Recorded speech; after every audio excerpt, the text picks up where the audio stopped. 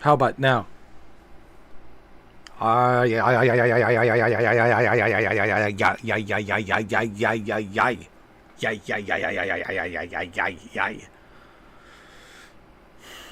swear to God, this is so resemblance to Dr. Disrespect.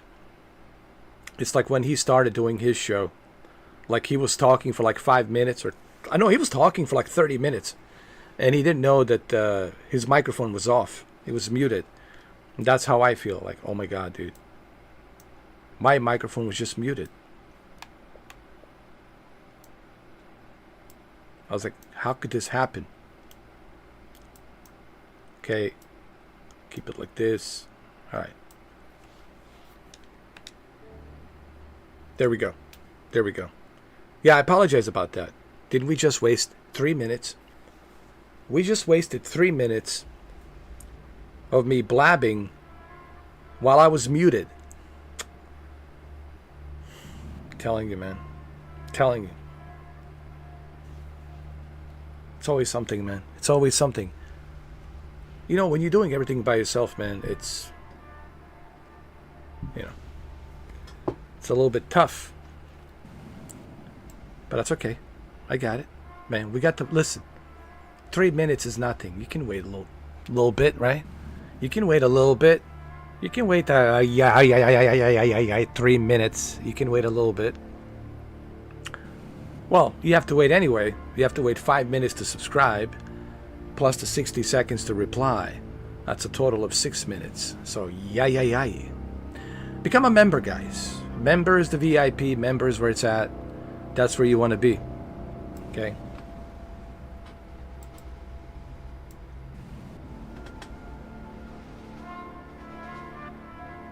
Alright, we'll keep it like this. Alright, it's good.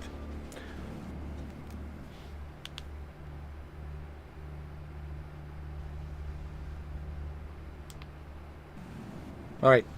I'm ready. Are you guys ready? I know I'm ready. This is Gears of War. Gears of War Ultimate Edition. The edition that you need. The edition that destroyed all the other editions. And it's the reason why they call it the Ultimate Edition. Yeah. The Ultimate Edition. Isn't it scary how quickly I can change that voice? It's like a volume knob, like a radio knob frequency. All right. How many people we got watching? 3,000? 300,000? 400,000?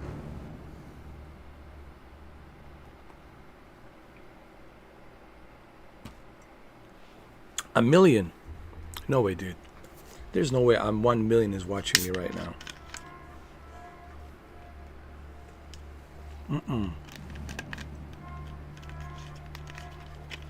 No way, dude. How could this be?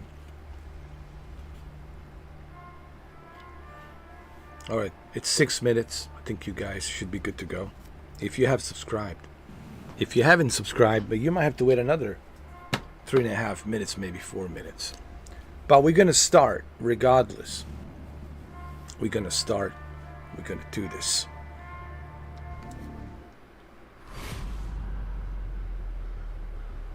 For a time, the humans of Sera knew the illusion of peace.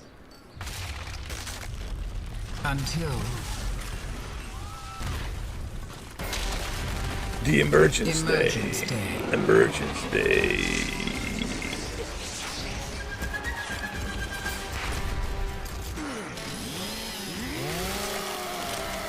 In time, their valiant defense was crushed. Emergence Day. Humans denied their enemy control by destroying their own civilization.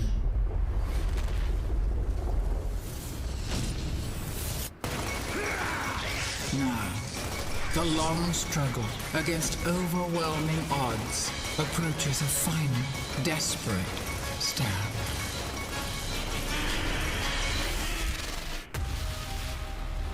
Gears of War Ultimate Edition. Alright, let's do it. By the way, the multiplayer works. So if you guys want to play multiplayer, it works. This is included with the Game Pass. Yes, you do get this included. You get the Ultimate Edition of Gears of War included. Me, personally, I purchased this because I want to own it. But it is available. Alright. It's contacting Gears of War service. We got to wait for the servers to connect. And then we're good to go. Syncing data, Gears of War Ultimate Edition. Alright. Brightness settings, barely visible, visible. I like to have a little bit of more visibility. Yeah, how about that? Message of the day, Gears of War is here. That's okay, man. I didn't really think much of Gears of War 4. You see, I can criticize Xbox when it needs to be criticized. I didn't think Gears of War 4 was all that. Okay?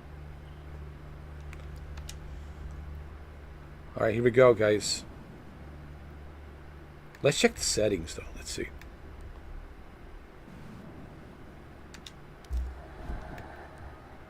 Check the audio. Sound effects volume. Dialogue volume. Sweet. Sweet.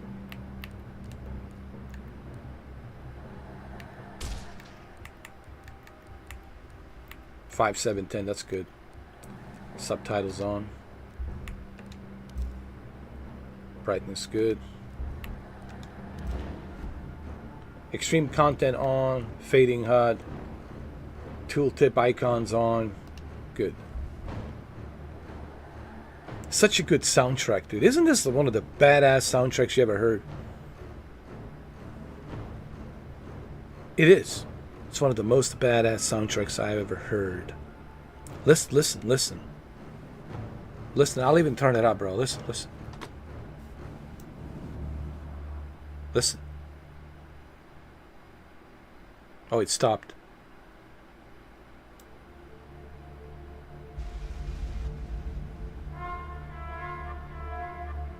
That's the one thing that always I remembered about Gears of War. It's the soundtrack. Such a badass soundtrack, dude.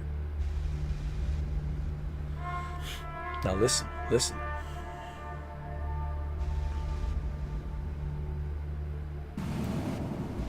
Now let's listen to a soundtrack.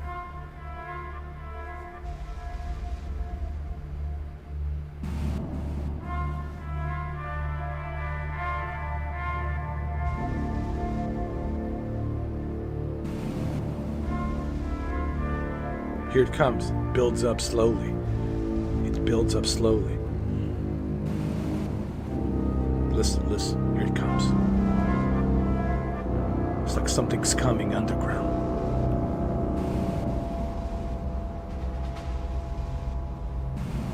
Turn up the volume. Turn up the volume. Do it. Do it.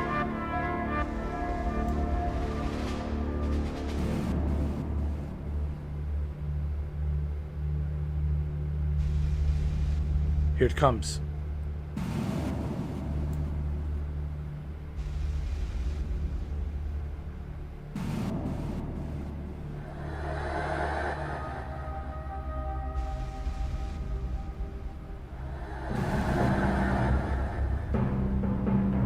Here it comes.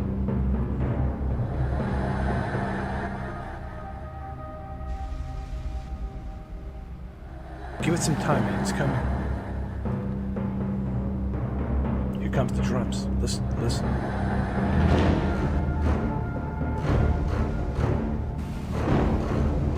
The trumpets, the drums. It's coming.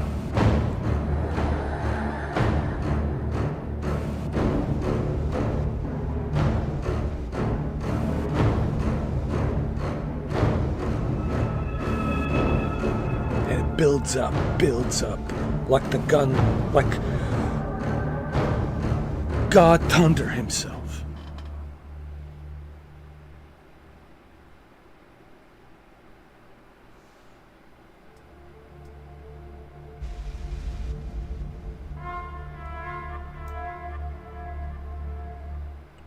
You guys got to listen to the soundtrack.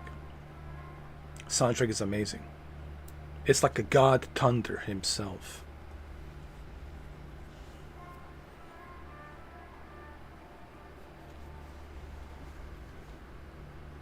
I hope you guys can hear it. Such a badass soundtrack.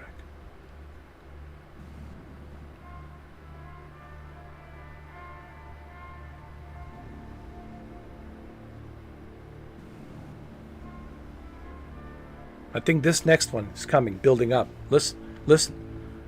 It's like a God Thunder himself coming. It's like lightning, shit, everything. Tornadoes. Listen.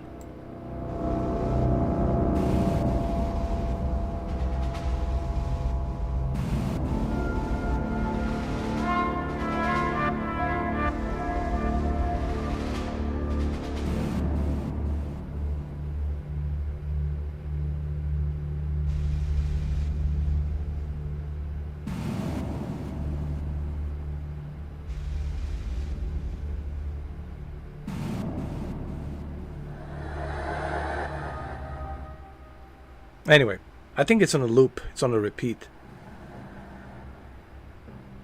There it is.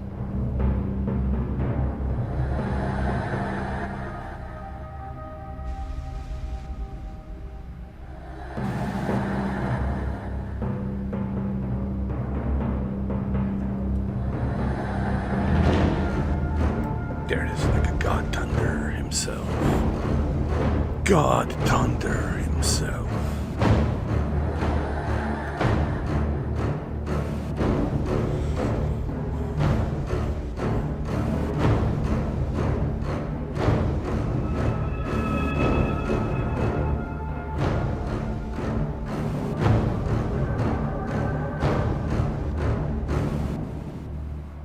Alright, let's play the game. Anyway. I love the soundtrack of Gears of War, man.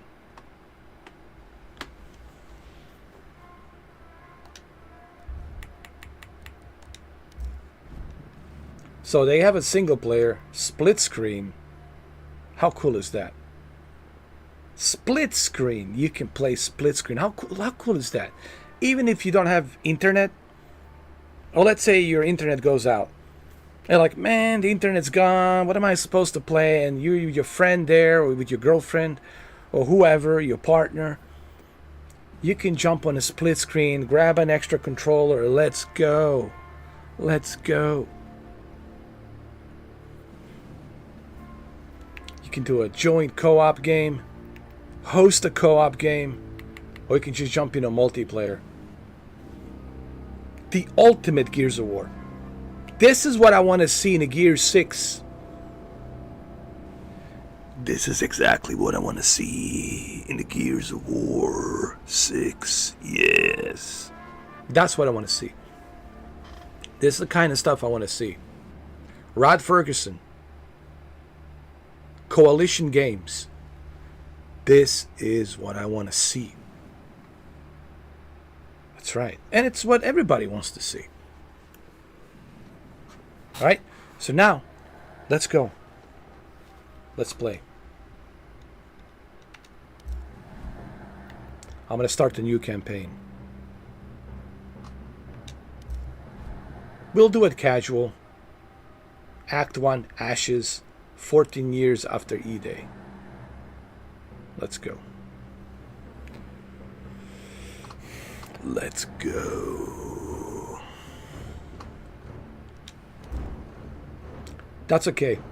I want to start from the beginning. That's fine. I'm okay with that. I'm okay with that. I'll start from the beginning.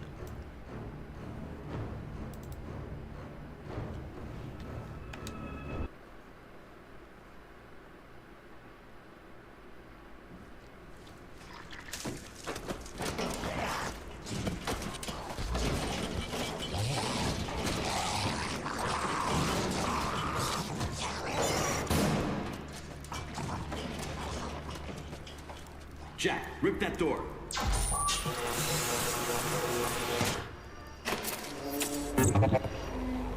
Look at the graphics, man. Damn. What are you doing here? Getting you out. Here, put this on. You'll need it. You could get in a lot of trouble for doing this. Not anymore. Things have changed. We better go. What about the other prisoners? You can't just leave them here. They're gone. Hoffman pardoned everybody. Is that right? Welcome back to the army, soldier. Shit. Let's go. We've got two options. We can go back the way I came, through the guards' quarters. It takes time, but it's safe. Or we can go through the prison blocks and get right into the fight. Your choice. I want to go right into the fight, dude. I'm a professional. Let's take the prison blocks.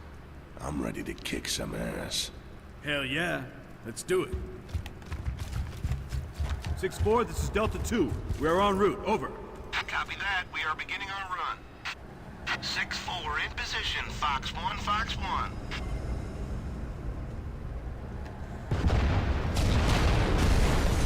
Hey! 6-4, this is Delta 2.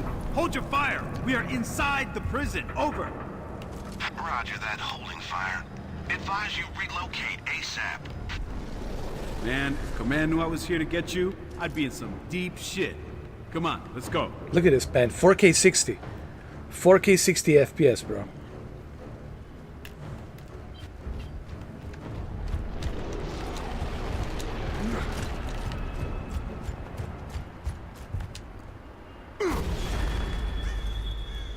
Nice. What the hell's been going on in this prison? You don't want to know.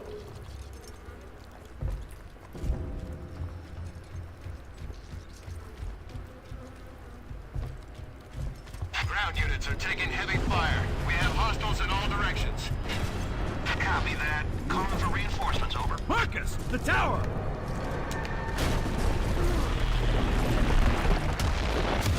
Take cover! King Raven, Delta 2. We've got a locust on that bridge. Over. Roger that. Moving in.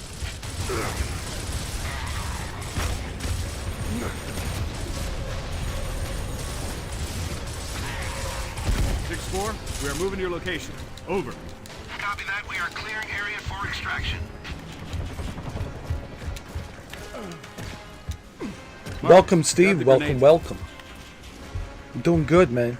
Revisiting some Ultimate Gears. Running at 4K 60, man. Strap on the seatbelt, kick back, relax, and enjoy the show.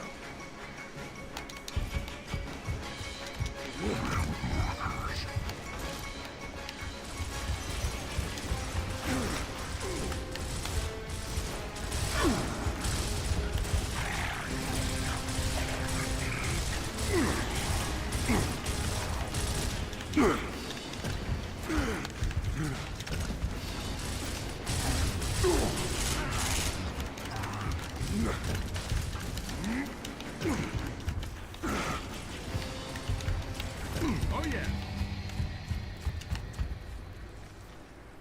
Like a pro. Good. Let's grab some ammo. Like a pro.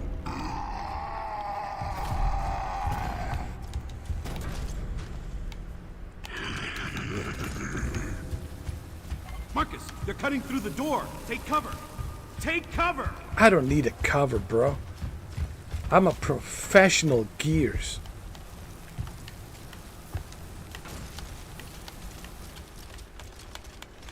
Get ready. Here they come!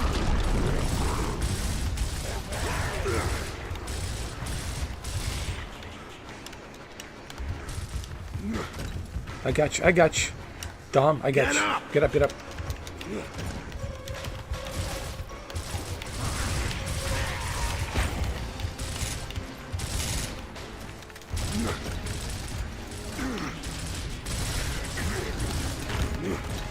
Let's get out there. Delta 1, this is Delta 2. We are ready for extraction. Over. Copy that.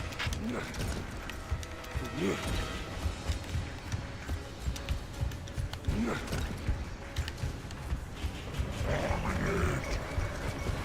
units right there, over. I see them moving in.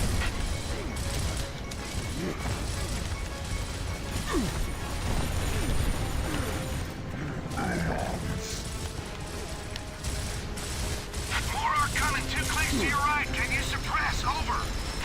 Negative. We can only cover one target. We need your guns. Over. Negative. Man, this looks so good, man. 4K 60. 4K 60 FPS? Oh, man. Now! With Unreal Engine 4. This is 6-1. I'm hit. I'm hit. Controls, not. 6-1 is down. I repeat, 6-1 is down.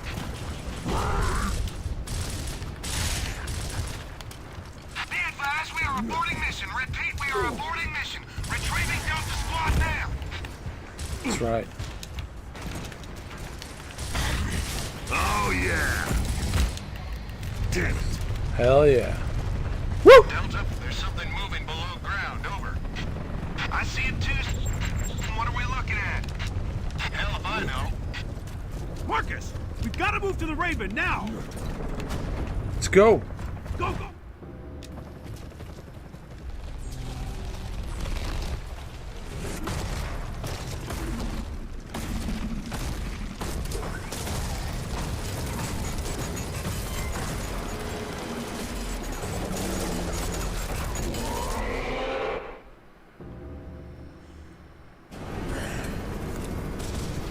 Welcome to Delta Squad. Where are we going? Embry Square. Colonel Hoffman's waiting for us. Hoffman. Oh, shit. This is gonna be awesome. Hey, are you the Marcus Phoenix? The one who fought at Asfield Fields? Yep. Wow, cool! Not really. There's Hoffman.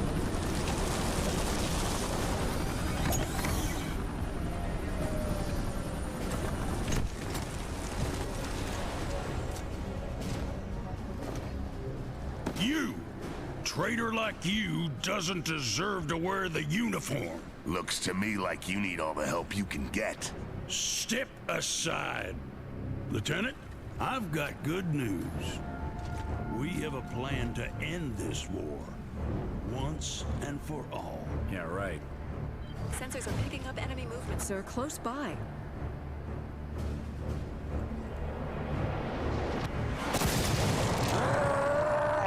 Locust! Take cover! Move! Shit! We now have the light mass bomb. I'll take out all these bastards with one shot. But it can't work if we don't have the targeting data. That's why we need the resonator. It'll map their tunnels so that we can hit those sons of bitches where they live. Now I'm pissed. Up there!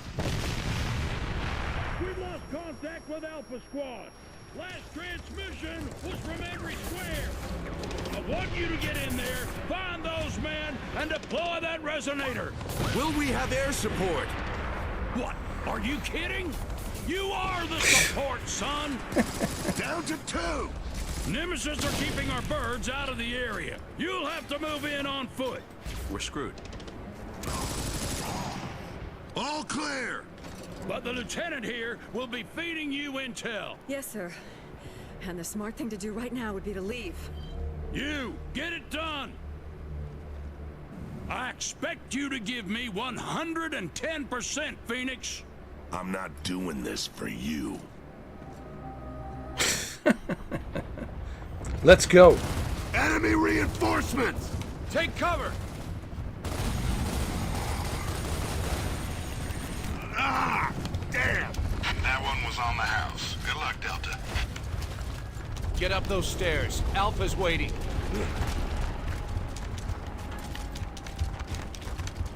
Look just how fast everything is, man. On the Ultimate Edition. Now, I did hear the complaints. People are complaining that Anya looks a little bit different. I think it's just her hairstyle is a little bit different, but yeah, I think she's still looking good. Okay, man, here we go. You still got it? I guess we'll find out, huh?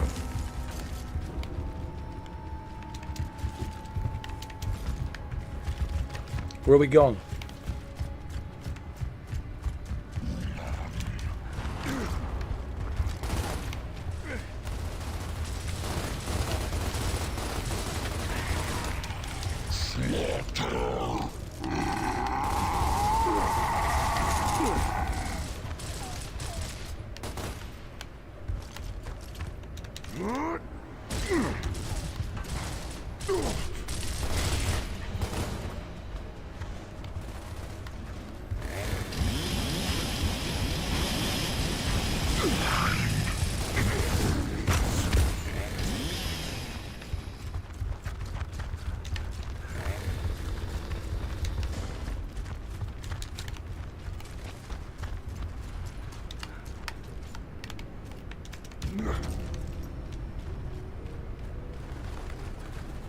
Look at the graphics, man. Unreal Engine 4.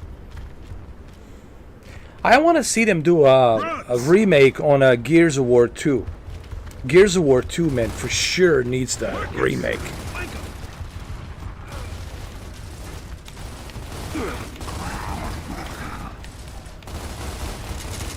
Marcus, flank left. Frag out! Ah, come on! Got one! Ah, damn! Can't get a target.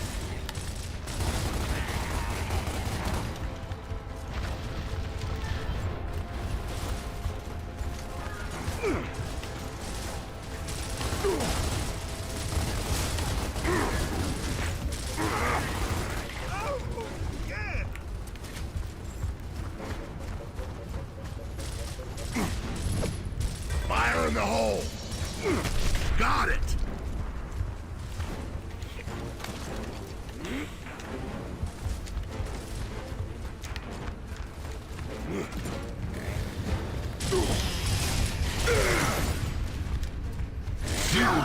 Oh shit.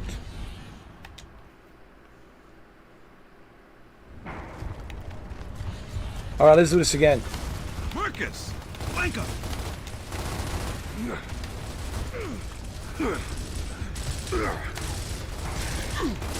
Oh yeah! Marcus, flank left.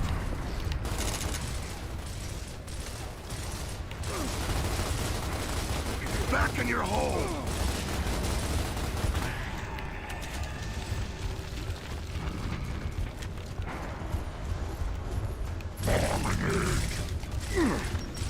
That was easy.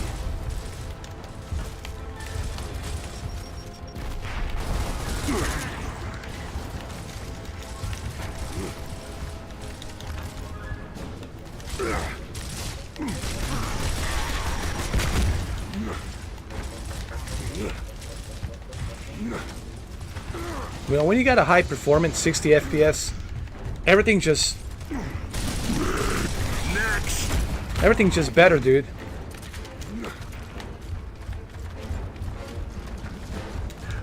Oh yeah, and 60 FPS, bro.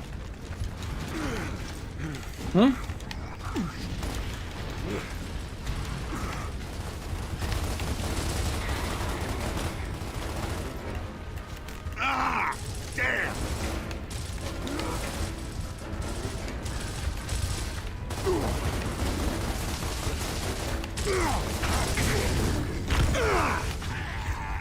Nice.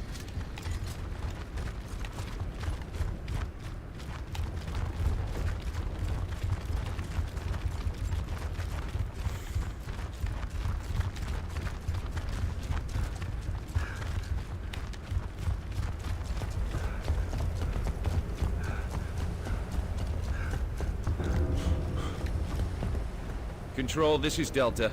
We have visuals on Alpha. Possible KIA. No sign of Resonator. Roger that, Delta. Keep looking.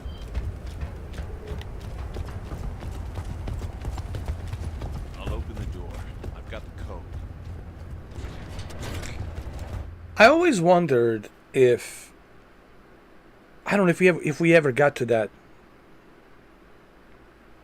point in the story, because Anya was not in Gears 4 and Gears 5. I always wondered if Anya was like Marcus Phoenix's girlfriend. I always wondered about that. Maybe we'll find out in the Gears 6 if they were like lovers and something and didn't work out or whatever.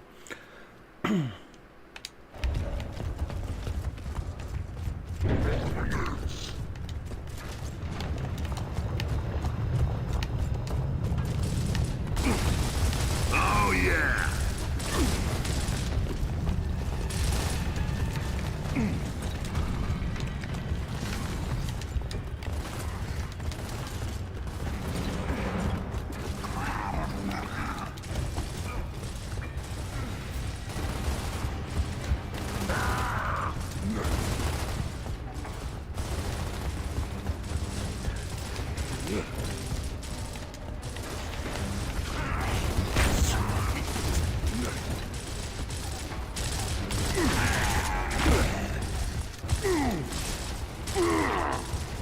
Hold on.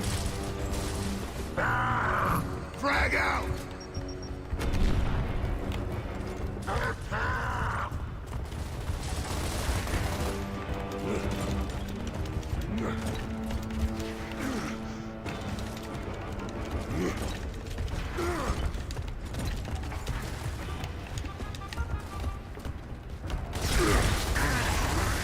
Nice! Oh, shit.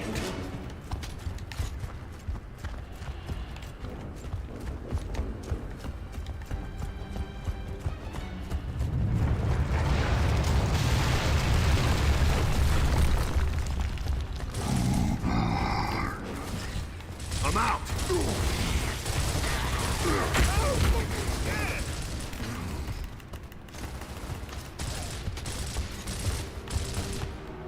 I remember when this came out in November 2006.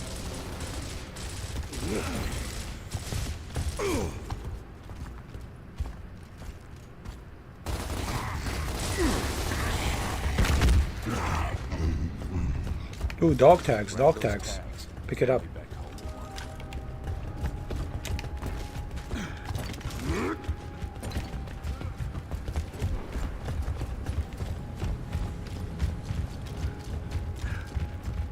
I hope that's not Rojas down there. His little boy just turned 2 last week.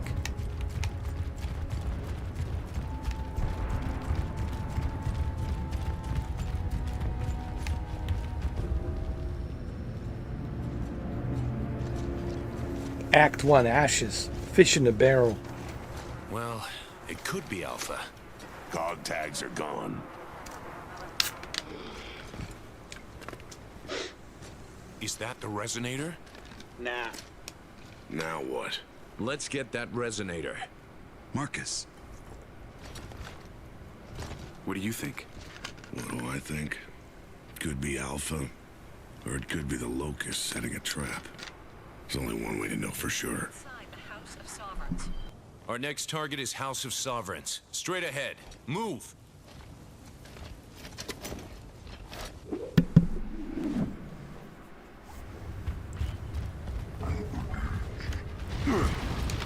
Oh, great. My God!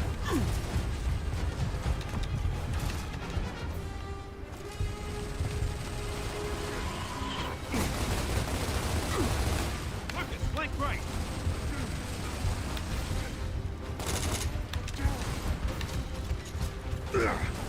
Marcus, flank right.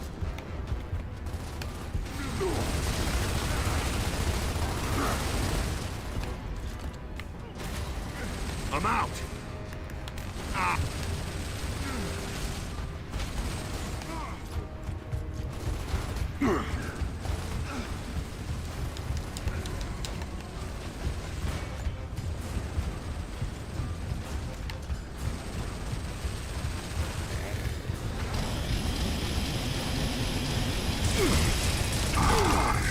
Use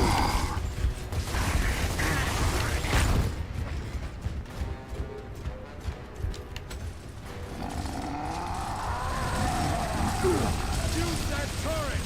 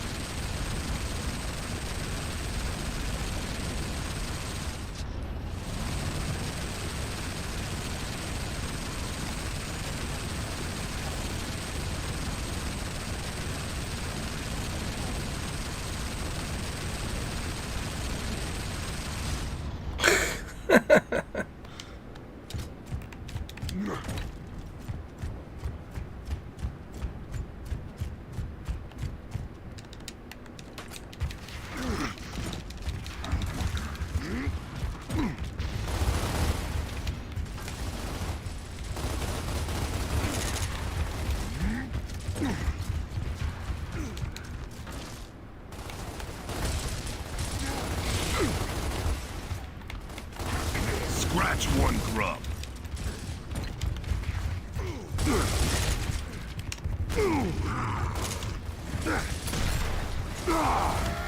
That was easy.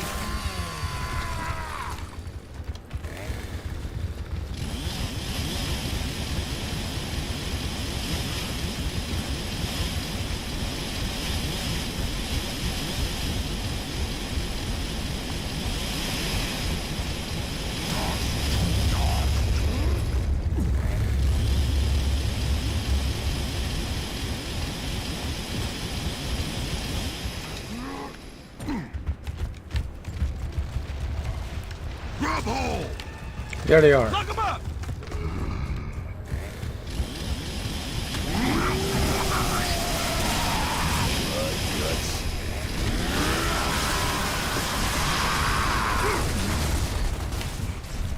Next!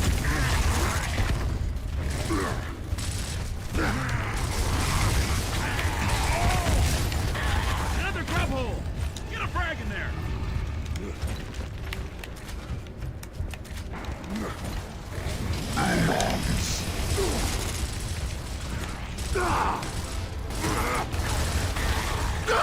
Ah, shit.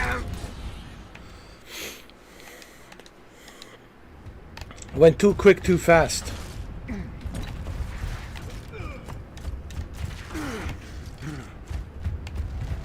Nice.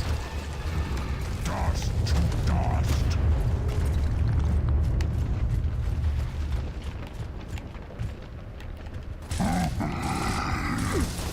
Oh yeah. Somebody throw a grenade in there.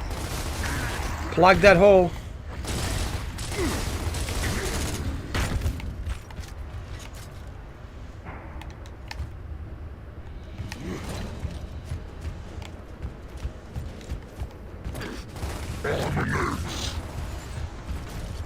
So puff! Grub hole! Lock him up!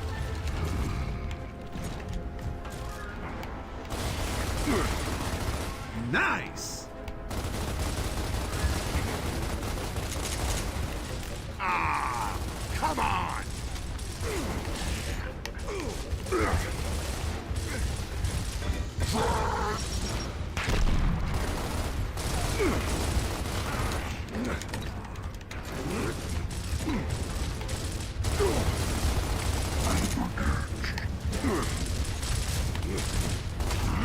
Another grub hole! Get a frag in there!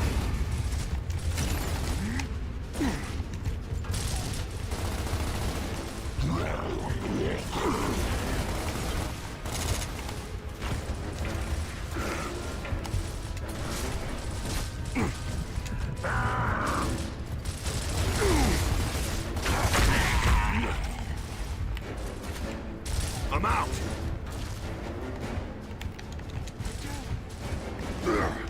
Dude, I need a grenade. Anybody got a grenade? Plug that hole. Plug that hole, man.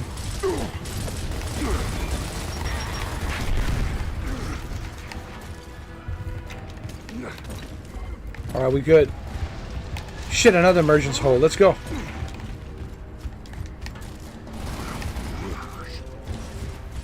There we go.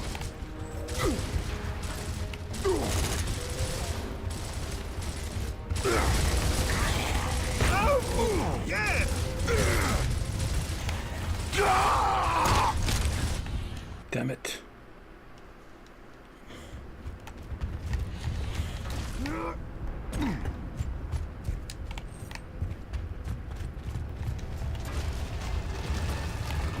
Dust to dust.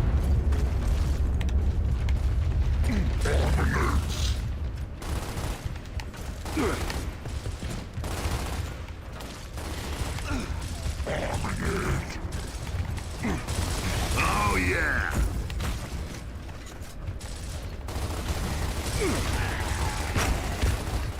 Ah, damn.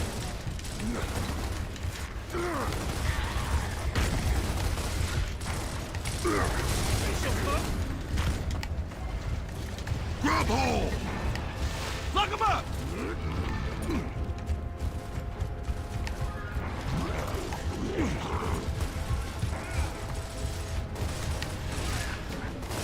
Got one.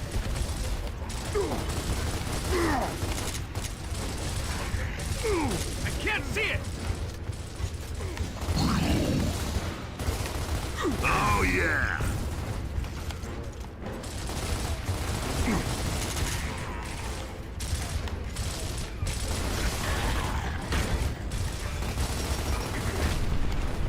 The hell was that? Another grub hole! Get a frag in there! Jesus, how many holes they have?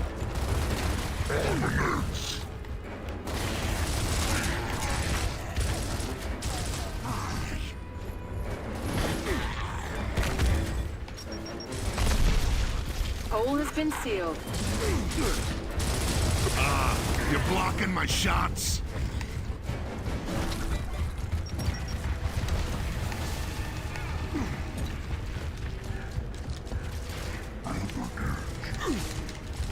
Nice.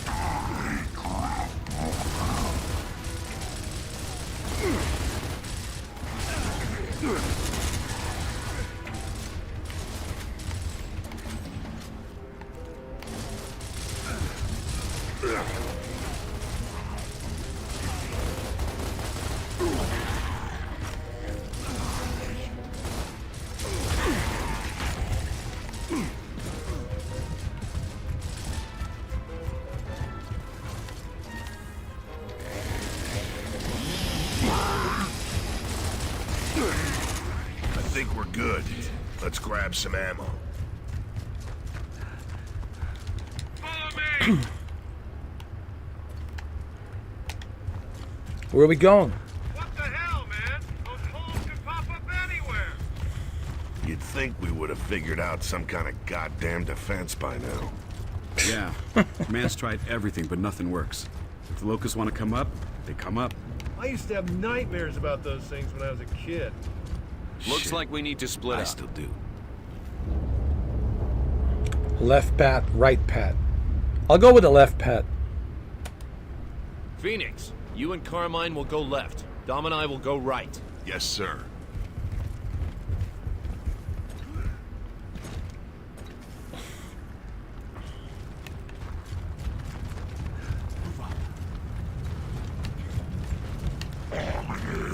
Grubs! Copy that.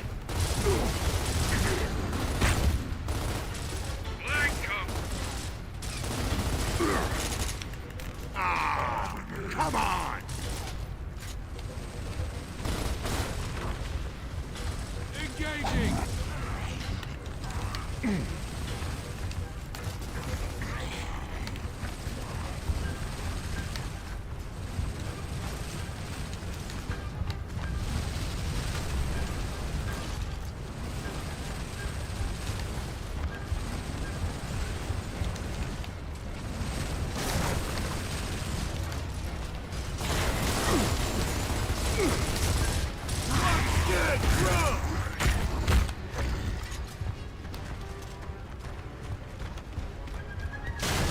That was pretty cool.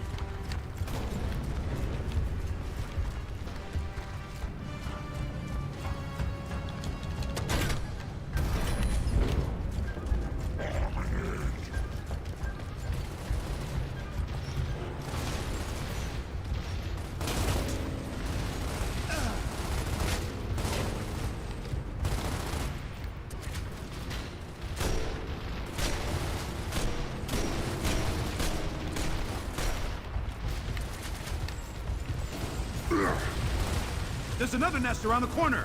With a spotter on the right. Take him out first.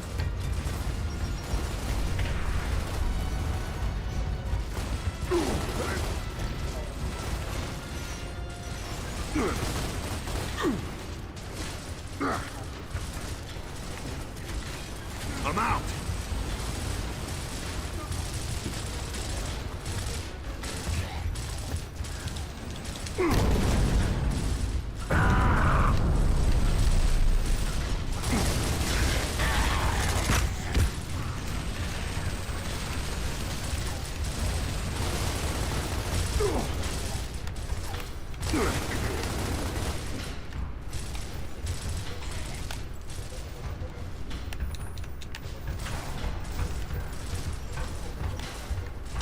Sweet.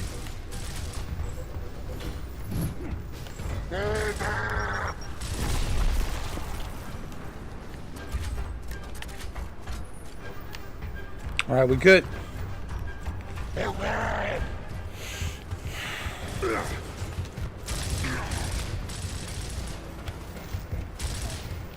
Got one.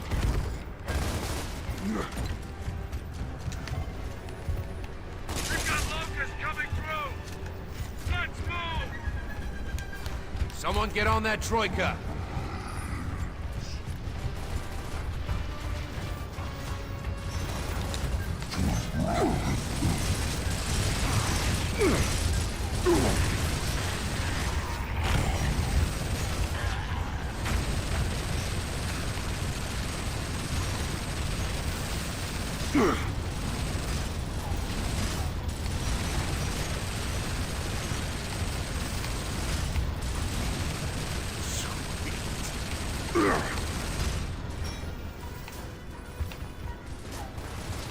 Can't get a target.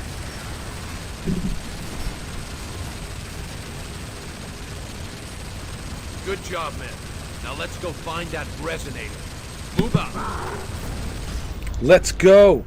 Let's get that resonator. Locust reinforcements.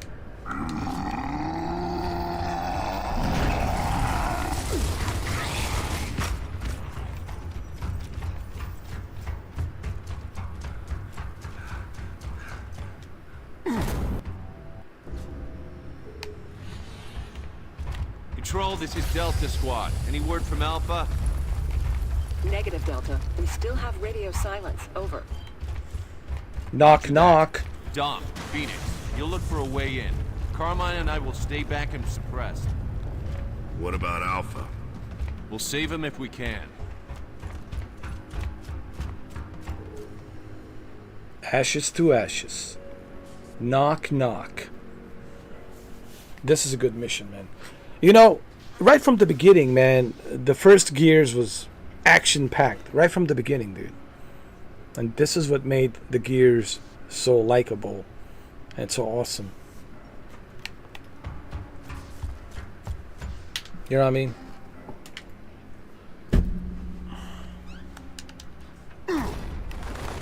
Let's go.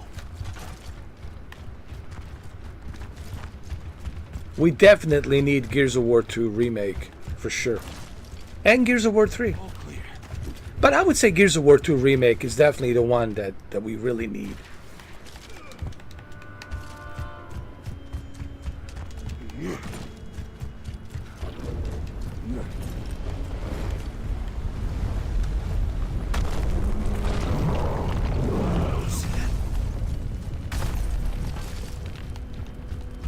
Form up. Go, go, go.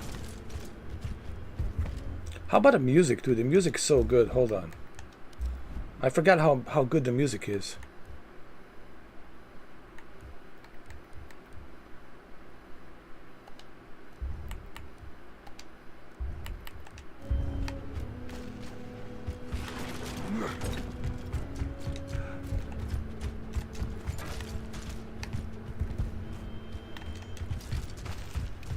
Move on, soldier.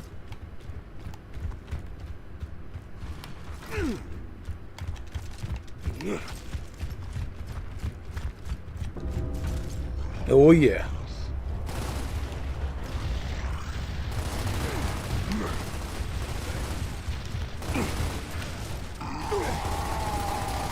Grenadier! Watch our flank!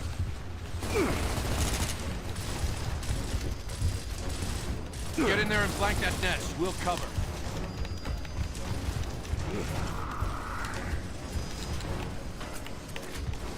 I'm out.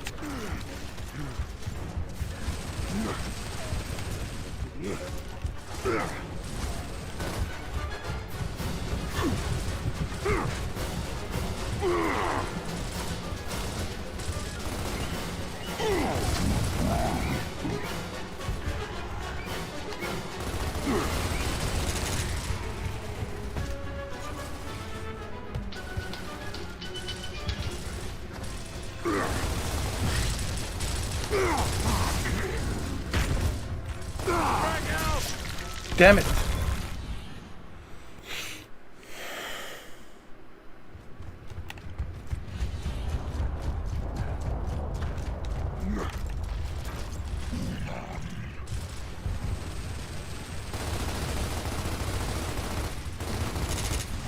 Grenadier! Watch our flank!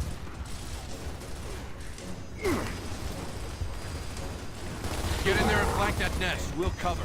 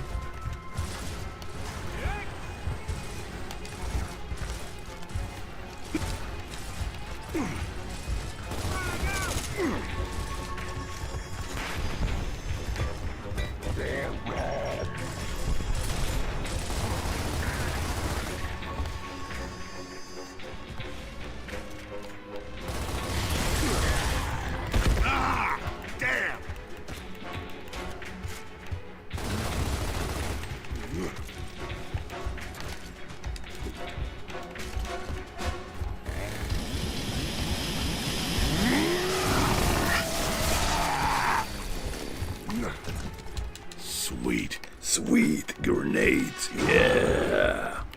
Let's close this. Frag out!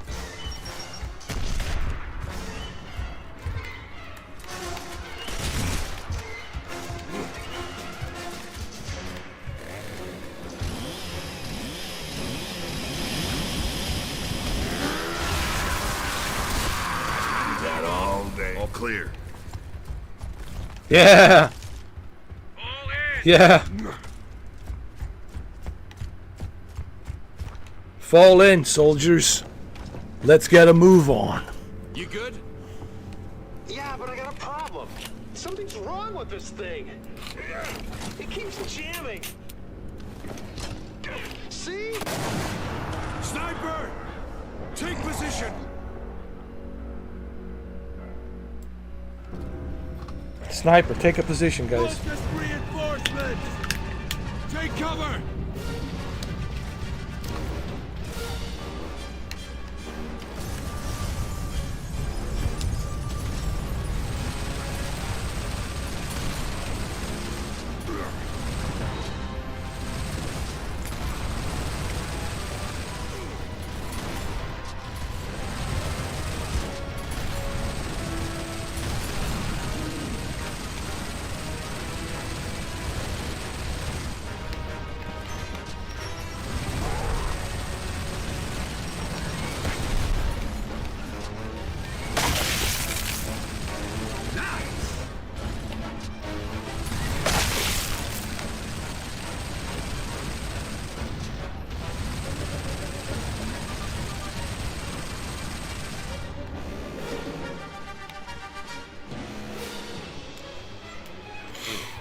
Okay, we're good.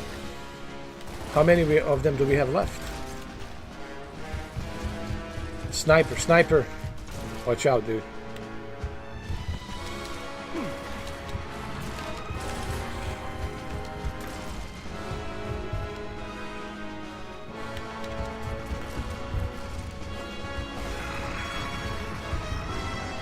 This way.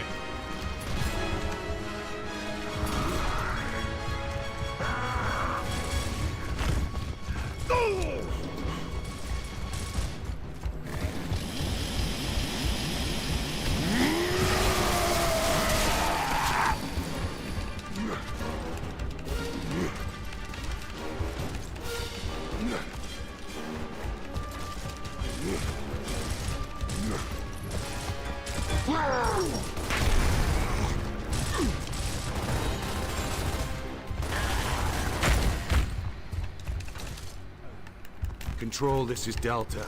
Come in. Nice. Military equipment. Always works.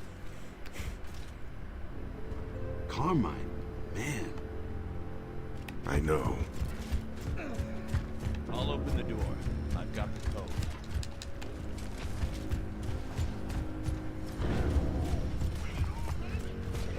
I think we just found Alpha. Move! Somebody's having a good time up there. Cole. It's Cole Train. You see glasses, sucker. Damn! Holy shit! It's one Guy. guy. Help me with this. Hold still. That one's for the highlight reel.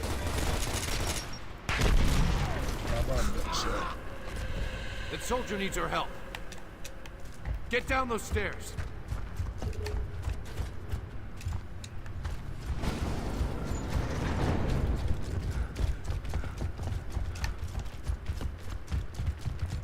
This is where we meet Cole. Cole Train. Oh, yeah! Oh, yeah, I'm back in the game. Yeah, that was beautiful, baby. State your name, soldier. Private Augustus Cole, Alpha Squad, sir. Cole? As in the Cole train? Yeah, that's right. Where's the rest of your squad? They're sitting tight over in the tomb. We're Delta Squad. We're here to retrieve the sonic device. And to get you guys out of here. Well, hell yeah, we've been waiting for the chopper, but the radios don't work for shit. Sir, We noticed. it's the Cedars. They're jamming our transmissions. Then we have to make those Cedars our top priority, sir. Agreed. We need to re-establish radio contact with Control ASAP.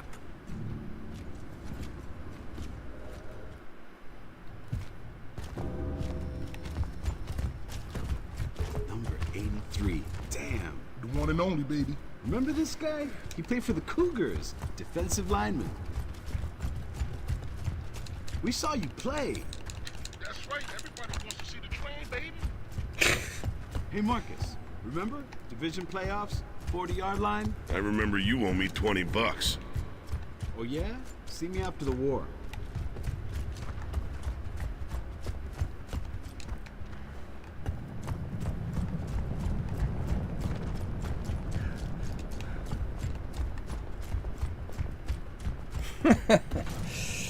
Yeah, he played for Cougars, like in Gears of War 3.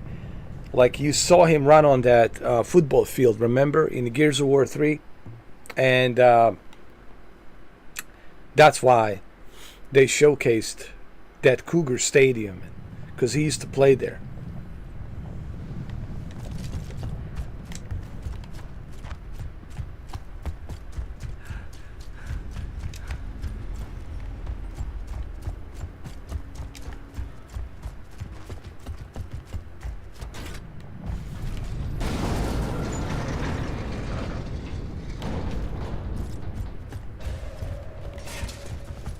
What the hell was that?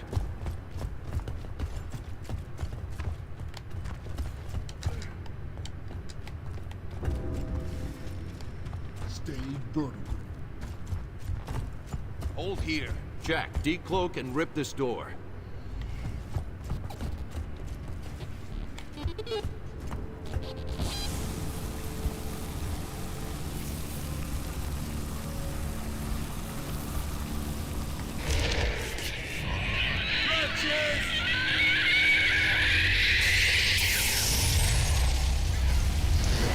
Keep those things away from Jack.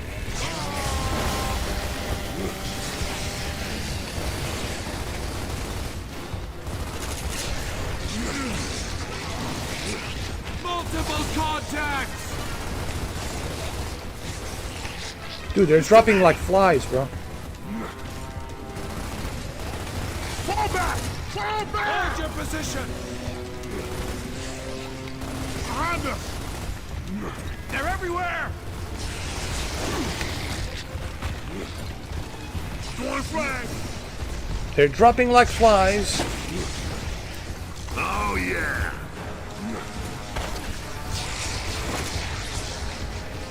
Yeah, which one of you freaks is next?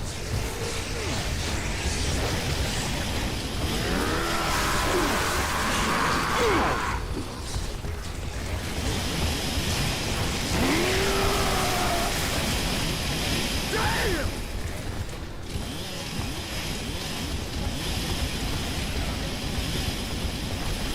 Door's open.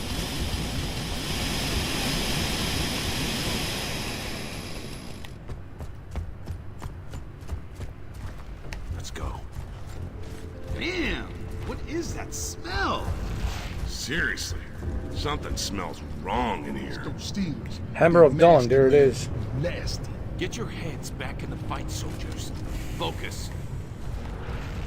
You two, get over here and take these weapons. Don't use them until I give the order.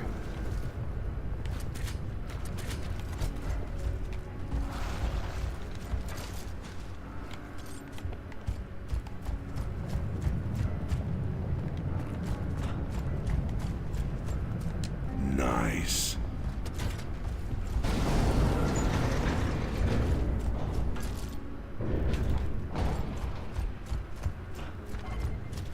That is just not right. Fire your weapons, soldier. Hold your trigger down. Gives the satellites time to triangulate.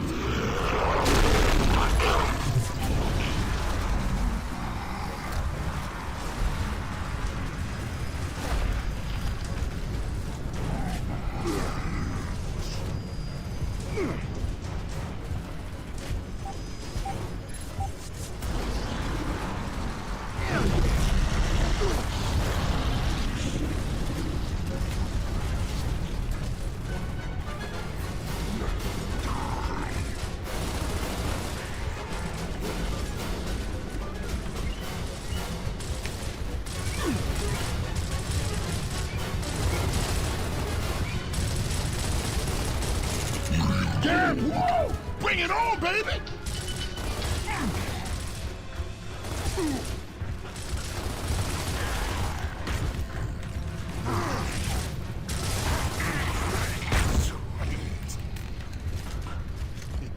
Piece of shit. We should use the Hammer of Dawn all the time. It only works outside. And then, only when the satellites are overhead. Basically, you lucked out. Control, this is Delta. Come in. There must be more seizers. Let's go.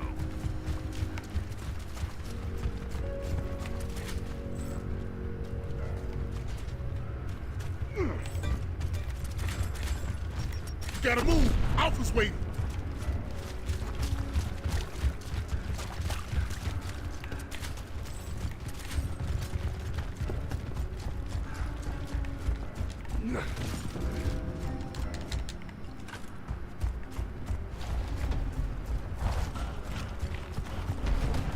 What's that? Lock and load.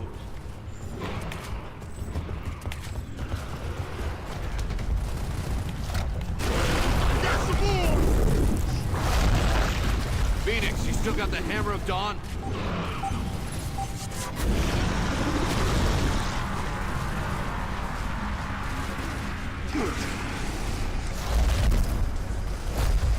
Hold your trigger down. Gives the satellites time to triangulate.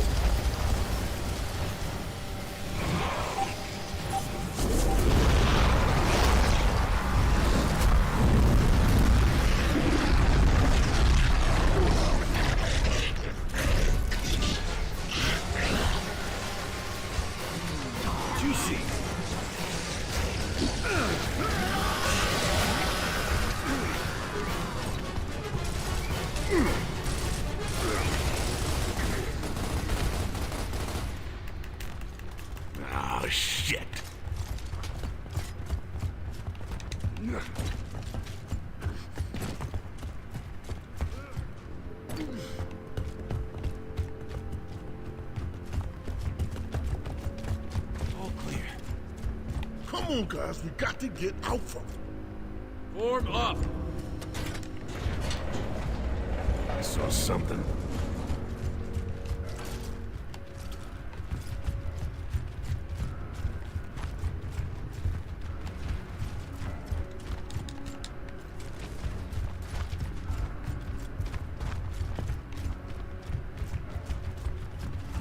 Take the stairs.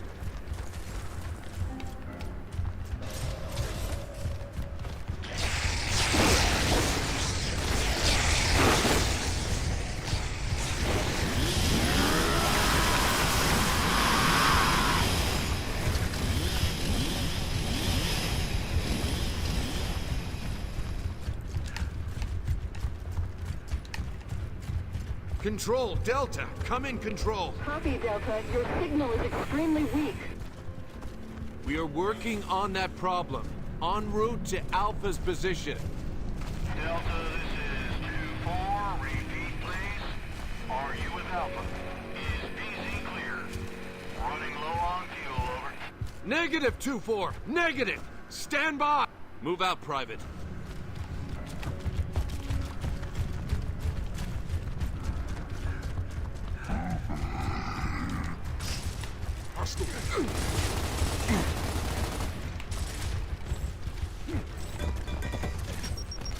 Oh, man.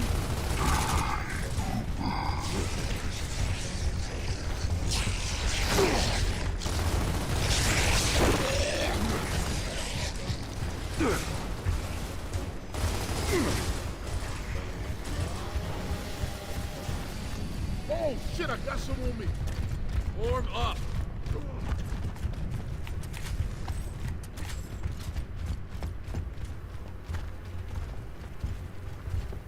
What is this? It's Rojas. Maybe I didn't do you any favors getting you out of prison. Let's go.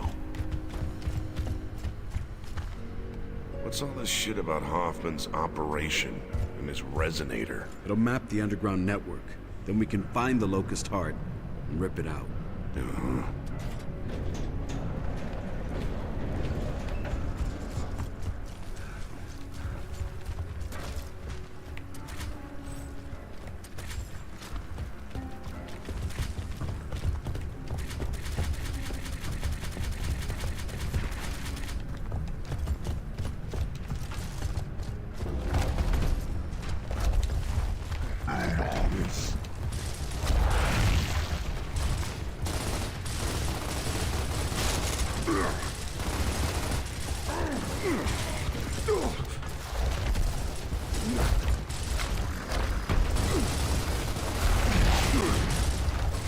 Yeah, nice job, jackass! Reloading!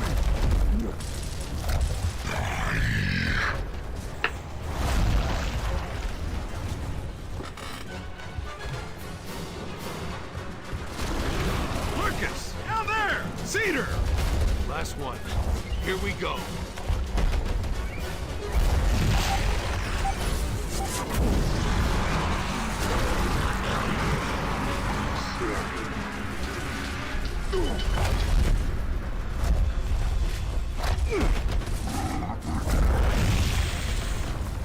Nice. You're gonna need that coffee, bro.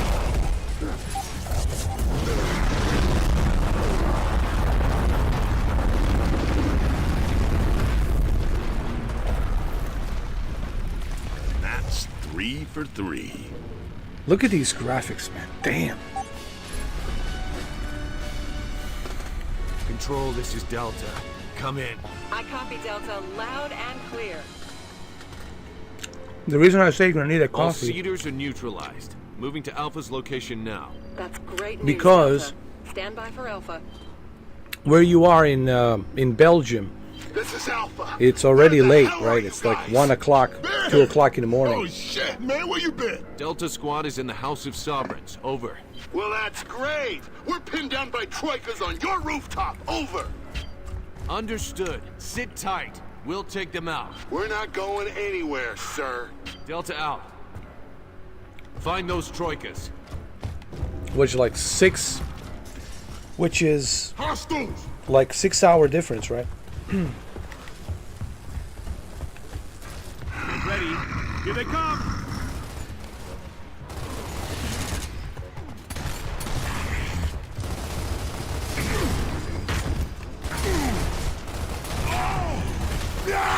Oh shit! I know. I was about to say, I think it's 6 hours different, right?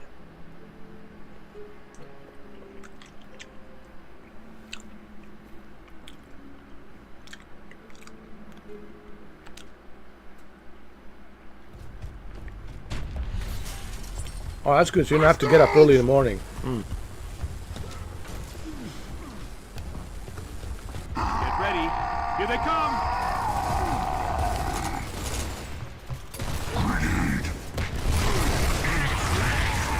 Good shot.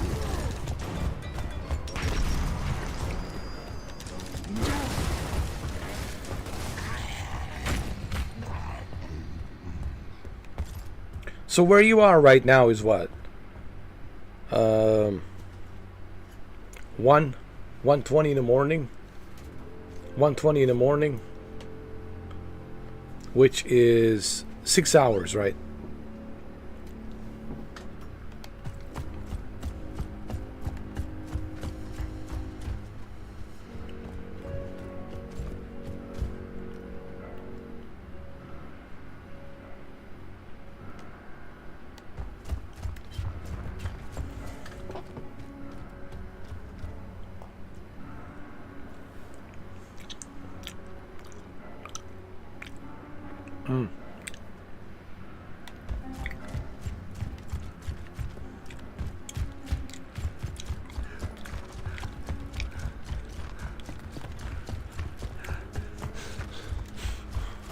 Steady on, man! Yeah! Alpha, we have visuals on your location. We'd like to have your ammo on our location right now. Wilco, Delta out.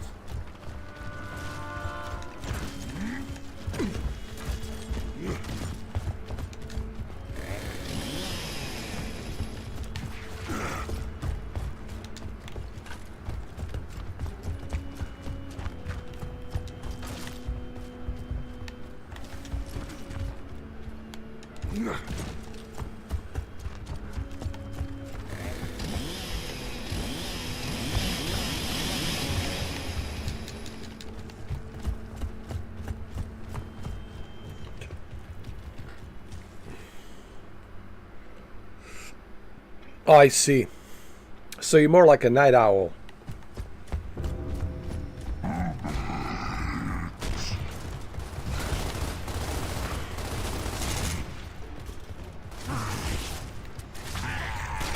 Nice.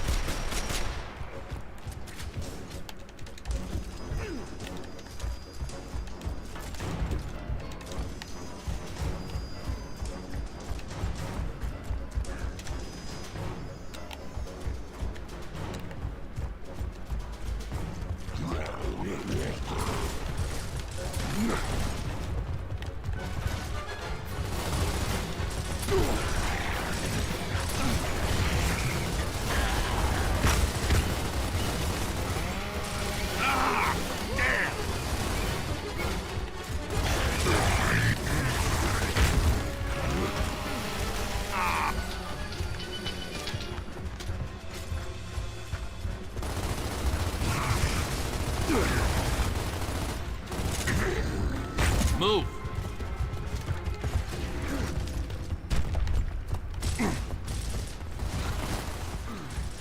One dead grub.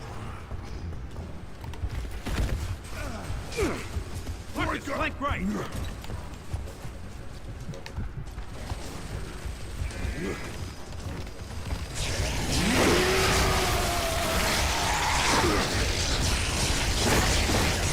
you need to check your target next time.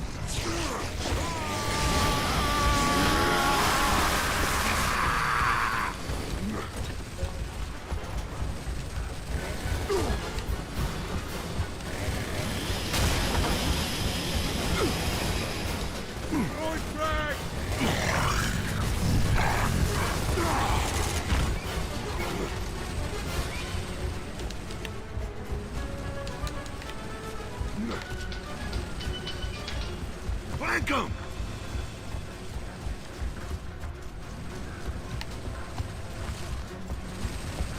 Now I'm gonna chainsaw him.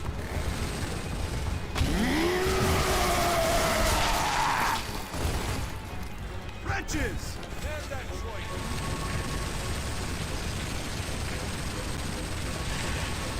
Nice! Good shot!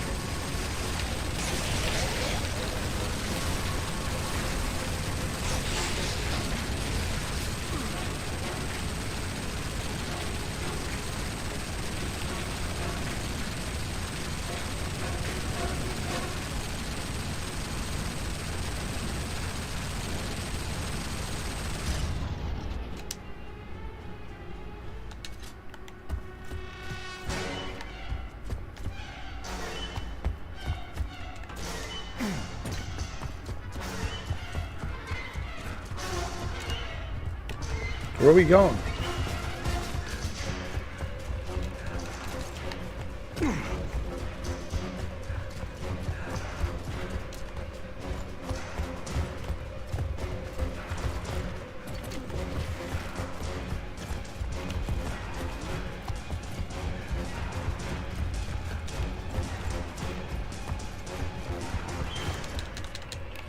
I think it's downstairs.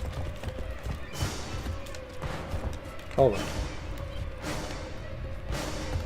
We gotta search for Alpha Squad. What's up, Kemi? How you doing, man? Welcome, welcome. Gotta move. Alpha's waiting. Ah, there they are.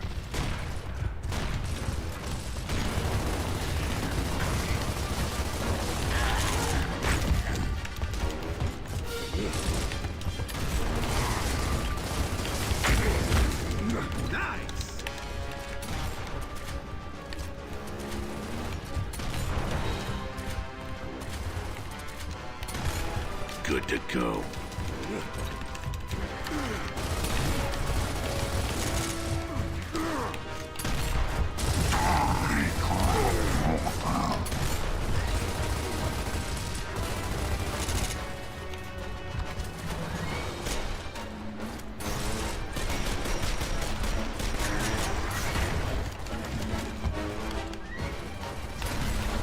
Oh yeah. Nice.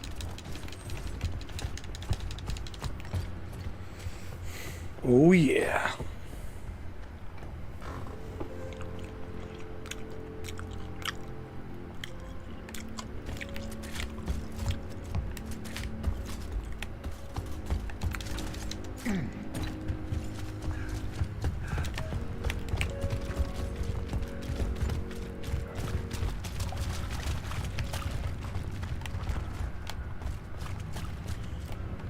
Yeah, they did a pretty good job on this game, man. Considering it came out, what, 2016? As a remake. This building used to be a beautiful place. There's a lot of history here.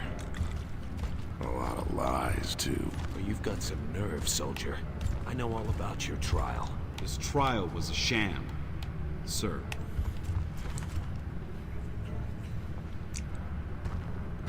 So this is the COGS table.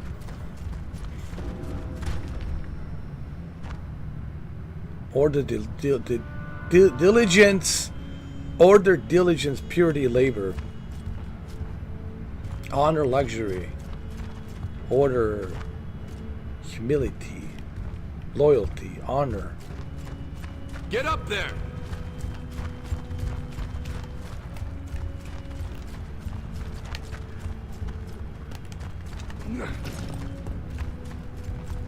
I think he dies here. Not Marcus Phoenix, but the other guy.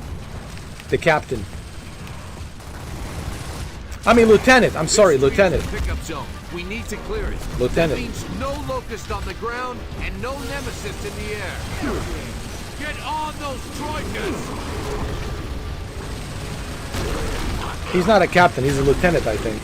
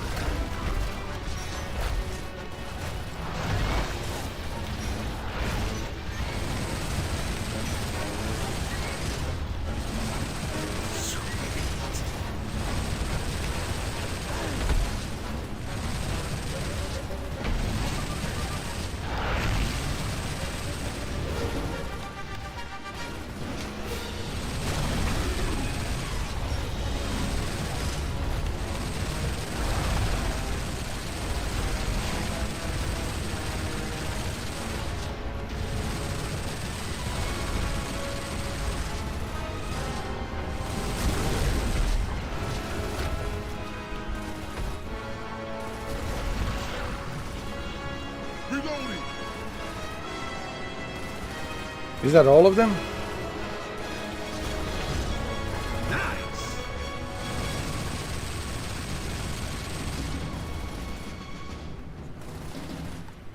I think that's all of them.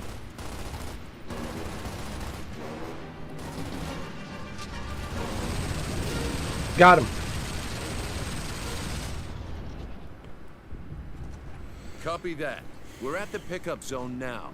We have visual. We're out of here. Man, I pick my guts out of those things every time. Guess you're sitting next to Marcus then. Well, we're gonna see Call of Duty for sure. Black Ops 6. We're gonna see Gears of War 6. We're gonna see handheld device. Probably maybe some talk about the Facebook and Xbox MetaQuest headset. And we might see some more like games that they haven't announced.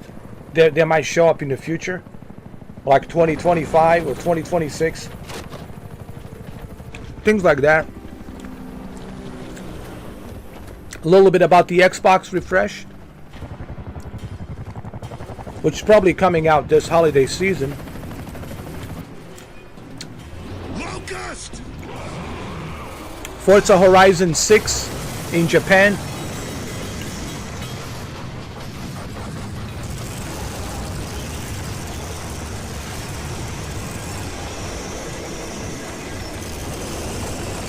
Take cover! Under fire!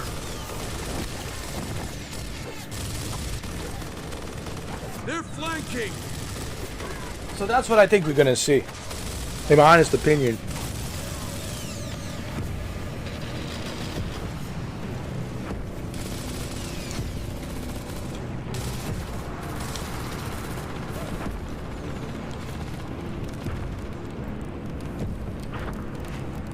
I remember this guy, this baddie.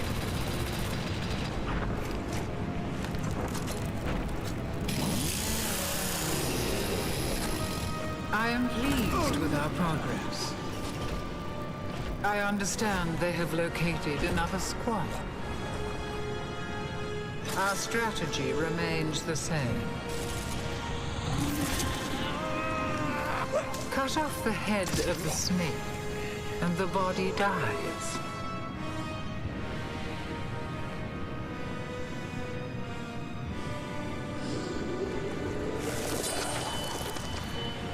We will win this war.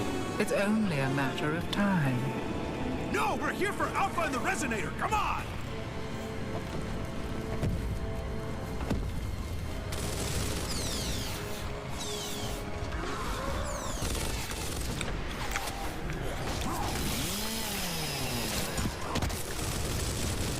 I'm gonna start my live stream at 12 o'clock noon Control on Sunday because it's gonna start at 1 p.m. Lieutenant Kim is dead. I'll do a little bit we're early, falling back inside the tomb and we need a way out of here. Repeat, Alpha. which would be 12 o'clock noon this Sunday. Control, KIA. Roger that. This way it gives everybody a time to come in, so we can be ready for the 1 hour and a half or whatever, 1 hour 53 minutes. I think it's gonna be 2.5 hours, man, from what I heard, because there's a direct Activision will do a direct Black Ops 6 feature behind the scenes and all of that. She can hear us. She can smell us.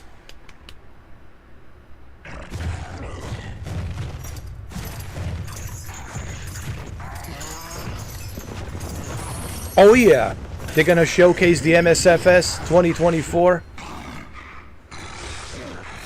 They're gonna showcase the new graphics, the new weather system, things like that. So yeah, Microsoft Flight Simulator is gonna be there. Forza Horizon 6 in Japan, Gears 6, all of the Call of Duty games for the very first time. You're gonna be able to play them on a cloud. and they will be part of Game Pass, so you'll be able to play all the Call of Duty games. So if you're a Call of Duty fanatic, which I know a lot of people are Call of Duty fanatics, just look on YouTube how many Call of Duty fanatics there are. It's a big deal, man. I don't think people understand. Wilco, Delta out. I don't think people understand how big Call of Duty is, man. It's a big deal. This generation loves first-person shooters, man. They love Call of Duty, bro. I know me and you are not fans of it, but majority out there, dude, this generation, they're huge fans of Call of Duty, bro. They love Call of Duty, man. So, Xbox not going anywhere. Xbox is not rest in peace. Xbox is here to stay. Now, I do want Phil Spencer to give us some answers as to what happened to those 4 studios. Why did they had to close down those 4 studios? I think he owe it to us to tell us why he did, why was decision made. So people can criticize Xbox for that all day long, and I have, and hopefully they'll answer that question. Hopefully Phil Spencer will answer that question on Sunday, which I think he should make some sort of a statement. He needs to make a statement about that. What was the decision behind? I think that's really what people want to know. It's not so much the Gears 6. It's not so much all these other games that are coming out. Call of Duty and handheld device, which is exciting, you know, to have Xbox have their own handheld device. Also MetaQuest VR with Xbox, the partnership between Facebook and Xbox. All of it, that's great. But I think what people really want to know is, why was these 4 studios closed down? What was the decision behind it? I think that's the most important question that needs to be answered, because they have not answered that question yet, which I think it's really important for Phil Spencer to get that behind him, to be done with that, to put that behind him, and just tell us exactly what happened. So that way we have some understanding why was this deal made to have these studios, and then a few years later you close them down. Like, I think that's very important for Xbox to get that right. I'm not worried about the Xbox showcase, dude. Sony made it easy for them, Cameron. They made it. Herman Holst made it very easy for Xbox to have a great showcase. But there's some unanswered questions that Phil Spencer needs to answer. And I already talked about that. I made that very clear. He needs to tell everybody what was the reason behind closing these studios. Why was this decision made?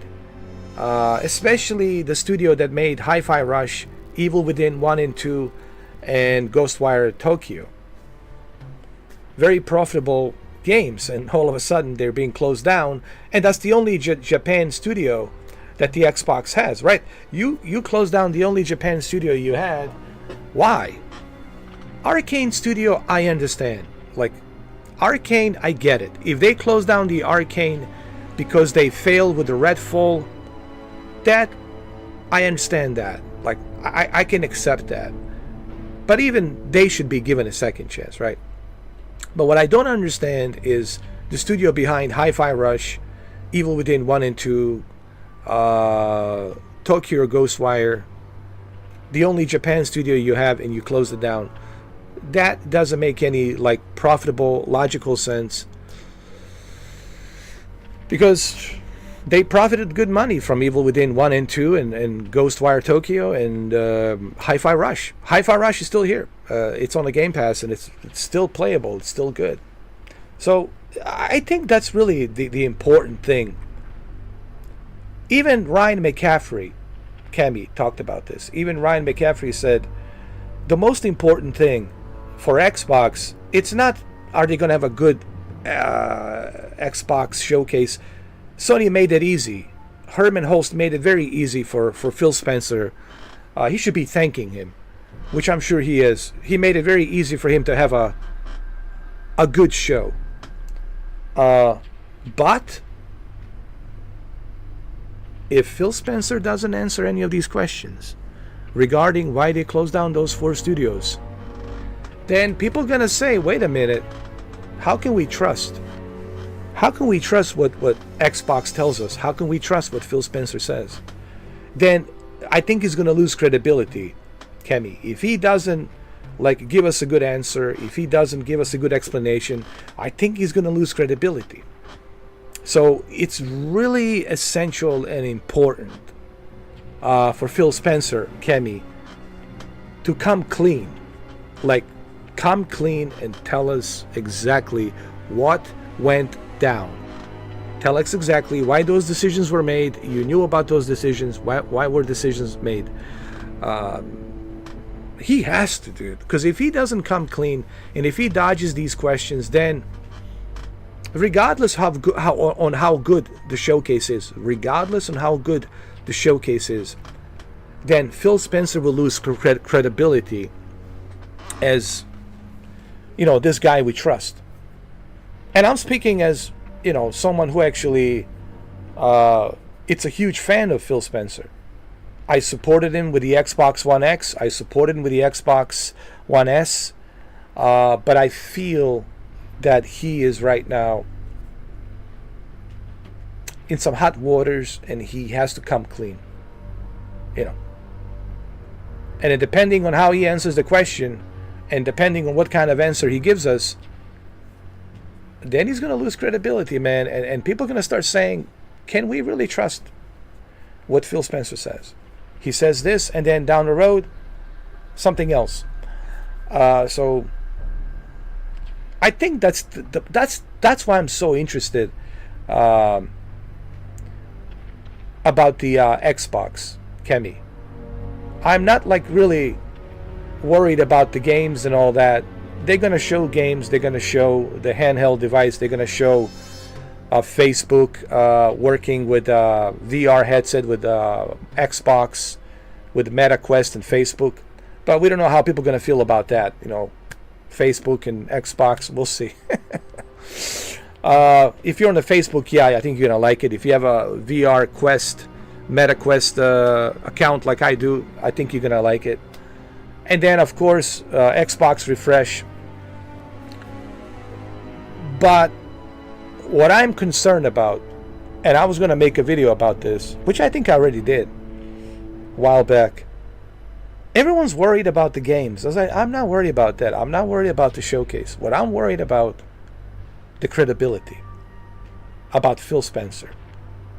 The last time he spoke, right, he said how he wants to see studios like Arcane be independent and make their own game, where we, as the Microsoft studio, are not being breathing down their neck and telling them this is the kind of game we want, this is the kind of game we want you to make.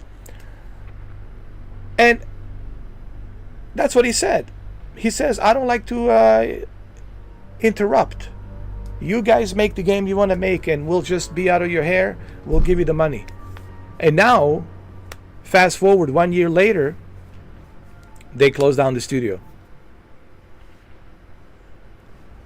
Right? So that's where, in my opinion, Phil Spencer loses credibility. And I'm being fair. You see, this is what I tell people about me as an independent gamer, Cameron. I can look at both Sony and Microsoft. I can look at both PC and Nintendo and consoles, and I can find some errors. I can find some things that needs to be questioned, and that's what I try to do, man. I try to tell people, man. And I feel Phil Spencer needs to answer this crucial question. And if he doesn't get asked this question, and if he doesn't answer that question, Cameron, then I think Phil Spencer will lose all the credibility. I mean, I hear Xbox fanboys, Cameron, hardcore Xbox fanboys, did I say fanboys? Fanboys, hardcore Xbox fanboys are saying that if Phil Spencer doesn't come clean, if he doesn't like come out clean and tell us exactly what happened, and depending what kind of answer he gives, he's gonna lose credibility, and that's not good. You know, when you lose credibility, then you like. I mean, he's really, you know, in a tough spot right now. He needs to like really, like, come clean, and he needs to reassure. Basically, what he needs to do, he needs to reassure the Xbox fan base and tell them, what, like an apology statement, like, yes, I know what I said, yes, and then tell us the circumstances that happened, and because of these circumstances, this is why we had to make these decisions. These decisions were not just made by me. These decisions were made by the corporate CEOs. It was beyond me. There was nothing I could have done. I didn't want to close down these studios. We worked really hard to acquire these studios, but the corporate made me do it. Is he going to say that? Because you know what that means if he says that. That means that they might get rid of him and put someone else in there. They might fire him and get someone else. Maybe he can't say it. Maybe they told him, hey, if you talk about this, Phil, that's it. You can kiss your head of Xbox goodbye. We'll get someone else to replace you. Maybe he can't. You know, see, that's another thing. See, maybe he really can't talk about it. Maybe it was the Microsoft CEO, the corporate, that made this decision, and Phil was like against it. It was like, hey, I don't want to do this. We just worked really hard to acquire these studios, and the corporate says, nope, they gotta go. But see, we don't know. See, that's the thing. We really don't know what went behind the closed doors. But I still believe that Phil Spencer has to make some kind of a statement that will keep him relevant as a credible CEO of Xbox. You know what I'm saying? Credibility is very important, obviously. Without credibility, it's like you have a feeling Phil will come on and simply talk about the new games coming and the new handheld, but he will ignore speaking about the developers that were let go. Well, it's not good. He will speak like it never happened and only promote the future of Xbox. Well, if that's the case, Kemi, which most likely it will be the case, if that's the case, then he was probably told not to say anything. And I understand. You wouldn't want to say anything either because you don't want to lose the job. It's a good job, good benefits, right? Why would you want to lose that? You know, people gotta put themselves. See, I try to put myself in people's shoes. The risk versus the reward, right? And I try to look at it from that perspective.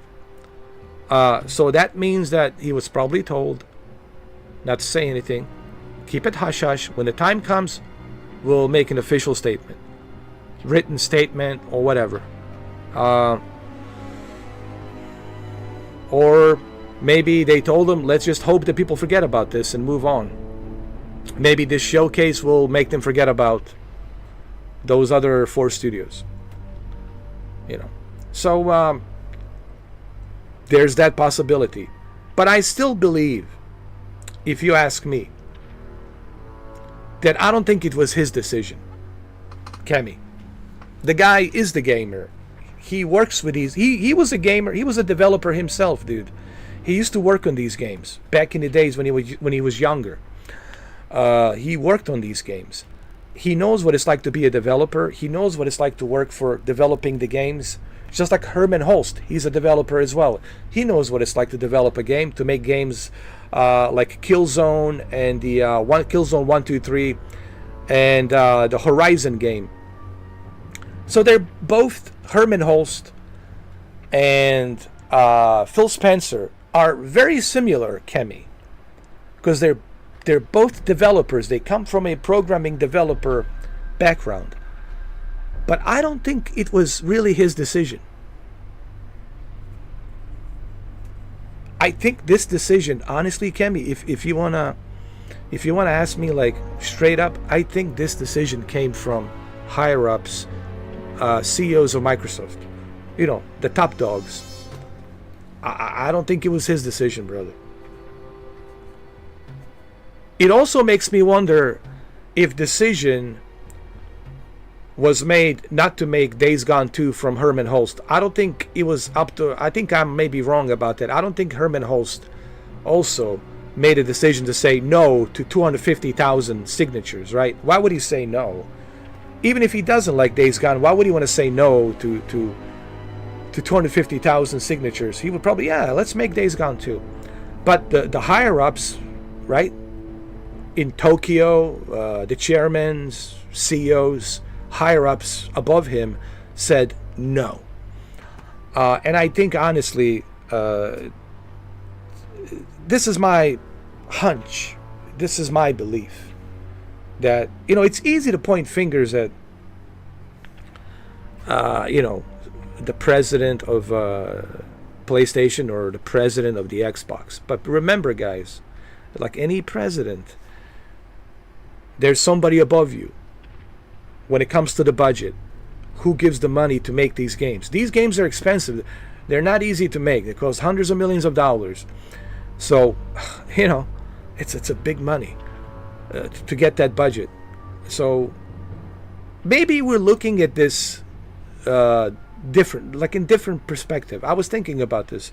Maybe we're all looking at this from a different angle. And I know it's easy to point fingers at Phil Spencer or point fingers at Herman Holst, right? He just got the job, dude. He doesn't want to lose his job. You know, it's a good paying job. Yeah, president of, you know, PlayStation Studios, right? So I think we got to look at it from, because you know how corporate works, right, Cameron? You know how this works. You know that it's always somebody above you. The ranks go up. It's always the bigger fish. There's somebody above you. It's not like, you know, you yourself can make decisions. Decisions that you want to make has to go through a corporate, and they have to approve it. The CEO, you know, the what you call it, boards of directors table, right? They all sit around the boards of directors table, and they all will vote and make a decision, yay or nay. Should we give the money for Days Gone 2? Should we give the money for this? Should we give the money for that? Should we close these studios? Should we keep these studios? Right? So I was thinking about this today, actually, before I started this live stream. Prior to me making that 8K banner that's being removed from the PlayStation 5 box, I was thinking about this, about these decision making and who really makes those decisions. You know,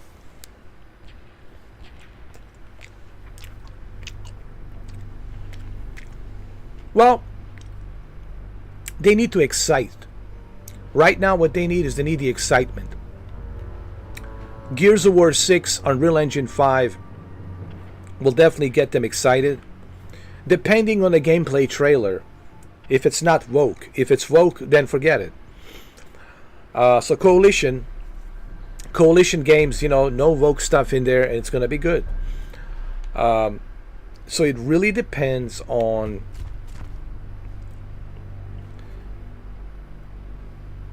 what type of games they show us. And what type of handheld device are we looking at? You know, I think what's going to make them forget about the whole closure of the studios, I think it will be all of the Call of Duty games on the cloud.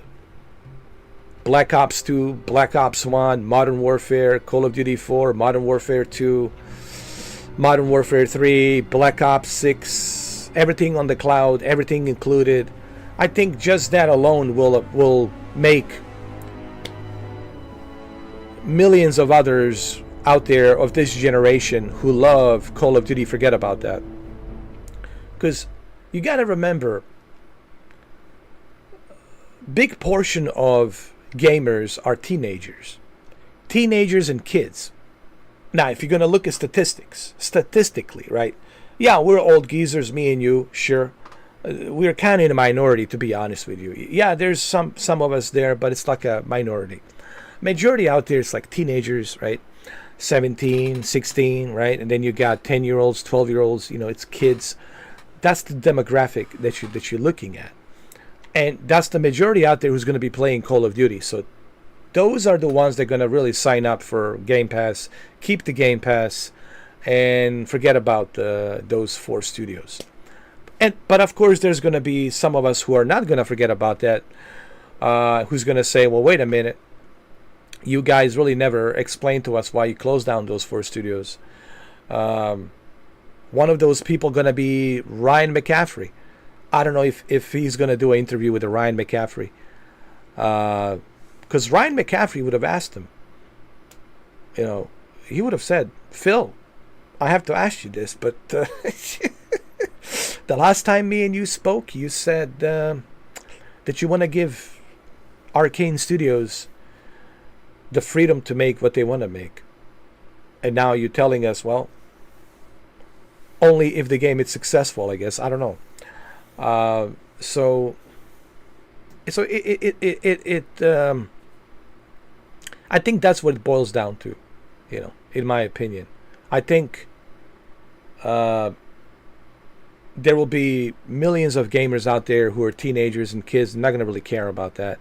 They're going to care about being able to play Black Ops 6 on a Game Pass, play it on their phone, play it on a handheld device, take it with you anywhere you go, play all the Call of Duty games. They're going to like that. They're going to like the Forza Horizon 6 in Japan. They're going to like that. They're going to like Gears of War 6. Hopefully it's not Vogue. And then the MetaQuest. And kids love MetaQuest. Teenagers and kids love MetaQuest because they're on the MetaQuest all the time. MetaQuest, Facebook, it's making a deal with Microsoft to make a specific Xbox integration with MetaQuest. So Xbox and MetaQuest will have a specific Xbox MetaQuest 3 headset that's going to be specifically designed to work with the Xbox and be integrated with the Facebook MetaQuest, Metaverse, which is the Meta Facebook thing. Well, let's just call it Meta. My God, what a mouthful of a name, Meta.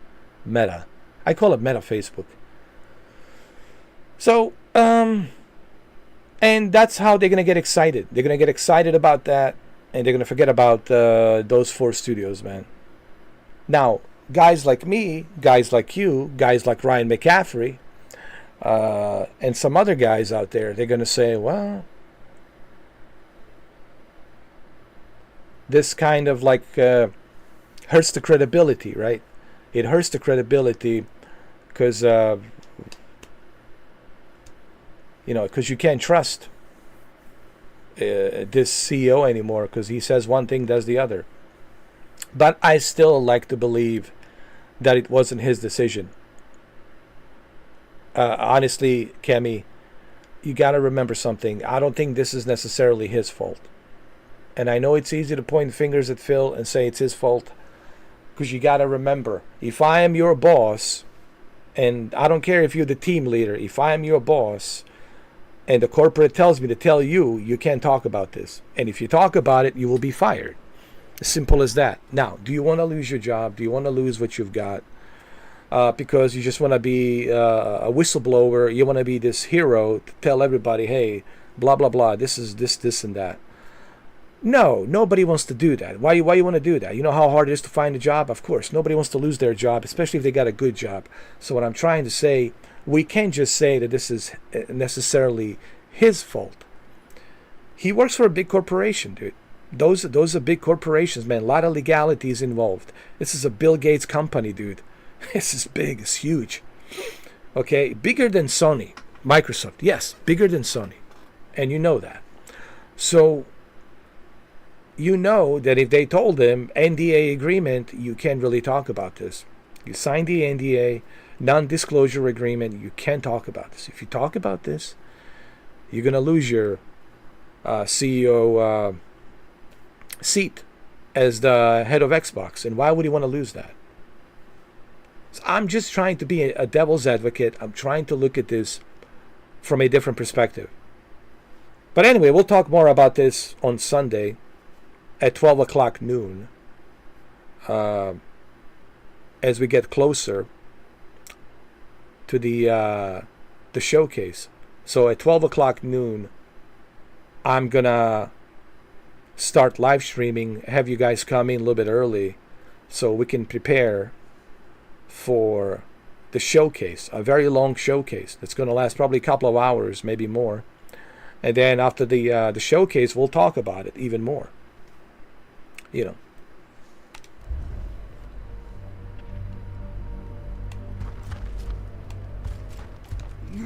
At what price? Because that's hard for me to answer, Cammy, because I don't have any information. Is it like a PlayStation Portal? Does it have a GPU, CPU built inside? Right. So, what type of display is it? What is it? 1440p, 1200p, 120 hertz. Right. There's so many things. I need more detail in order for me to be able to answer the price point.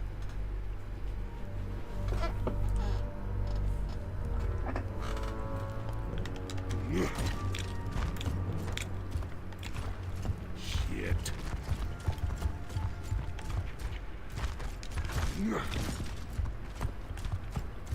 So, what's the plan? Well, unfortunately, all we gotta do is get her to follow us.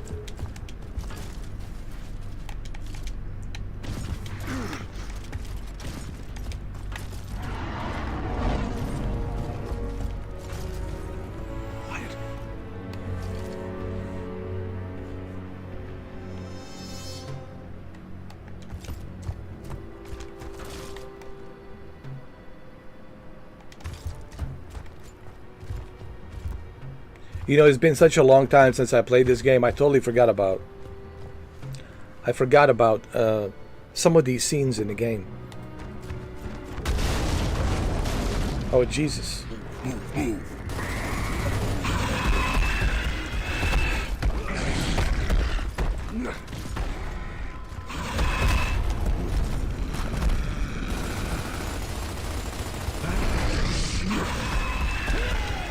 Oh Jesus!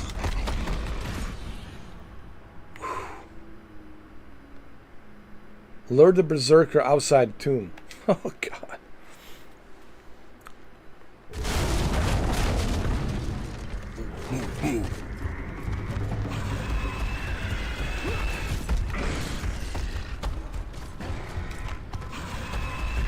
Come on, come on, come on. You welcome Never That IV. How you feeling, man? You feeling better?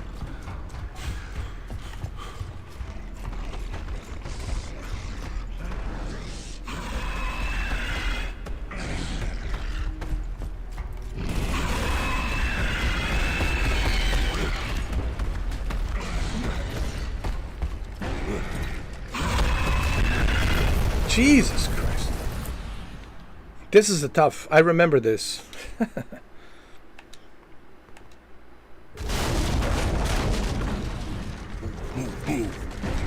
Come on, come on.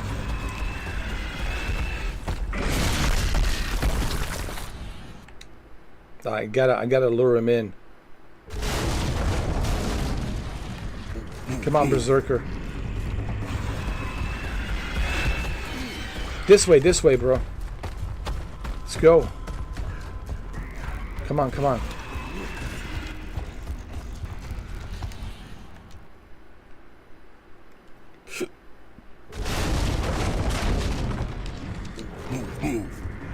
Come on, come on. Let's go this way. This way, bro, this way.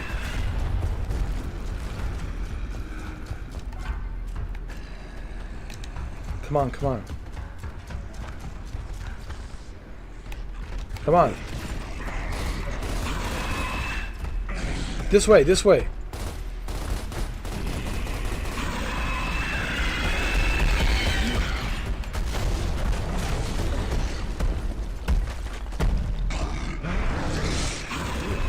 This way. Let's go, let's go. Come on, you big... You're running out of time. You big beef jerky berserker, come on.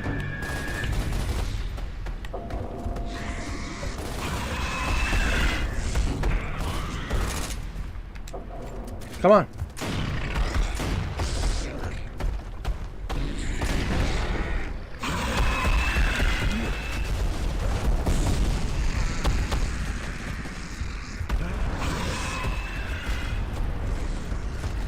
Jesus Christ.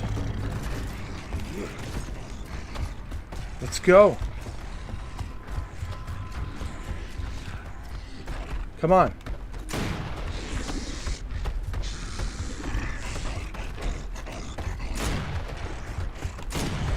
I'm right here. Come on. Right here.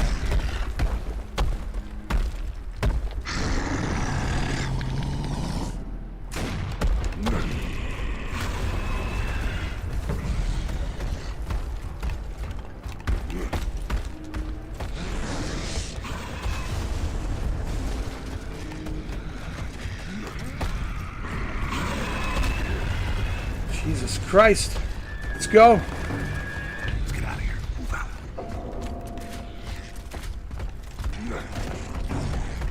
Satellite is online. Let's get it. Oh, then okay. Dom, let's drop the hammer. Where'd he go?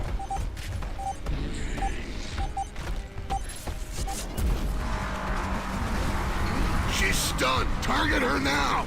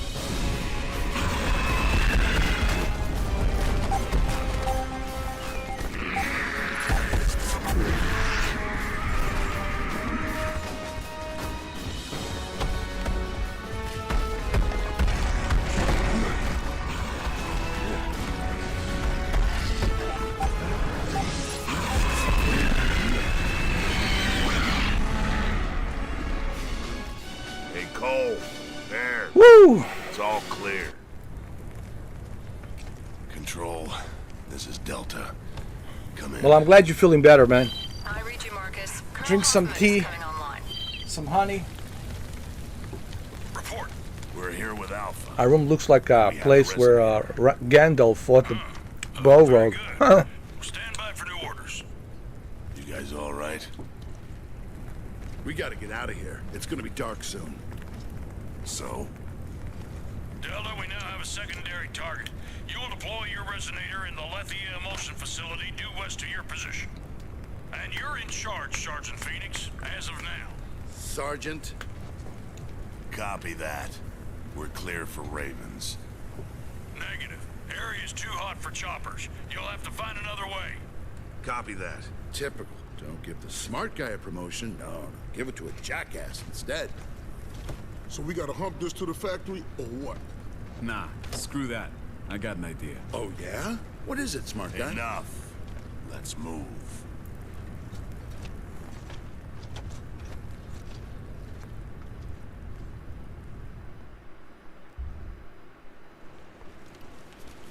They did a pretty good job on this remake, man. Plan? What plan? You don't have a plan? You're just talking shit. Plan. Just wait and see, asshole.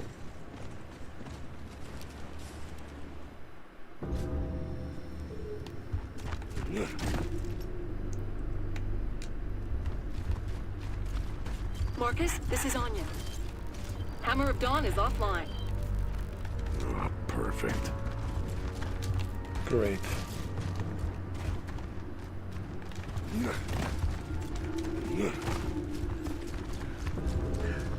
Control, we're outside, Tomb. The emulsion factory is 10 clicks ahead. But be advised, you've got enemy units moving to your location. They definitely know where you are. So we need to find the armored vehicle. Great. Right pad of the left pad. I'm gonna go with the left. Baird and I will go left. You two take right. Sounds good.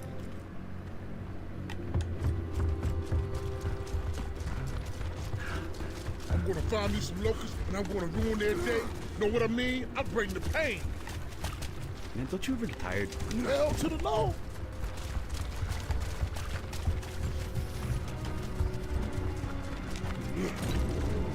Oh, this sucks. Dom, we're blocked. See if you can find another way into the building. Copy that.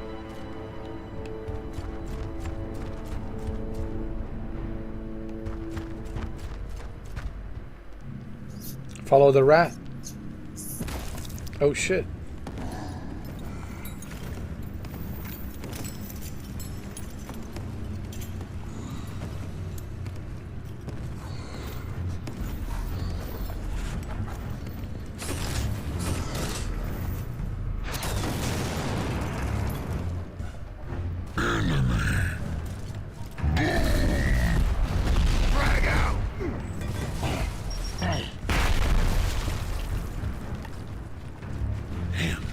These guys are almost as big as you, Cole. Yeah, almost. I'll take that. Corpser. It's pulling back. Yeah, it's gonna wait. Save us for later. Like a snack. Bullshit. You think I'm kidding? I think you're batshit crazy. That's what I think.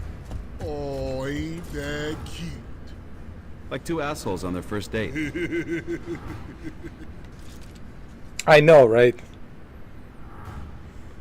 Well, Sony never really told us why they did it. They kind of explained it, but it still didn't make any sense because there was no application that supports 8K. You couldn't watch 8K movies because there was no 8K movies. It didn't support any 8K games because there was no 8K games to support it. And it didn't output 8K resolution. It only outputs source 4K. See, there's a difference between a source and the output. Output is what you are outputting to that television. Source is what the source is outputting that's limited from that, whatever that device is, in this case PlayStation 5. So that's really where Sony dropped the ball. It just didn't make any sense, and I don't think they really explained to us.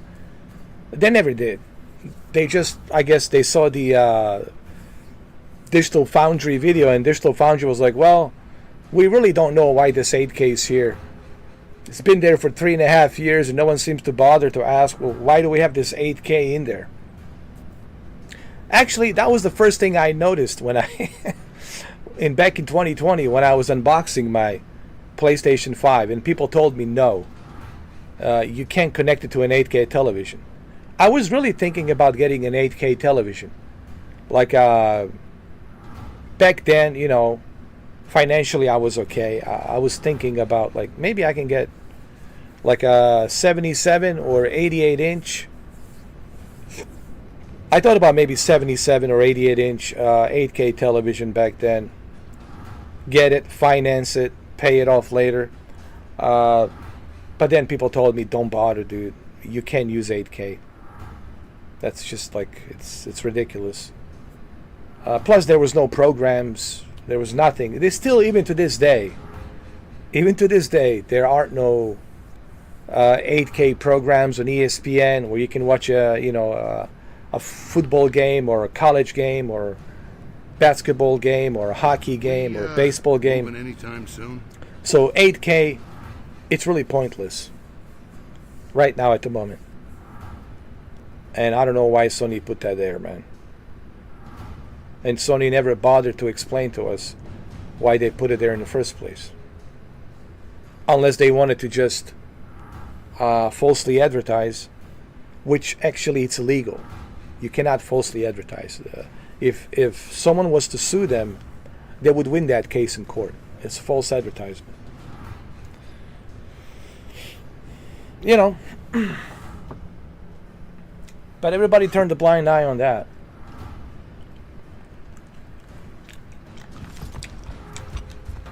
Imagine if the tables were turned and if Xbox put a 8K on the Xbox Series X. Oh my God. Oh my God. We would never hear the end of it. We would never hear the end of it. Yeah. So, I see a little bit of a double standard here. Yeah. But this is the issue with fanboyism to begin with. That's why I made that video today. This is the issue with being a fanboy. Because when you're a fanboy, you're just constantly trying to justify your brand.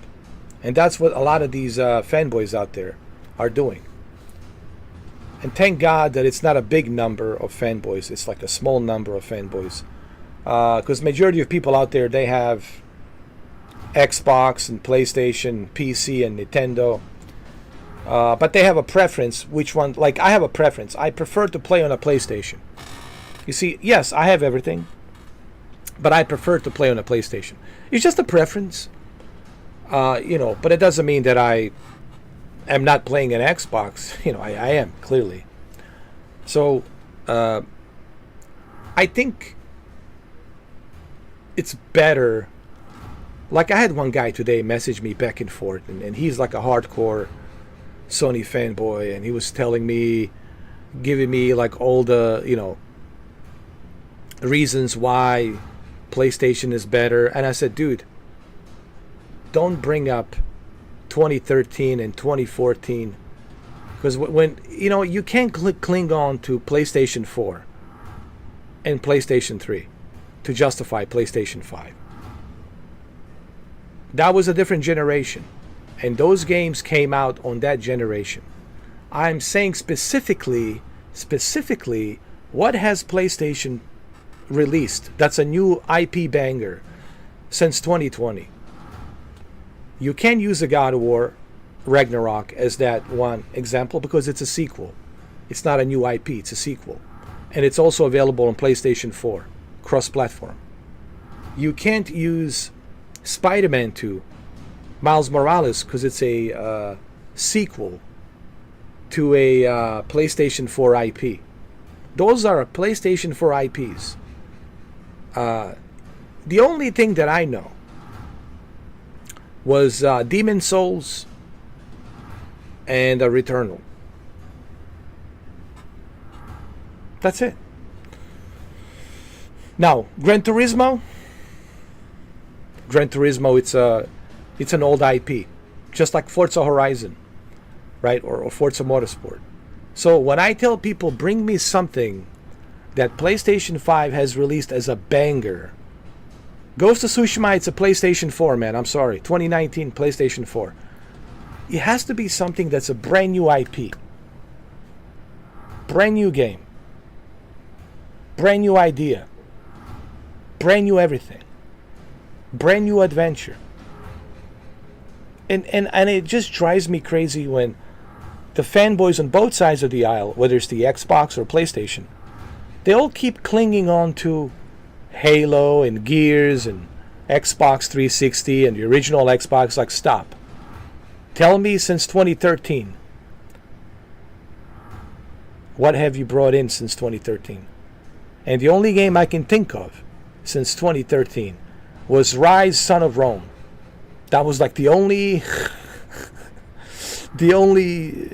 IP, new IP that I can think of. Rise, Son of Rome.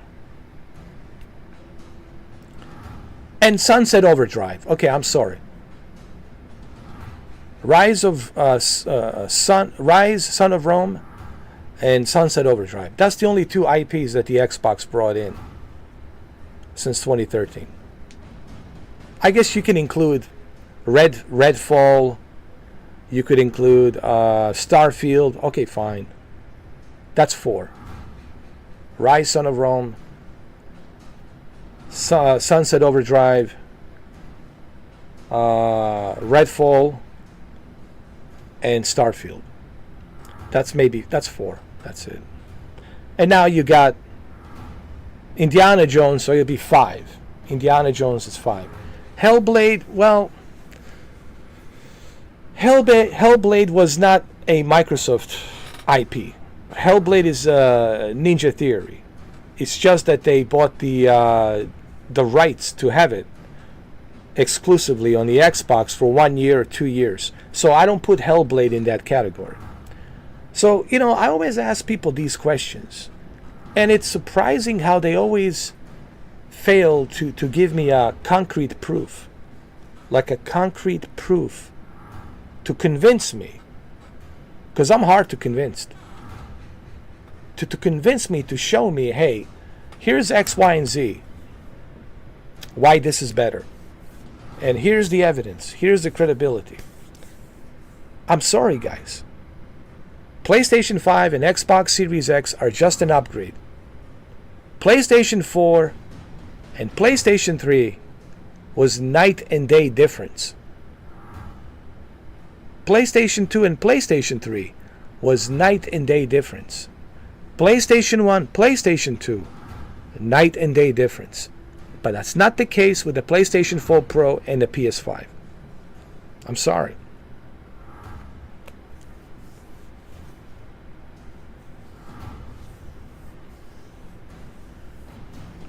I'm just trying to put out the facts.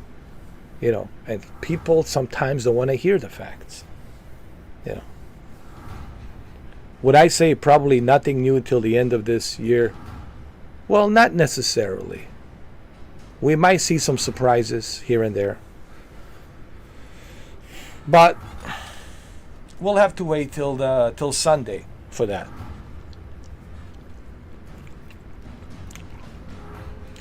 Look, this holiday season, the best thing you're going to get this holiday season is Black Ops 2. Marcus, Black Ops 6. Mission, right? The best you're going to get this holiday season, it's Black Ops 6. Okay? Forza Horizon in Japan, Forza Horizon 6 in Japan, that's not going to be till maybe next year. Gears 6, hopefully next year.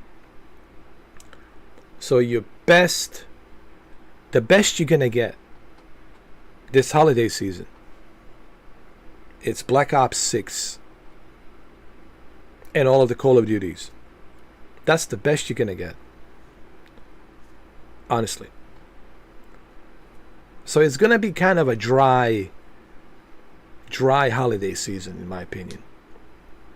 Yes, you're going to have Silent Hill 2, but that's a remake. People talk to me about Silent Hill 2. That is a remake. We already played that game millions of times. The only thing I'm excited, to be honest, this year, and that's because I have PSVR 2. It's the Alien, dude. The Alien game. Now I have a reason to turn on my PlayStation VR 2. It's the Alien game. That's going to be scary. That's going to be awesome. But other than that, 2025, guys, let's be honest here. 2025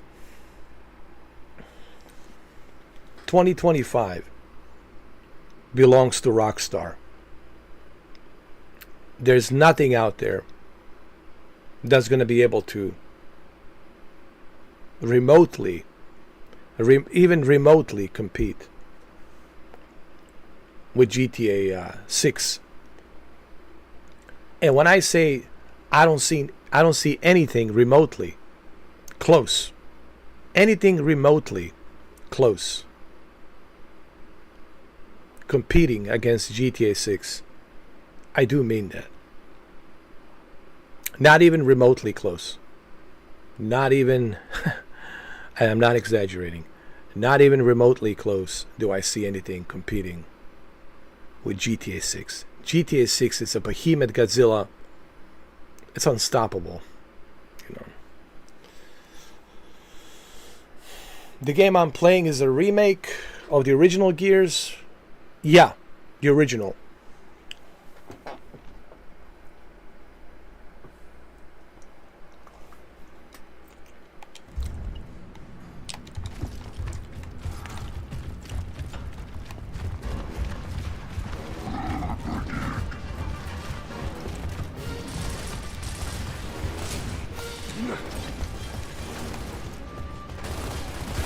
Bring it!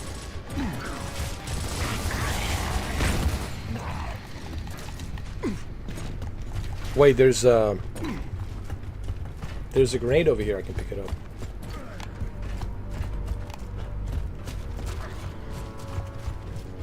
Nice.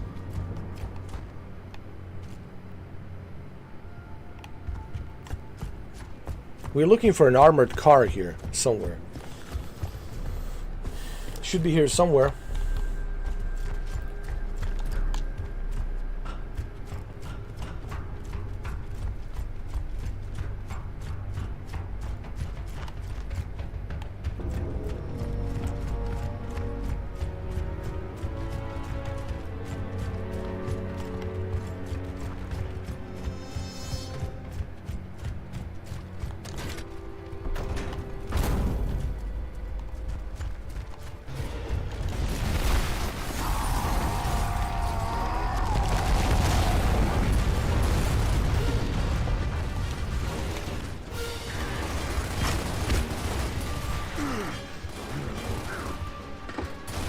Oh, he definitely should, man.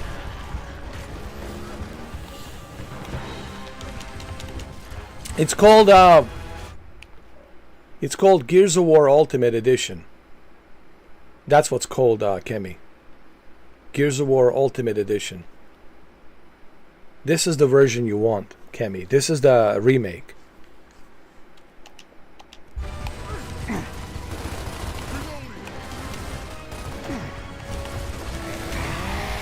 Oh!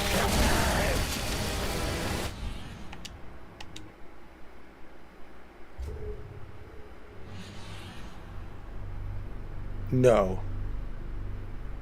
Part 5, dude. It's Voke. You don't want the Part 5, dude. Part 5 was garbage. Oh my god. First 3 Gears. You need to play only first 3. Gears 1, 2, and 3. First 3 are the best.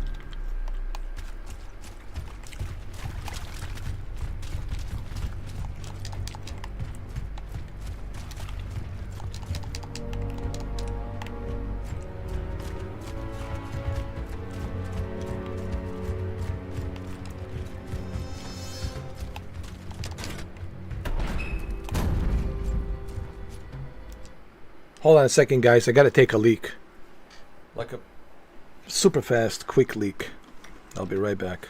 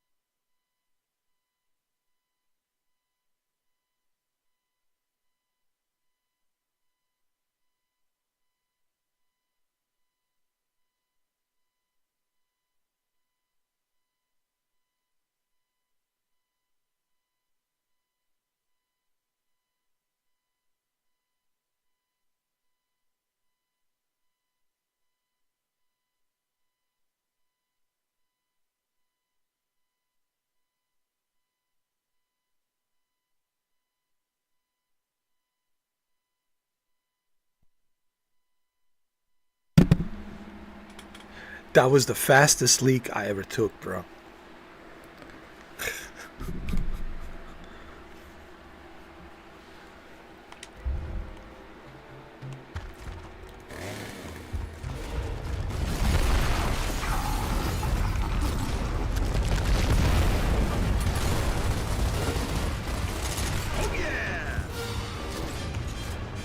An impressive leak, right? Very impressive. Dr. Disrespect. Fire in the hole! No, it's Dr. Disrespect says, I got a diarrhea. Doesn't he always say, I got a diarrhea?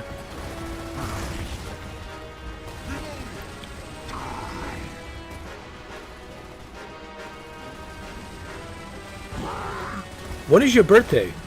On Monday, right?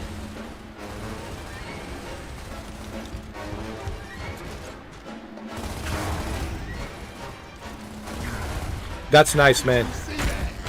You're getting ready for Elden Ring. For people who don't know, it's the Elden Ring DLC.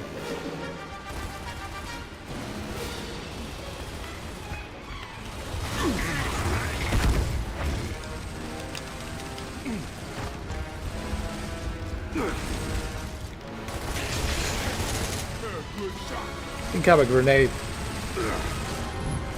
Fire in the hole!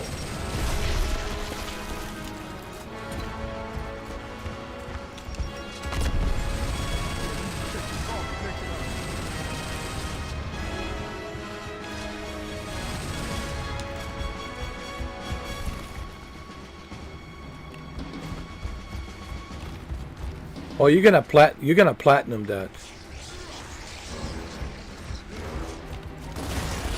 Down in front. Regroup. Copy that. So I guess you're doing a little warm up session before you officially jump in. I wish I could play Elden Ring, but man, I just can't. You know, it's not my cup of tea. I tried, believe me.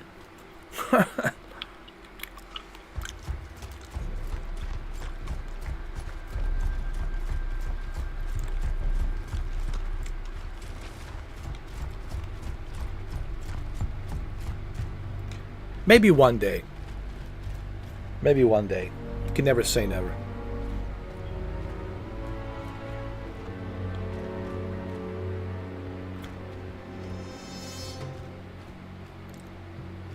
So how the graphics must be good, man. I know it's a DLC, but from what I heard, they have enhanced the graphics a little bit, right? The world looks more colorful, looks more vivid.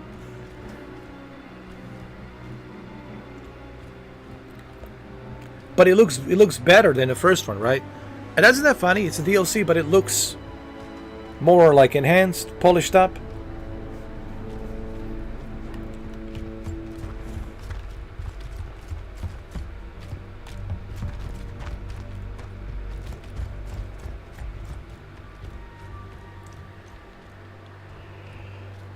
Well, with all the money they made, right? They can polish it up.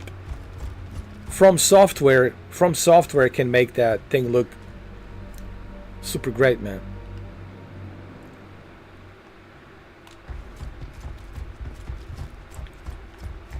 You know who's gonna play it? You know that, right? Come Monday. It's not just gonna be you, Kemi. Guess who's playing it? And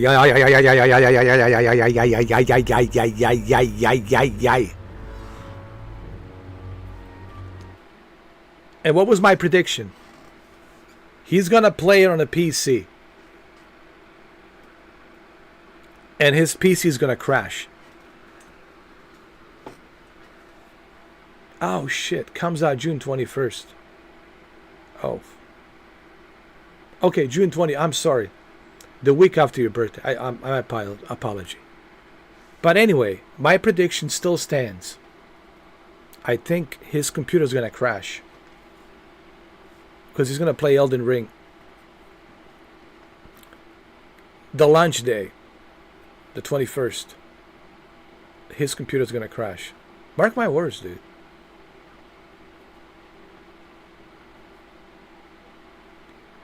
All he had to do was get it on the PlayStation. You know, I feel like I wish somebody could tell, tell Doctor, yo, Doc, if you want a smooth experience, bro, get the console version. Get the console version, dude. But no, he insists on a PC because he spent thousands of dollars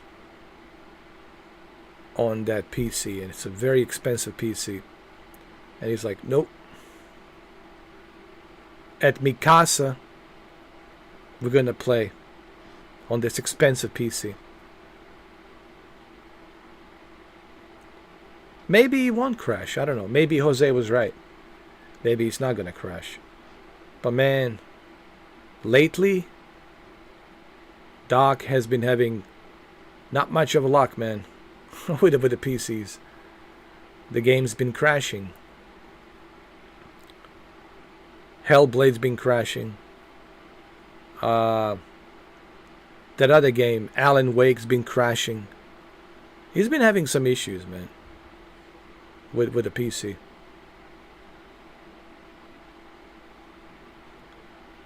See, that's the benefit of having a console versus the PC. And again, I know the PC have its own advantages. You know, sure, there's things you can do on PC. You can play both Xbox and PlayStation games and Nintendo games. You can play so many different types of games from Steam library and many different other outlets out there. Bunch of different mods you can use. Bunch of different moddings you can have. Endless of modding where you can mod your games to look the way you want them to look. Right? Sure, there's a lot of benefits having a PC. But my God, if you want to play these games day one on a PC, and I'll just leave it at that, if you want to play these games day one, just look at Dragon's Dogma 2. Just look at Dragon's Dogma 2. Need I say anything more? Look at Dragon's Dogma 2. PCs are just complicated, man. Because it's, you might get lucky, sure. Depending on what kind of build you have, what kind of components you have, NVIDIA or AMD, or Intel or AMD CPU. But that's like rolling the dice, man. With consoles, you can not worry about that. With consoles, every and each game it's optimized to run the way it should run. And that's one of the benefits of having a console.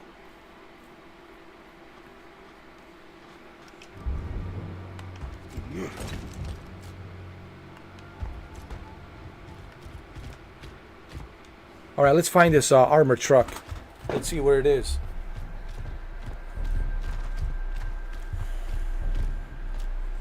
We're looking for an armored vehicle.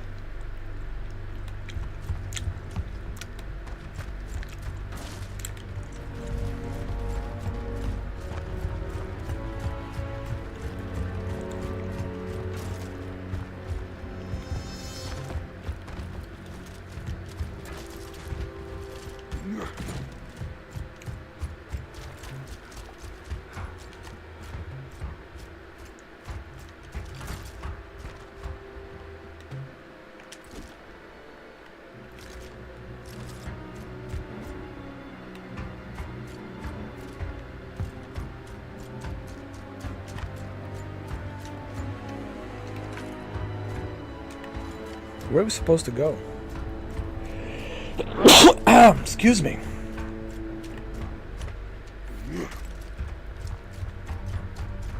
You know what's interesting? When you haven't played a game for like 18 years, it's like you're playing it all over again, dude. Like you never played it.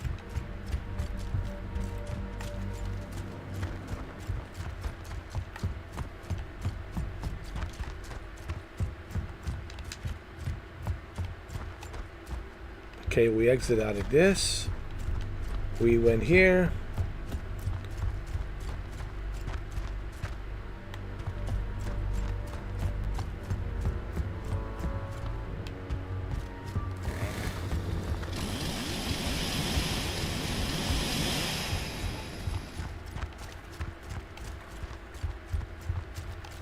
Hold on.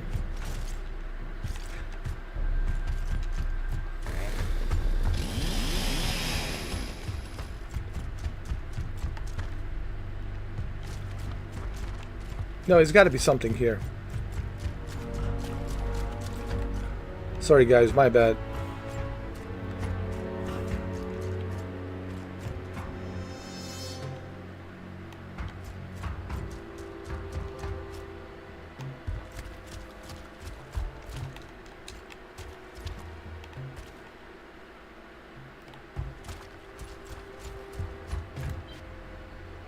Find the mode of transport.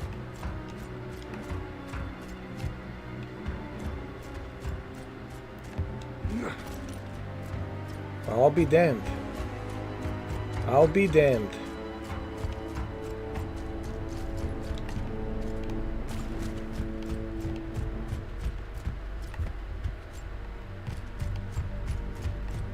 What are we looking for, guys? Am I missing something here?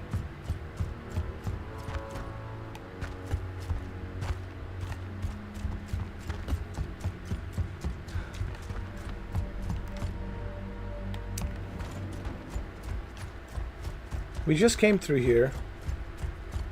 Yeah.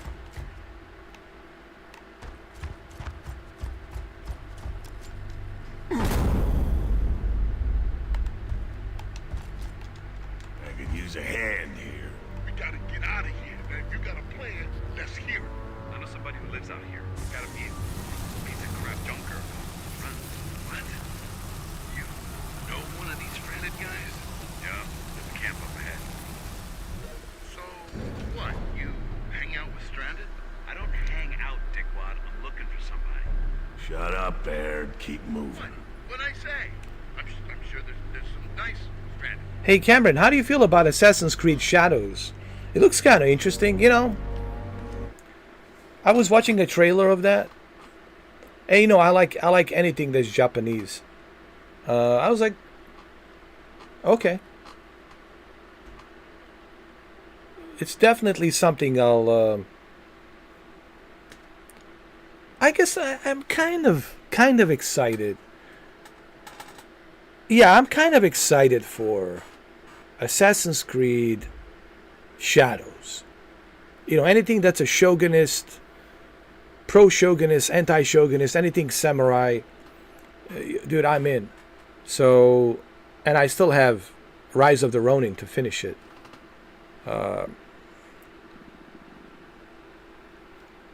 Eric Bauer says, hope it's good. Definitely want to try. Me too, man. Me too.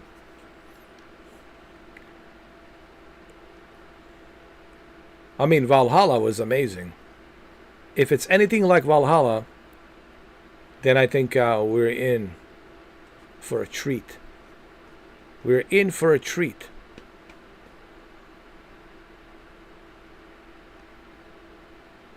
Hopefully it's a delicious treat. Just in time for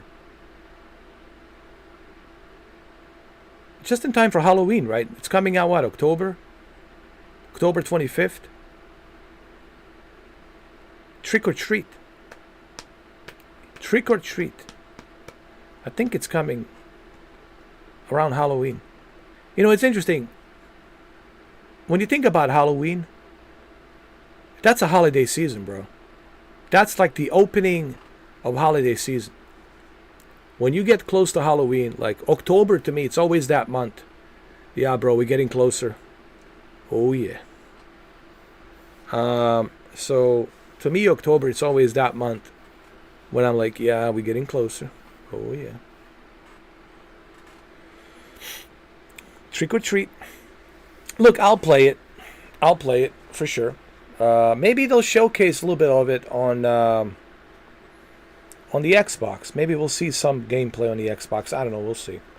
Or maybe Ubisoft will have their own showcase, and Ubisoft will probably have their own showcase, and they're going to show to us what they have worked on Assassin's Creed Shadows.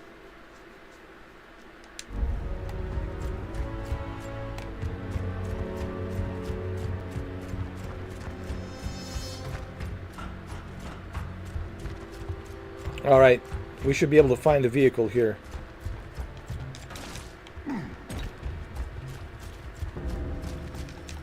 Nice. Yeah, the vehicle should be right here. Somewhere.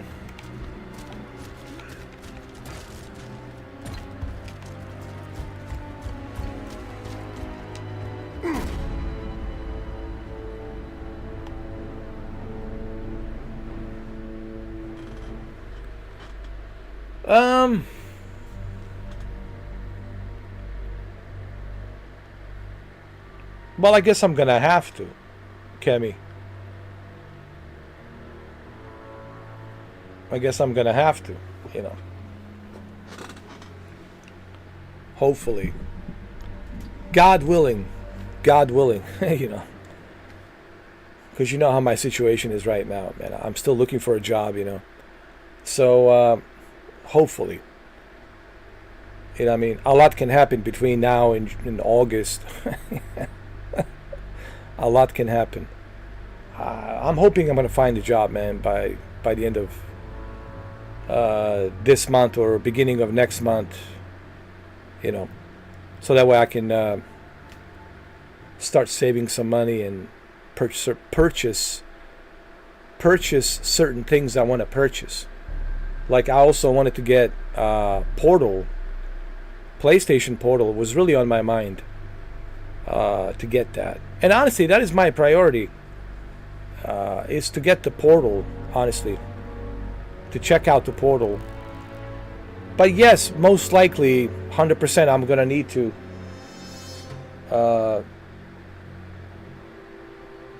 get that Portal, I mean the adapter. So the answer is yes. I do have a plan to buy it, to try it, but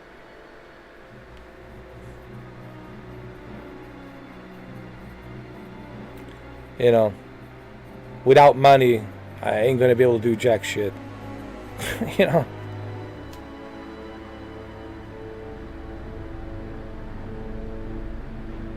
Eric Bauer, dude, I don't even know how am I gonna make it next month. To be honest with you, I don't think people realize how tough my situation is, bro. I don't think you guys understand. A lot of people think it's a joke. No, it's not a joke, dude.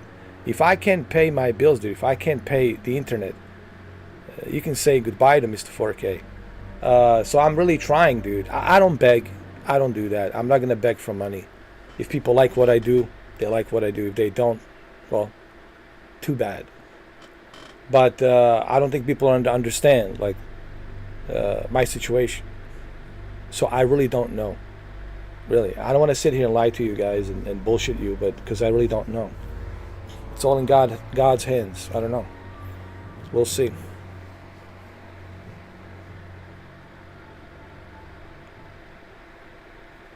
And I'm not exaggerating, dude. I tried everywhere, dude. I even tried the restaurants. I went to like Korean restaurants. I went to like Red Lobster. Dude, like it's like you guys don't need a dishwasher. Nobody hiring, nobody? Like what in the hell's going on, man?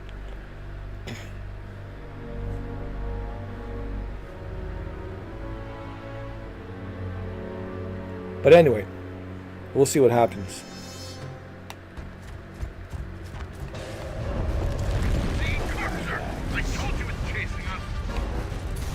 Yeah, I got it.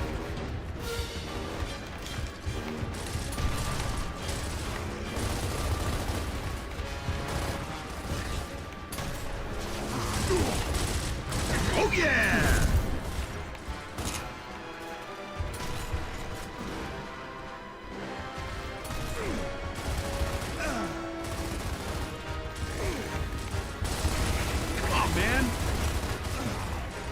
Yeah, I felt it was totally unnecessary, Cameron, for them to make us pay for the adapter. All they had to do essentially was let you download a application for free from PlayStation Store, sign into your account, register your PlayStation VR 2, plug it into your PC, and once you do that, once you register your PlayStation VR 2, there you go. You're good to go. But instead they want you to pay $60 plus tax. In Canada, that's what, 70, 80?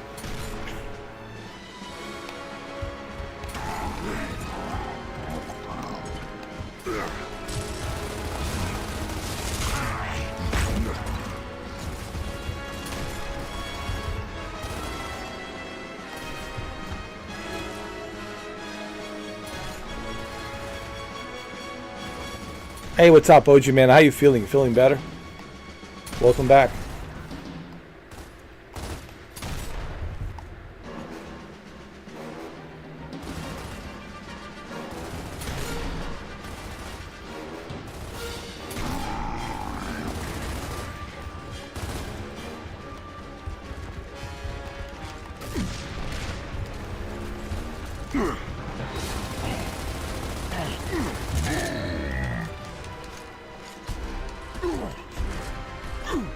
I'm alright, man. You know, just making it through day, one day by day, man.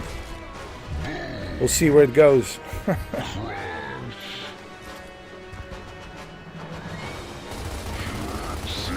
Come get me. Ah, come on.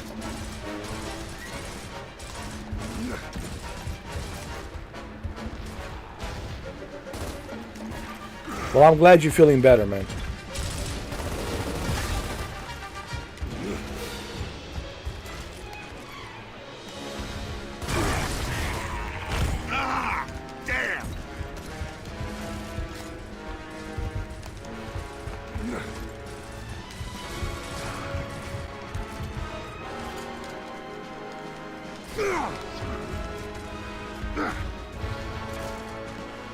Losing blood.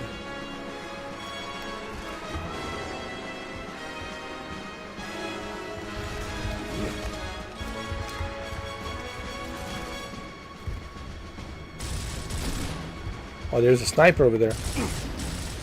Ah, damn. Thank you, Eric. I appreciate that.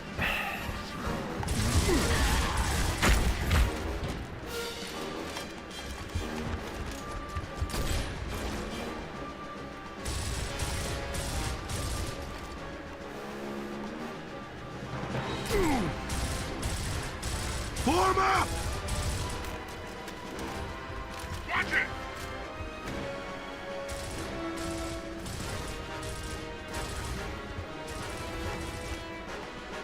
That means you caught a virus, a nasty virus.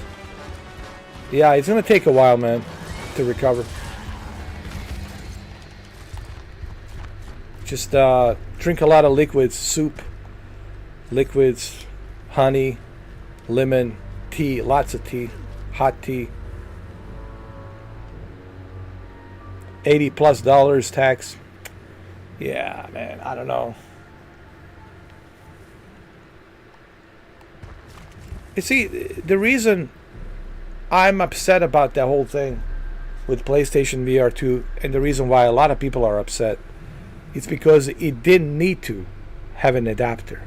They could have done it with a USB 3.0 without the adapter. But they figure, well, let's just use the adapter and let's tell them always to improve the latency. And don't get me wrong, I'm pretty sure it will improve latency, it will improve some other things, yes. But again, that should have been optional. The adapter should have been an optional thing for those who want to have a better experience, right? Let's say they told us, Sony says, all right, for those of you who want to have a better experience, with a less noticeable latency, why don't we just give you this adapter? But the fact that they're forcing us to buy the adapter, I just find it unnecessary, you know. And it feels like they're just trying to profit money off of it. Yeah.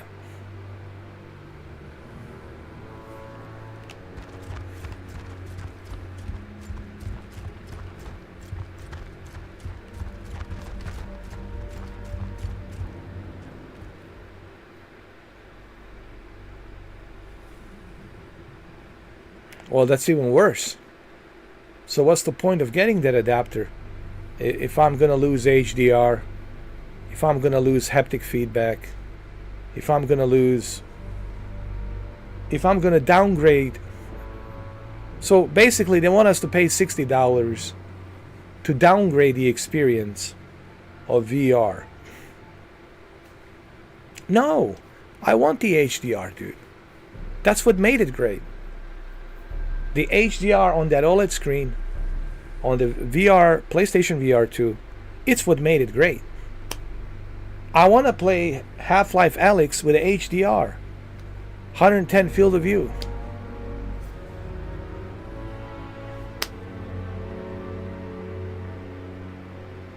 Cable splitter from the 90s. I think it was a really unnecessary decision that Sony made. Really unnecessary. They could have, trust me, I looked into it. Your computer, your GPU, your CPU will take care of the rest, dude. You just need a USB 3.0, man. Or a USB-C. Some people say, oh, but because some, bro, majority of the PCs have a USB-C.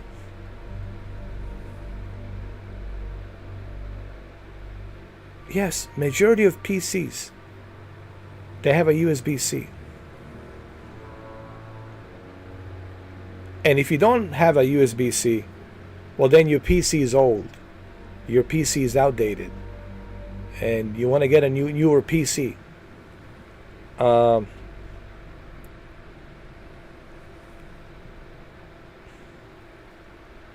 know what I mean?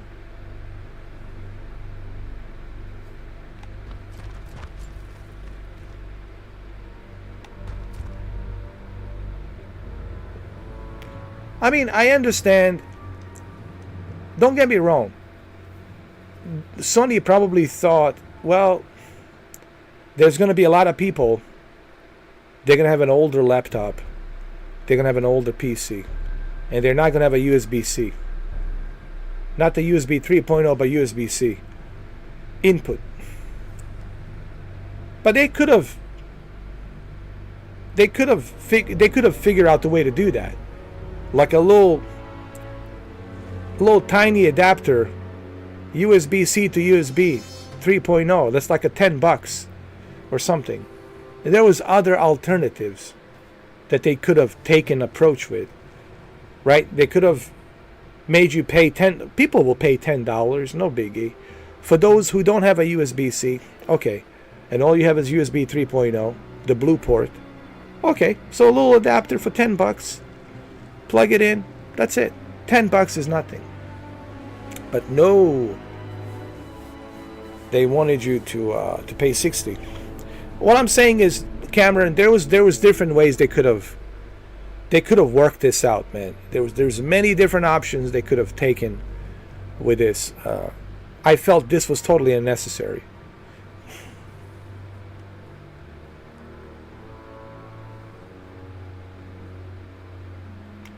Cammy, they gave it for free. You're right. They could have done the same thing. They could have done the same thing for PlayStation VR 2. They've done it for PlayStation VR 1. Why can't they do it for PlayStation VR 2? Well, you made a good point.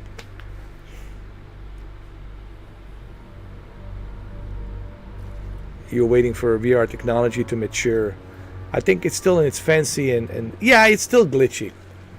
This is coming from a guy who's been on a Horizon World, who's been using MetaQuest, as you all know.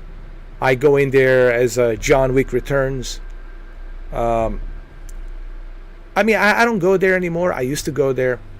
I have my reasons why I don't go there. But when I used to go there, dude, I cannot tell you how many times there would be glitches and like my torso would be way down below instead of up here. And if there wasn't enough light in the room, I would lose the tracking. And it's still not there. So I agree with you, OG. VR still has a ways to go, man. Still has a long way to go.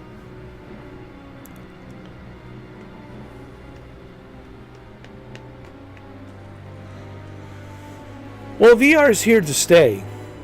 And it only is going to get better, OG. It's only going to get better. Give it a few more years. It'll get only better and better. But for right now, it's still like testing the waters. Testing the waters, if you will. But it's only going to get better and better. And I'm speaking from my own personal experience. Because I have been on a VR. I know it's possible on the VR. I'm very familiar with the VR. But it's only going to get better with time, I think. It's only going to get better with time. What year is going to be the year when it's finalized to be... Like you just put on like glasses, sunglasses. Well, these are not sunglasses. These are protective, the blue light from the screen. Gaming edition headsets. I mean, glasses, and they're also HD. These are HD, so I can see in high def. I see better with these glasses than I am with my own two eyes. I'm not kidding. Very sharp. So you're gonna be wearing something like this, like a visor, very lightweight visor. You put it on your head. And there's your VR, bro. Until we get to that point, I don't think we're there yet. But once we get to that point, when you wear something like this, oh man, you're gonna feel so comfortable. You're gonna be wearing that VR for hours and hours, and you're not gonna feel tired. You're not gonna have any headaches. I think that's the final version of VR, I think. Yes, it does. PlayStation VR 2 has eye tracking. Quest 3 has the eye tracking. All the latest VR headsets have the eye tracking. They do. PlayStation VR 2 has the eye tracking. It does. Like you can look up with your eyes. Like, for example, Gran Turismo 7. When I'm driving Gran Turismo 7, I can move my eyes. I don't have to move my head. I just move my eyes down and I can look. Move my eyes a little bit to the left, I can look. Move my eyes a little bit to the right, I can look. So they do have eye tracking. And it works pretty good. PlayStation VR 2 has an excellent technology. Here's what people don't understand. PlayStation VR 2 has an amazing technology built inside. The issue is the lack of content. You know, me and Cammy talked about this. When the PlayStation VR 2 came out, I actually changed my channel name to Only on PlayStation VR 2. Cammy knows about this. And I was super excited, right?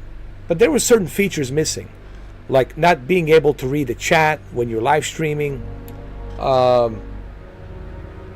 lack of content. But what I was able to experience on the PlayStation VR 2 was pretty amazing.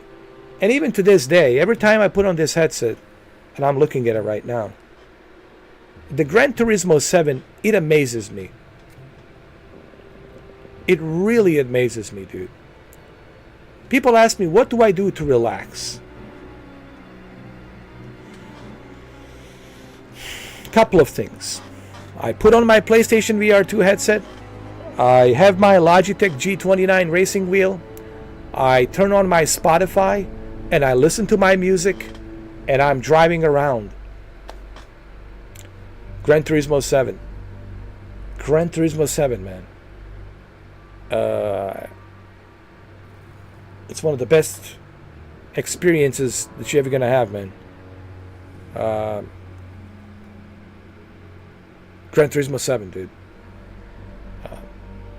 I'm telling you, it's just, you feel like you're inside a car. Sometimes you forget. You're like, whoa, I'm really inside a car. Right? Like a Bugatti or something, or a super expensive car you normally would never be in. man, it's amazing. It's an amazing experience. But it's something, and I said this to Cameron, you got to try it. You know, I can talk about it.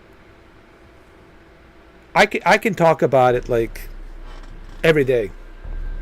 And I did. Once upon a time, I did talk about it every day.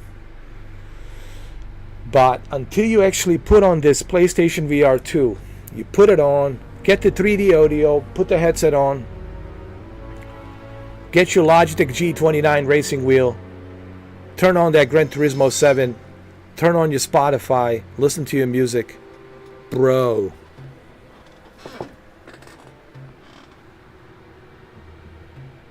Man. I wish you guys could just experience this, man. Those who have experienced it, they know exactly what I'm blabbing about right now. I know you guys don't know what I'm blabbing, and I'm sorry. But, man, I'm looking at it. It's right here. I'm sitting right... It's right here, dude. I'm looking at it right now. There it is. Hold on.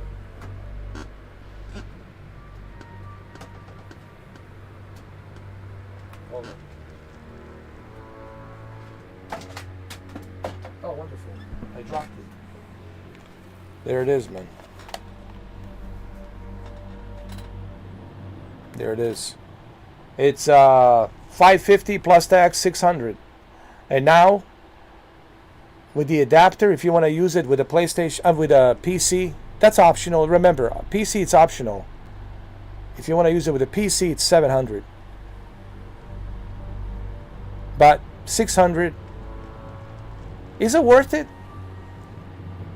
To me, because I like to watch 4K movies on it. I like to watch, what else I like to do on it? I like to play Gran Turismo. For me, yeah. Gran Turismo, for me, yeah. 100%. And now they have this Alien game coming out. And I know there's a movie also coming out as well. There's an Alien movie based on Ridley Scott movie, where you try to escape from the xenomorphs, which are the aliens. Playing that on this, it's going to be amazing.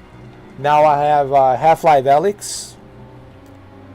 Half-Life Alyx with a PlayStation VR 2 adapter for PC. So I have a reason to use this, you know. I'm glad that I didn't sell it.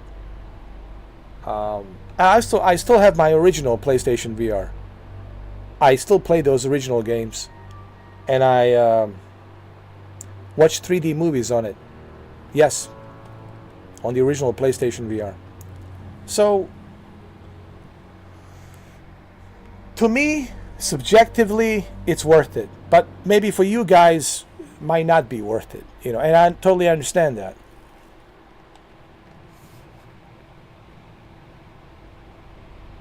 Oh my God.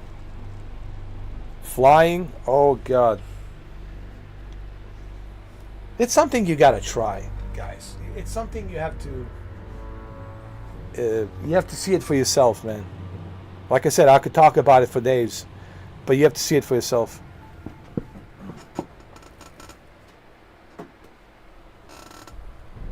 You know, it's like...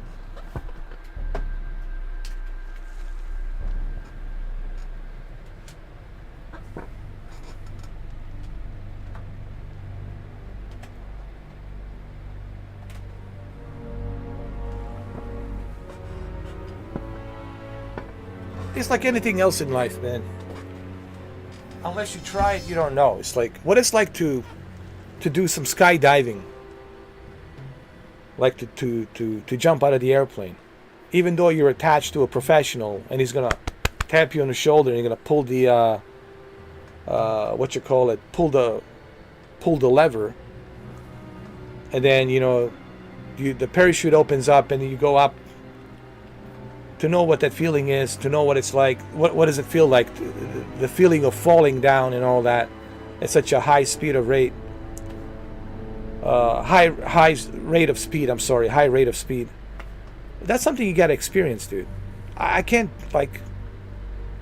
I can talk about it, but it doesn't mean anything until you actually jump out of the airplane, and then you know what it's like.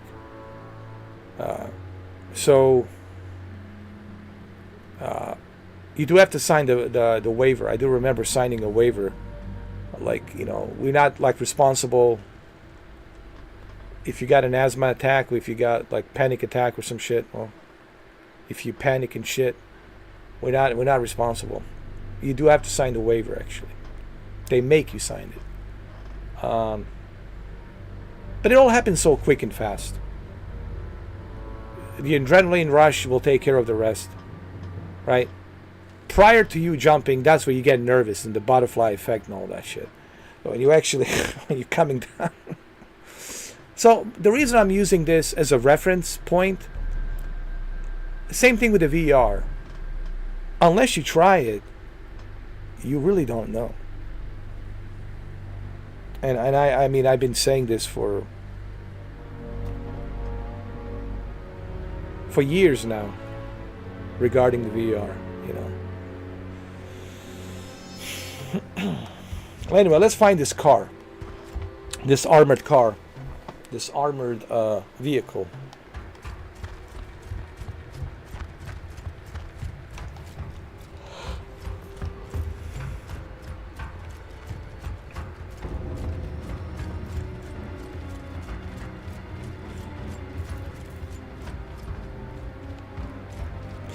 Yeah, but the only problem with the VR live streams is I can't read your chat. Go! It's screwing with us!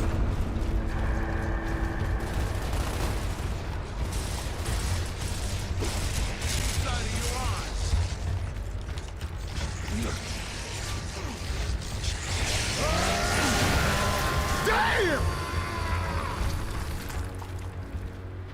Oh yeah, this is the remastered. Yeah. I need ammo. Cameron's gonna play it tomorrow.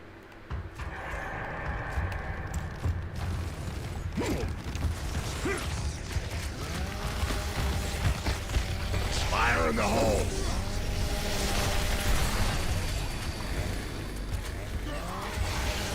Hey, got one, baby!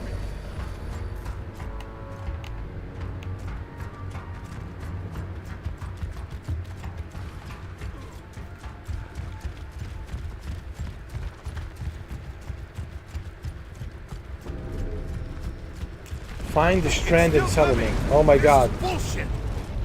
We got it. No, I don't actually. Keep moving.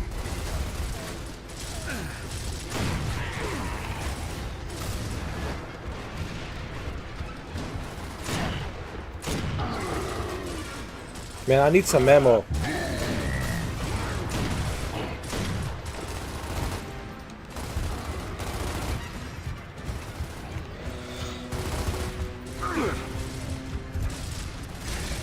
I need ammo. Hey, got one, baby! Alright, there's the ammo right there. Got it. Oh, shit. Let's go, let's go.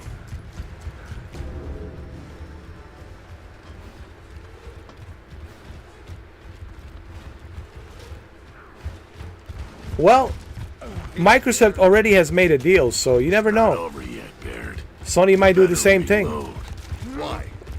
But I don't think Sony's going to do that. Because Sony already has a VR market. They already have their own VR market, so I don't think they want to do that. But you never know. They might. That's why.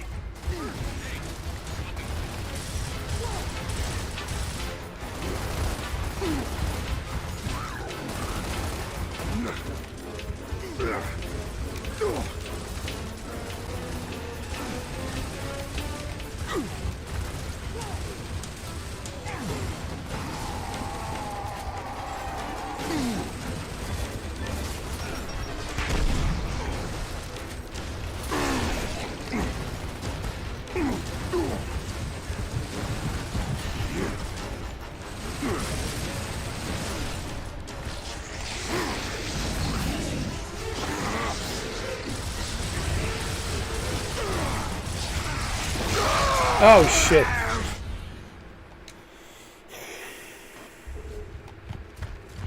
Kick their ass. It's not over yet, Baird. You better reload. Why? That's why. Hey, help me with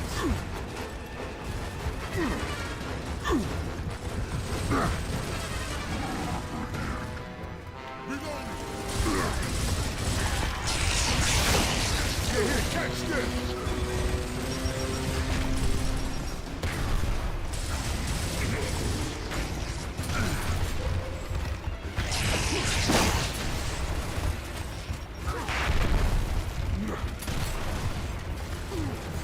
Yeah, nice job, Jack.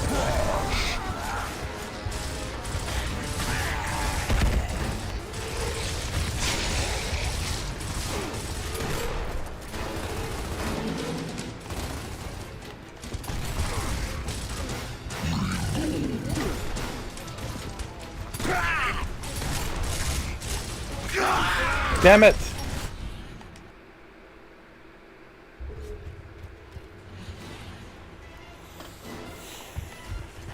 Kick their ass. It's not over yet, Baird. You better reload. Why? That's why. Hey, help me with this.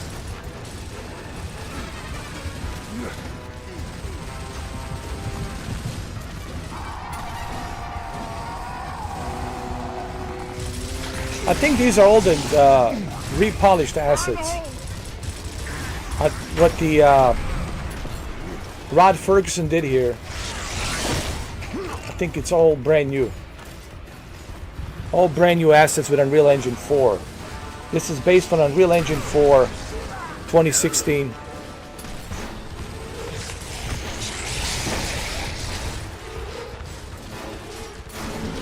Nice.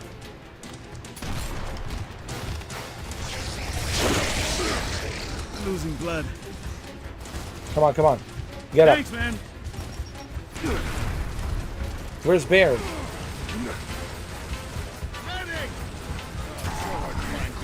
Come on, come on. Come on.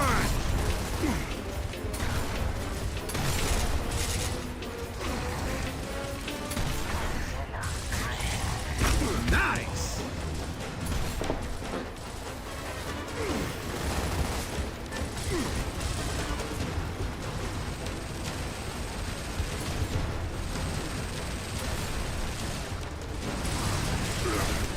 I'm really not that crazy about a handheld.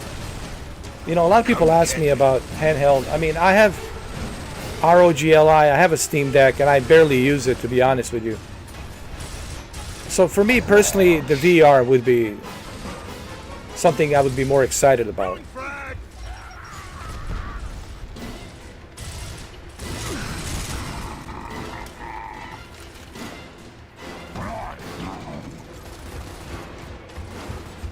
Losing blood.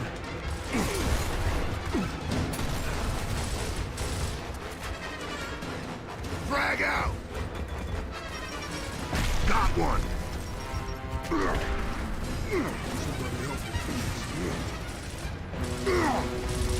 Ain't enough freaks to stop this man. Man, this is tough. Kick their ass. It's not over yet, Baird. You better reload. Why? That's why. Hey, help me with this.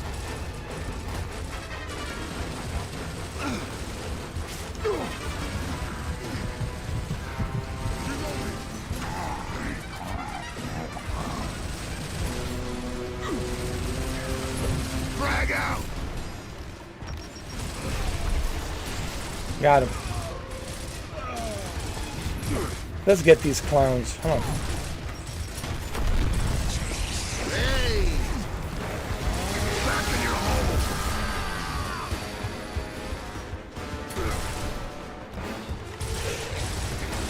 Good shot.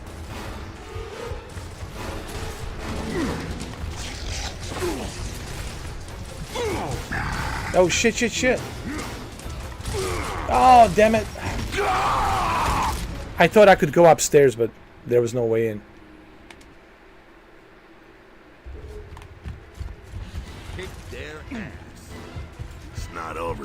scared. You better reload. Why? Hey, help me with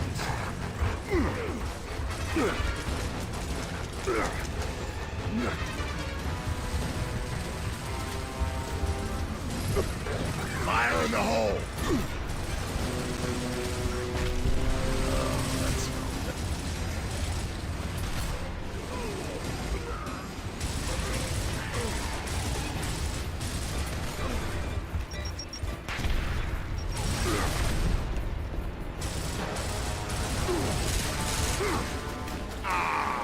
Come on!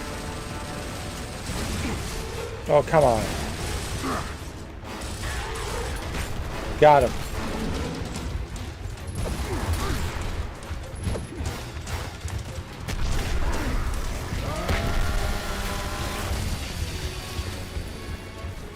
Finally, we got it. Yes, sir. Let's get that vehicle. Hell yes. Don't have to tell me twice. Let's get the vehicle. Let's get the grenade. I'll take those.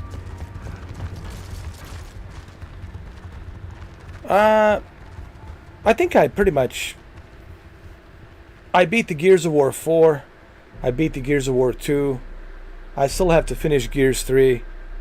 I'm playing a little bit of Gears 1. Gears 5 I couldn't get into because it's too woke. But I might give it another try. You know, maybe I can go through the wokeness. But we'll see.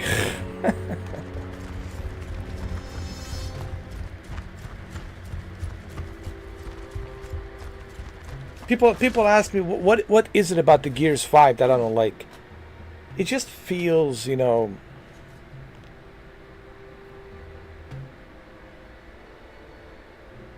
like they moved away from what made this so great. It's a game for guys. They made this game for a bunch of dudes. You know, bunch of alpha male, horny dudes, you know, on a high testosterone, you know, that's for whom this game is made. But all of a sudden now, here we go, you know, Gears 5. And again, I have nothing against having a female in a game, or a bunch of females in the game. But it just doesn't fit for the Gears. It didn't fit for the Gears 5. It felt like she's always crying, she's always sad. It's always, you know, get some tissues. Like, it felt like a soap opera, dude. Like I'm like playing some like Gears of soap opera. Like it's hopefully that won't be the case with the Gears 6. Part 4 is good till you get to the second and the third act and the ending. The ending was very like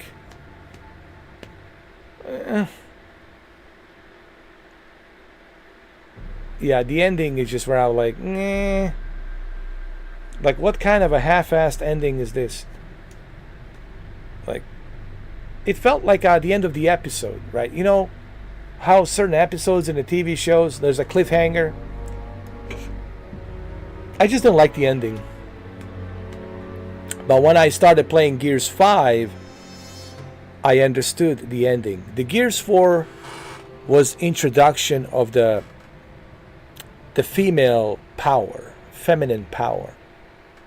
Everybody else there like suck, you know. Marcus Phoenix looks like he had a stroke. He can barely run. They made him look all gray. Yeah.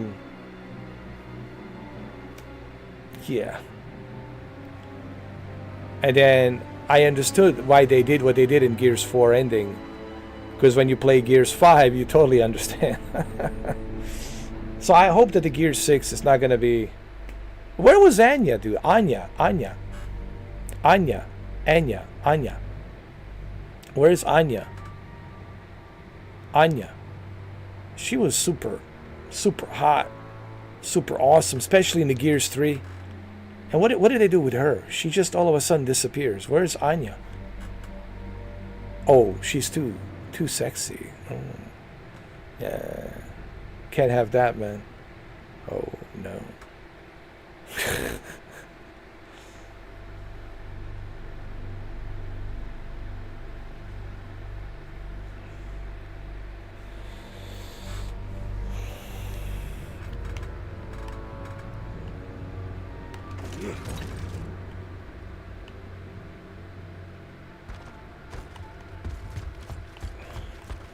So anyway, the best Gears are 3. Cliffy Blazinski. So if you guys gonna play Gears, play first 3 Gears. All the other Gears, like 4 and 5, after that, Gears of War Judgment was actually cool. Gears of War Judgment was cool.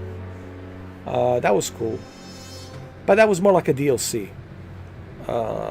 So the first 3 Gears, maybe Judgment, Gears of War, Judgment, maybe. But first 3 Gears, Gears 1, Gears 2, Gears 3, and then maybe Gears of War Judgment. I think Judgment was okay. It was just fun. Let's go have some fun, and that's it. You heard they're planning on remaking all the Gears games. I'm in for it, dude. But I want to play Gears 2, bro. Gears 2, I want to play it again, because Gears 2 is my favorite, man. Gears 2 is so good, bro. Gears 2 is just top-notch, man. So, for me, Gears 2, man. Alright, let's go find this vehicle.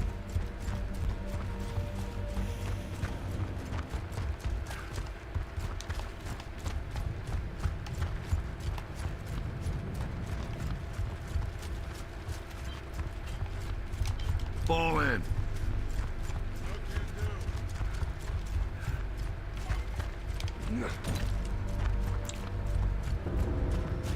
Hey man, what's up? We need the vehicle, bro. Same old shit. Franklin here? Yeah, usual spot. No, they didn't, Kevin. Which is surprising.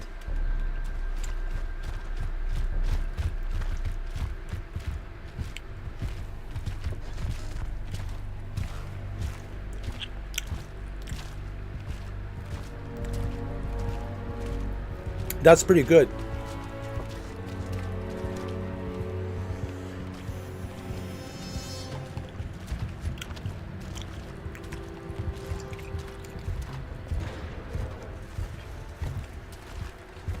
Cub bullshit's not gonna help you out here.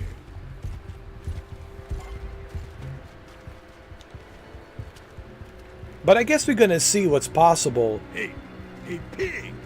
I'm talking to you, piggy. Allow me. Leave it alone there. What are you, huh? But I think we're gonna find out on Sunday, if they showcase the Gears 6, what's possible with Unreal Engine 5.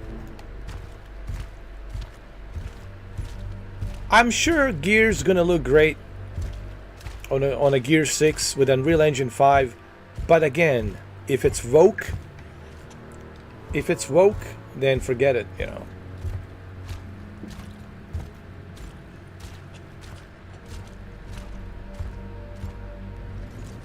We just can't have it be woke.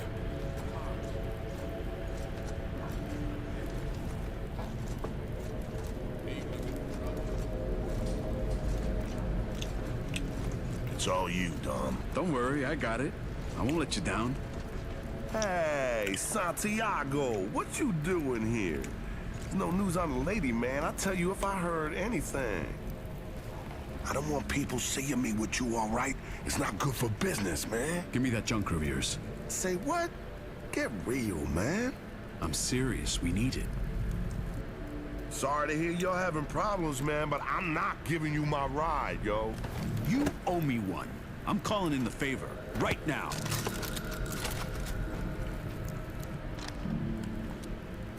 I think you better give him the ride, bro.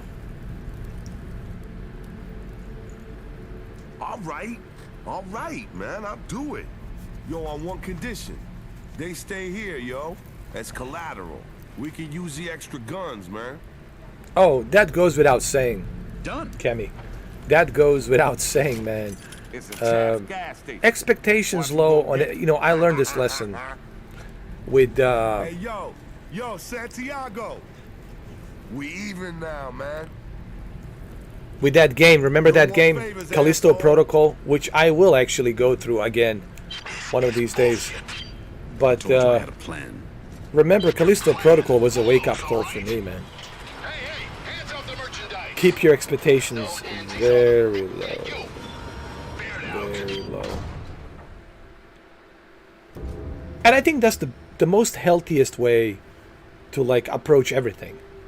Don't get too excited about anything, because you're only gonna put yourself for disappointment.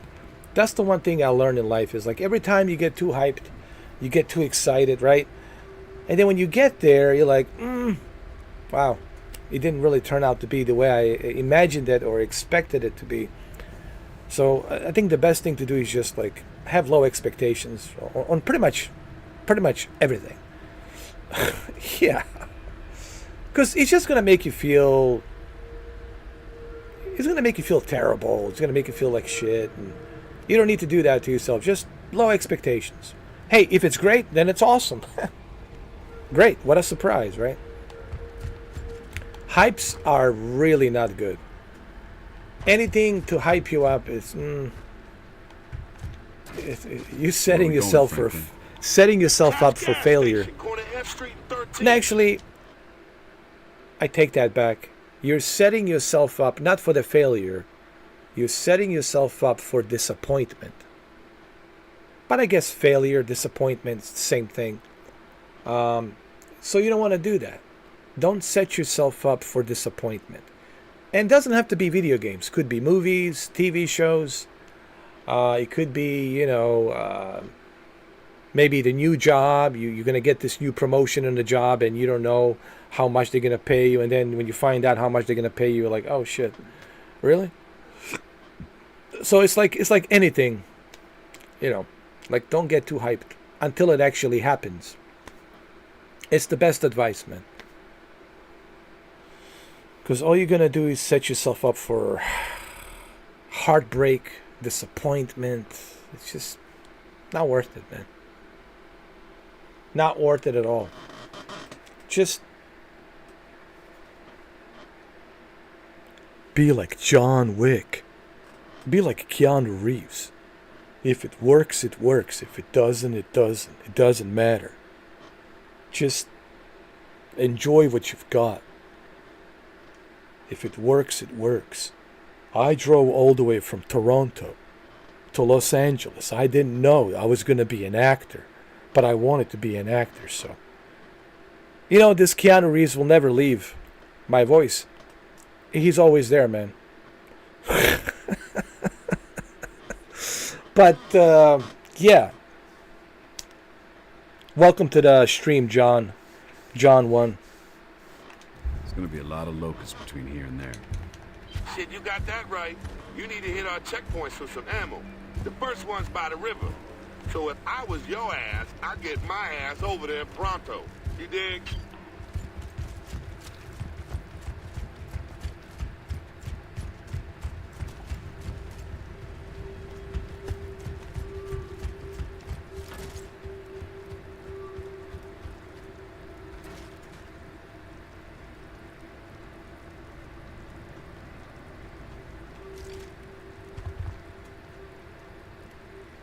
I can see your messages.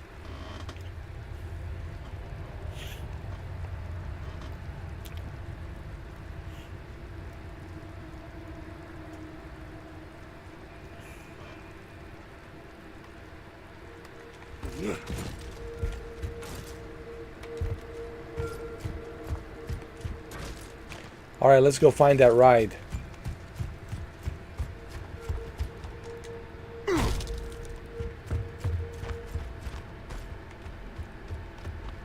I don't know why this reminds me of The Last of Us, but for some weird ass reason, it reminds me of The Last of Us Part 1. It's getting late. Let's find that checkpoint.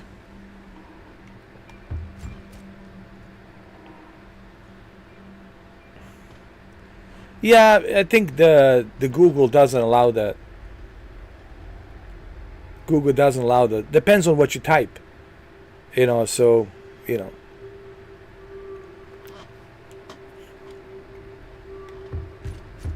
that kind of stuff gets filtered out.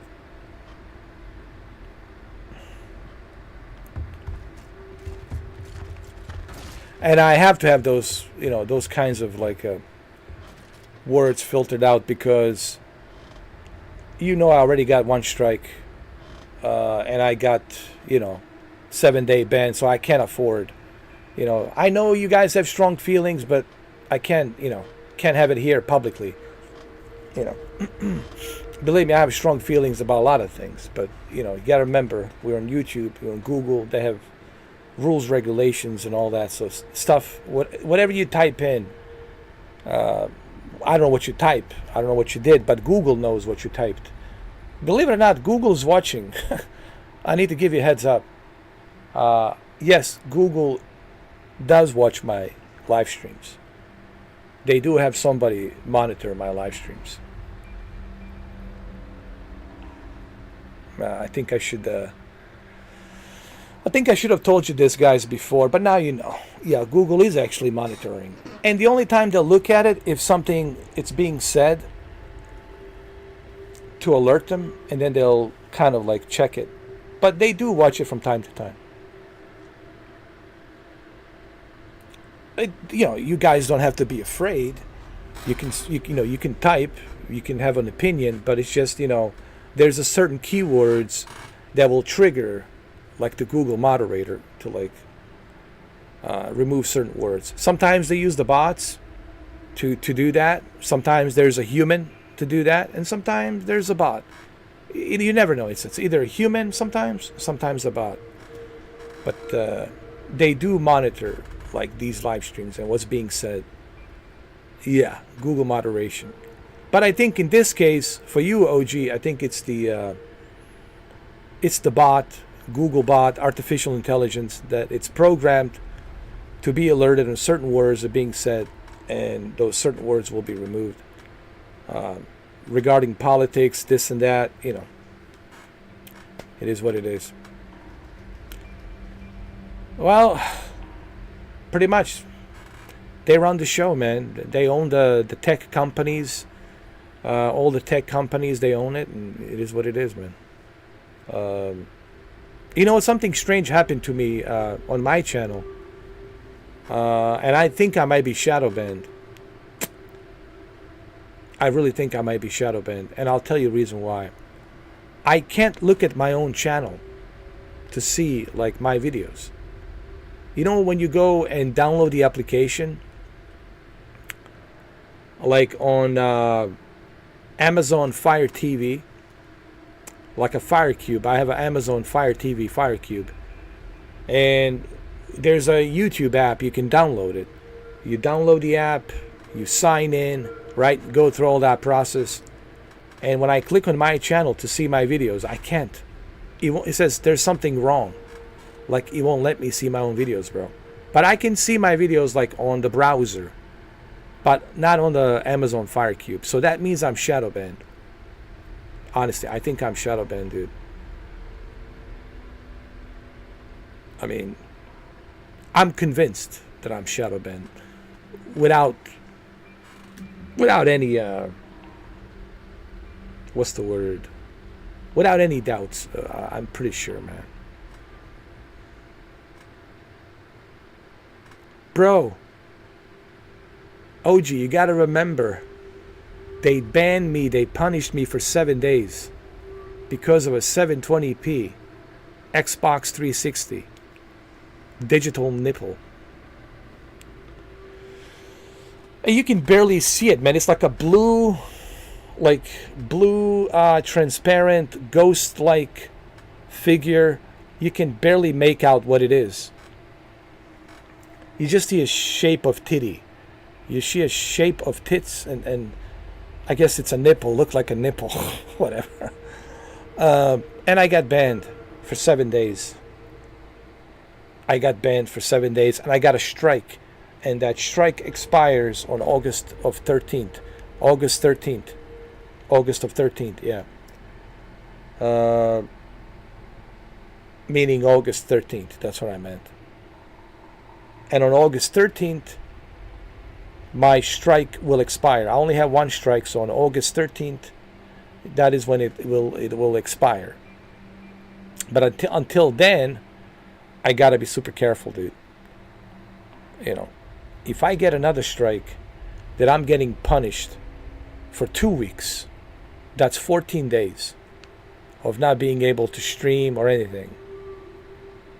And if you get a third strike, then they close down your channel and it's goodbye.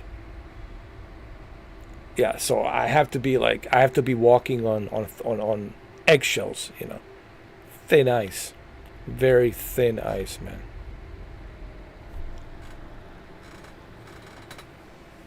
Yeah, I got two months till August 13th, August of 13th.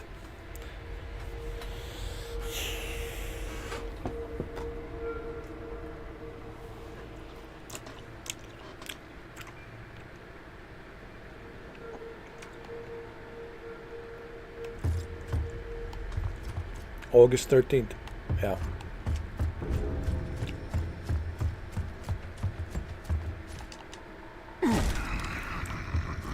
Multiple contacts. Their weapons.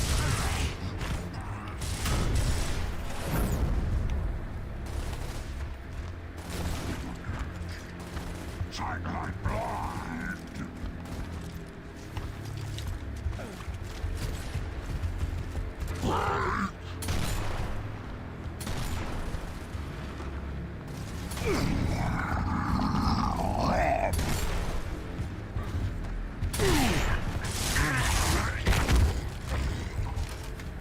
Well, see, that was the whole point. I got mad at you, OG, because you didn't read my comment that I left. That one time when I got mad at you, because I am on the Kick, I am on the Twitch, I am on the Rumble, but the problem is you guys never go there. You guys never go there to watch me. You see, that's what I was saying when I was banned for 7 days.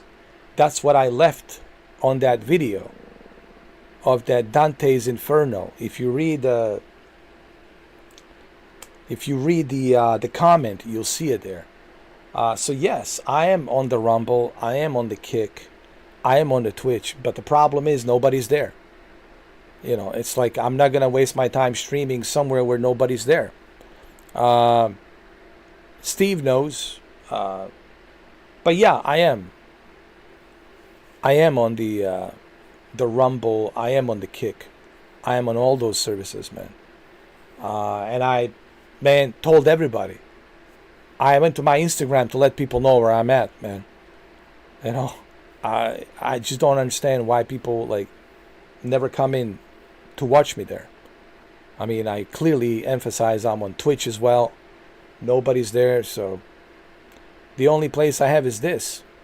But even here, it's like barely I'm getting any recognition. Barely I'm getting anybody to watch, man. Yeah, because I was frustrated. Like, you know, where's all these people, man? You know, where's everybody? You know what I mean? So I'm on YouTube, but on YouTube I have to be careful. You know what I mean? Till the August 13th. August of 13th day of August of 13th. I have to be super careful what I do, what I say here, because there's also, you know, people out there who don't like me. There's people out there who are just waiting for a reason to get me banned. You know, there's some malicious people out there, you know, who are just waiting for me to do something, to make a mistake. You got to remember, you have to. You guys need to understand my situation. I don't think some of you guys fully understand my complete situation. You know, and that's okay. I mean, I'm not forcing your hand. I'm not forcing anyone's hand. You know, but you guys got to understand in what situation I'm in. And I don't beg. I don't beg for money. I would rather be alone in the woods by myself, go out hunting and you know, eat a deer, prepare a meat, than to be out there begging for money. You know, but I'm also disappointed that people don't find me entertaining, considering that I'm able to do all these different voiceovers, to have all these conversations. I just find it very weird that people don't find me entertaining, but they find this guy entertaining.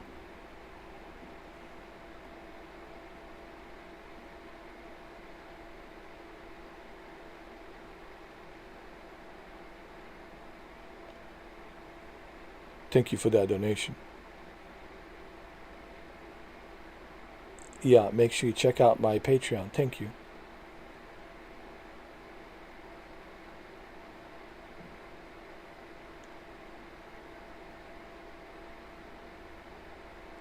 No, I don't have the Nintendo. I'm sorry.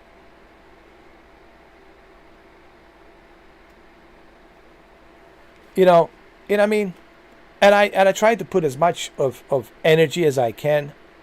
I try to put all the effort I can into this.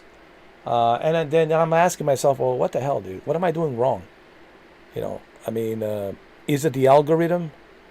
Or is it the people really don't give a shit? Or people have some different ideas about me? And if they do have different ideas, well, that's on them. There's nothing I can do about that. If people have some bullshit ideas about me and they think some other things about me, well, that's on them. I can't help that. That is on you if you guys think like that. I can't help you with that, and that is your problem. All I can tell you is this: I try to be fair. I try to do the best I can here to keep it entertaining, to keep it going. But I'm not gonna force anyone's hand, you know. So, you know what I mean? Respect goes both ways, and I said this before. I don't know what it is, man. Maybe it's just I don't belong, man. Maybe this is the new generation, and this new generation doesn't like a guy like me. They want the, I don't know, tight jeans, pencil neck, small little alien head. They want me to have my hair blonde, purple, reddish. They want me to wear some funny clothes, you know. They want me to be 110 pounds or 90 pounds, some pencil neck. I don't know, man. I don't know, dude. It's this whole generation just I don't get it. I just don't get it. I don't know, man. I think I'm entertaining. I think I'm funny. I think I treat everybody fairly. But for some reason, I'm the bad guy. For some reason, I'm the villain.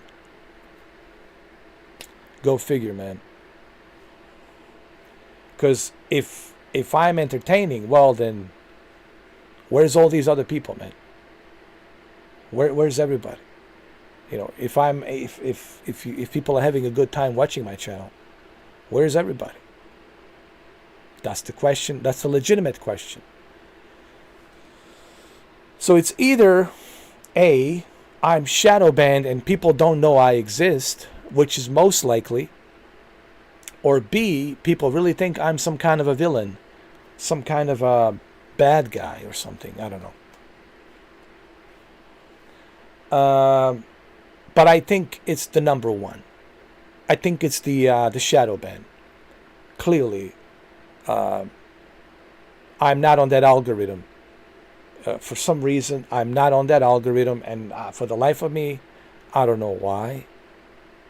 But clearly,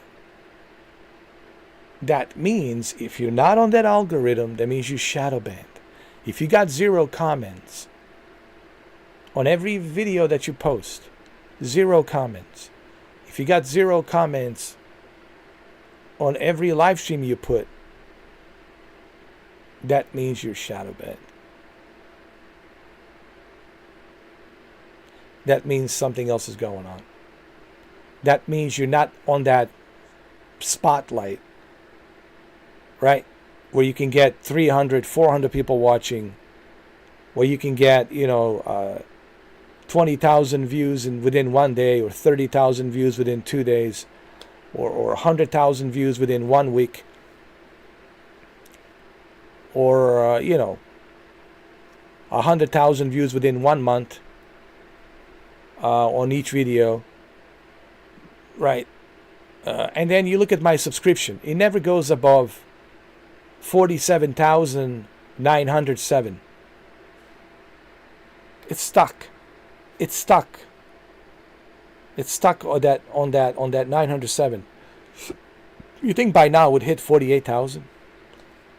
It's just stuck at 47,900. 47K, 47,907. And it never goes above the 907. And I'm asking my question, well, why? Why it's not going above 900?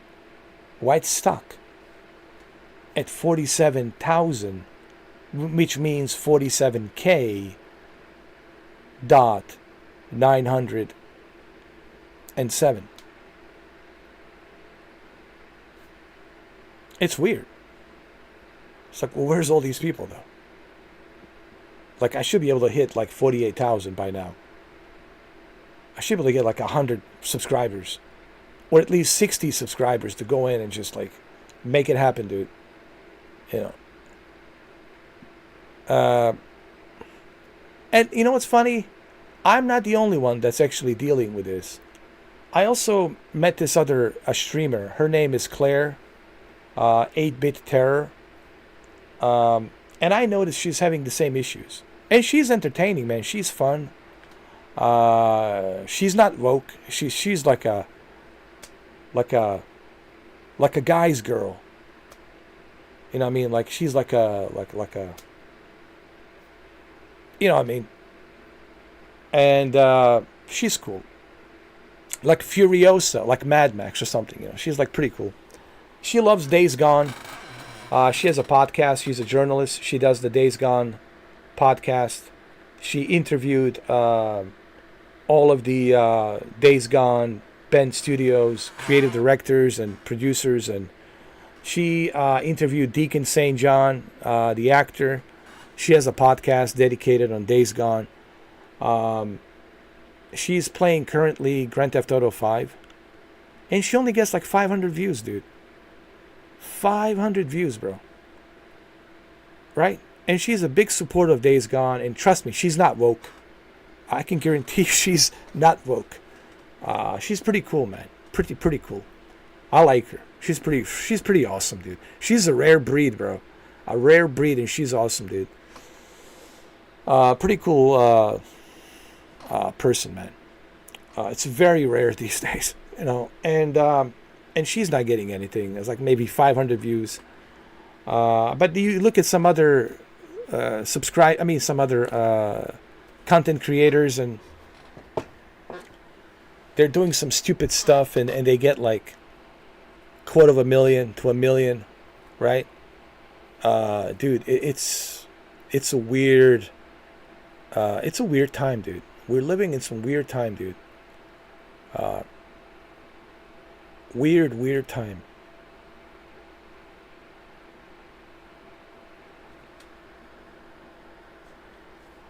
She wears more like a punk rock goth, like if you're into punk rock gothic thing, you know, like a biker chick type of you know, goth thing going on, you know. But she's cool, man. She's pretty cool.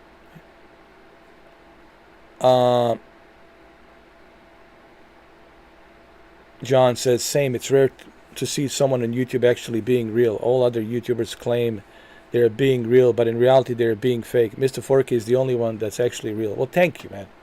I really appreciate it. Thank you. That's what I try to do, man. I try to listen, man. I try to have fun. I believe in entertainment. I believe in fun. I'm all about fun, because having fun, that's what it's all about. Entertainment, 100%. But the problem is, nowadays, it's hard to have any entertainment. It's hard to make any jokes. It's hard to say what you want to say and have a good time, because you have to be careful. You know, you have to walk on an eggshell. It's like Johnny Depp says, you can be real these days, and you can be yourself, even though you want to be yourself, because you have to fall in line. And he says, if that's the life you want to live, if you want to fall in line, I wish you best of luck. I'm going to be on the other side somewhere. What he meant by that is, if you want to be successful, you have to fall in line. Meaning you have to be like a programmed robot. You have to follow the masses, follow the majority. If majority talks like that, you got to talk like that. If majority thinks like that, you got to think like that. And that's like the only way you're going to have any kind of chances of success. Meaning you can't be you. You have to be somebody else. You have to pretend. You have to be an actor. There's a lot of actors out there. It's pretty much what it is. But these actors are not happy because they have to pretend to be something that they're not. And that's pretty much the way it is nowadays. You have to fit in. I don't want to fit in, dude. I want to be me. I am who I am. And if people don't like me for who I am, well, too bad. I don't expect everybody to like me for who I am. But I am who I am.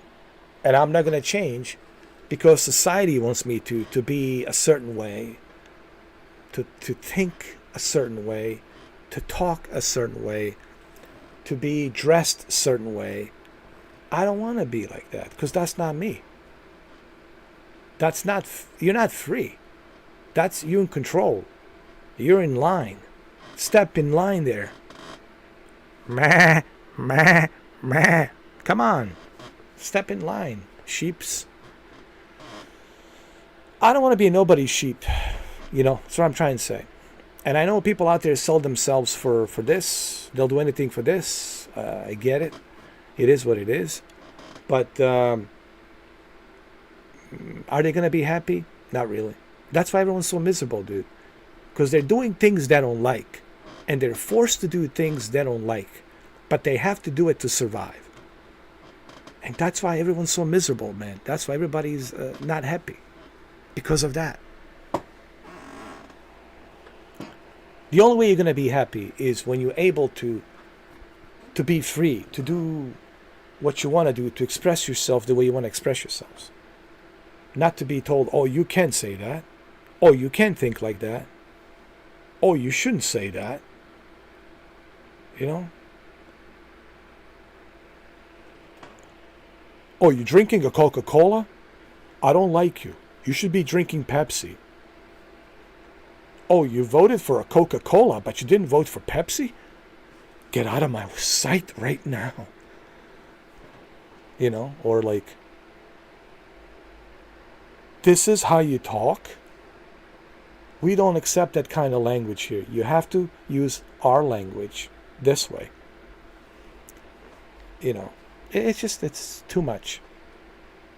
It's too much, man, where I think I understand why people are moving to the forest and they're like building a small cottage by the lake somewhere, and they're just living there. And they would rather deal with the bears, Sasquatches, and wolves and mountain lions other than just dealing with the way things are right now, man.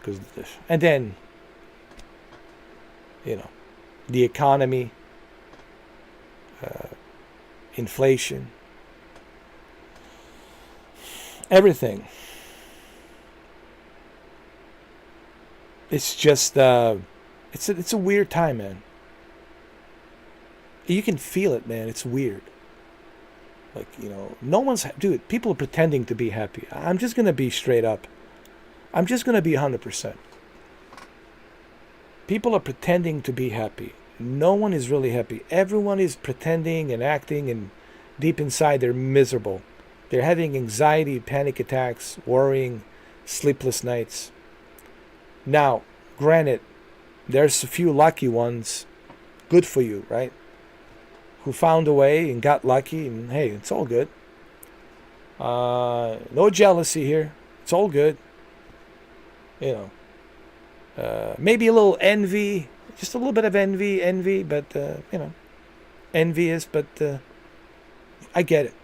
But I'm talking about majority out there. Majority out there, it's really miserable. It's miserable, man. People are miserable. People are not happy, dude. Everyone is miserable. Everyone's putting on a fake act. Everybody's pretending. It's miserable. It's misery, man. It's nothing but misery out there. I'm telling you right now, man.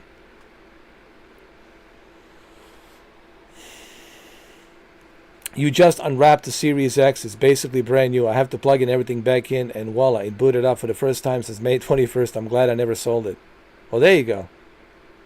Now you're going to spend 100 hours doing the updates. All right, let's continue.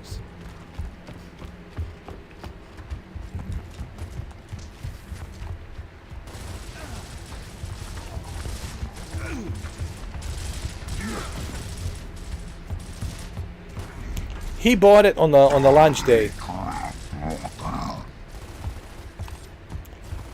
Kemi got very lucky. He went to the electronic boutique. You should tell him the story about the electronic boutique in Canada. Let's go!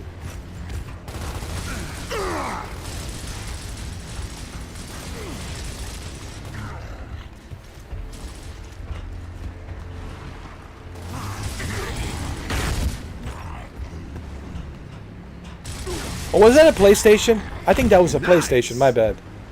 That was for PlayStation 5.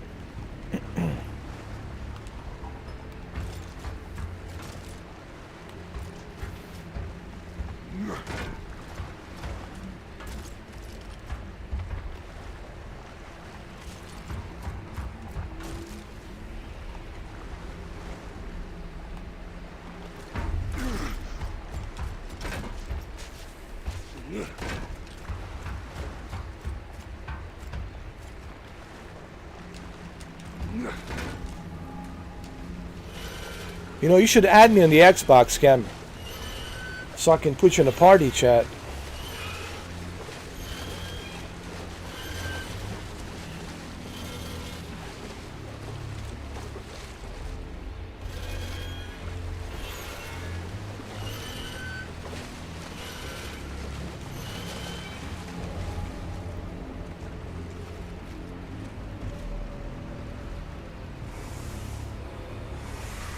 Oh, what the hell is that?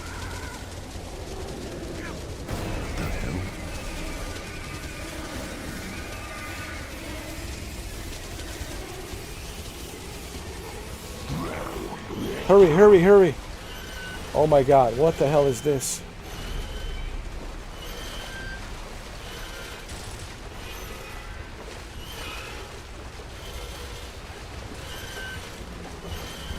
Okay, cool. I'll definitely check it out.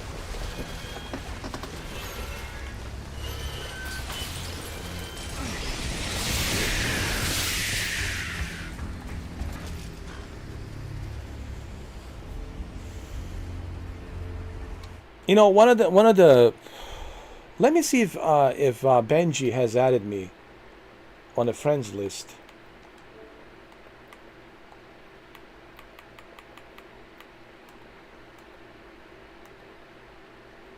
Don't forget, Kemi, when you play these games, when you earn these trophies and things like that, you can call them, I guess, I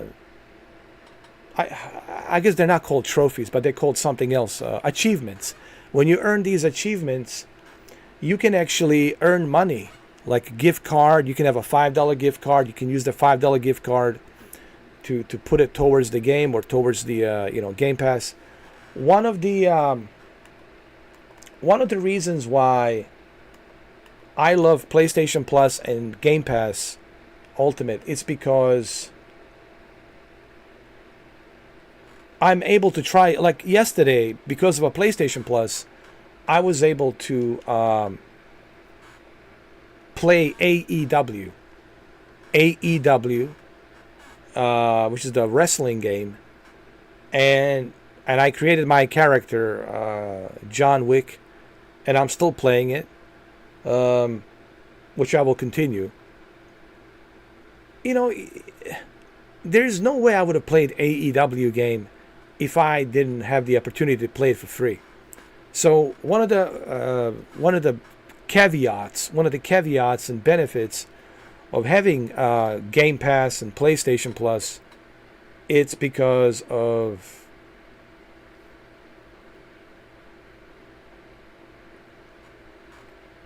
the benefits. But you should play the Hellblade 2 first. That's the first game you should download. Cammy, play the Hellblade 2 and let me know what you think.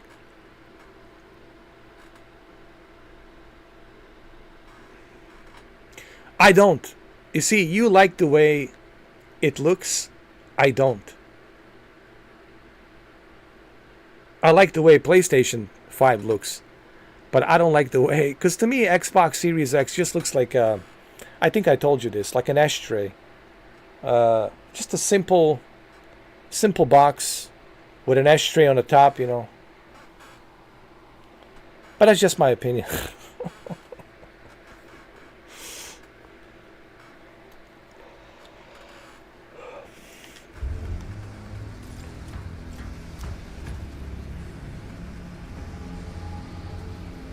Let me check my IG. Let me see if Benji's online.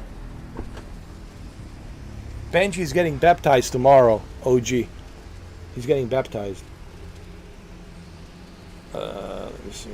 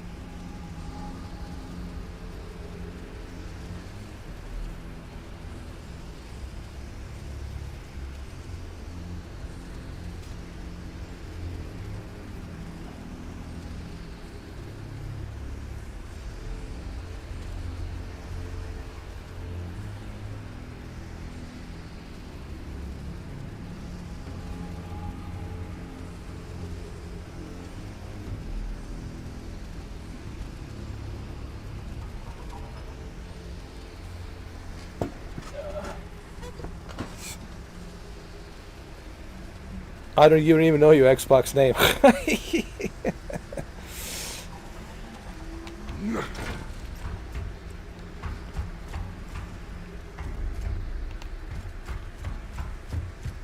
Anya, we crossed the river. Checkpoint 1 should be straight ahead. How's it going, Baird? Oh, it's bullshit.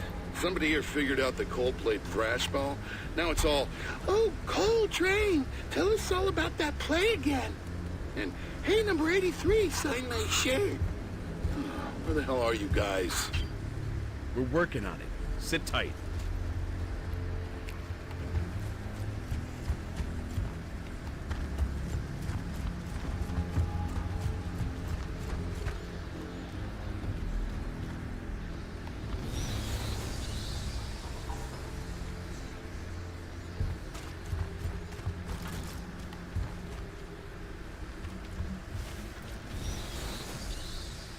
We gotta stay in a light, right? If we don't stay in the light, then we screwed. Stay there. We're coming over.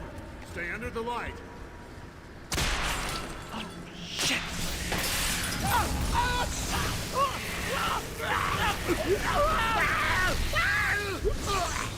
Benji! Benji! Yeah. What's up, They Benji? How are. you doing, man? And they just killed the guys at Checkpoint 1. Benji, tomorrow is the day, bro. Thursday. Coming this way. Benji's getting baptized. Check the lights. Yo, man, you better keep moving. Checkpoint 2 is up ahead.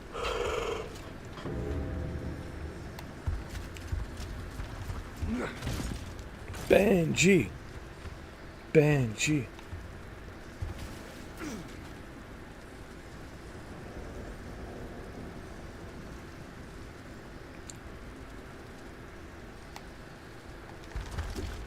I gotta stay in the light.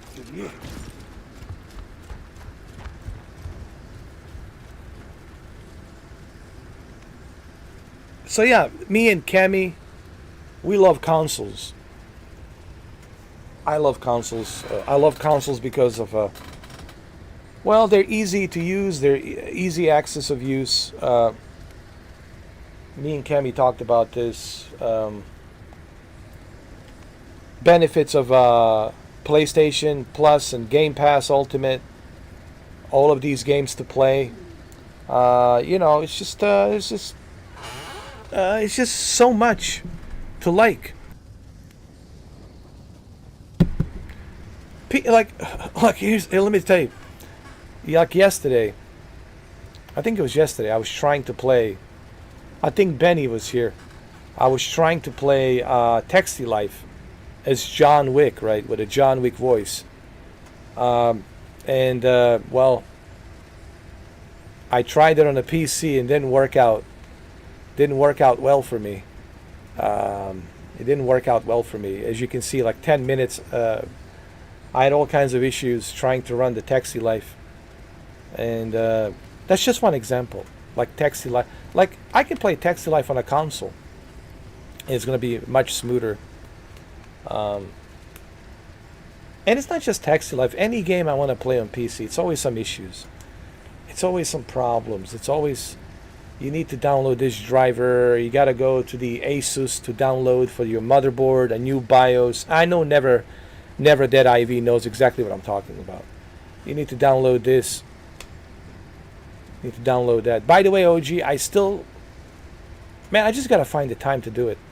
I know I've been talking about it, OG. My Alienware, the 2017, my 2017 Alienware, like you want me to check it out, make a video about it. I promise you I will. I just need to find time to do it. But I will, honestly. I didn't forget about it. So Benny, what's going on, Benny, man? Talk to me, Benny, man. How you feeling? How you feeling, man? How's everything?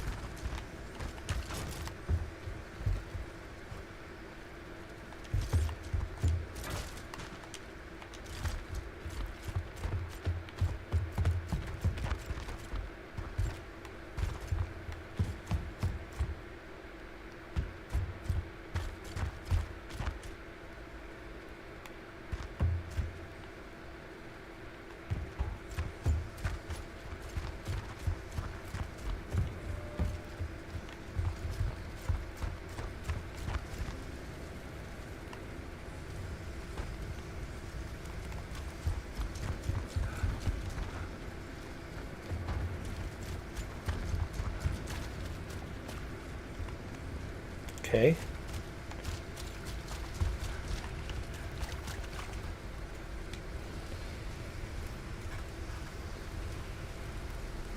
That's good. I bet you're excited, right? For that baptize ceremony.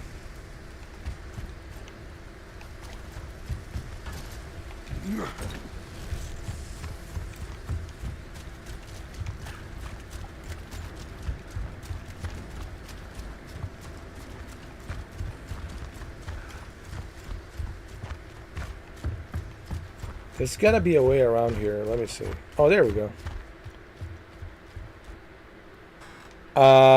No, it's a Mr. 4K upscaler. Mr. 4K upscaler. You'll see me with this is me. With a unicorn. That's me, Mr. 4K upscaler. I'm the guy with a unicorn. Mr. 4K upscaler with a unicorn. John Wick with a unicorn. Yeah.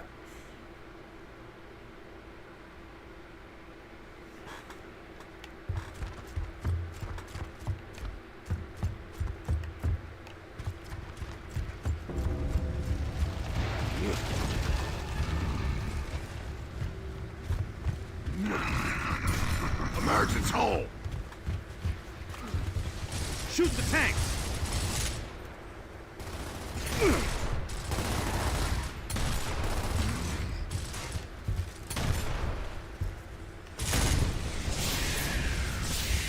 All right, go, go, go.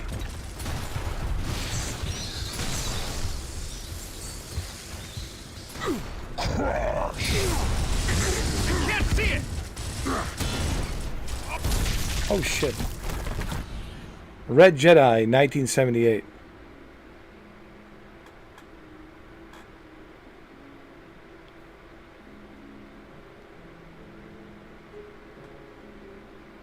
Cool.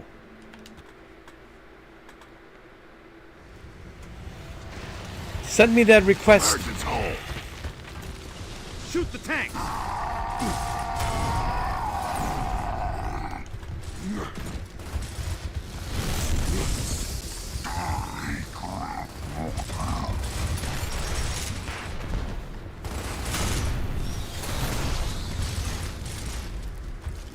Let's go, go, go, go.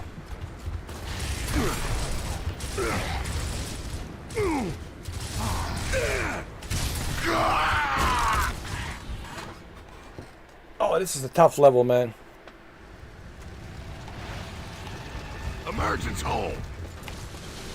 Shoot the tanks. Yeah, Benji, just add me. You know my name, right? Mr. 4K Upscaler. Just add me on there, man. Whenever you're ready, bro. No rush.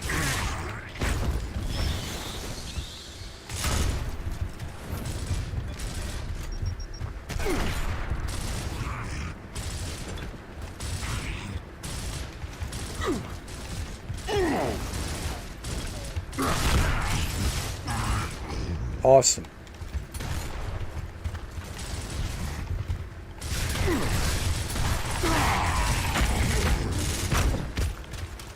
Shoot every propane tank you see from now on. We need a light. People out here aren't gonna like that, Marcus. We'll use that shit. It's either that or they kill us. So we're doing it. Okay. Oh, God. Hold on, let me see.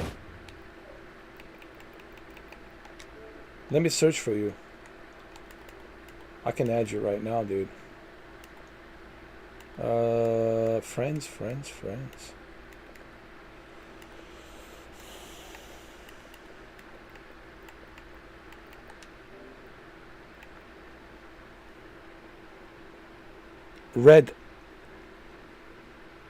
Ready Jedi. Ready Jedi. Here we go. Ready Jedi. Hold on. Wait a minute. Ready Jedi. Ready Jedi. Oh, you sent me a request? Let me see.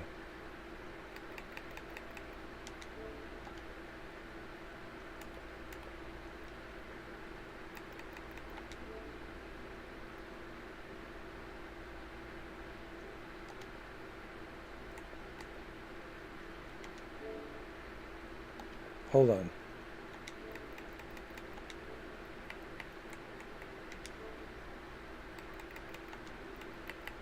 Oh, there we go. I have to appear online. That's why.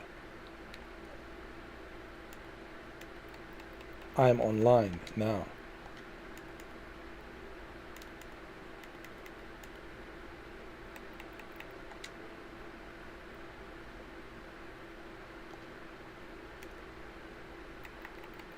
Hold on.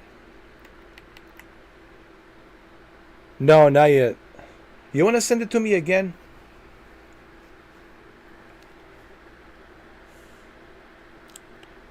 Ready Jedi, let me see.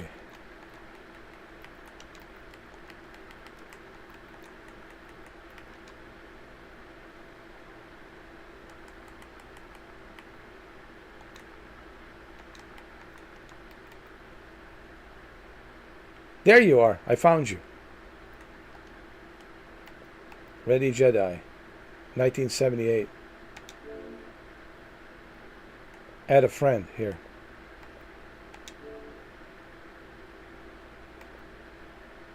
That's it. Got you. Yeah, I got it.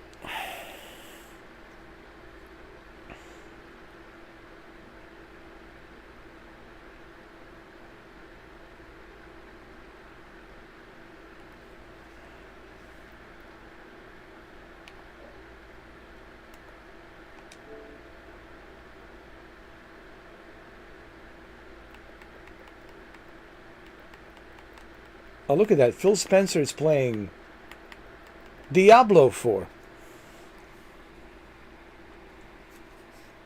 I send you a request, so you should be able to get it. Maybe I can invite you to a party, chat.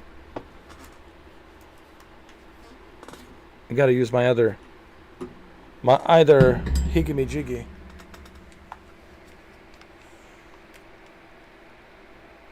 This is my other higgy jiggy right here. Oh, I love this. This is my favorite headset, bro. This is my favorite headset of all headsets of all time. Reminds me of the Xbox Live.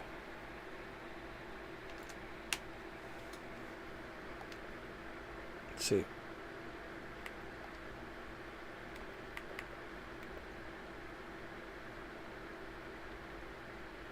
Oh, okay, that's fine.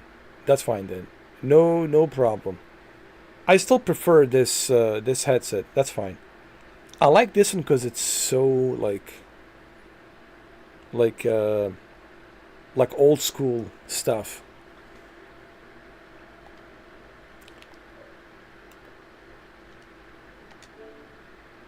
I just want to see that we are friends, that we're on there.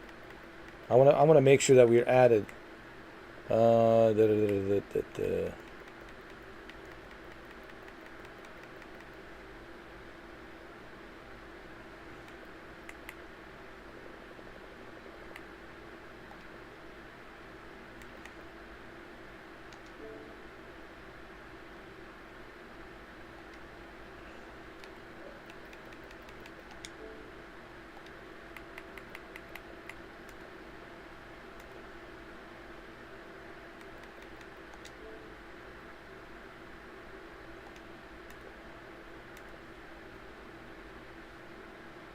Yeah, just double check.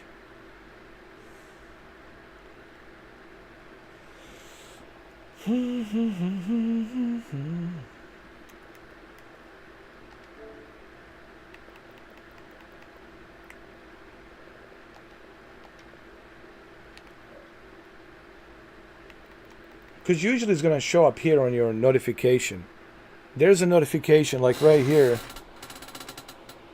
Right here. You see that bell? That notification bell? It looks like a Taco Bell. Yeah, like a Taco Bell. And you're gonna see if you have, if you got my notification. All right, here we go.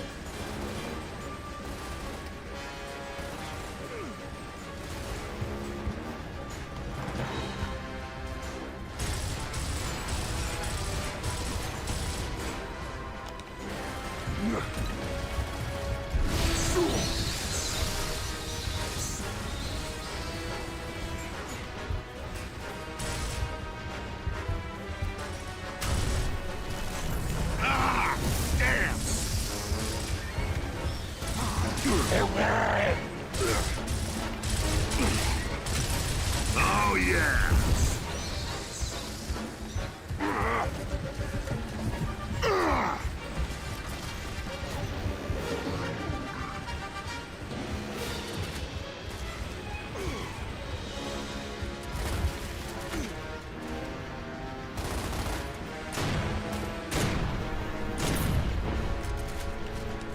Here we go. Go, go, go, go.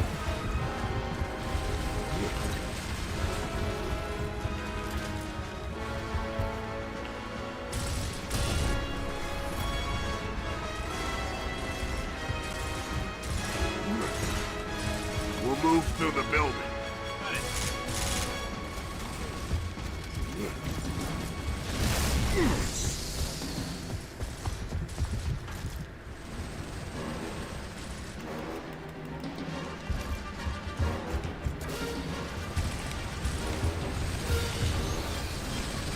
Got him.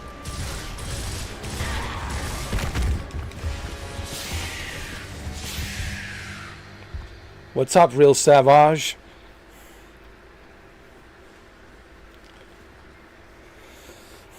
Real Savage?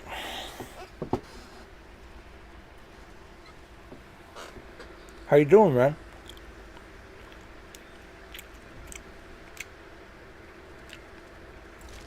Finally we can make it to the vehicle.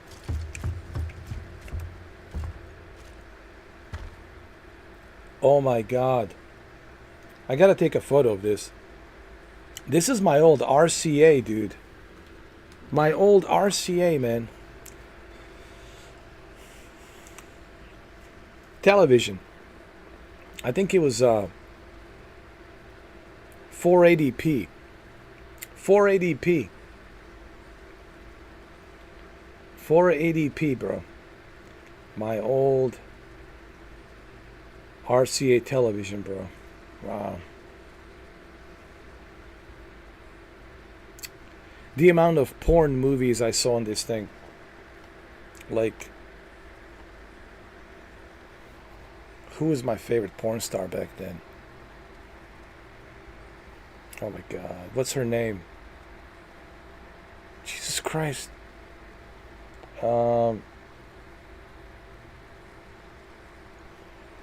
I know how she looks like, but I can't remember her name. You got Magnavox? Man, what was her name? It's not Jenna Jameson. She's cool, but whatever. I really wasn't into Jenna Jameson that much, to be honest. Janine, she was cool. I like her. Jenna was... Nah.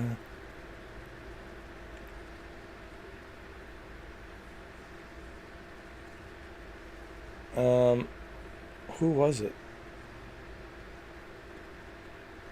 I just heard like that she's like some kind of diva or something, like, you know, whatever. Like I heard like that she's like one of those chicks that she thinks that her shit doesn't stink in the toilet or something. I don't know. When she takes a shit, she thinks smells like a flowers or something like that. I don't know. Like stuck up. It's what I have heard about her. She's stuck up. No, not Nikki Tyler. God. Dude, this is... We're talking like...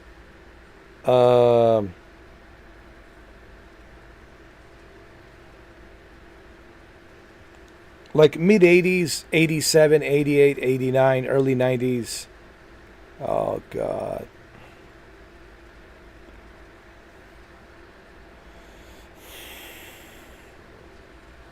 Nah, not Jennifer McCarthy. No. God, this is driving me crazy.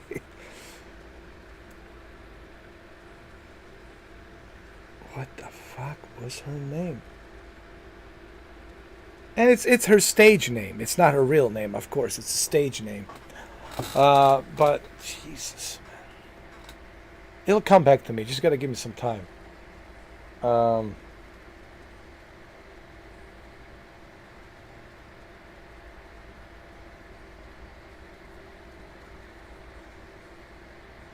Let me change my shades. Maybe this will help my memory. I need to put on my aviators. Maybe that will help me. Hold on.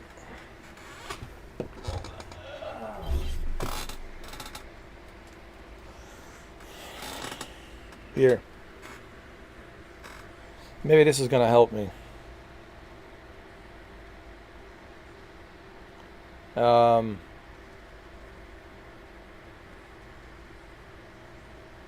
Oh yeah.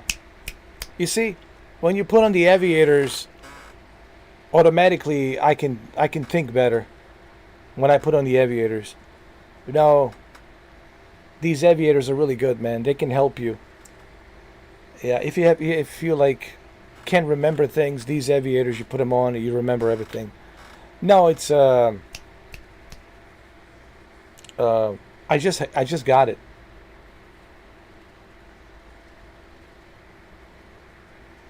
Christy Canyon. Christy Canyon. That's who it was. Christy Canyon. I used to watch, man, this much stack of Christy Canyon, like porn VHS cassettes. Christy Canyon. I have them all. Best of Christy Canyon, Volume 1, Volume 2, Volume 3. Oh yeah. Christy Canyon. You know what I'm talking about, Kemi.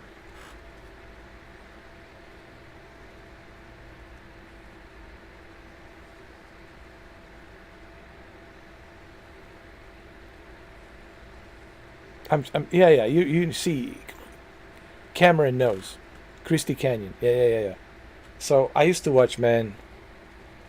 The amount of Christy Canyon I watched on this RCA from Radio Shack, bro. It was from Radio Shack. I remember it like yesterday. It was from Radio Shack. And I used to watch it was this big, giant RCA remote, and I used to watch it on there. Actually, it came with a VCR. It was one of those Radio Shack RCA televisions. It was like a 42-inch. It came in with like it was heavy, dude. It came in with a VCR built in. So it had VCR built in, which was great for me. I was like, oh, he already has a VCR built in. So I just put the VHS cassette tape in there and start watching. You just need one remote to control everything. It was great. It was convenient. It was very convenient, and I loved it. I saw my very first UFC fight on there. It was Tito Ortiz versus Chuck Liddell. I remember seeing Joe Rogan when he had a hair back then. When Joe Rogan had hair back then. I remember watching that. Oh, Asia Carrera. Oh. Woo! Now you're talking. Kemi, brother, cheers. Cheers, brother. Now you're talking, man. Now you're talking my language. Now you're talking my language. Asia Carrera. Woo. Woo. Oh, Lord. Oh, Lord. Lord have mercy. How old is she, man? How old is Asia right now, man? She's got to be up in her age, bro. Jeez. Oh, yeah, dude. Any of them, dude. You know. You wouldn't kick him off the bed. You would bang all of them. Come on, man. But Asia Carrera, imagine having, even right now, dude, if Asia Carrera and Christy Canyon were in my bed, I would be in heaven. I would be heaven, bro. Be pure heaven, bro. Pure heaven. Pure heaven in bed. She was born 73. So she's in her 50s, right?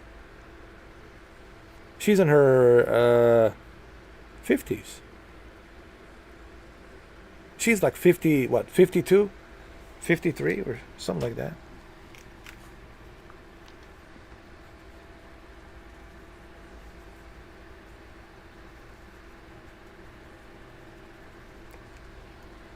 Oh yeah, dude. For sure.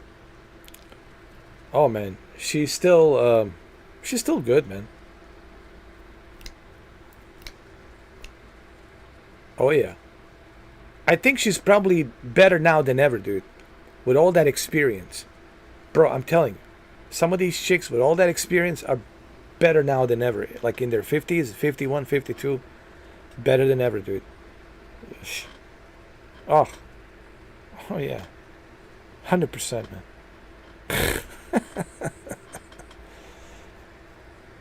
Maybe you should tell them how you know so much about these porn stars, Kemi. Maybe you should tell them a story where you used to work, so that way they understand, like, how does Kemi know? Because it was his job to know. Because he used to work at a porn video store, right? A XXX video store. I think you told me this. I think that's how you know so much.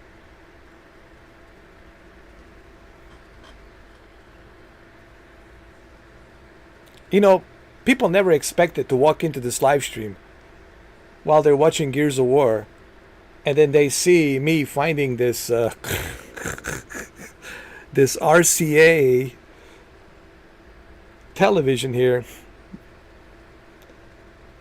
and then us talking about how wonderful it was back then to watch all these porn movies on this RCA television. But see, this is what you get when you come to Mr. 4K Upscaler YouTube channel. You're not gonna find this anywhere else, man. I'm telling you right now. You ain't gonna find it nowhere else. You're only gonna find this kind of content. You're only gonna find this kind of content here. You ain't gonna find it nowhere else, man. I mean, you go keep trying. I'm telling you right now, this is the place you find it, right here.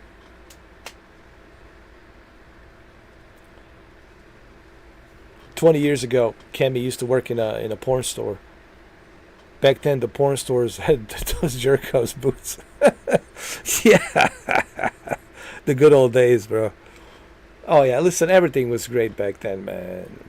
Man, look, I know every generation has their own thing, and I'm not trying to, like, shit on this generation, but I can tell you that our generation definitely had more fun. We had more fun, man. We had it made, bro, than this current generation, man. We had it made. We were not miserable. We were having a good time, man. We were it was, every day was a glorious day, bro. Okay, Kemi. Every day was a glorious day, dude. It was so good you didn't want to go to sleep. You only went to sleep because you were tired. But dude, it was so good you couldn't wait to wake up the next day. It was so great, man. So that's why, I'm saying I don't want to, shit on this current generation, but I haven't seen anything that this current generation can show me what they're all about. Are they really having a good time? Because I don't believe it. I don't think this current generation is having a good time. You can have a good time with your phone, or with your web camera, or you talking to somebody on a microphone. Back in the days, bro, we had to, dude, we were all hanging out outside. And sometimes, if you wanted to find out where I was, you would have to go and ask around. Hey, have you seen Ed? Where is Ed? Da da da da da. You would have to go and ask around. And if you wanted to call somebody, you have to go find a phone. And you have to remember the phone number. You have to write it down somewhere. Sometimes people write it down right here on the palm of their hands. And maybe you'll find a phone booth, put some quarters in and type it in. Just go like this. Listen, everything was more like in person. And I think, honestly, the reason people are miserable today, because it's not in person. Everything back then was in person, right? You get to see people in person. You get to feel how someone feels. You get to read the body language, like you're there talking, hanging out with people in person. You can feel the vibe, the energy, the whole thing, man. And you can't recreate that with the social media, man. You can't recreate that with social media. It just doesn't work, And I think that is the reason why. Take your time. No rush. I'll sit down. Just chill. Thank you, Dom. Appreciate that. It's just, that's one of the reasons I think why this generation it's not having a good time. Because they're always dependent on technology, social media, how many clicks I have, how many views I have, how do I look, am I looking good, how many followers do I have, millions of followers of people you don't know and people you will never meet. It's disconnected. Yeah, I know it's kind of connected, but it's really disconnected. Because on a personal level, it's disconnected. And that's what's missing. This generation is disconnected on a personal level. They're only connected through technology. And now with this rise of artificial intelligence, oh, Jesus H. Christ. Lord Jesus Christ, Savior, help us. Help us. Help us all. Because once you got that AI start, getting bigger and bigger and bigger, oh my God. So, I miss the good old days. I know I'm an old geezer, man. I know I'm old. I'm not going to sit here and pretend that I'm a young buck, because I'm not young buck. I'm an old buck with a lot of mileage, man. So, but I can tell you, we had more fun. I can tell you, man, we had more fun than what this generation it's experiencing, man. We had more fun, man. And I think that's one of the reasons why people are not happy, why they're so miserable, because of the social disconnect. You know, even Jordan Peterson talked about it. Even Dr. Phil talked about it, you know, because it wasn't supposed to be like this. We're supposed to be sitting around a bonfire, right? Middle of the night, sitting around a bonfire and having a conversation. That's how it's supposed to be. We're supposed to be next to each other, reading each other, feeling each other's energy, feeling each other's vibes, you know. But you can't replicate that through texting. You can't replicate that through this. You know, it's just right, Steve. That's what's missing, man. That is exactly what's missing today, and it's one of the main reasons why people are so miserable, man. In my humble, honest opinion, man. Humble, honest opinion. But anyway, let's get. Oh. Cole, you there? Everything okay? Shit, yeah, baby, we got to hook up. They giving us a big-ass dinner. We are going to get dysentery from this shit. Bear's having a hard time adjusting, you know. Tell Baird to shut up and eat. We'll be back soon. Copy that. Guys, I'll be right back. I just gotta go take a leak. I've been drinking like crazy over here. Been drinking Pellegrino. I'll be right back. I promise.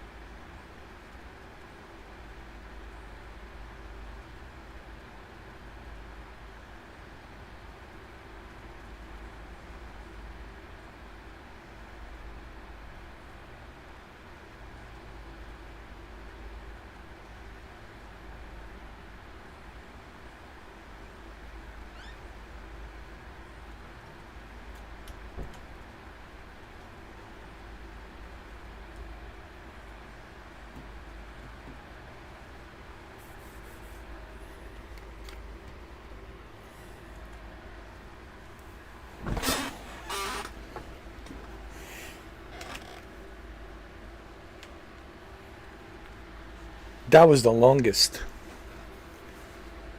leak of all time.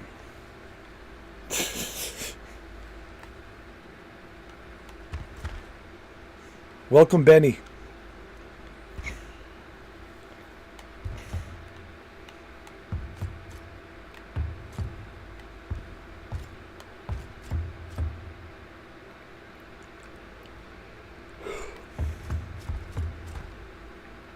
Benny, how do you like my new TV?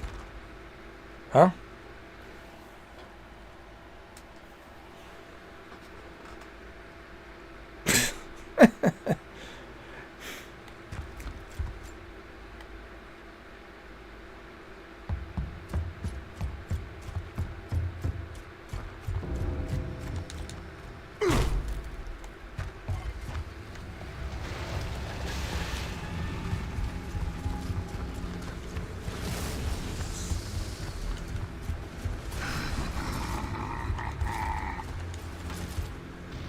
Man, this first gear is so good, man.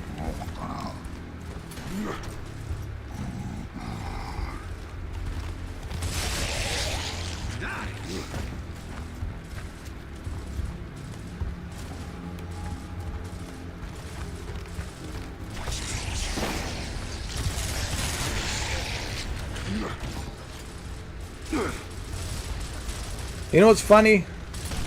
I just recently finished Gears 2 Savage, and that was action-packed from the beginning, dude. Gears 2 was action-packed, especially when you're inside that worm, that big, giant, monstrous worm, and he has like 3 hearts, and you got to cut the arteries on the heart, on all 3 different hearts. Oh man, that was something else, man. Then you go underground and, oh dude, then you start flying these things, what you call them, these cog flying, you know, what you call it, these little flying monsters, whatever. That was a lot of fun too.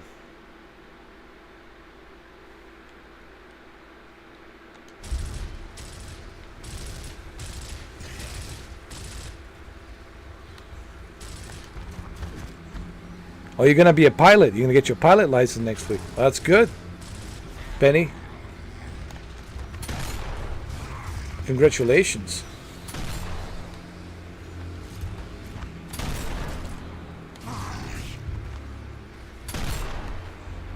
Oh, yeah.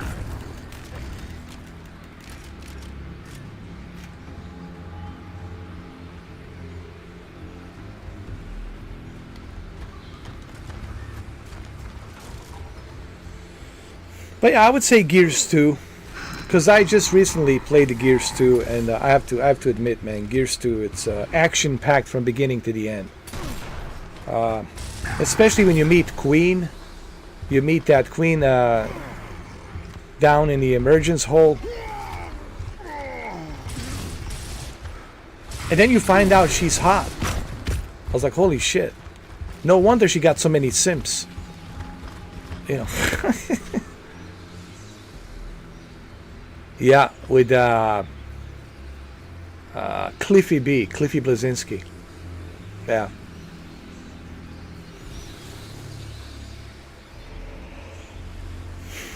Ice-T. Body count. Body count. Body count. Body count. Body count. That's the only song I remember from Ice-T. And the only movie I remember from Ice-T is the New Jack City, which was one of his best. And I know later on he started doing Law and Order. He was good in Law and Order.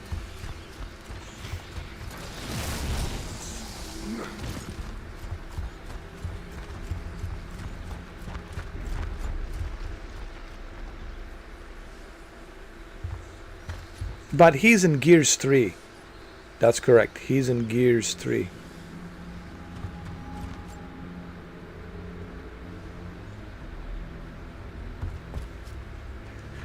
Let's give credit where credit is due.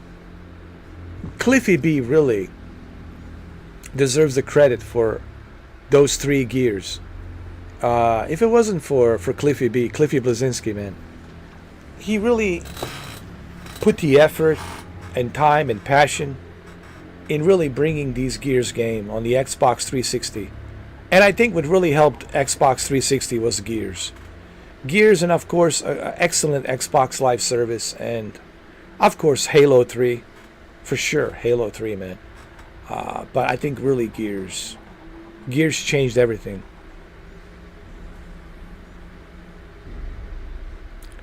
Oh yeah. I wish that I dude, is it just me? But don't you guys think that the older consoles looked better than this new crap? It cannot be just me. I cannot be the only one. I cannot be the only one who thinks like that. It cannot be just me. Please don't tell me it's just me. It cannot be just me. Those old consoles, man. I like the faceplate. You can change the faceplate. Oh, man. Even the original Xbox, man, was pretty badass, man. PlayStation 2, badass. PlayStation 3, I have it, fat, still badass. But you know, nowadays everything just kind of simple. Yeah. Simple design. Yeah. Oh yeah, Halo 360 was sick. How about Modern Warfare 2? Marcus, what's taking so long?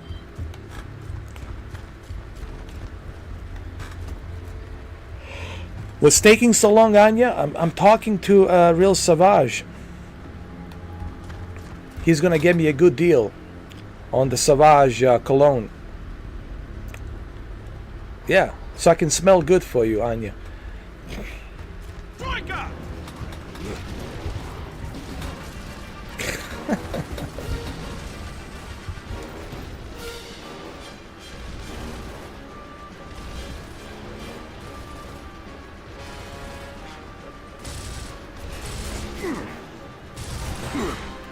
Ah, damn!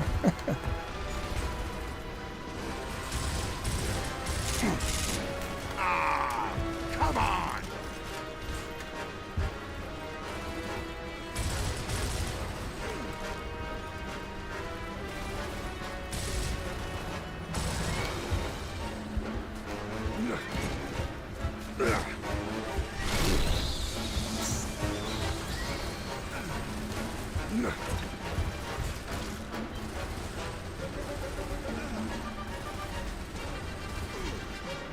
Oh, we gotta go through here, that's right.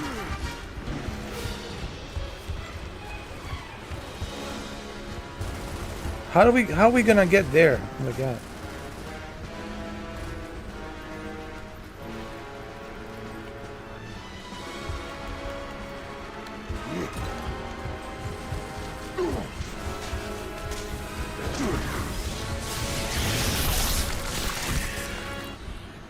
I don't know how am I gonna do this.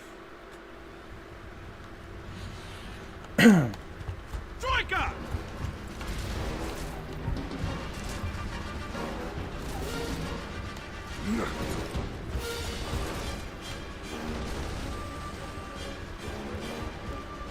I don't see any gas tanks for us to shoot to lit up the place. Oh, we have to push the car. Ah.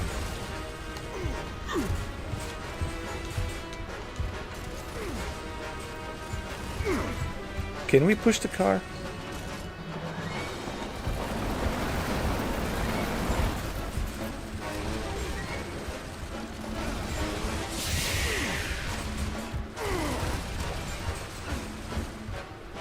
That's awesome, man.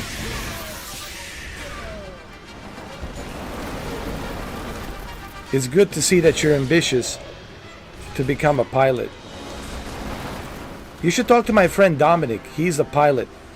He's also going through same thing you're going to be going to become a pilot.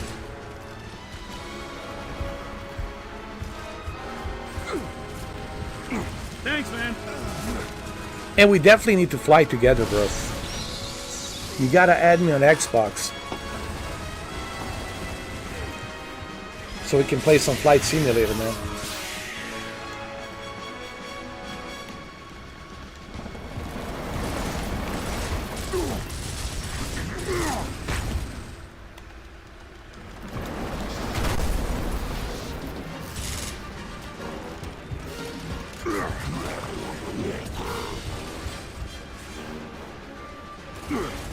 Can't get a target. Hold on, I got a grenade.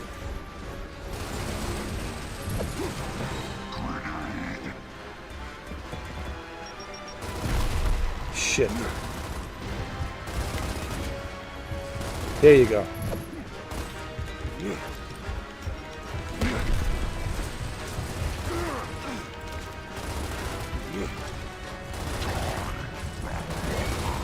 Throwing frag. Oh, come on. Oh yeah.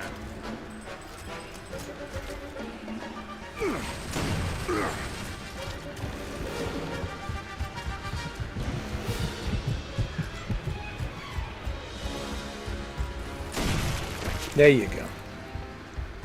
Finally. Where to? Take the alley to the left of your location. It's pitch black. No way we can get through.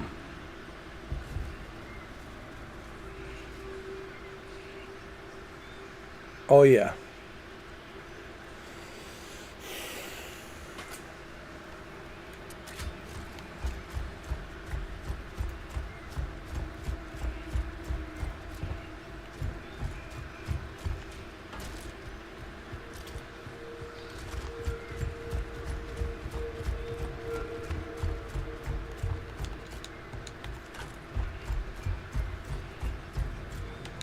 Nice.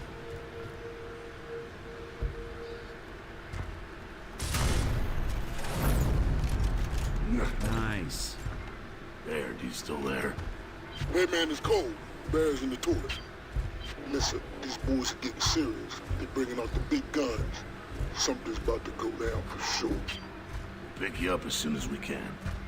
Yeah, I think you better. Go now.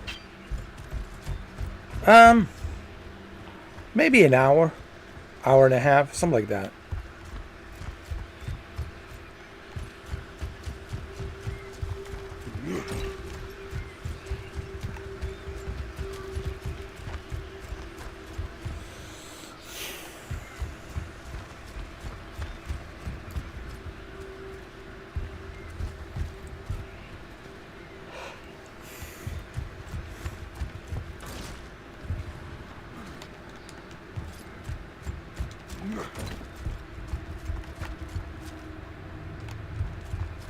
Delta, this is Control.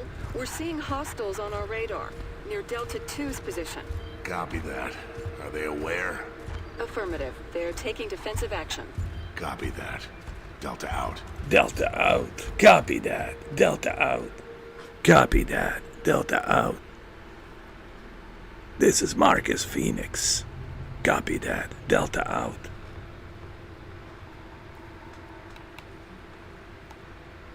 Dom, hurry up here. I need you.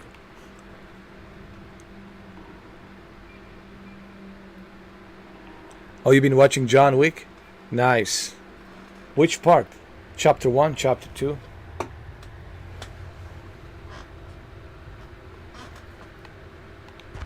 What is your favorite chapter?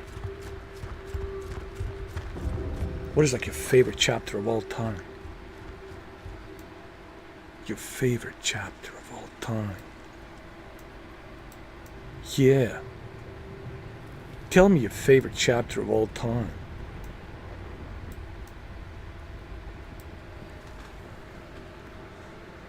Is it chapter 1? Is it chapter 2?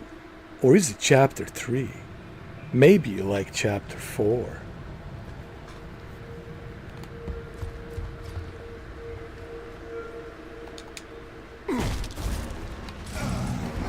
contacts.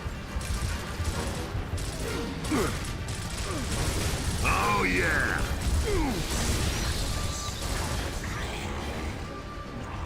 You like all of them. That's what I'm talking about.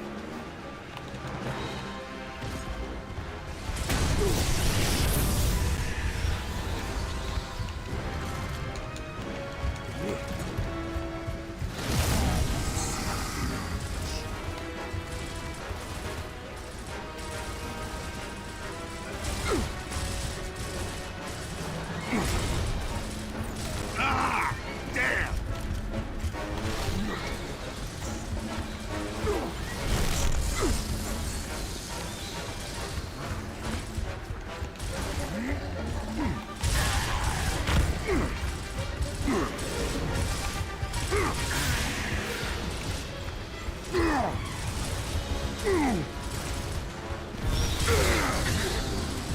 Nice. Oh shit. Darn it. Darn it. Man, I haven't used that word in a while. Darn it.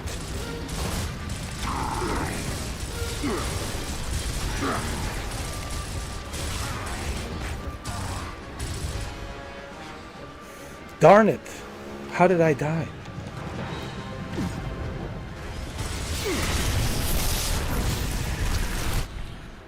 Darn it again. Darn it. Darn it again.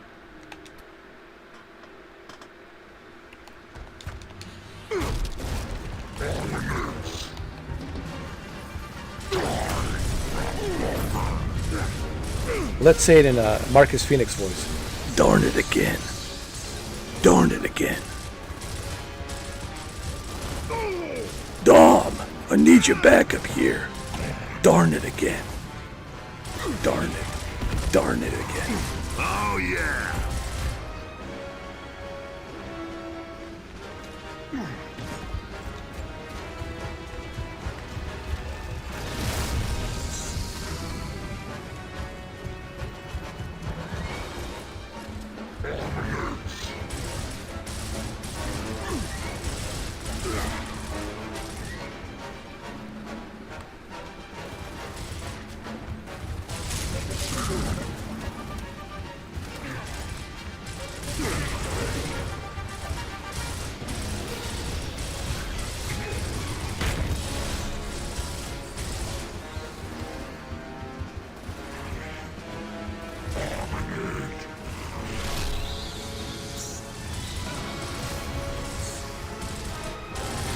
Oh, yeah.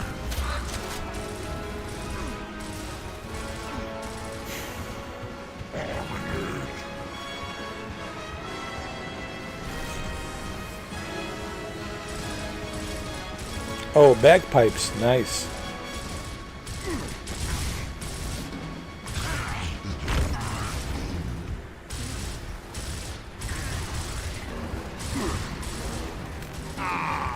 Come on. Oh, shit, shit, shit.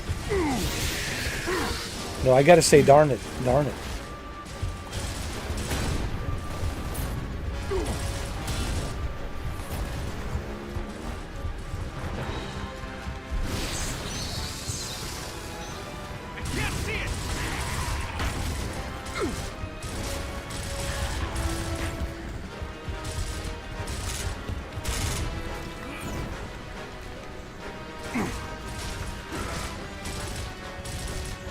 Oh shit.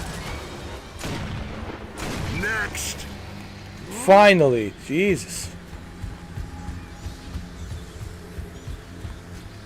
I need some ammo.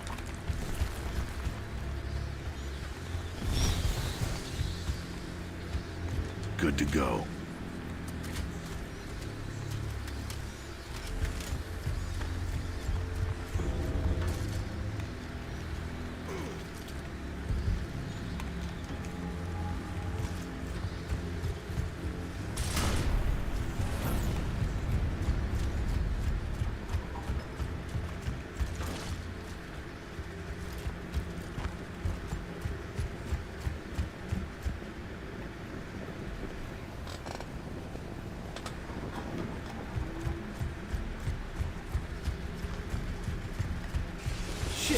what? It's dark everywhere.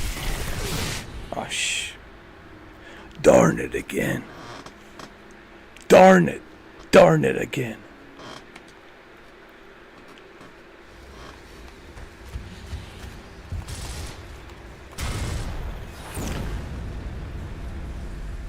You know, you rarely ever hear people use the word, darn it. You rarely ever hear people use the word, darn it, darn it.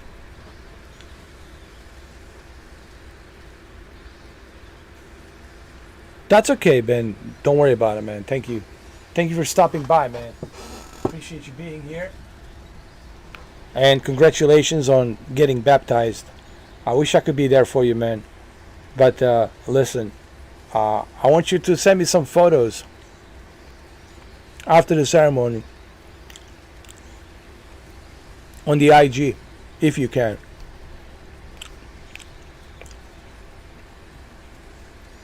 Have a wonderful Thursday, man. Have fun, enjoy it. And congratulations on applying to become a pilot, to get the pilot license, man. I'm really happy for you, brother. I really am. Have a wonderful night.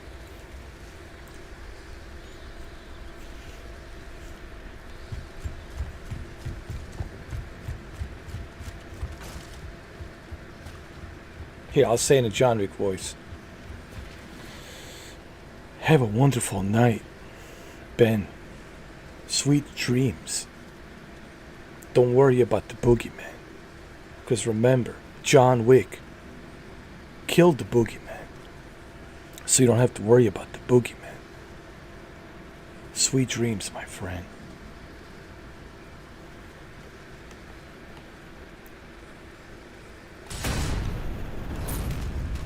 Oh, shit. Shit, now what? It's dark everywhere. Look, stay here. I'll go inside and move that light. Baird, give me an update. We've got locusts. It looks like Krill are on their way. Can you hold position? For now, but you guys are welcome to come back. Anytime, you know? Copy that. Phoenix out.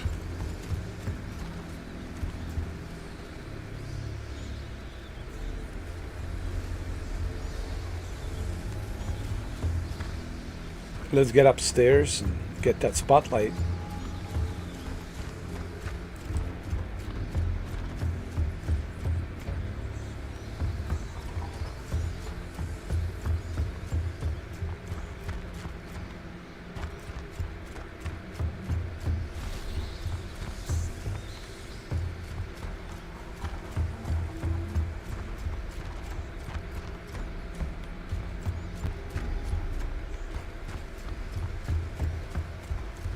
Oh, there it is. Come on. Marshall, get me over to that building. Cover me!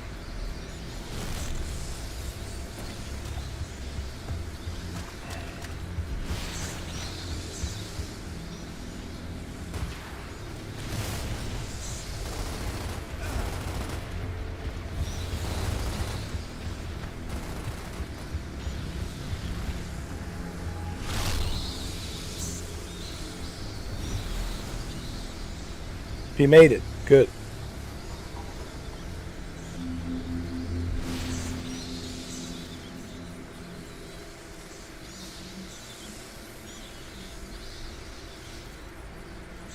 All clear.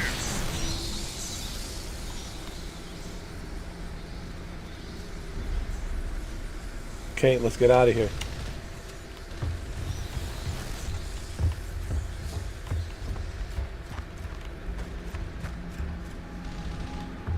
Thank you, Benny. Yeah, that'd be awesome if you could, man. I want to see that.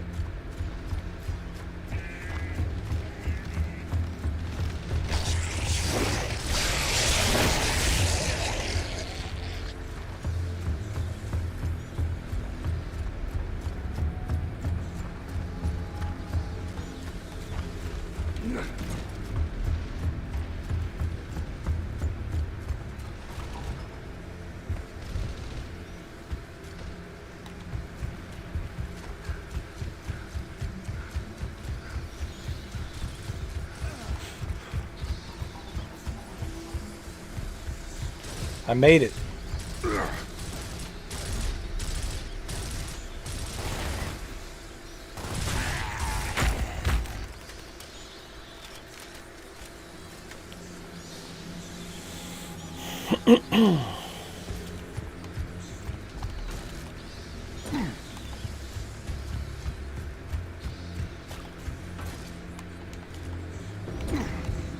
Look, there's a television. Hold on. It's working. Whoa.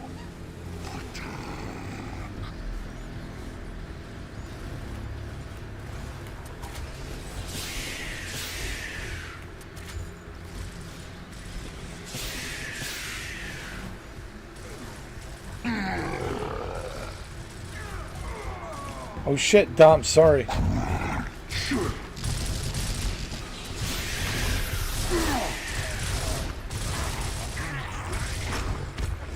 Thanks, man. Got one.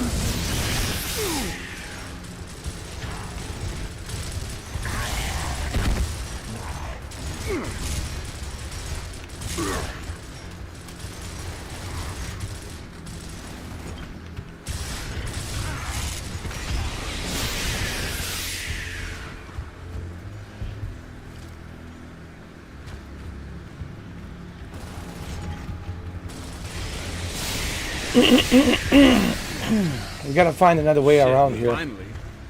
Baird, it's Marcus. Come in. Over. Baird, Radio's out. we need to get back there.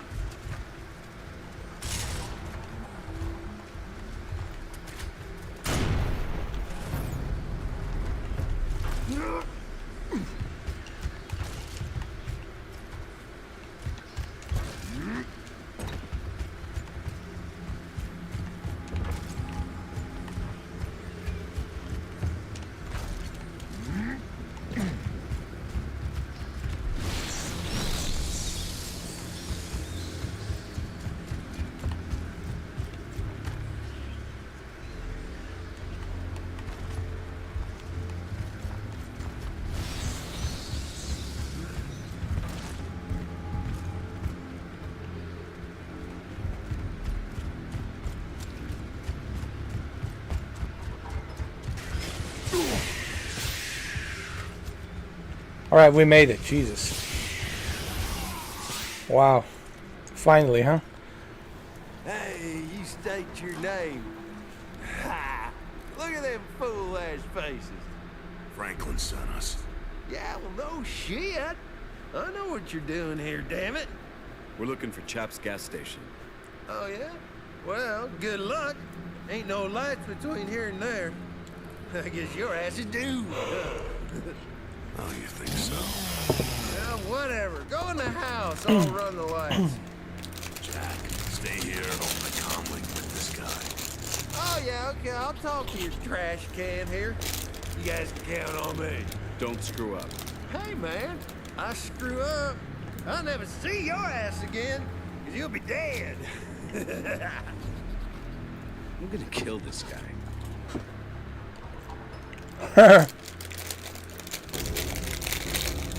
Alright, let's do this. Go to the ruined house.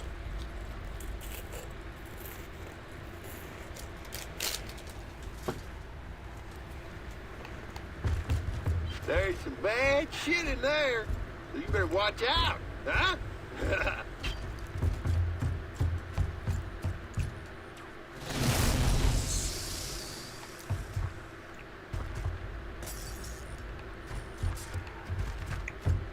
Lights still on? Uh-oh. Ah, I'm just playing with you. Don't play, man. I don't want to die.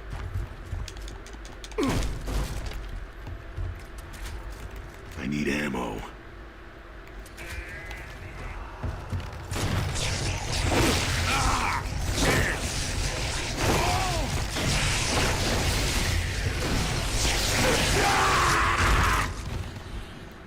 Oh, he's drunk, man.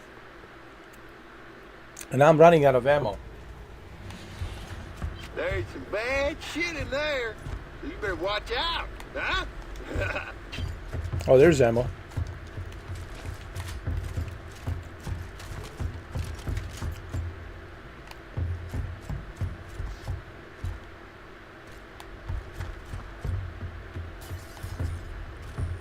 Lights still on? Uh-oh. Ah, I'm just playing with you.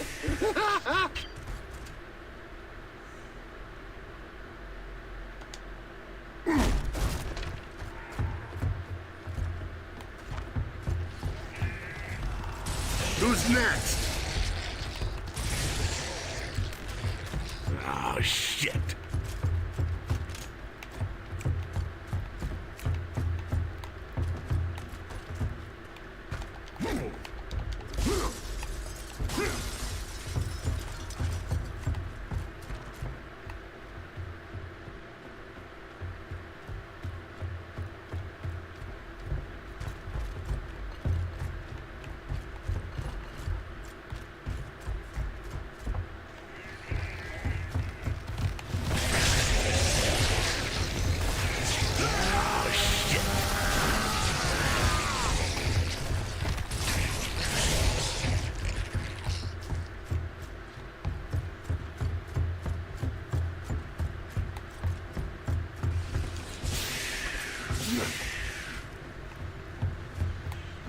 All right, we made it.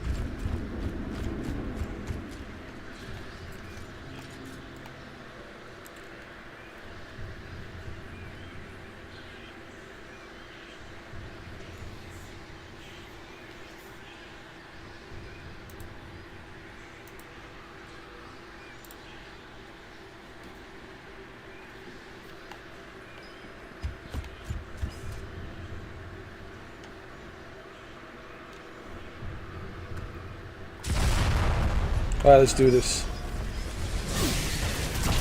Oh, come on.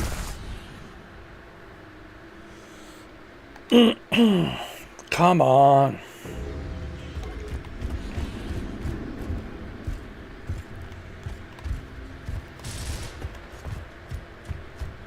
Oh, a dog tag.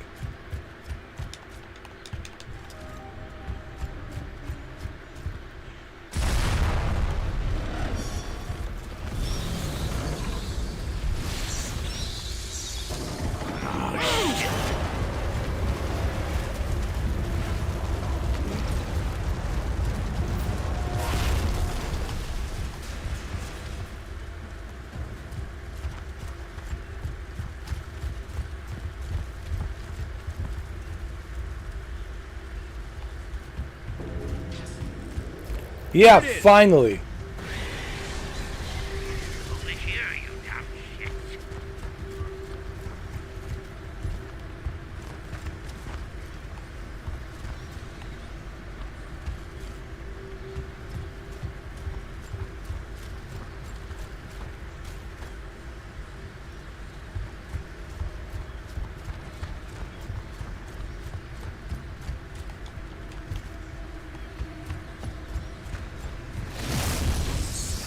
Oh, there he is. Oh, you nincompoops. Look at this place. You burned half the neighborhood down, and we've got locusts and krill flying up our ass. All thanks to you. Thank you. Thank you, Stephen. Where's the junker? I didn't think you guys were gonna make it, so I didn't fill it up. I figure that's your job. Pump's over there.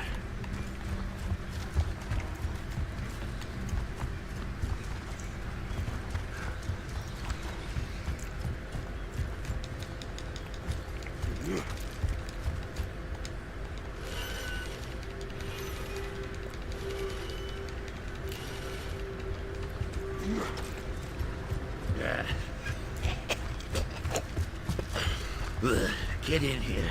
I've got some ammo in the back. You stay away from my register up front. I'm watching you.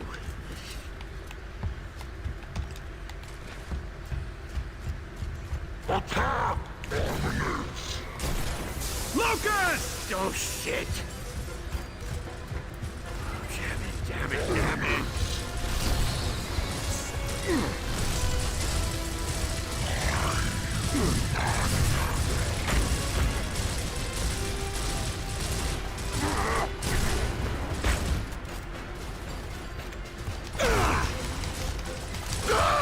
Oh shit.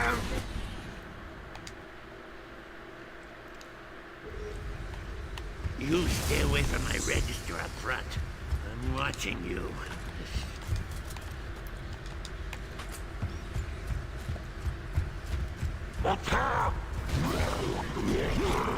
Lucas! Oh, shit! Damn it!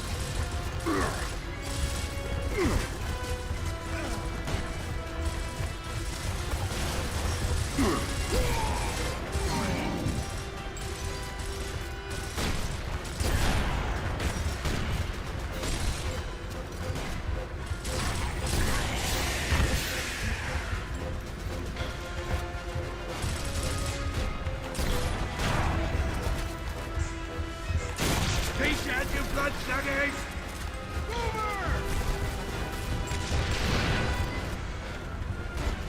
You're not take. Yeah, dumbass. Hide behind the gas pumps. Good idea.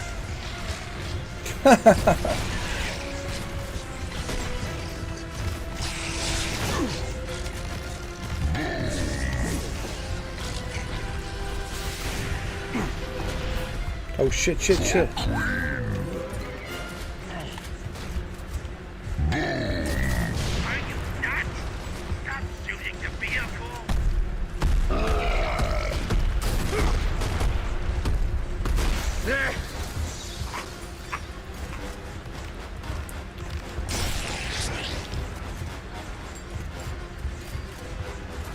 Don't shoot the thing, you asshole!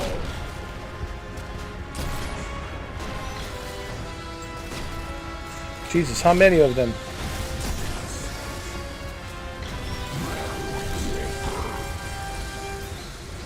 Bring it!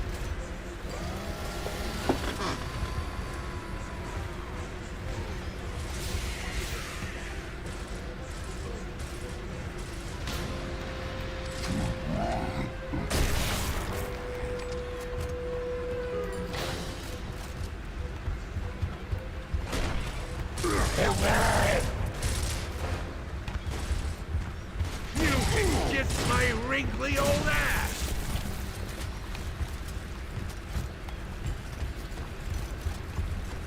Control, we've got the vehicle. We're heading back to pick up the rest of the squad. Hurry, Marcus. Locust and Krill have launched a full-scale attack on their position. Shit! Get in! Dom! Let's go! Good to go. Drones! Up there! Damn it! Get in! Not again! Go! Watch out! Left, you numbskull! Haha.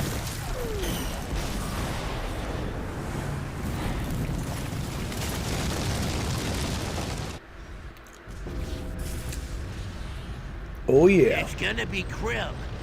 Use the UV turret. This junker can only power the turret or the engine, not both.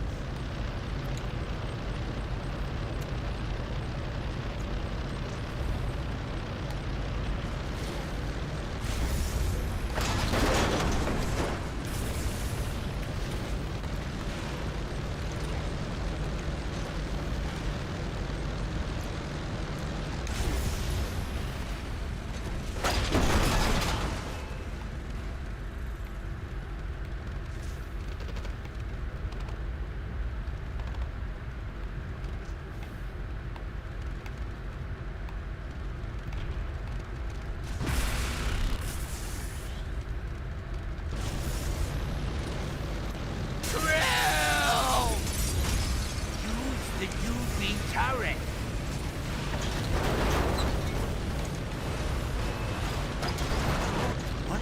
idiots! Look out!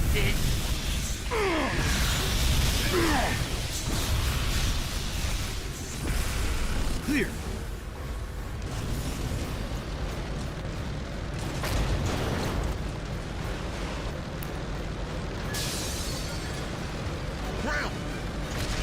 One of you is burn up!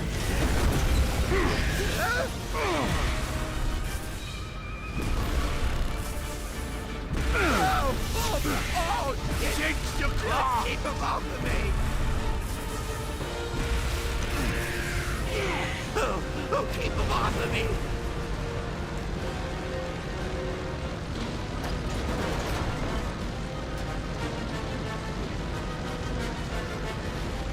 It's just up ahead. Sword! Look out! What if you idiots? Look out! Take this exit.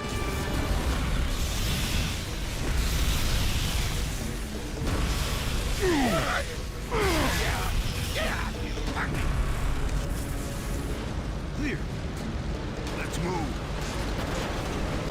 Turn left.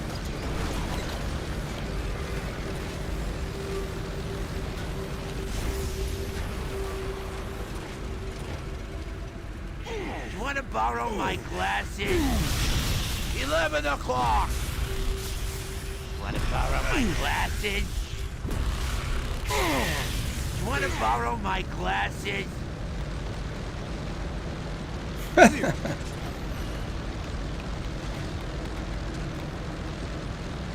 Look out! Clear.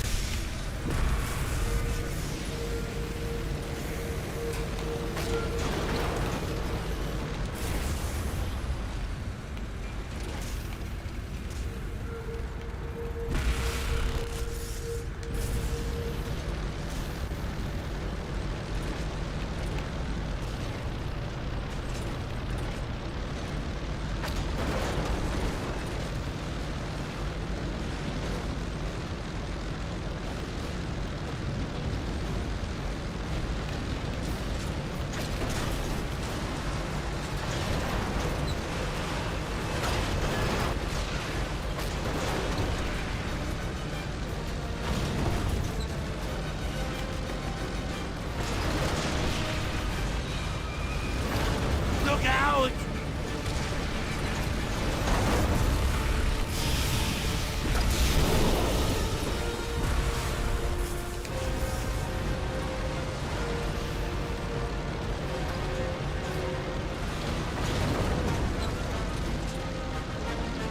Six o'clock!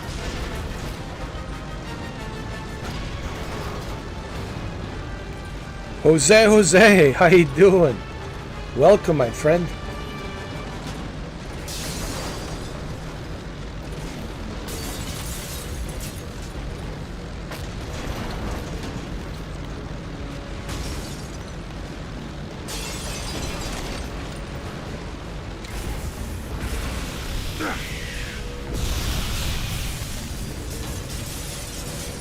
What if you idiot? Look out! Next time I'll stay with an exploding gas station. Oh yeah. There, it's Marcus. We have the junker. Do you copy? Yeah, you on your way or what? We're getting screwed to the wall over here. We're almost there.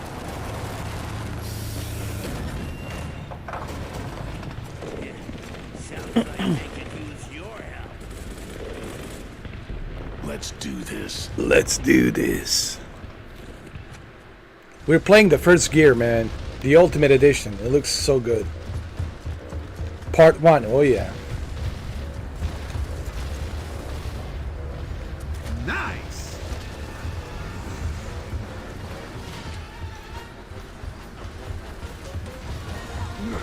I remember this on a multiplayer map. Oh my god.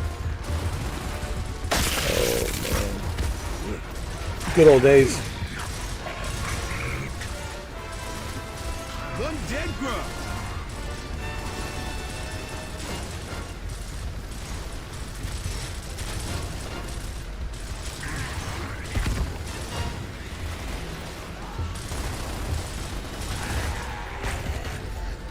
Oh, these guys are good, man. You know what? Let me just use this.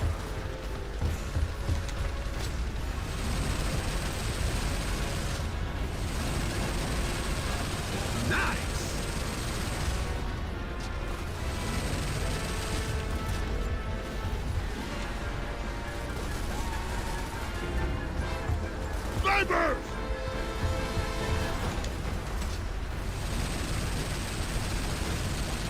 Let's save some ammo. Down there!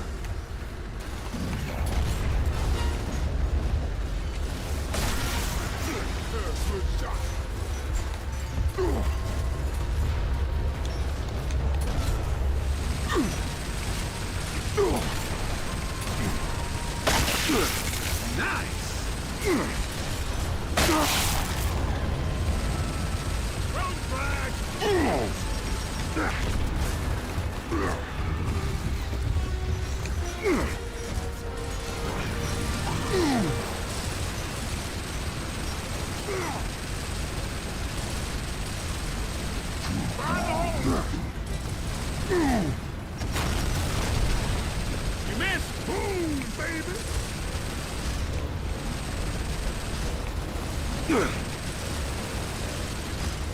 I do remember this map. Nice! In multiplayer.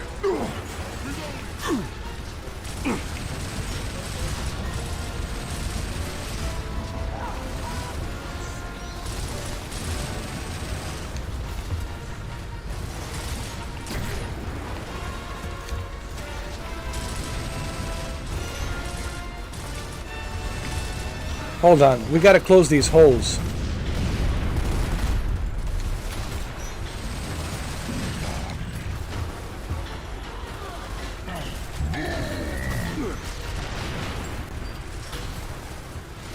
Why don't you boom this? Hold on. Why don't you boom this? That didn't work out. That didn't work out well.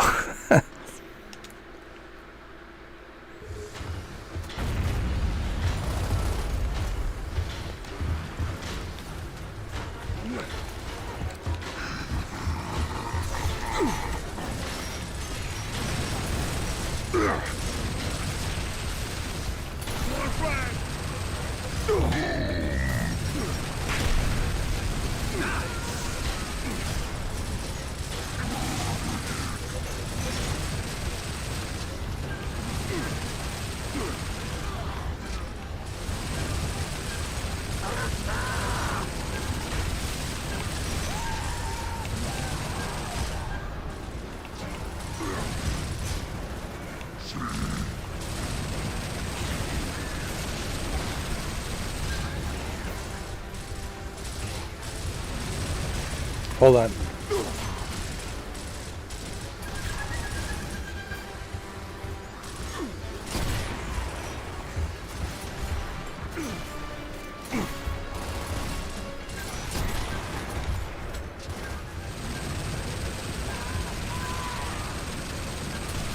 Eat shit and die!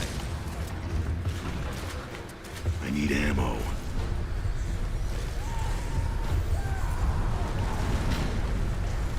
Is that all of them?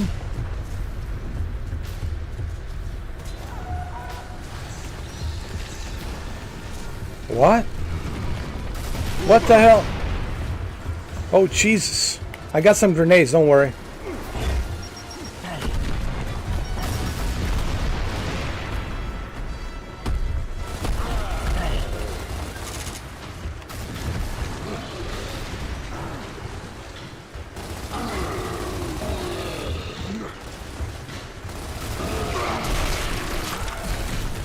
These boomers, man. Gotta love these boomers.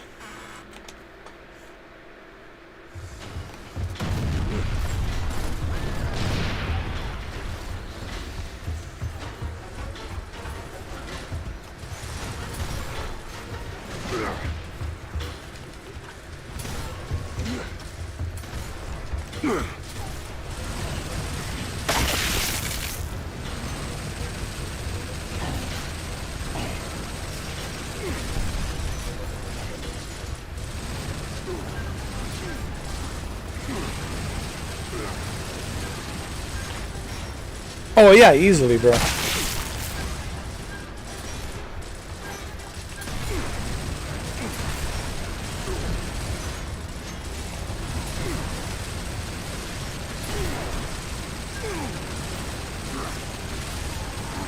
Hopefully Gears 6 is gonna look I know the Gears 6 is gonna look good because of the Unreal Engine 5, but I just hope that it's not Vogue. That's my only fear.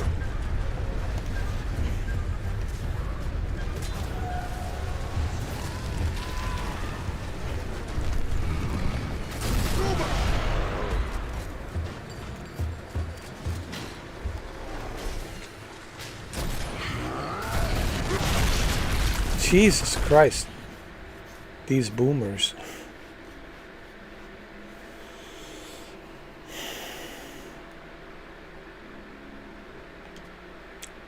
You know, people gotta remember when this came out back in 2006, man, this was groundbreaking, dude. We have never seen anything like this on the consoles. I know this might be difficult for some people to understand. You know, if you were born in 2005, right? But, man, if you were born in 2005, you were like, what? 19 years old now. But this was a big deal. These types of graphics were like big deal, man. It was cutting edge technology.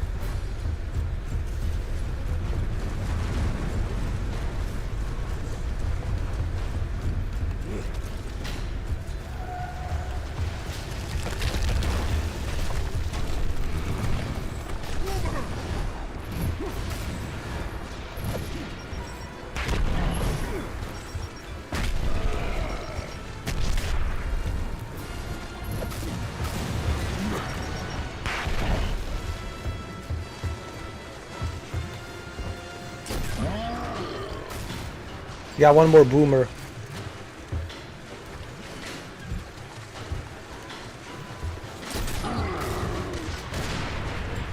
One more boomer. Come on, come on. Oh, that was great. Come on. That was great.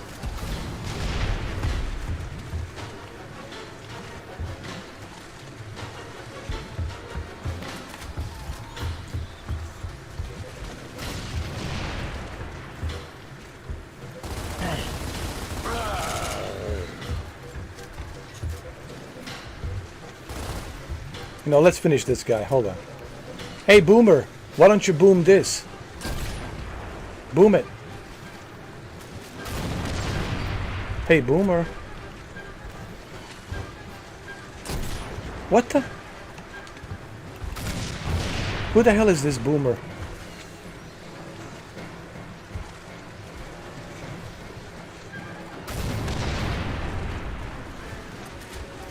You know what? The hell with it.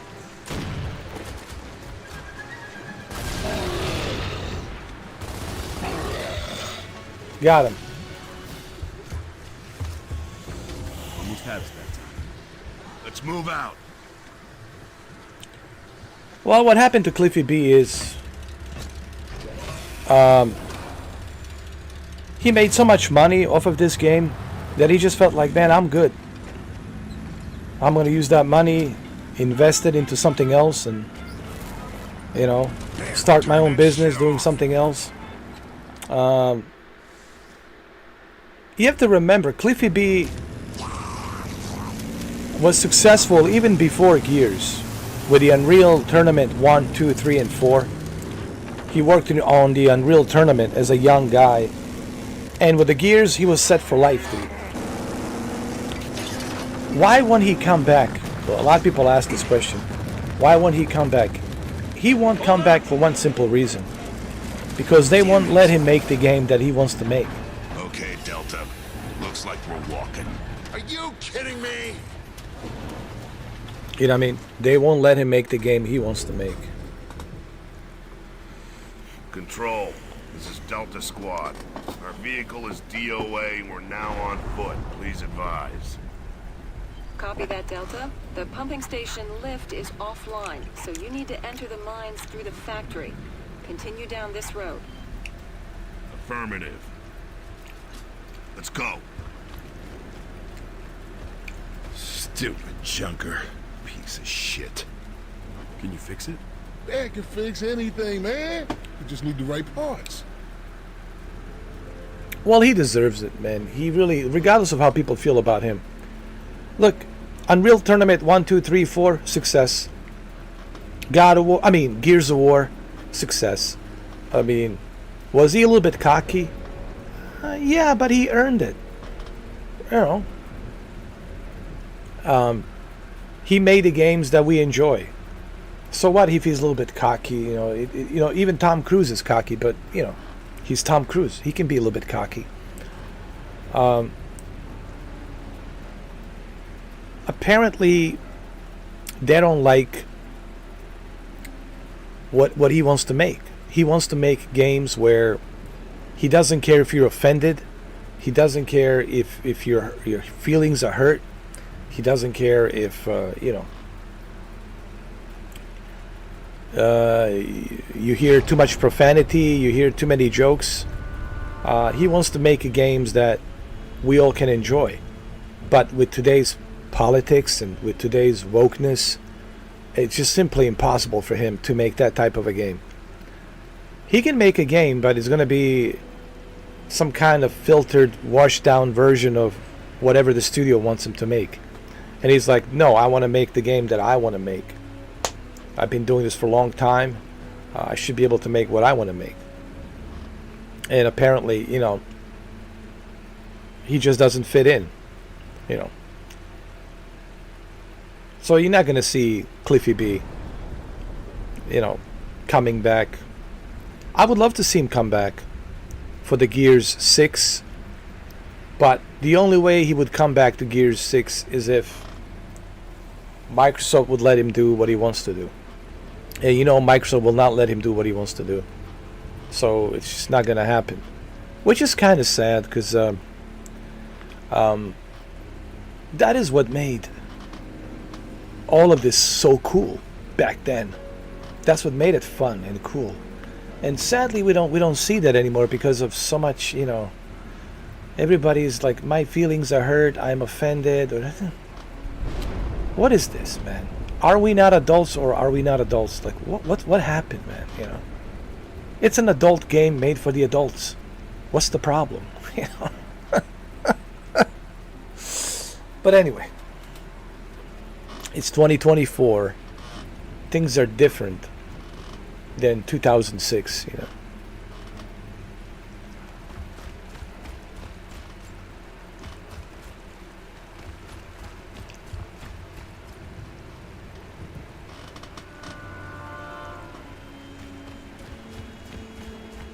And this was on Unreal Engine 4. This is a remastered Unreal Engine 4. But even on the Unreal Engine 3, it still looked great. I will play the original one for you, Jose, one of these days, and you'll see.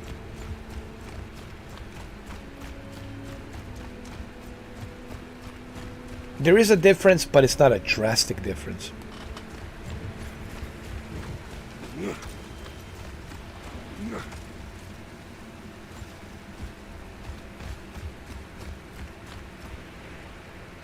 I think OG Majestic told me that they're thinking about remaking all of these Gears 1, 2, 3 on Unreal Engine 5, and I really would love that. How about a Gears 1, 2, 3 remake on Unreal Engine 5, bro? Sign me up. You got my pre-order on that.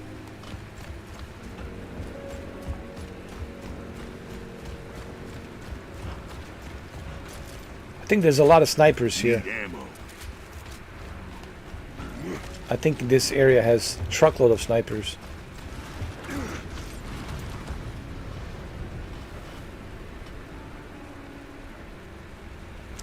Hey, how you doing, Shinobi? How are you, man?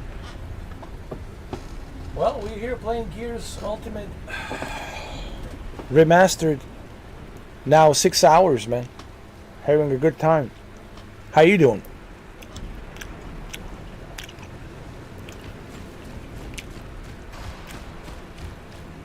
What was that? Control, we got what looks like glowing. I mean, look at wretches this, out man. here. Copy that. We've had reports of lambent wretches before. I mean, Possibly due to direct emulsion exposure. look at it. Look at the distance. The distance. The draw distance. Dude, this looks better than anything else I've seen so far today. Isn't it strange, man, that the video games today, like, are like not as good looking as, like, you look at those games back then.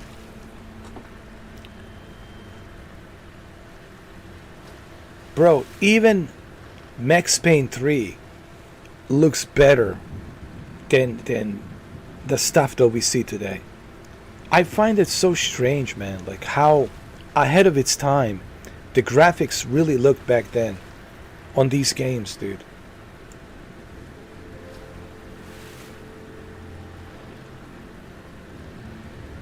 They might call it Marcus Phoenix Collection, where they'll remaster Gears 1, 2, 3. What are you doing?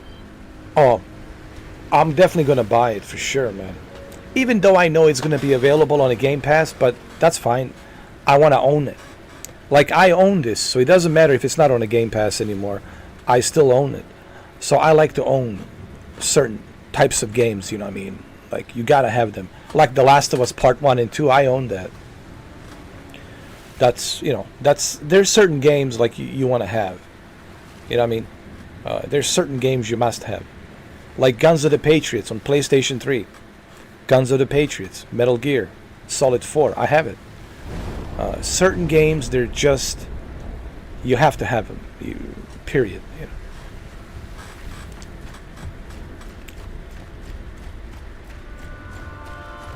know. So am I excited for Gears 6, or are they going to showcase Gears 6? Yes, I'm a little bit excited. Because I don't know, lately, man, I've been getting nostalgic about these old games, and I've been kind of looking through Xbox 360 games. They have a clearance right now on the Game Pass. Like dirt cheap, guys. You have 5 days. Listen, I want to say this, guys. There's a big time clearance on Xbox store, and if you have a Game Pass, which I am sure you guys do, right now, dude, 87% off, 75% off, dude, on some of these Xbox 360 games. Take advantage of it. Dude, they have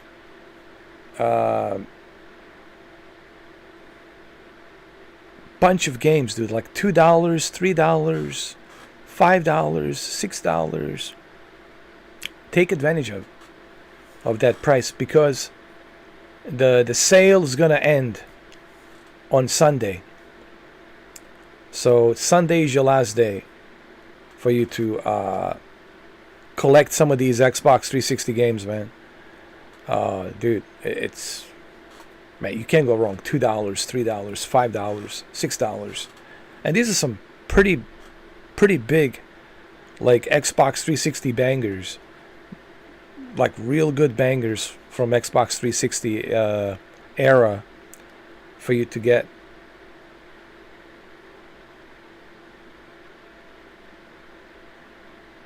I really hope that they showcase for $6 Canadian. There you go, man. You're gonna love it, man. You're gonna enjoy this.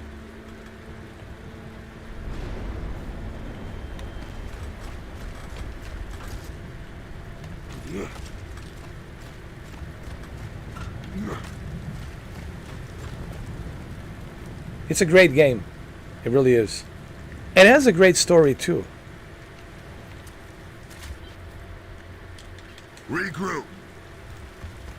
Out of ammo. Oh man, I know you're gonna get all the achievements. Remember, Kemi, the achievements that you get in this game are equal to game rewards. So those game rewards can be turned into a gift card money. So you can use that. So you earn money rewards. Like you can get a gift card, $5 gift card. You can claim it, and you can use the $5 for buying some of these games. So you get the achievements. Those achievements equals the points, and those points, if you get like a 4,750 points, you can use those points to get yourself a $5 gift card. Yeah. Just check your notification on that bell button. This one right here. Like right here on your bell button. You see? You unlocked achievements. You earn some rewards points. Collect. You see this?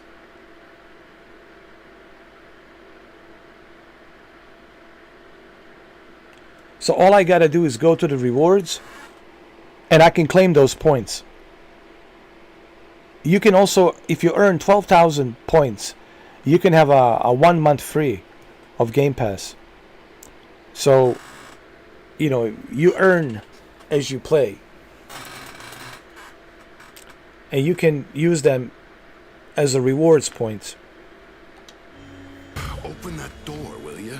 It's locked. Just get Jack to open it. Won't work. These doors are too thick. But I also want to say something else to everybody. Something that me and Cameron talked about quite a lot. The reason I'm able to enjoy these games and play these games is because of these two subscriptions.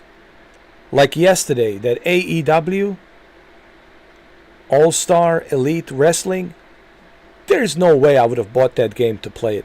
But thanks to the PlayStation Plus, I was able to play it. So the benefit comes in both of these, PlayStation and Game Pass. And there's a great value in PlayStation Plus and the Game Pass. And you get to enjoy best of the both worlds, and you get to save money. So this is the benefit of both of these services. There's no way I would be able to do this. I just want to say this. If I didn't have a PlayStation Plus subscription and Xbox Game Pass subscription, there's no way, dude.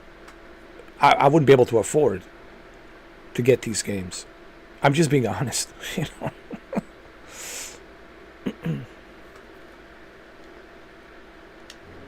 Control, this is Delta. We're at the factory, but the entrance is blocked. Copy that, Delta. I'm sorry, but I don't see any other options on my screen. All right, this'll go faster if we split up. Cole, Baird, you head that way. We'll head right. Radio us when you find an entrance. Oh man, I don't know. That sounds like a bad idea. I'll be sure to take that under advisement, Cole. Now move it.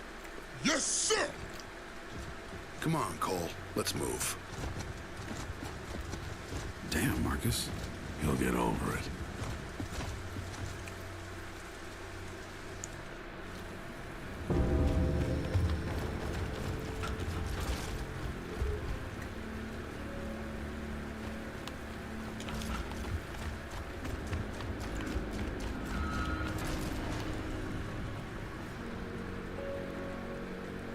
Did you see that? Yeah, I did. Kinda wish I hadn't. Same thing here, man, Shinobi. And it really it gives the consoles a value. This is something that I really wanted to make a video. It gives both of these consoles a value because you are saving money. You get to play these games. You get to try these games. Because normally I wouldn't have the money, to be honest with you, to purchase and play all these games. I mean, there's no way. So maybe we can do a podcast. Maybe we can talk about this, man. And I don't see, you know why we should have a podcast and talk about this? Because I don't see enough YouTubers talk about this. I looked around, I search, and I never see anyone say, hey man, both of these services, they have a great value. And that's what makes these consoles so unique versus the PC. Nothing against the PC, but the PC is just too much of a hassle, too much of a headache. I can't even play Taxi Life. I mean, I tried to play Taxi Life the other night. Couldn't play it because it didn't work. I was getting my frames dropped down, and I don't know why. Is Taxi Life trying to tell me that on a 3070 you can't run Taxi Life? Then I find out I have to download the new Asus motherboard BIOS drivers. And then after I download the BIOS drivers, I need to download Intel for my i7 processor drivers as well. And I also need to download drivers for my NVIDIA GPU. And it's like constant update and tweaking. Consoles are just simple. Listen, guys. This right here, man, it just makes it so easier. Makes it simple and easy. I only use the PC for streaming and maybe doing some thumbnails for my YouTube videos, you know, to make my thumbnails stand out on, you know, on the videos. And that's it. That's about it, man. You know.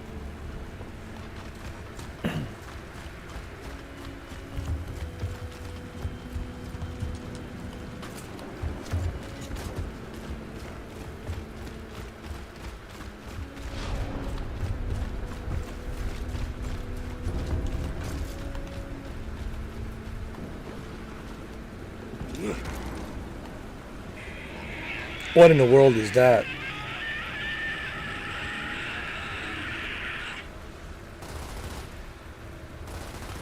Oh yeah. I mean, oh yeah. I know it's expensive because nice.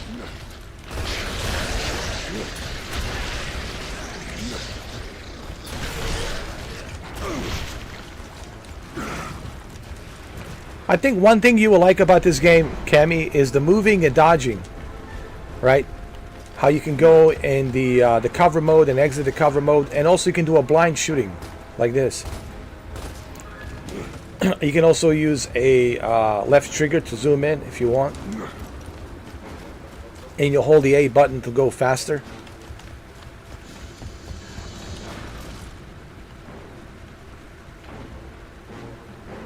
You can switch between your other weapons, your sniper.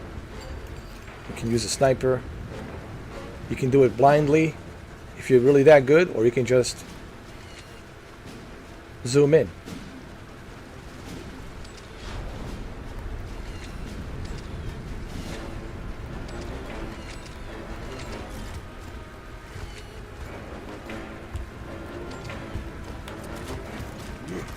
But yeah, Shinobi, same thing here, man. And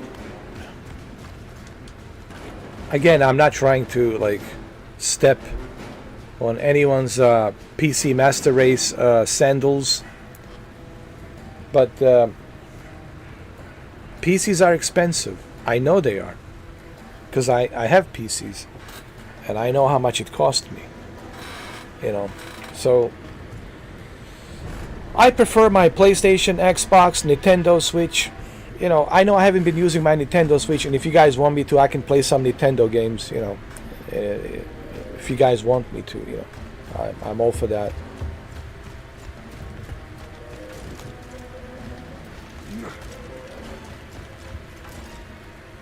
And I know when I say this about the PCs, I know I'm going to make some people upset, but I can't make everyone happy, you know.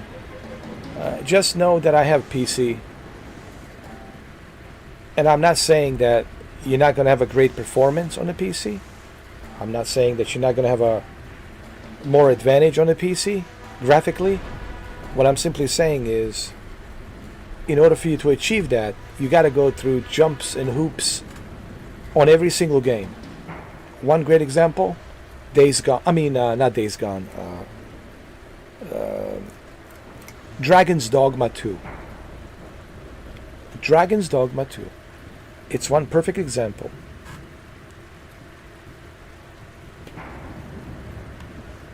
I still can play Dragon's Dogma 2 on my PC.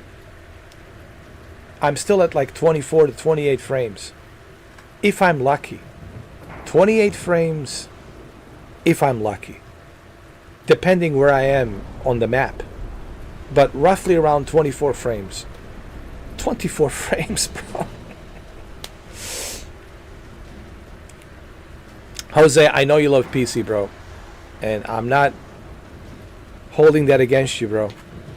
Don't get me wrong. There's certain benefits of a PC. Ultra widescreen. You can play both PlayStation and Xbox games. You can enjoy all the Steam accolades. Modding. You can do different mods and modding. And I know a lot of people like playing on PC. I'm not against PC. And I understand. The PCs are powerful. But I just like convenience. Convenience meaning I don't want to spend the entire day trying to make the game work.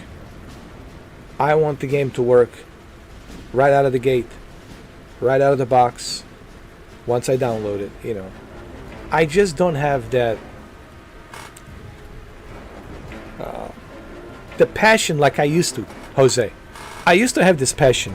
Me and my brother, we used to have this passion where we like constantly would bring the new GPUs from buy it on Circuit City, and we would install it. We would try, ATI graphics cards, see if that worked. Intel Pentium. I'm sorry, did I say Pintel or Intel? Pintel.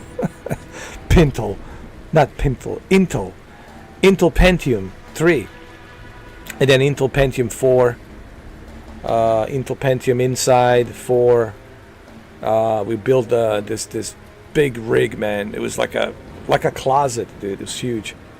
For the Crysis, we tried GT NVIDIA, and that was the only one that worked. It was like a 9800 or 8600 or something. And then we used the ATI for Morrowind, and it didn't work out. We couldn't get the shaders to work on the Morrowind. My brother was upset. He says, "Okay, go return this card. Go to Circuit City. Let's get another card." So I exchanged it for the NVIDIA GT and the shaders on the Morrowind from Bethesda. The shaders, reflection of the lake and the water, worked perfectly. I used to have a passion for that. Even my brother used to have a passion for that. But now we don't, man. We're old geezers, and again, I understand, Jose. I understand the passion that some people have for that, and that's awesome, dude. God bless you guys. I know the passion, and it's fun sometimes, you know, tweaking everything, getting everything to work. I get it. I understand the PC gaming passion. I used to collect PC gaming magazines, PC Gamer magazines. But now I want to be relaxed. I want to be chilled. I just want to jump in and click and play right away. You know. I hope this makes sense. You know. You know. Again, I know. No matter what I say, I already upset some people. I'm pretty sure.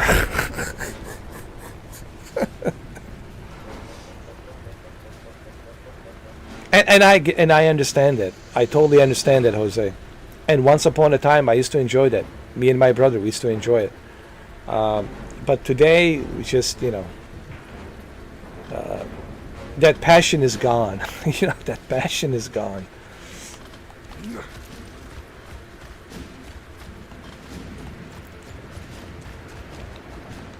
Part of me is afraid to get into it, honestly. Because if I get into it, then I get bitten by that bug. It's like Joe Rogan says, I don't want to go back to play Quake, because I know if I start playing Quake, that's it. It's kind of the same thing. Like, if I get bitten by that bug,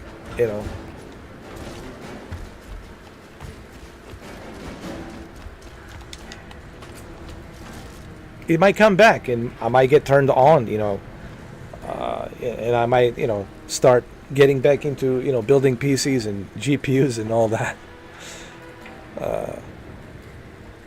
But I just like consoles. They're more relaxing, man.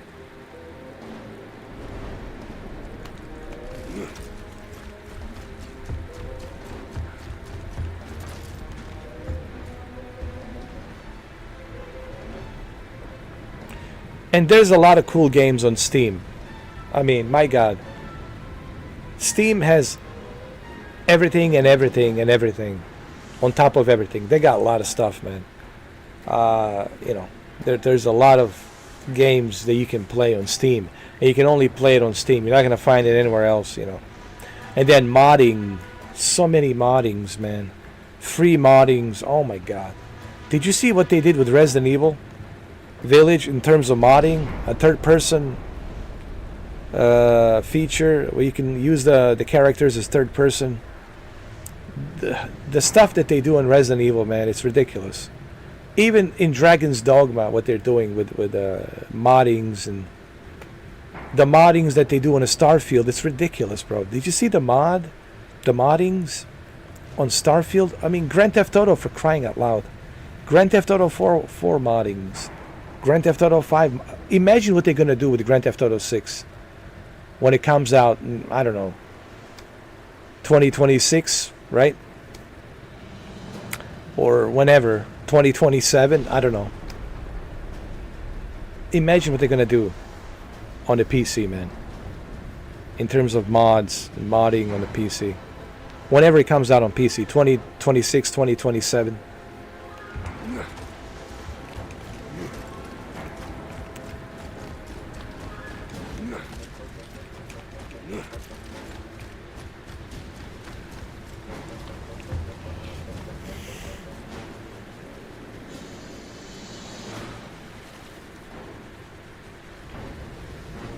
That's true, Shinobi. Yeah, I mean, there's definitely benefits of PC, When it comes to certain games, of course.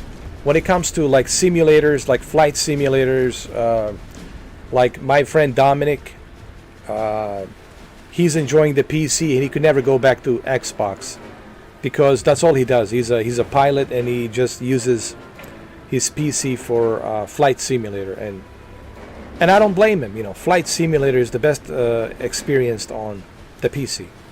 Majority of the simulators, like American Truck, Euro Truck, which is only available on a PC. Simulators, when it comes to simulators, PC racing rigs. Look at the Joe Rogan PC racing rig using the iRacing, which is internet racing. No console can match that. And I don't want people to get the wrong message. I don't want people to think that I'm bashing PC, that I'm like taking a dump on the PC. I'm not. I'm simply saying subjectively, I enjoy more user-friendly, quick and play right away, ease of access. At my old age now, I'm 45, I prefer more click and play right away versus let's tweak this out.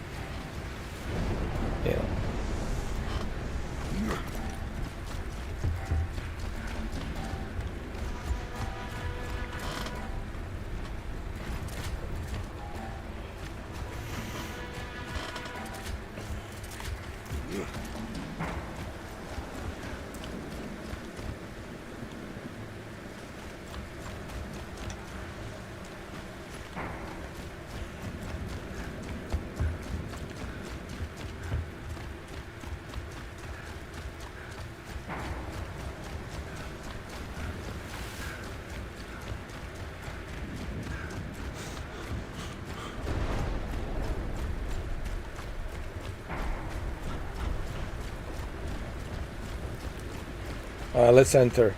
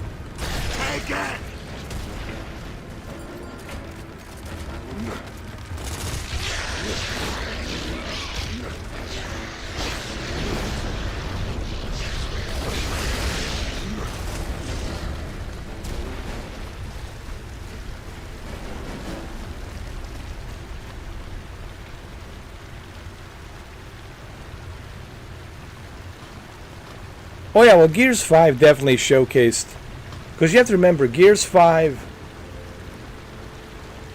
came out after no, Gears 5 came on the Xbox One X. That's right.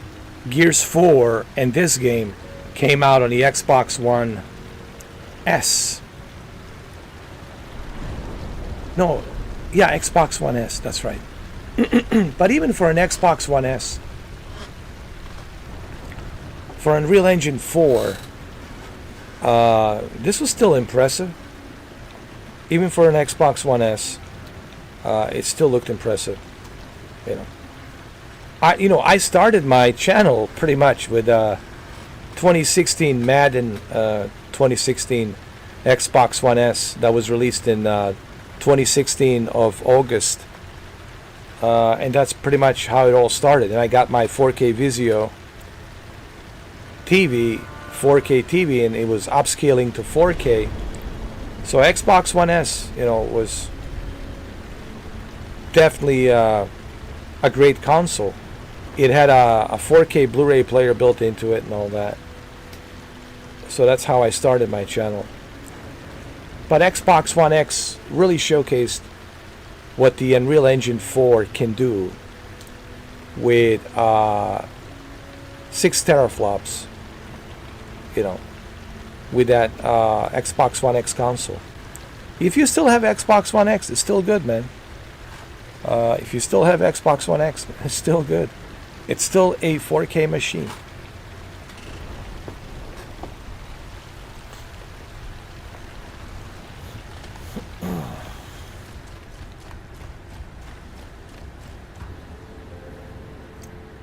But also, PlayStation 4 Pro also surprised me how good it was and how well it ran. PlayStation VR 1 games, how well it ran. All these other games like God of War, Spider-Man. PlayStation 4 Pro has surprised me. A lot of people complained about the PlayStation 4 Pro, why it didn't have a 4K Blu-ray player. Well, if they added a 4K Blu-ray player, then the price wouldn't be $400, and the price would have been $500. So that was the trade-off. But it didn't bother me that it didn't have a 4K Blu-ray player. I didn't care, honestly. I already had plenty of Blu-ray players. Yeah. But I understand why some people were upset about that. I remember people made a whole big deal in 2016, November 15th. When the PlayStation 4 Pro came out. I think it was November 15th when it came out. No, November 10th. I'm sorry. I think it came out on November 10th. PlayStation 4 Pro came out in November 10th. I think I still have a video. It got like a bunch of views, man. Those videos got a bunch of views, man. And people still watch those videos because they're nostalgic about it. I was impressed with Pro and what the Pro was able to do. Honestly, when you look at games like Detroit Become Human, The Last of Us Remaster for the PlayStation 4 Pro, the Uncharted 4 and how well that ran, all the other Uncharted games. So 2016 was a good year for gaming. Marcus, I'm not detecting any movement. You okay? Yeah, Anya, I'm okay. I'm just talking to Shinobi here. Shinobi8423. We had Xbox One S. The 4K movies were coming in on scene. The whole 4K gaming kind of started slowly rolling out in 2016. And that's where I came in. Honestly, I got lucky because I started talking about 4K when no one else was talking about it. And I started talking about 4K gaming and upscaling. That's how I got the nickname Mr. 4K Upscaler, because I was upscaling, testing these games to see how well they run, upscale to 4K. So, yeah. But I felt in 2020,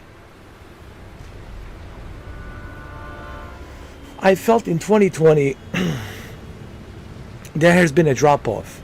I never felt like that the PS5 and Series X were like the cutting-edge next generation. It felt more like an upgrade than like a cutting-edge next gen. Because if you look at previous consoles, if you look at like original Xbox and Xbox 360, night and day difference. If you look at the original PlayStation 1 and PlayStation 2, night and day difference. There was a cutting-edge leap in technology, and I just didn't see that with the PS5.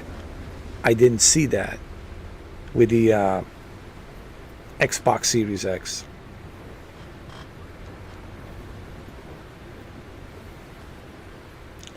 I agree with you, Shinobi. I know that some people will disagree on that, but my friend, I totally agree with you 100%.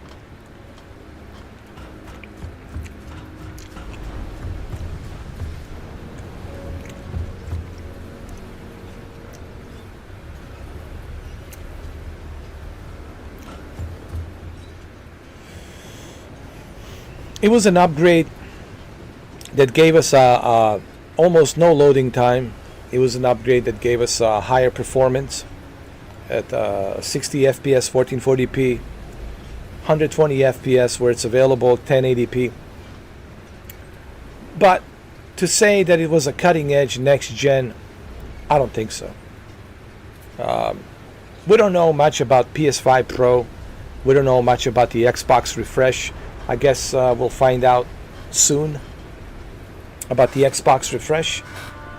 But I was really hoping to hear more from Sony about PS5 Pro. I was really disappointed that Sony didn't take the opportunity to talk about the PS5 Pro. I mean, I think now's the time. We're in summer. This is summer. Yeah, we're technically in summer right now. It's June. And you know, Sony's not saying anything about PS5 Pro. I just feel like they should be saying something. Where's Mark Cerny? Mark Cerny, right? To talk about, you know, what we're doing with the PS5 Pro, and where is he? You don't hear nothing from Mark Cerny.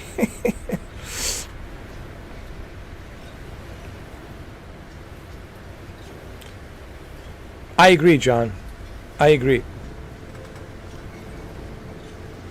They really do. And, you know, maybe I'm going to play... Maybe I'll turn on my PS4 and PS4 Pro just to show you that there aren't that much of a drastic difference. Now, there is a difference in loading times. Maybe in the performance, of course. But that's not enough to say that it's a cutting edge next generation. To me, next generation has to be cutting edge that it's like night and day difference. Is PS6 gonna be that? Is the Xbox 2 going to be that? I don't know. We shall see. Right? I don't have a crystal ball, but we'll see. Part of me wishes that I had a crystal ball. I wish that I had a crystal ball.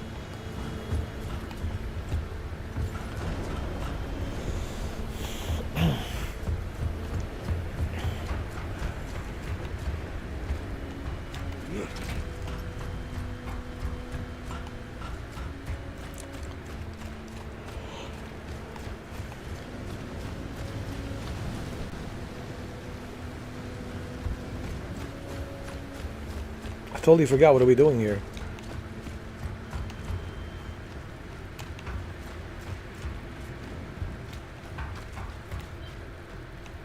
Find an entrance to the factory. Oh yeah. Even the PS1 to PS2 was a major leap forward. There's no. You look at Sega Saturn and Sega Dreamcast. It's a major leap forward, right? Then when you look at Nintendo 64 and GameCube with the Resident Evil Biohazard, Beyond Good and Evil game, even GameCube was like leap forward.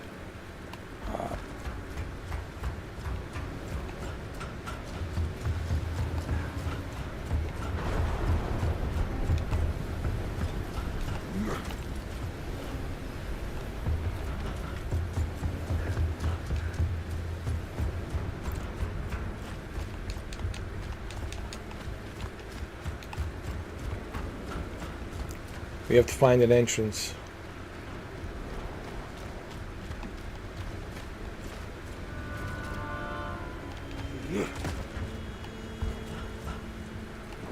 Yeah, Saturn and Dreamcast is a great example. It's a major leap forward.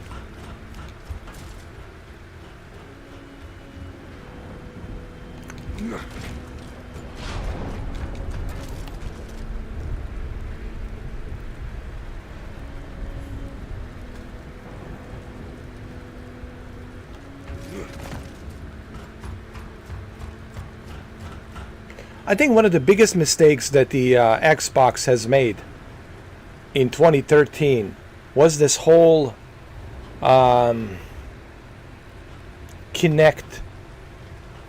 Oh, don't use the controller, use the hands.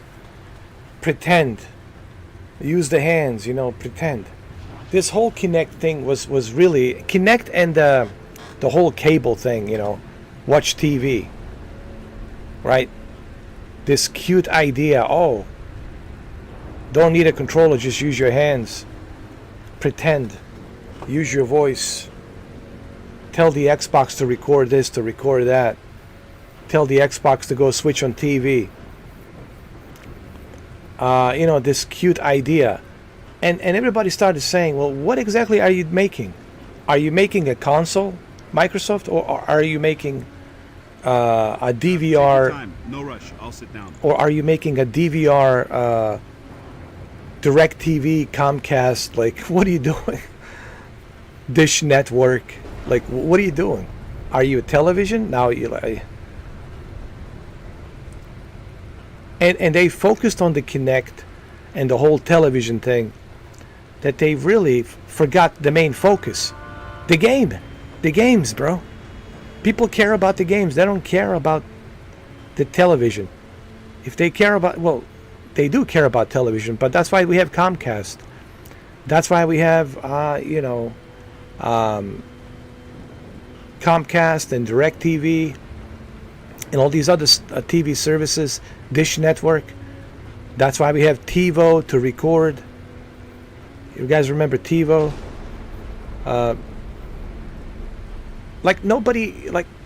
I'm buying a console for video games. I'm not buying a console for Kinect and using the hands and, I think that was their biggest mistake, man. And then they told us you can't share it with the family. You can't use the used games. You can't give the used games to your family member. You can't trade it in. You know, it's like, what? And then PlayStation 4 was like, listen, you guys don't have to worry about that here with us. We're only focused on video games. Greatness awaits. And you know what? PlayStation 4 really lived out to its name. Greatness awaits. And it did. PlayStation 4 did everything right. 100% correctly. Everything right, man. They did everything right, bro. It was top notch. It almost destroyed Xbox like a Dreamcast. It almost. This close. If it wasn't for Phil Spencer, man, it almost destroyed Xbox. It almost destroyed it. And I think that was the major mistake that was made in 2013. Because you got to remember, Xbox 360 was very popular, man. Xbox had a good run with the Xbox 360. PlayStation 3 was worried because they did okay, but they didn't do that great in consideration to how good Xbox 360 was and how many consoles Xbox 360 sold, even with the red ring of death, right? And then they have to, PlayStation 3, they had to jack up. Come on, Marcus, let's go. What was it that they had to do? They already jacked up the price to $600. The price was already jacked up to $600 because of the Blu-ray player and other technology that it had. You know, the what you call that, micro SD cards and all that stuff, and additional USBs.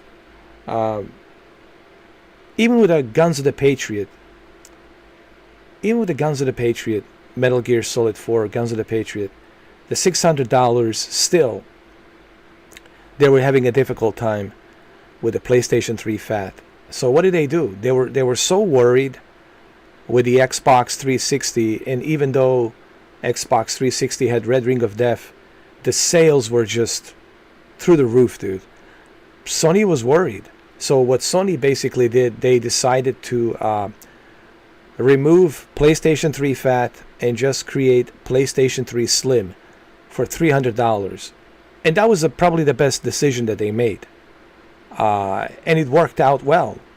PlayStation 3 came back stronger than ever with the games like Uncharted, with the games like The Last of Us, Uncharted 2, you know, and what was the other? There was a bunch of other games. But Xbox 360, man, definitely showed Sony, hey, we can be in competition. And they did with the Xbox 360. A lot of people forget this. You know.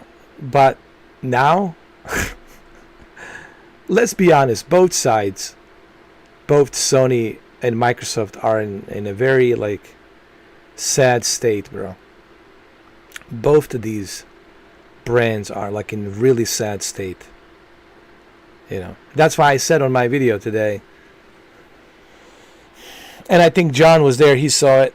Thank you for leaving a comment. Thank you for that. Both brands right now are hurting. And they don't know what they're doing. I honestly believe that both Sony and Microsoft, they don't know what they're doing. They're trying to attract PC gamers to come to consoles, or I don't know what it is.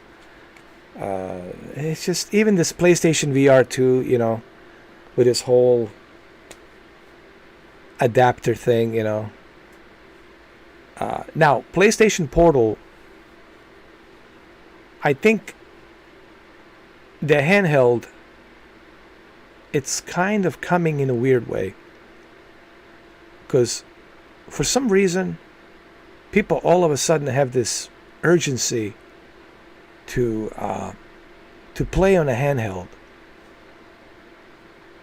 And we have seen that with the PlayStation Portal. We have seen that with Asus ROG Ally, Lenovo Go. We have seen that with what you call a Steam Deck and Steam Deck OLED. So I think there's a appetite for handheld for some weird ass reason. I have noticed that, bro. Guys, I have noticed. What? You see a lot of used portals for sale? I wish I had the money, bro. But unfortunately I don't. I would love to get one. And now Xbox is thinking about handheld. They have a lot of interest in handheld. It's weird, man. Like, there is this appetite for handheld gaming. You hear Phil Spencer talk about it. And the success of PlayStation Portal, success of the PC handheld devices. Makes you wonder if people are buying gaming laptops. I guess I was the one that bought it. Do I regret buying my gaming laptop? No, it's great. It does a fantastic job for VR and, of course, playing all these other games. But there seems to be an urgency, an appetite for handheld devices. Did you guys notice that? I can't be the only one that have noticed that trend or a pattern. There's like a certain pattern where handheld devices now are really coming in a big way. And it'll be interesting to see what happens in the next few years in terms of video gaming, consoles. Is it going to be cloud? Is it going to be cloud on handheld devices? This is you know what this is? Next few years, guys, it's intersection, turning points. We just got to see which way it's going to go. Which way Xbox goes, which way Sony goes, which way Nintendo goes. Nintendo's preparing for another handheld device. We'll see how that goes, right? So Nintendo Switch, whatever they call it. I don't think they're going to call it Nintendo Switch Pro. They're probably going to call it something else. Now Xbox has this idea for their brand new Xbox, where you can have this. This is a rumor that I heard, guys. So take this with a grain of salt. I heard a rumor that the Xbox is thinking about releasing a new Xbox, whatever they call it. I don't know. That it's going to have a docking station, kind of like VU. Remember Nintendo VU? I miss my VU, where you have a hardware console that's connected to the TV, and then you got a docking station for your whatever 8-inch screen, 7-inch screen, whatever it was. I miss my VU, by the way. Something similar to that effect, right? Where you're going to have a handheld device. You could put it in a docking station, charge it, take it out, and use it as a controller, or you could just turn on your television and play it there. Like, you'd be able to switch between your handheld device and then your television. So this is the rumors that I heard. Kind of similar to Nintendo Switch and VU, honestly. It's just pretty much what the Xbox, the rumor is, that it's going to be kind of like a VU, more like a VU than Nintendo Switch, where you're just going to have a separate hardware that's going to be sitting next to your television, and then you're going to have this docking station that's going to be used as a remote screen for you to play these games. This is what I have heard. But maybe we'll have more details this Sunday. So, this Sunday, guys, I'm going to be streaming at 12 o'clock, noon, East Coast time. We'll do it 1 hour before so we can be ready. We can get ready and be prepared for 1 o'clock. We can have some discussions prior to 1 o'clock. That's why I want to do it at 12 o'clock, so we can be prepared, ready, have a little chit chat prior to 1 o'clock Xbox event.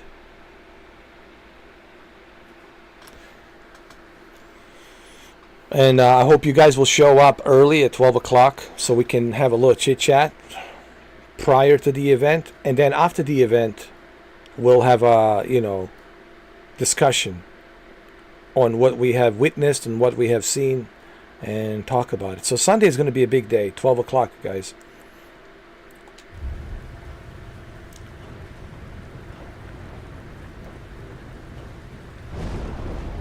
Leave handheld to Nintendo. Nintendo's been doing it for many years. I agree, John. I agree. Leave it to the people who know what they're doing.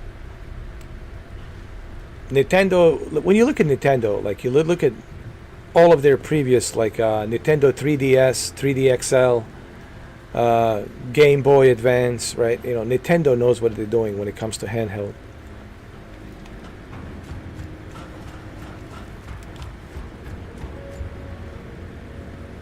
But don't forget, PlayStation Portal. Sony also knew what they were doing with handheld, with the PlayStation Portal, PSP.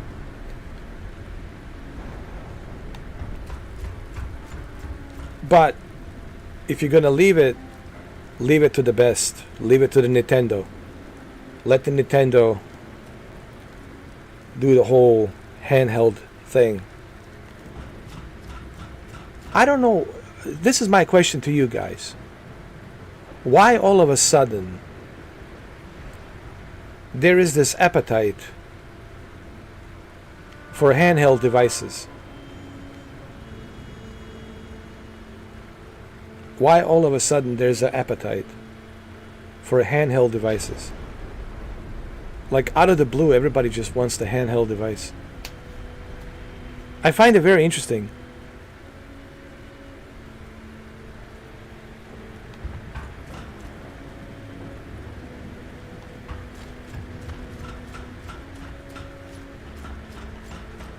I need to find the access in here.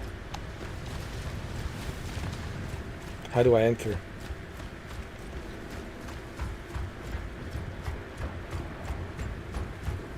Dom, how do we enter this entrance? Here. Dom!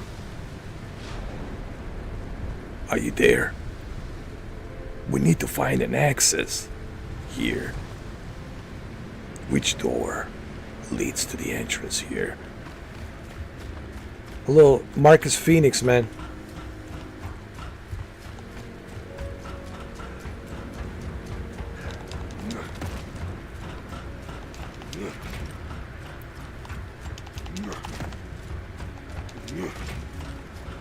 I totally forgot how to enter this facility.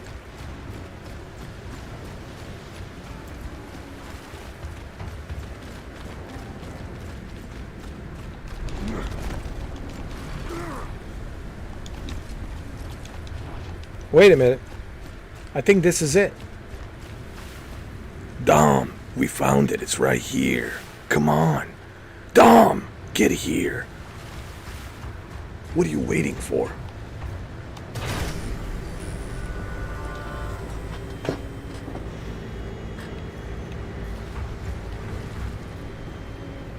What is that? Commodore 64?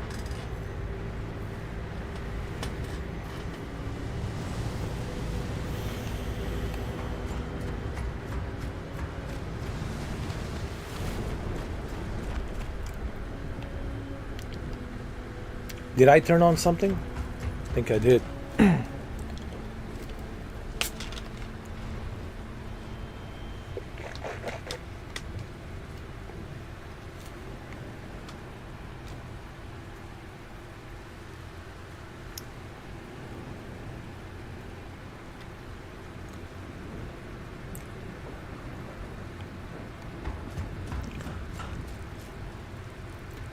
And that's honestly one of the main reasons why I wanted it. I know it's going to sound kind of weird and funny.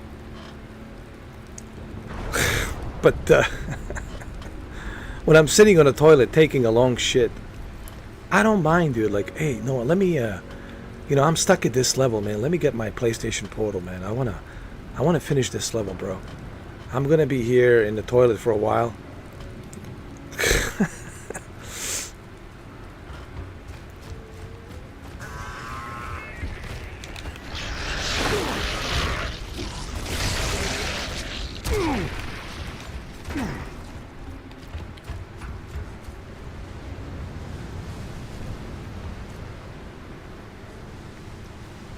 It's interesting how people's appetite changes, you know. And let's be honest, PlayStation Portal was a huge success, man. For like 6 months, you were not able to find one. For more than that, 8 months. 8 months, bro. No one was able to find one. Until now, obviously. No. But Portal was a success, man. And the reason I'm mentioning this, Cammy, there seems to be an appetite for a handheld device. You know, when you look at the Steam OLED deck, Steam Deck OLED, Asus ROG Ally, Lenovo, and many other devices. Lenovo Go, right? OLED. You look at now Microsoft is talking about the handheld. Marcus, you remember the mission, right? And then PlayStation Portal. All of this is signaling a tide in a turn. This tide is turning. It's turning more towards I'll sit down. handheld devices. And even Phil Spencer keeps talking about handheld. That's indication that he's focused on handheld. And we'll probably see, most likely, Cammy, we'll see handheld device presented to us this Sunday. Then the whole Facebook, Microsoft, Meta, Xbox deal, in my opinion. I could be wrong, but I do notice a pattern, guys. I don't know how you feel, but I do notice a pattern, and there's an appetite. And even Sony has an appetite now. They're thinking about Portal 2. There seems to be an appetite, man, for handheld devices. And you guessed it. Cloud gaming goes nicely. No rush. I'll sit down. Cloud gaming goes very nicely with a handheld device. All you need is a 1080p screen. You're good to go. It's going to look nice and sharp. 60 frames per second. 120, that's stretching it a little bit. For the internet connection, yeah, 120, forget about it. 60, yes. Meaning 120 FPS, so 60 FPS, 1080p, just perfect. So I think that there's a shift in tide that, because everyone's talking about handheld. I noticed this, man. I see a pattern. Seems like that the tide is shifting towards handheld devices. That's what I'm noticing. That's what I'm seeing.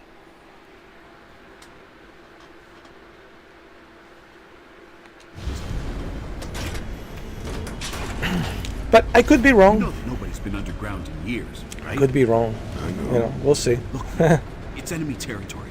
I mean, it's bad enough when we're fighting. Yeah, these John, you outside, see, you too, you've been broad noticing daylight. it as well. But underground, in the dark? Yeah, could be bad. But hey, don't tell Baird that. He's scared shitless as it is.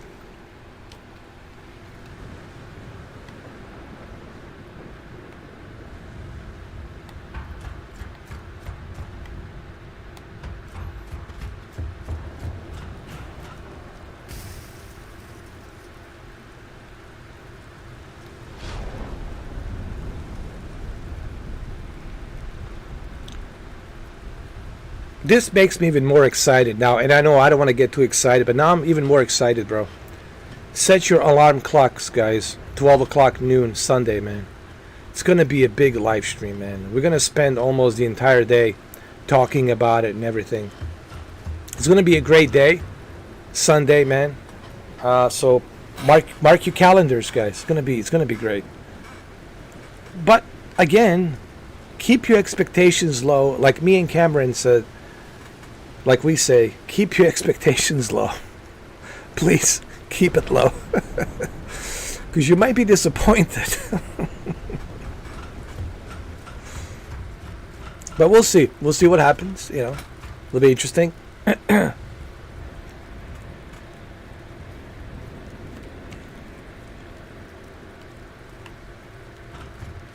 Console gaming, it's convenient.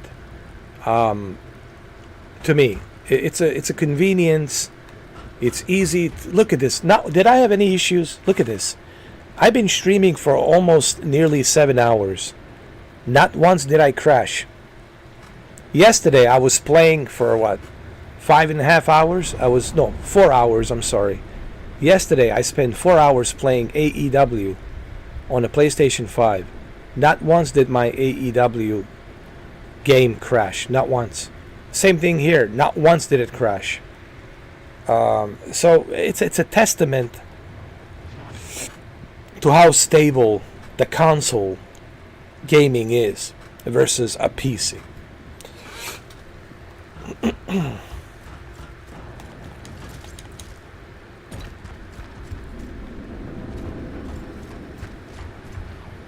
Let's find the entrance. Let's do this.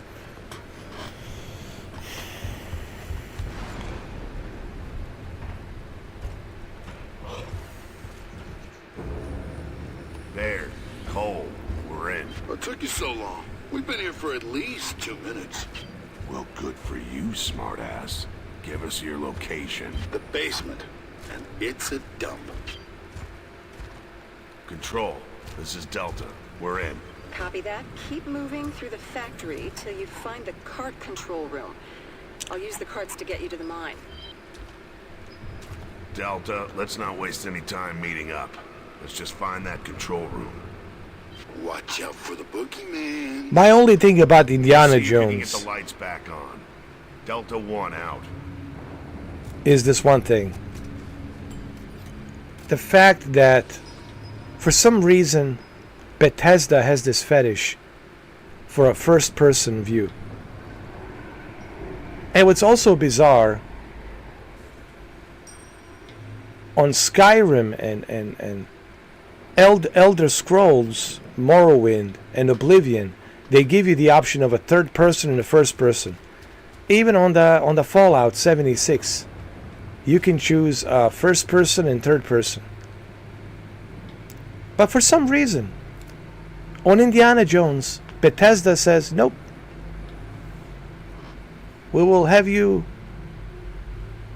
be in the first person. Why? Why? And don't listen. I haven't played Indiana Jones game. I don't know. Maybe it's going to be great. Maybe it's not going to be great. I have no idea. But please explain this to me. Why can't you have an option of a third person or a first person?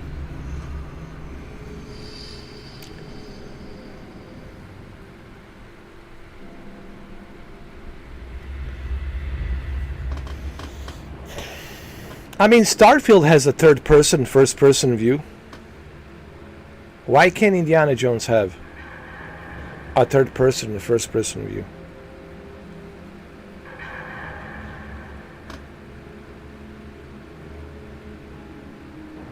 As far as I remember, even on the original Xbox, Indiana Jones has always been a third person.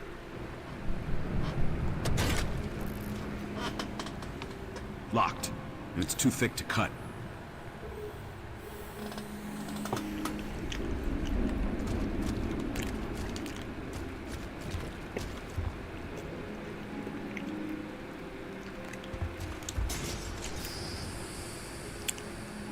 Well, I don't know if I would say lazy. I think this was a deliberate choice. Deliberately they chose this. And Todd Howard could have said nope. Because he's Todd Howard, man. he can tell the developers, that's his company, Bethesda, hey guys, I want a third-person option. So maybe it's Todd Howard who doesn't like a third person, which is bizarre, because all of his previous games, there was a third-person option, so...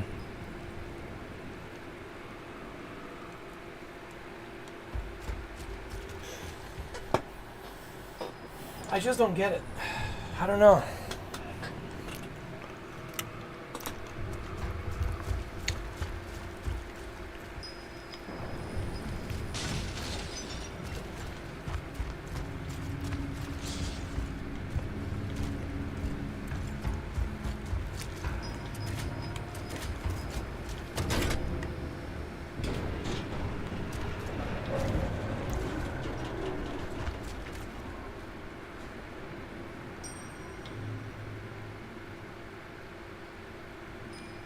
I'm telling you, man.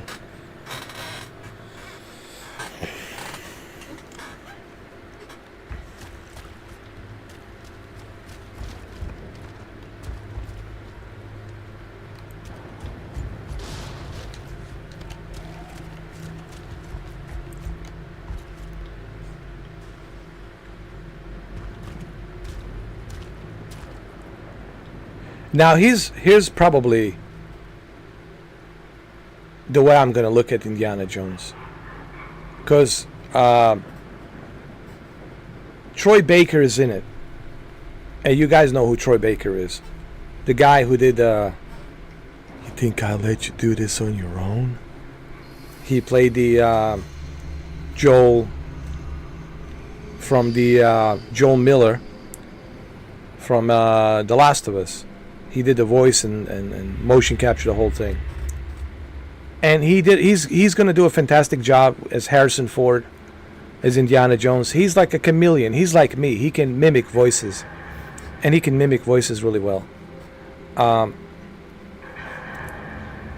pretty sure the game's going to be good. It's going to have a good story. It's going to have some comedy. But the fact that the whole thing's going to be in a first person, it just drives me crazy. Honestly, I mean,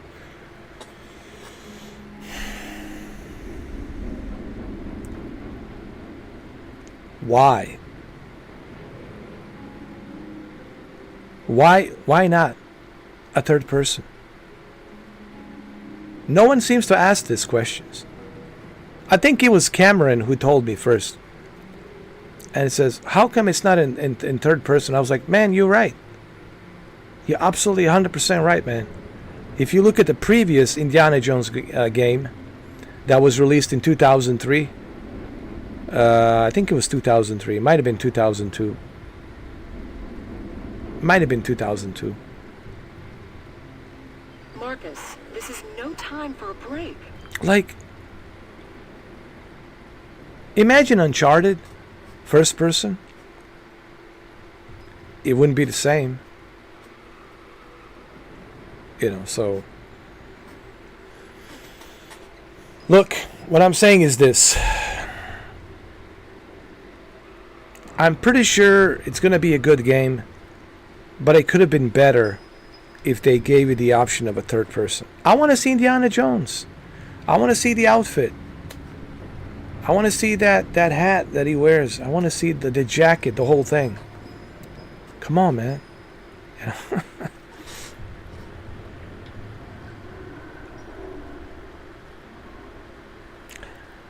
I know, Kemi, man. That's why I'm worried, man. I'm worried about that. And again, you know, Troy Baker is going to do a fantastic Marcus, job. What's taking so long? Listen, Troy Baker's going to do a fantastic job, as always, Kemi. He's a great voice actor. He's just a great actor, period. Especially a great voice actor. I'm not saying he's not going to do a great job. He will do a great job. But it's going to fall short because of this whole first-person fetish.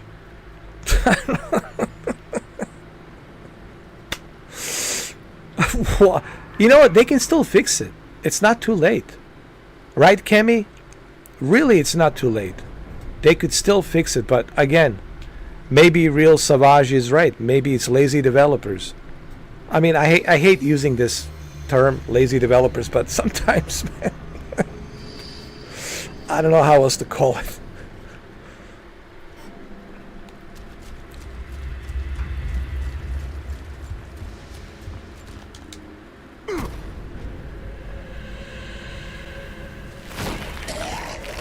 What the hell is this?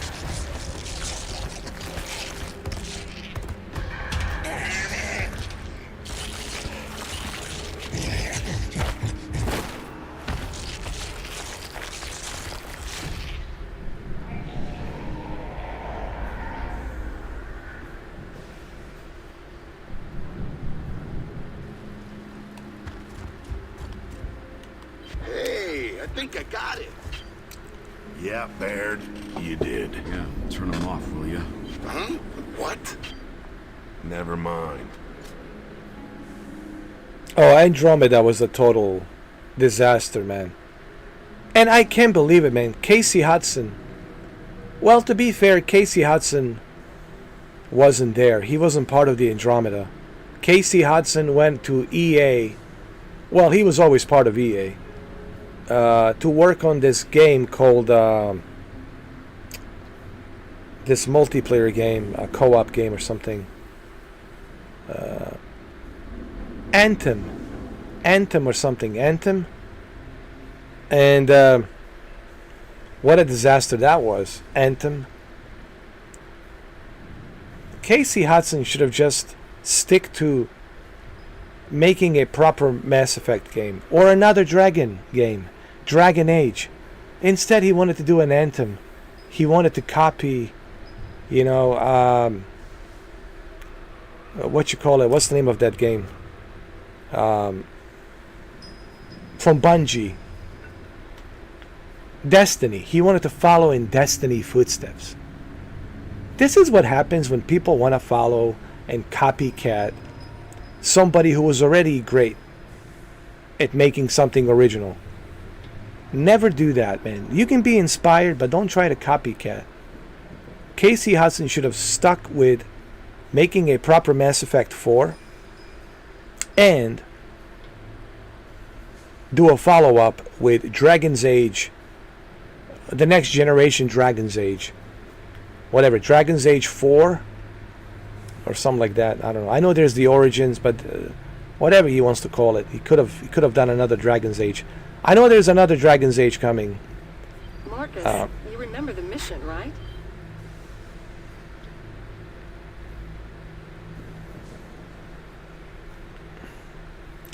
Am I close to General Rams? No, not yet.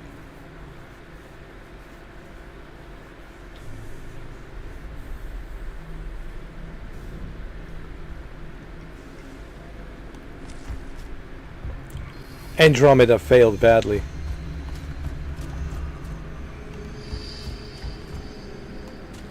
The hell is this?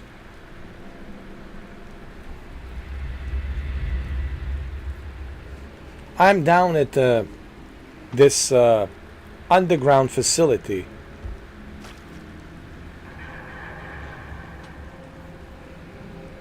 And apparently this underground facility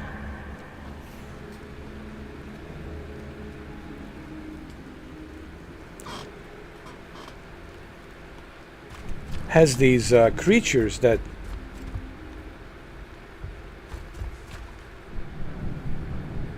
are just terrifying.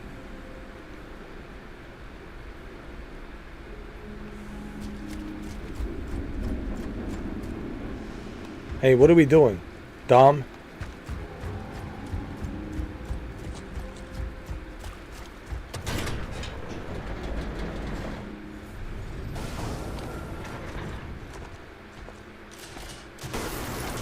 Ceasefire! Dipshit. Finally, the rescue team. What are you doing in here? Waiting for you? I'm ready to go. We're looking for the cart control room. Where is it?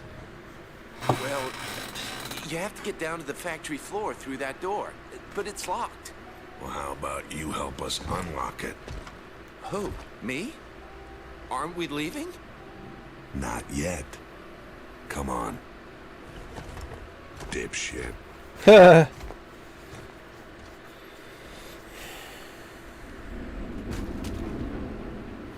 This is Delta One. All right, Still John proceeding 1, as thank you for planned, stopping by, man. I but we have appreciate a you. stranded with us. I know it's I can't believe it's 2 in the morning already. Geobots. We still need one for our junker.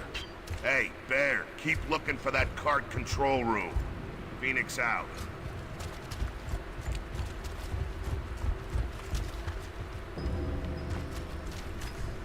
I'm no stranger to these long live streams. One of my longest live streams I've ever done was The Last of Us Part 2. 12 hours, man.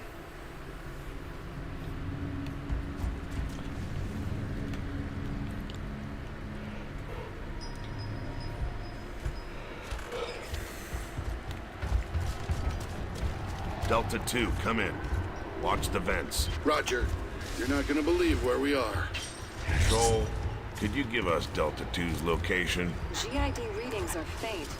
Looks like the sewer system? There's shit everywhere. Come on, man. A little bit of this, good for you. Builds your immune system. Yeah, it also builds disease. Delta 2 out. No way. Sucks to be them. From what I have heard, Cyberpunk was forced by the investors, Time Warner, which is Warner Brothers Interactive, forced a CD Projekt Red to release the game for holidays, before Christmas, for holidays, and apparently, like, they had no choice. Like, they had to release it on December 9th of 2020.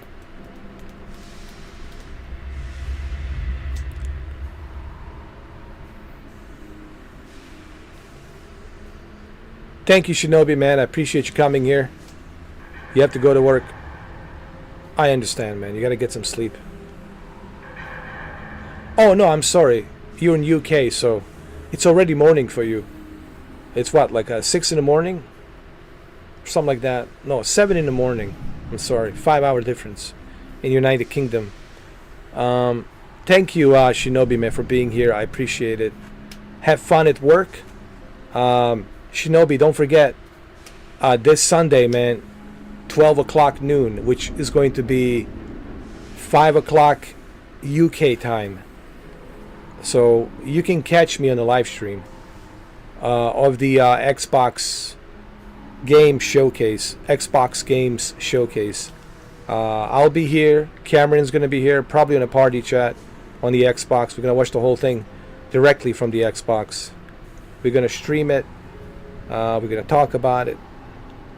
And I want to hear what you guys have to say. And it's going to be a great day. We're going to have fun. Great Sunday afternoon.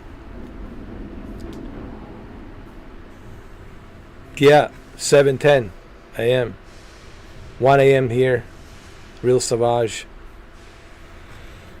So I'm guessing you are in Texas. Real Savage. Maybe not Texas, maybe Midwest. Maybe Chicago, I don't know. I think it's 1 a.m. in Chicago, right?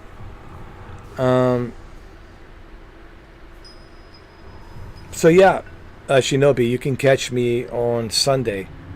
Or you can catch me today as well, and Friday, but Saturday as well too. But Sunday, 12 o'clock noon, man, it's gonna be a big one, man. I think we're gonna have a lot of fun. It's gonna be a great live stream. And I think it's gonna be awesome and fun for all of us to see it together and then have our opinions on it. It's going to be great for a discussion, to have a discussion on what we have seen and what do we think.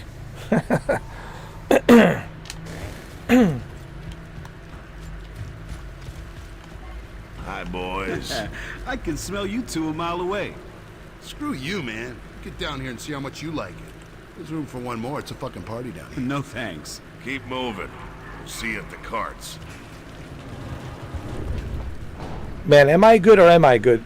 Real Savage. I'm telling you, it's these aviators, bro.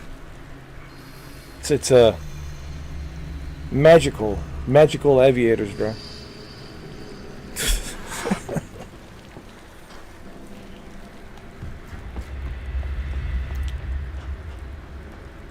Do I watch other live streams? When I have a chance, like late at night, sometimes I'll watch David Jaffe. I watch. I don't know why. I'm just curious to hear what he has to say. I've been watching David Jaffe, Dreamcast guy. What else? Oh, another guy I watch. He's funny, bro. Listen. I know sometimes he can, trigger some people. He can. I like that about him. I like him, dude. I like the fact that he triggers people. Oh no, it's Alex. I watch Oh No, It's Alex. I like him. He's funny, dude. He looks like a Ben Affleck. I know he's from Cuba. He's Cuban, but he looks like a Cuban version of Ben Affleck. He's funny. I like him, dude. He's funny. David Jaffe, I like him. Dreamcast guy. Who else? Dreamcast guy has a really good source, man. Like, he's got good sources. He gets the information very accurately. He's the one who predicted. Well, he's the one who actually told us that the state of play was going to be leaked, and that it was already leaked, and that it's already leaked. Who else I watch besides Dreamcast guy? Oh No, It's Alex. David Jaffe. I watch 8-Bit Terror. Claire, she's fun, man. She's cool. I watch her. 8-Bit Terror. Who else? And yes, I do watch Dr. Phil. Fill in the blanks, that's how I learn about the narcissism.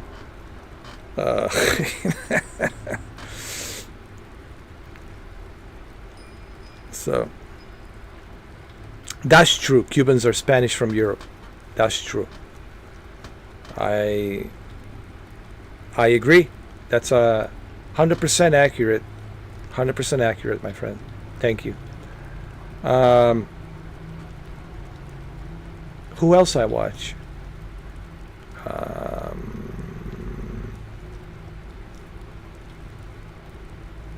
I know there's one more live streamer that I watch.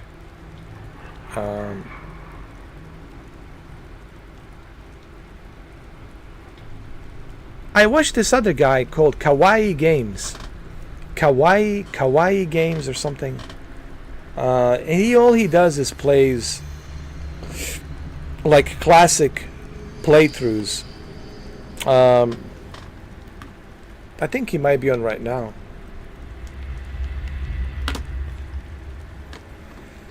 Kawaii Games. I think that's his name. Kawaii. Let me see. Kawaii Games. Yeah, Kawaii Games. He's playing right now. Like all of these classic games, like Kawaii Games. Here, I'll. Why not? Let's give him a shout out. Let's give him a shout out. Let's give this guy a proper recognition, man. Because he deserves it. I like him, dude. I think you guys will enjoy him. If you're nostalgic, like late at night, if you're like nostalgic for like these old classic games, I recommend Kawaii. If you can go to sleep, Kawaii Games, man. Here, let me show you. Really quick. This guy right here, Kawaii Games, bro. He's got everything, dude. All the classics, you name it, man. Cool guy. Kawaii Games, dude. Look at this. All the classics. Everything. Kawaii Games, bro. Remember this game, 007 Racing? So I highly recommend this guy, Kawaii Games. Cool dude, very cool guy. Oh, you're gonna find everything, Kawaii Games, man. And he also live streams. Like right now, he's streaming 24/7 Sega games, and then he's got 24/7 PlayStation 1 games, bro. He already's got 24/7 PlayStation 1 streaming games, and he's got 24/7 Sega streaming games. So right now you can watch that as well. All the classics 24/7. All the classics from Sega. Kawaii Games, man. All the way.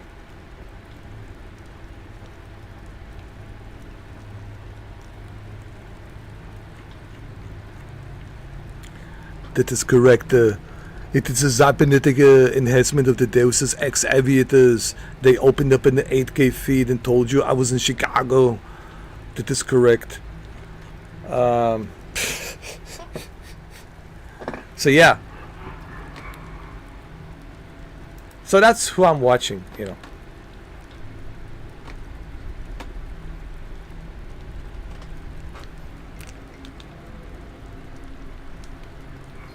There's nothing better than watching these classics, nostalgic playthroughs if you can go to sleep at night, man. You know.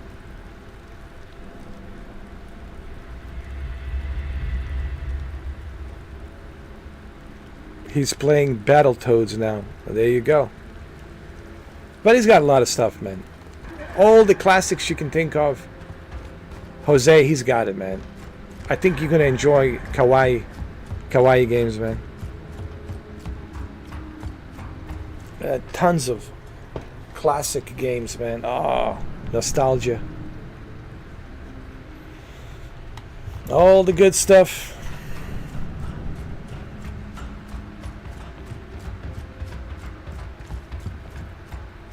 Can we please just leave? No. We've got work. Oh, he's definitely an old school gamer, big time. Kill us for sure. Relax, will ya? You relax. You gears all suck. Bunch of blood. No, he does some videos here and there, you know, once in a while. But he doesn't talk. He just shows you the games in its originality and enjoy it. And I love that. I don't want to hear any commentary. Let me just enjoy the originality of the game, man. Let me kick back, relax, and enjoy it. And I love that. I love that, man. It's almost like he catered the channel just for me, bro. Thank you, Kawaii Games. It's almost like he catered that for me.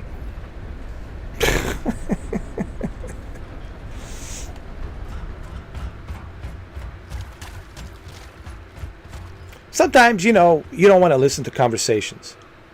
There's a bunch of channels where you can listen to conversations. Sometimes you're like, man, my head is full right now. I just want to relax. Let me enjoy myself a little bit, man. Let me watch some old classic stuff. Sometimes you need to unwind and just relax. You know what I mean? You have to relax your brain a little bit. There's a time and place for everything. Yeah, make sure to like and subscribe. Hold on. Jose, you asked for this.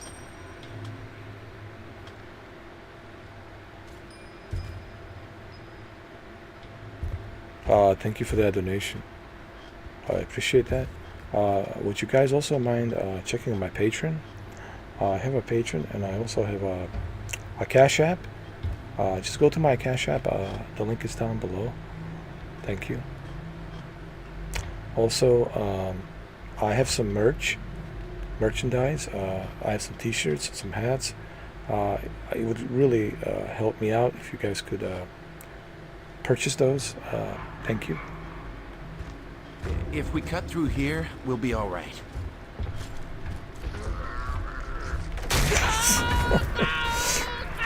Oh, he fell down. Oh, he's done. Shit, he's gone. Careful. We need to keep moving. Just watch your step. Damn, I hate this place.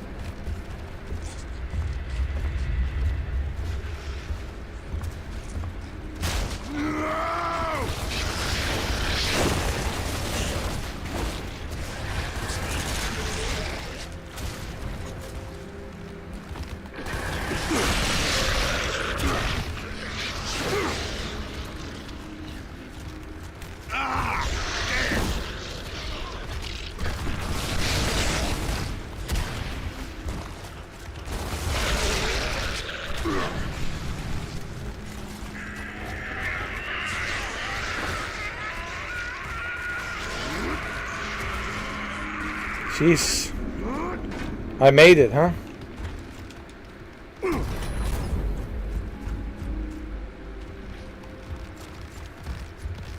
Let's not do that again, huh?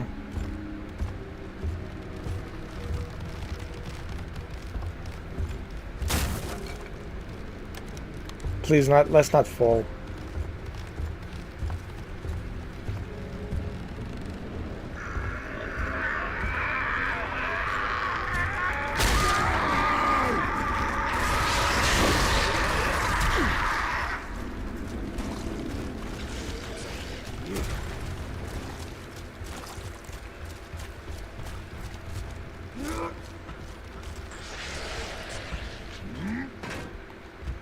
Oh yeah.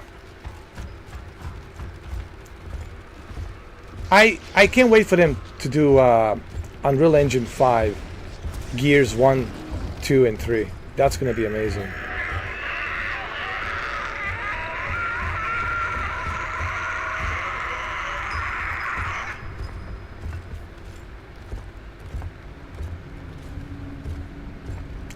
Please don't fall.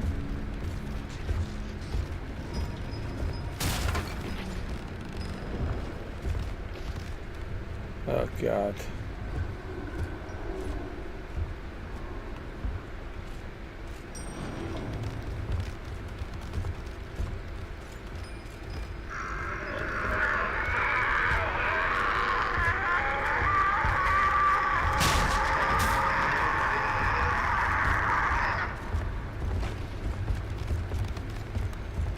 Jesus Christ.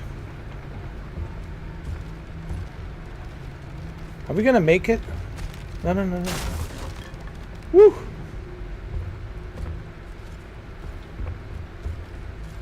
No, no, no, no. We gotta go this way. This way.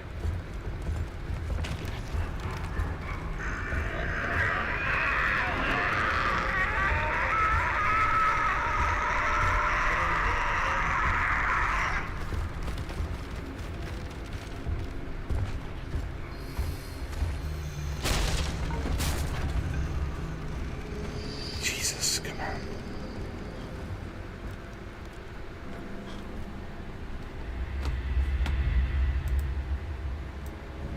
Here we go.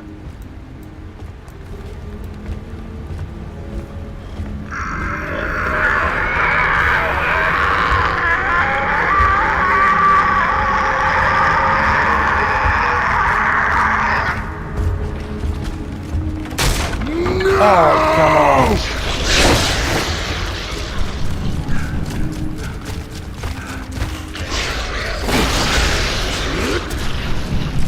Get up, get up. Alright, at least now we know where to go, huh?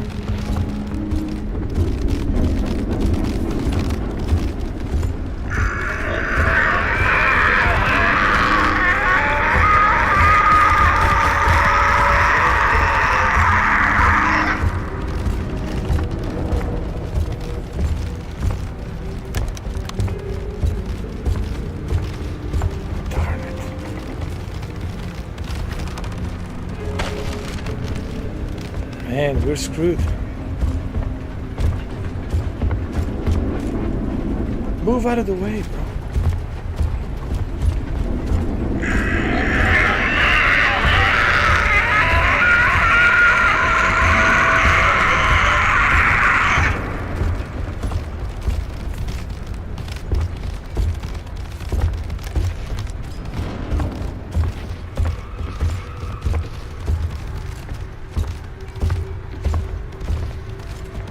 All right, we made it. Oh my God.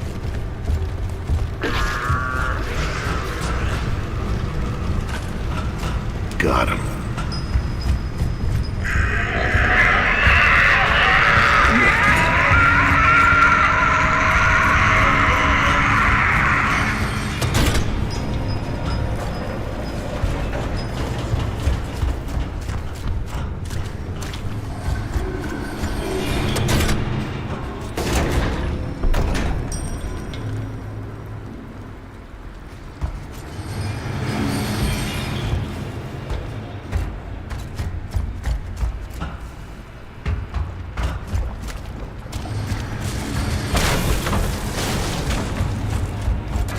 I do remember this level.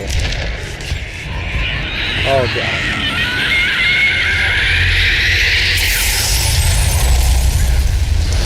Incoming! They're everywhere!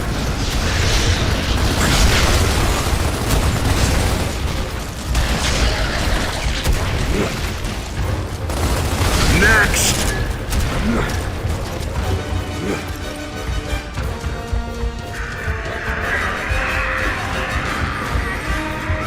Go, go, go, go.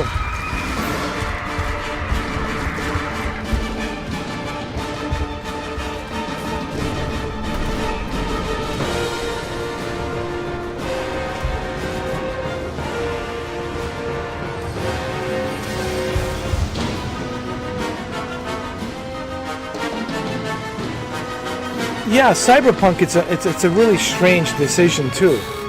Why not a third-person mode? Considering CD Projekt Red,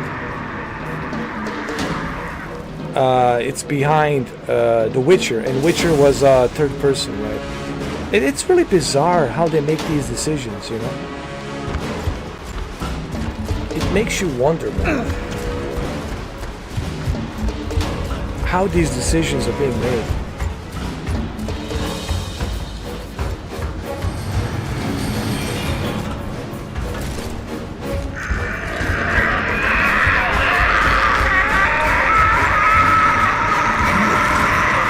Which way are we supposed to go? We're supposed to go here? We're supposed to go here?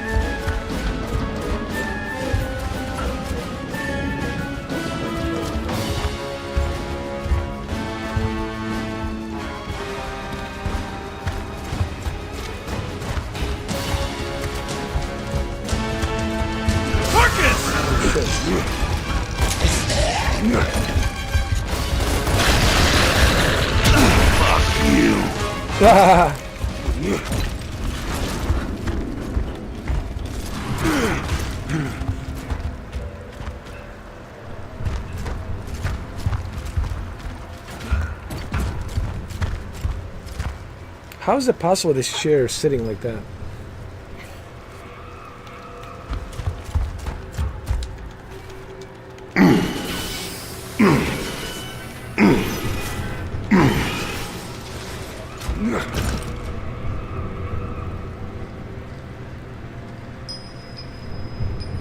Yes, I think it would benefit. It wouldn't be like a major game changer because, you know, Halo was always intended to be a first-person shooter, so I can let that slide. You know, Halo was always intended to be a first-person shooter, just like it would make any sense for Gears to be a first-person because Cliffy B intended this to be a game changer for a third-person experience. Like I said, every game has its purpose, but it would be nice, sure, having an option. Look, I'm all about the option. Is it necessary for Halo? No, but would it be nice if it did have an option? Sure. I'm all about options, man. I think every game should have an option. Yes, even Gears. It would be nice if I could switch and change. It's like when you buy a TV, right? There's tons of options you got on your TV, even though you're not going to use half of those features on the TV. But it's good that you have them in case you change your mind and you want to maybe watch a movie with a soap opera effect or, I don't know, you know, motion flow. soap opera effect. I know that's not how the movie was intended to be, with a soap opera effect, but it's cool that it's there. I like options, man. This is what I was telling people back in the days when I used to do televisions, because this question about the motion flow, people would always ask me. And I would say, well, you don't have to use it, but I think it's cool that it's there. I know that the movie was not filmed in 60 FPS. I know that the movie is filmed in 24 FPS. But I like the option that I can turn on that motion flow and just have fun. So I love options. So to answer your question, is it necessary for Halo to have a third person? No. But it would be cool if it did, because I'm all about the options. Just like it would be cool if Gears had that option, even though you don't have to, but it's cool. It would be cool if you could. I would like to know what it's like to play this in a first-person mode.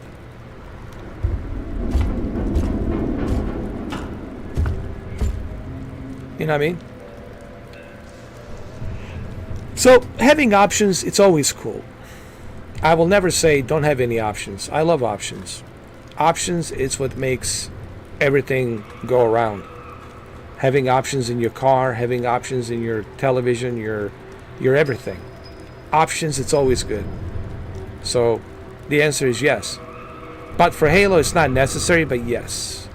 Same thing with this game. First person is not necessary, but yes, having options is good. Well, you know, GTA 5 is a good example. That's what Rockstar, like Red Dead Redemption 2. I can play the entire game in a first-person mode if I want to. But I can also play it in a third-person mode. You know, there's also cinematic mode on Red Dead Redemption 2, where you hold this one button. I forgot which button it is. You hold the one button. I don't know if it was X or square or circle or triangle. You hold the button.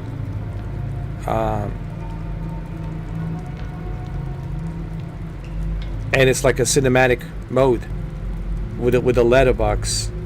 You have like a letterbox widescreen. It's like a cinematic mode. Cameras, different angles of the cameras as you're riding that horse, right? I love options. And Rockstar, the reason why Rockstar is so big and it's so famous, because Rockstar always thinks about what the player's going to do. Let's give the players all kinds of options here. And let player decide how he wants to play. Let every and each player decide how he wants to experience Red Dead Redemption 2, GTA 4, GTA 5, or this upcoming GTA 6, which will be available next year.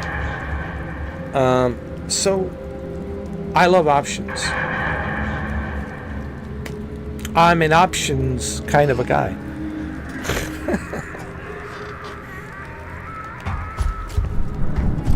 Mr. Option. I should change my name to Mr. Options.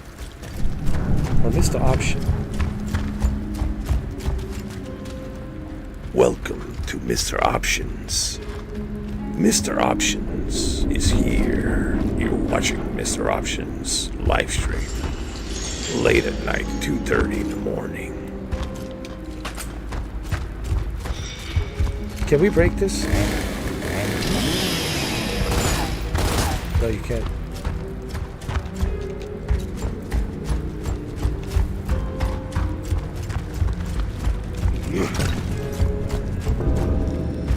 Can't stop the train, baby.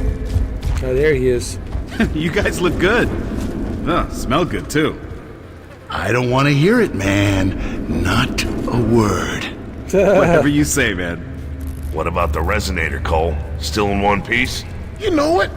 The train is a smooth ride.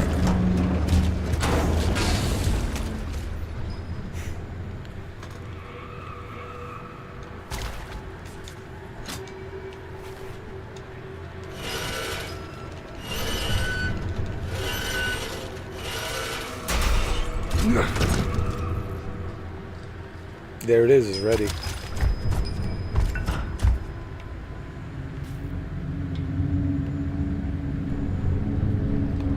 They really did a good job on the graphics. I saw something. Look at the graphics.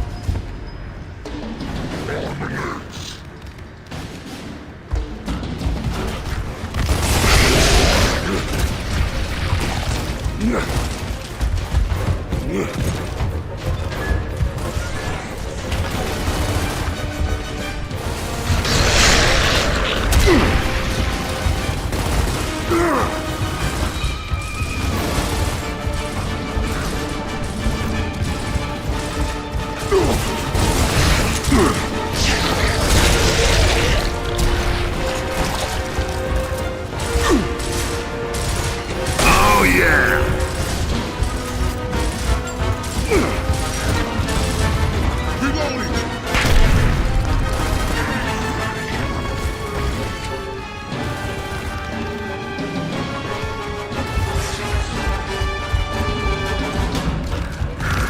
Oh shit.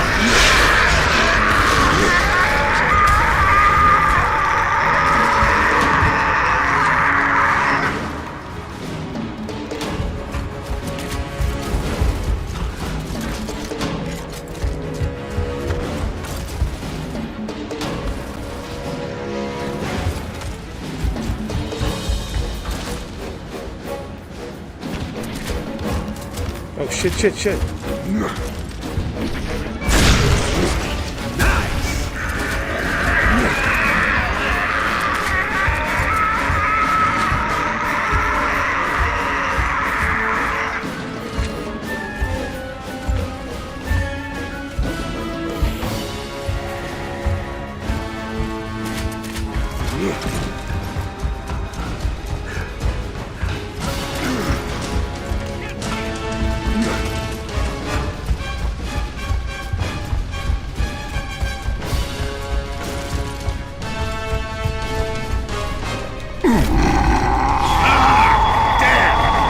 Open that door.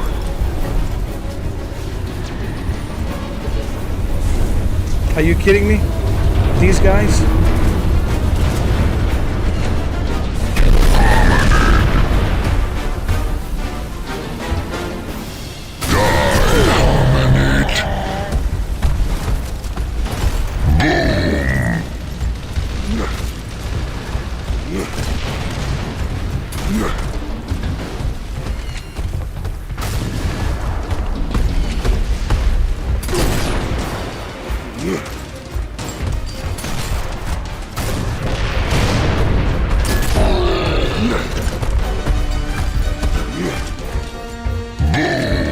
Who's next?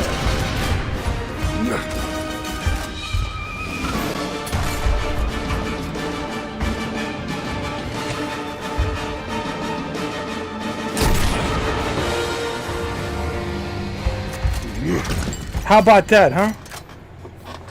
John Wick Baba Yaga Marcus, it's open. Still got it.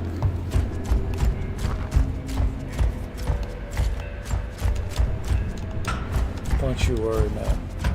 Baba Yaga still got it. Baba Yaga still got it. Yeah. Got him. Man, you shitheads need to get in your own cart. No way am I standing next to you. What? Let's just get this over with.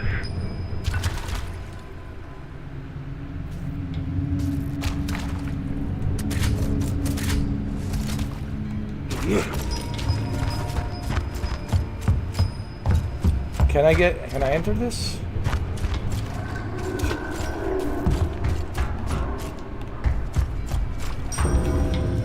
Control, this is Delta. We're at the cart control room. Copy that, Delta. Everybody, grab some ammo. It's time to rock and roll. And it's also time for a banana, guys. Nothing for nothing.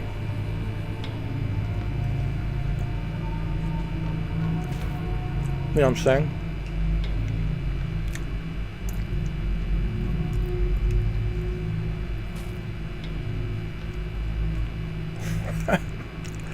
It's either banana or ice cream. One or the other. One or the other. Or maybe both.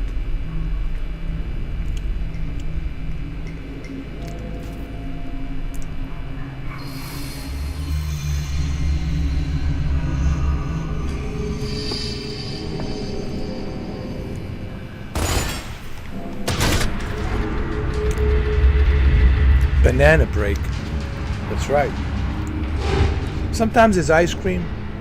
Sometimes it's banana. Sometimes it's grapes. And sometimes it's one or the other. Oh, what happened? I was eating too much banana.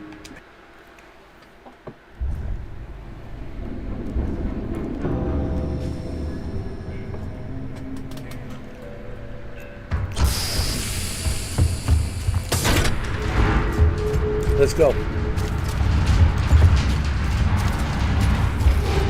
Man, you shitheads need to get in your own carts. No way am I standing next to you. What? Let's just get this over with. Let's do this thing. Whoa! Come on, get in.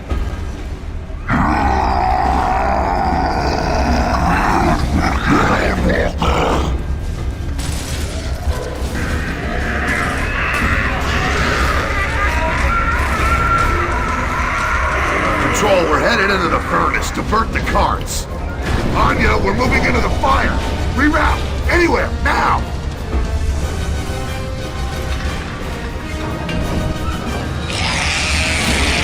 Who's next? Ah, come on.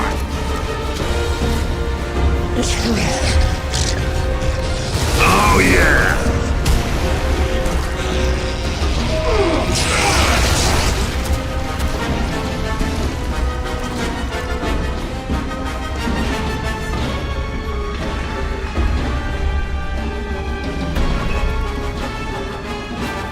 You guys okay?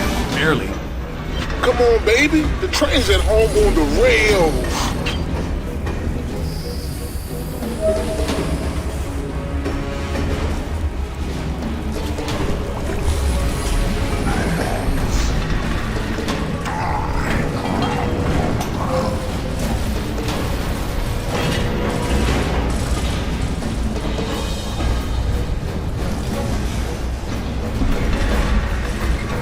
This is like Indiana Jones, bro. Like Indiana Jones ride.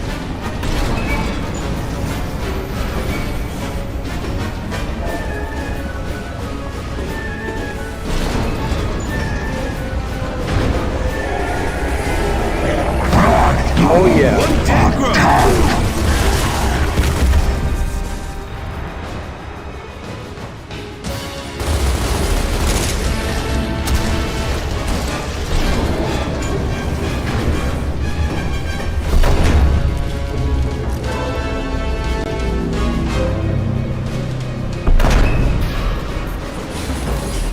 Yeah, Cammy, for sure. What we have seen in The Last of Us Part 2, Detroit Become Human, and yes, the Hellblade 2 surely showed us a sneak peek on what's to come. It's going to get to the point in the next few years where you won't be able to tell a difference. I mean, there's stuff even right now where artificial intelligence is using advanced computer-generated imagery and moving pictures that you can't tell a difference. Like your eyes can tell a difference. Unless you pause it and you like use a Hubble telescope and then, you know, examine everything like Digital Foundry does. But it's going to get to that point where, yeah. This is why AI scares me, dude. This is why some of this technology scares me, because it can be used for wrong purposes. Let your imagination go wild. Right? If you want to blackmail somebody badly. So this is where it gets in some very creepy, scary waters. Did you guys ever saw that video of Putin with talking to himself as an AI? Go Google it. where Putin's talking to himself as an AI, and you can't tell a difference. I couldn't tell a difference. The only difference I saw was that the real Putin was kind of terrified, like, oh, what? Like, he was like, what the fuck? Right? What? Like, I had to say fucking in Russian, like, как дурак, срань, дурак, как дурак, срань. О, боже мой, как срань, дурак. Как срань, дурак. Like дурак, you know, срань, whatever. Durak is like an asshole or something. Like, who's this asshole who's not me, but it looks like me, talks like me, and it is me. So, I think we're almost there, dude. We're almost there. In the next few years, man. We're almost there, man.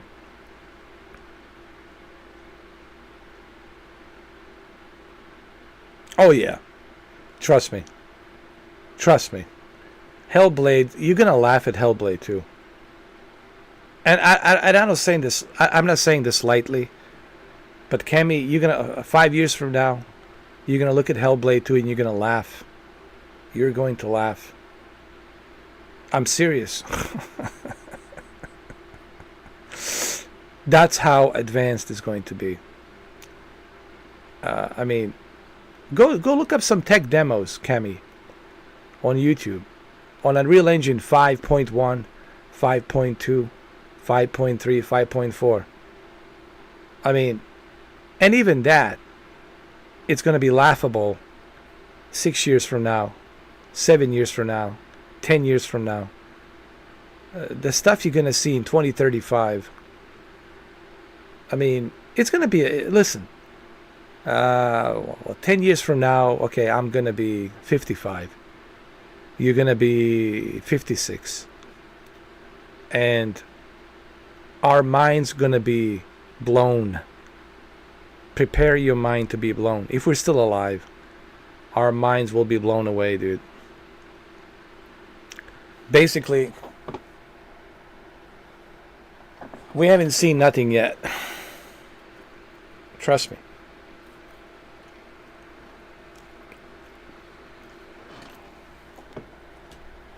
We ain't seen nothing yet. All of this is laughable. It's laughable. Wait. Just wait a little bit.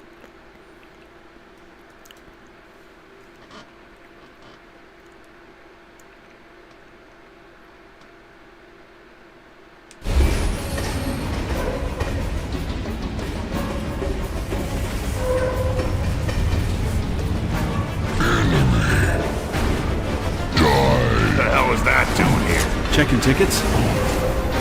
Checking tickets?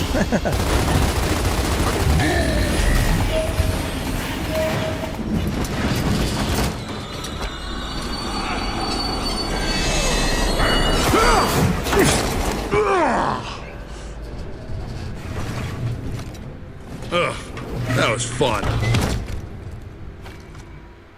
Control, this is Delta. Do you read? I copy. You're almost there. The drilling platforms are straight ahead in the core room. You guys hear that? Yep. Then move out.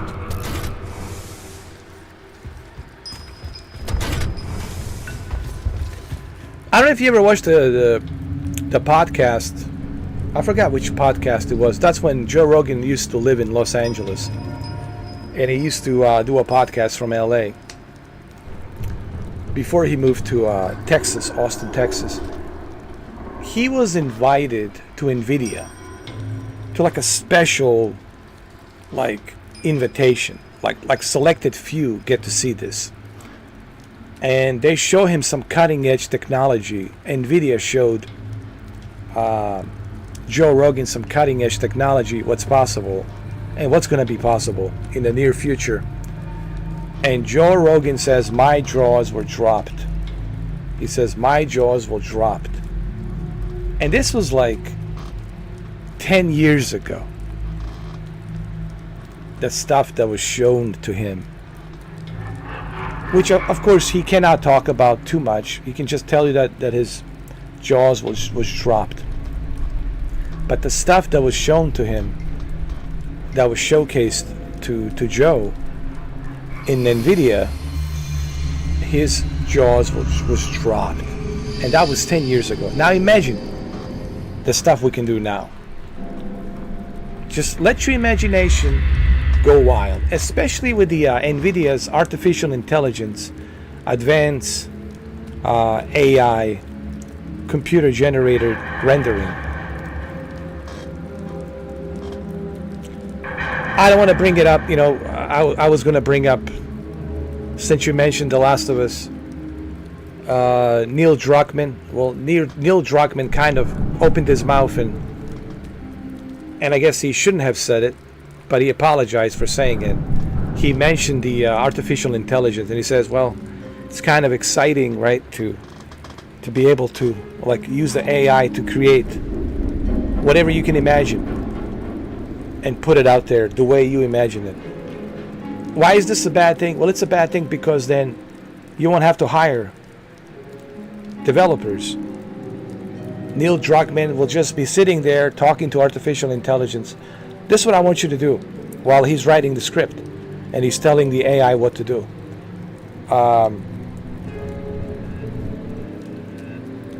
You see where it's going? You see where this is going? So, as much as I'm excited about this photorealism of computer-generated imagery, but I'm also terrified because it can be used for the wrong reasons.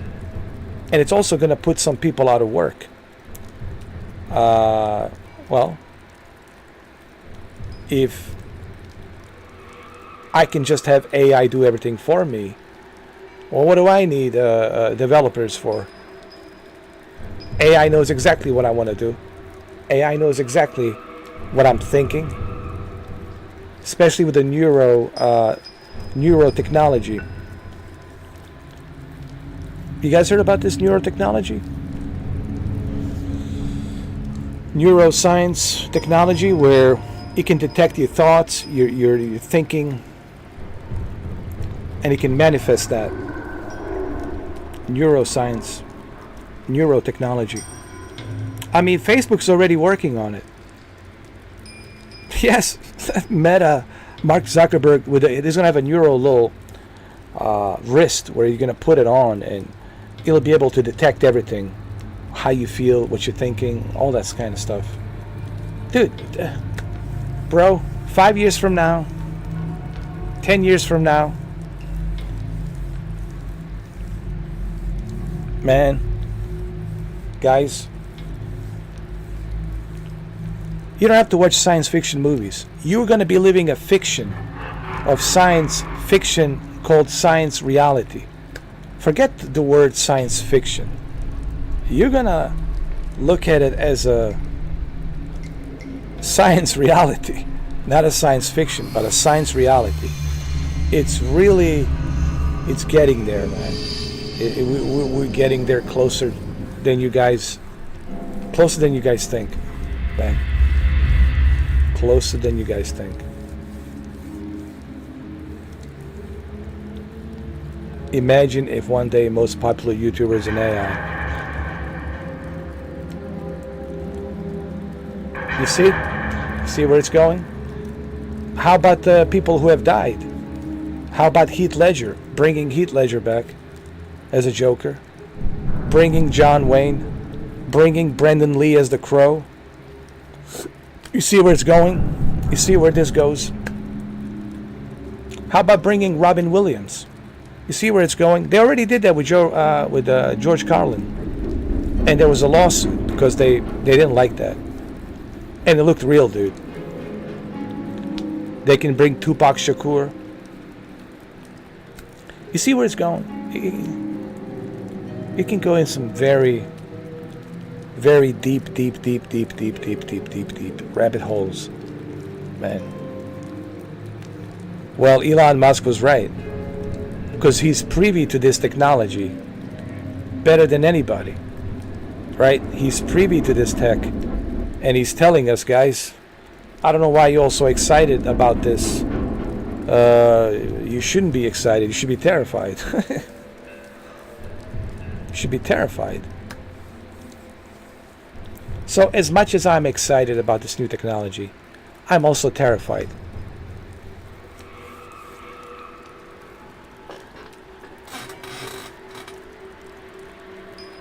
Yeah, well, there you go. Harold Ramis returned as a Ghostbusters as an AI. Right?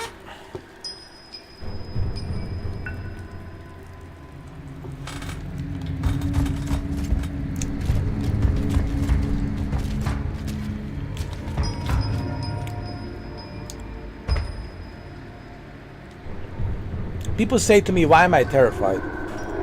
Because no line has been drawn. You catch my drift? When you don't draw a line, you gotta have a limit. In whatever it is that you do, everything has its limit, right?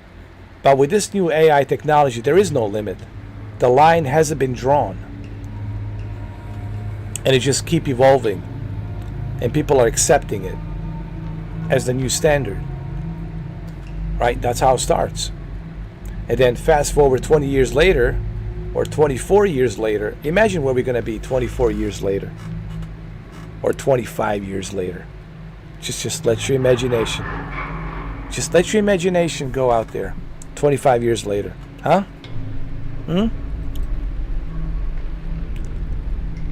So, something to think about. Here.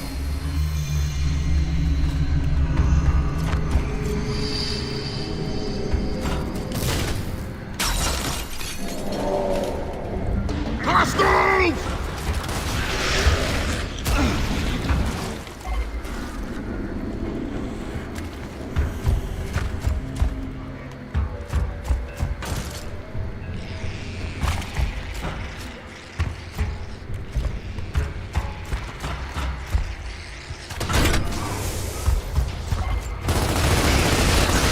Nat! You okay?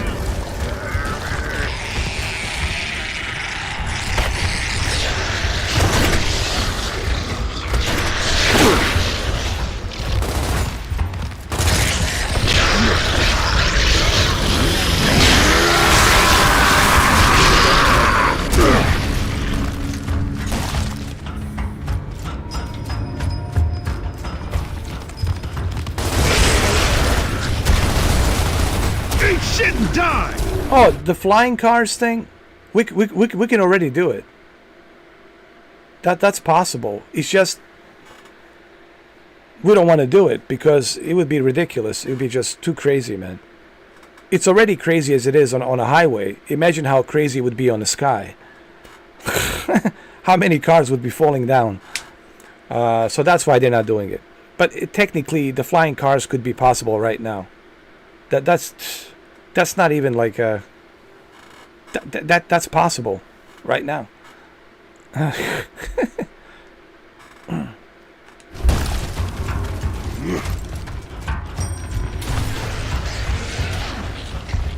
Control, this is Delta. We've entered the core room. Stand by, Delta. I'm raising the platforms for you.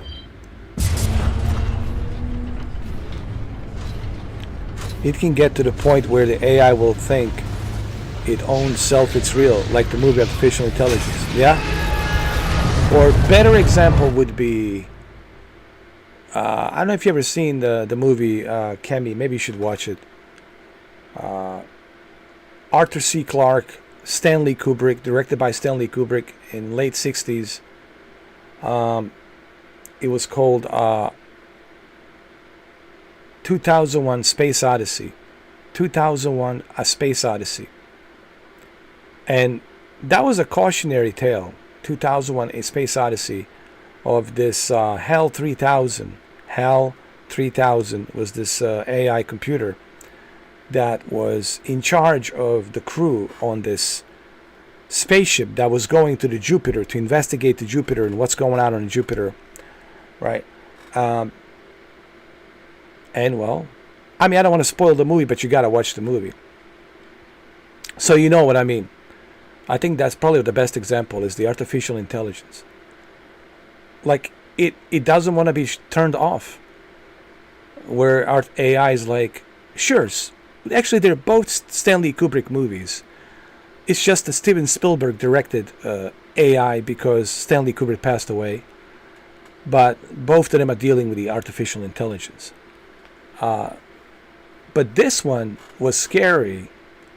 2001 Space Odyssey was scary because the HAL 3000 did not want to be turned off. Like, it knew that the humans were deceiving him and they were trying to turn him off. Even though the two humans on that ship took great precaution not to be heard to what they were saying when they were inside one of those capsules, right?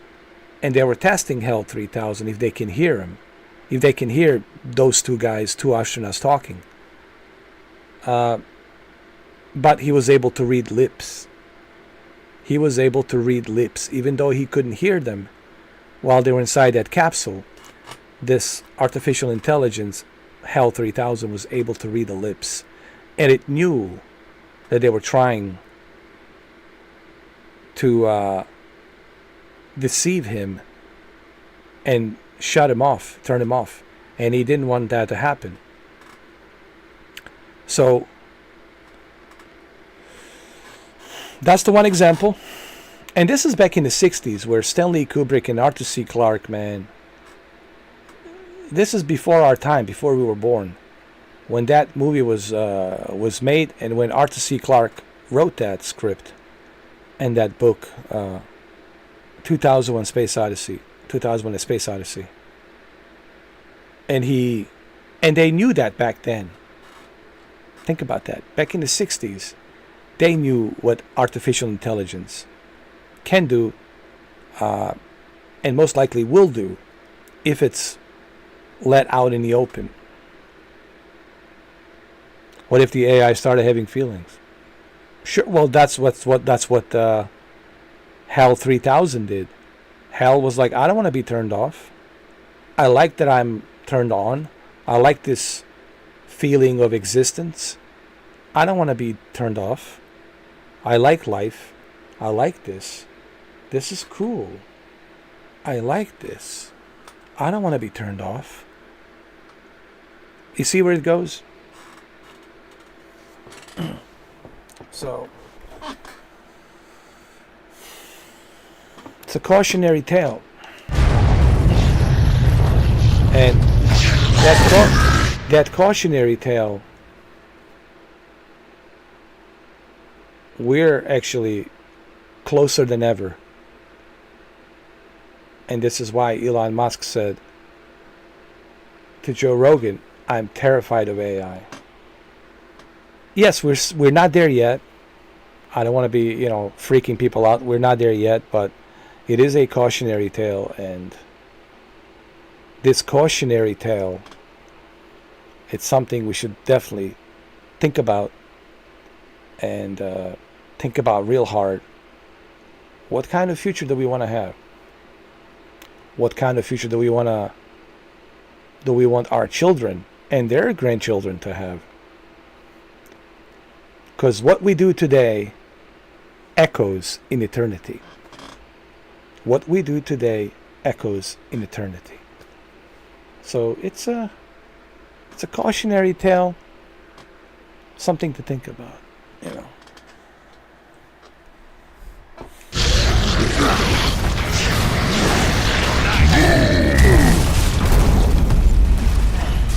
Oh shit.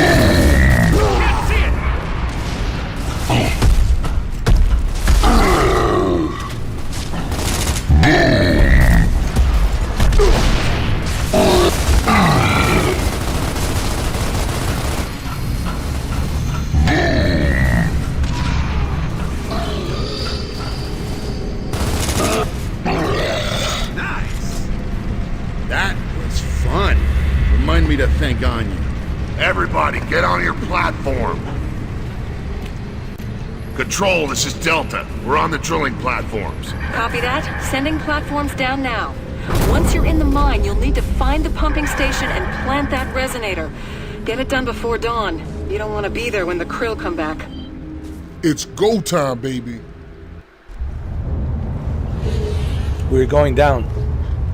Belly of the beast. The darkest before the dawn.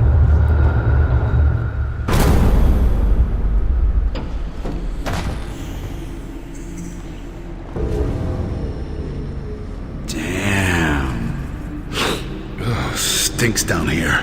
There's krill shit everywhere. All right, enough. Let's get this done and get out of here before the krill come back.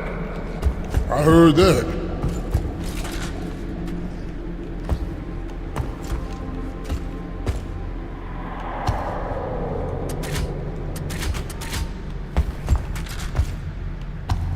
Don't mind if I do.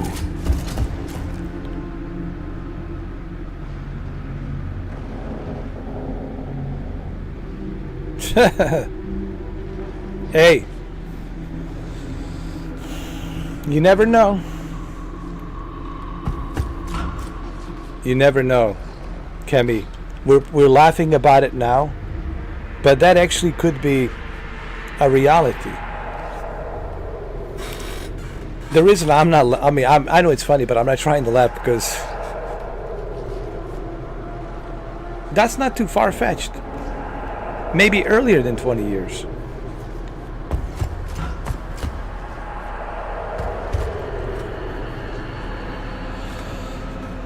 Maybe,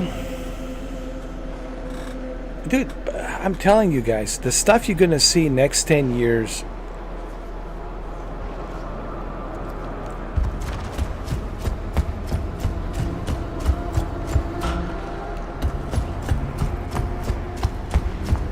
I mean, why not? If she's programmed, but see, that's the trick question. How do you know what the AI is thinking? What if the AI is being narcissistic?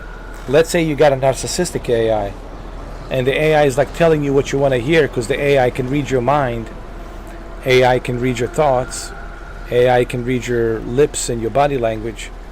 And AI knows you better than anybody because keeps tracks of everything, or your daily habits, everything. So the AI is manipulating you, and you don't even know it. And then one day, right, it goes narcissistic on you. You see, I just gave you one scenario. You ever seen the movie Ex Machina, right? I just gave you one scenario.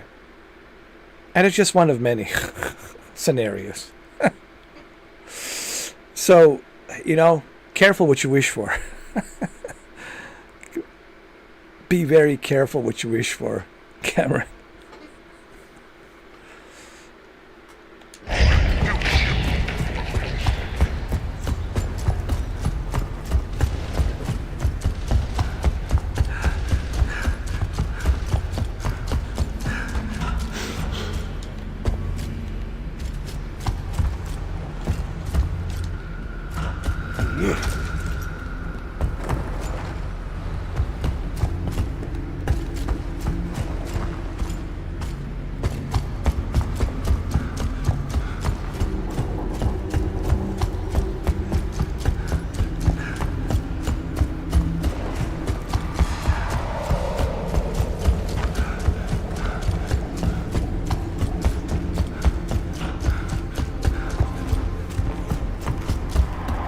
I forgot where I was supposed to go.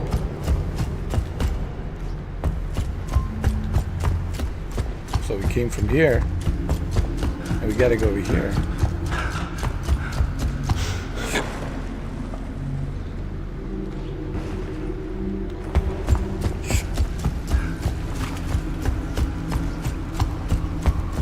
But you know, there's a lot of questions out there. You know, there's something interesting that Steven Spielberg said on an interview, and even got me thinking. And he was asked about the movies and science fiction and all that, and all of his work in the past, and Close Encounters of the Third Kind, you know, artificial intelligence, and all the stuff that he worked on. Great filmmaker, probably one of the best. of our times. And the question came about, like, why are we here?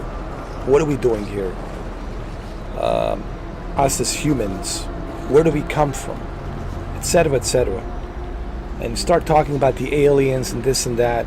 We got into a conversation. And then Steven Spielberg said, well, have you ever thought about this? He said, think about this for a minute. He says, I want you guys to think about this for a minute. What if we are a creation of our future selves in a distant future that was already put to seed on this planet? So that way the future selves or ourselves can come back when the time is right. And then when we come back, we will think of them as the gods. You guys catch what I mean by that? I don't know. Is this too confusing? I don't know. So in other words, he's saying, imagine yourself creating yourself and then going to the future and then coming back to the past on a certain time date to check on yourself to see how well you have developed. So think about that for a minute. I know it's pretty far out there, but that's Steven Spielberg for you. That's why he's a genius. He's actually working on a movie. It's a UFO event for Universal. He can't talk much about it, but he's currently preparing to work on this movie. It will be released in 2026.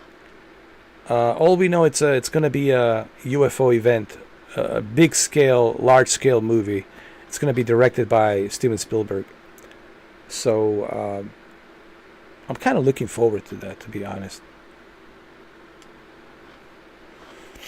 Thank you, Kemi. It was 8 hours, man. I think it's time. I think it's time for me to go too, man. I didn't think I was going to make it this far to this game. But I got deep to the rabbit hole here. I'm at the rabbit hole.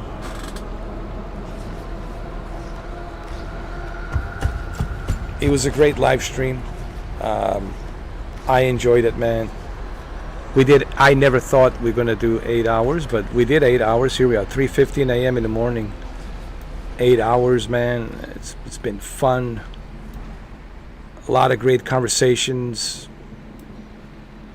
Don't forget, guys, Sunday, 12 o'clock noon. It's going to be great. It's going to be awesome. Can't wait.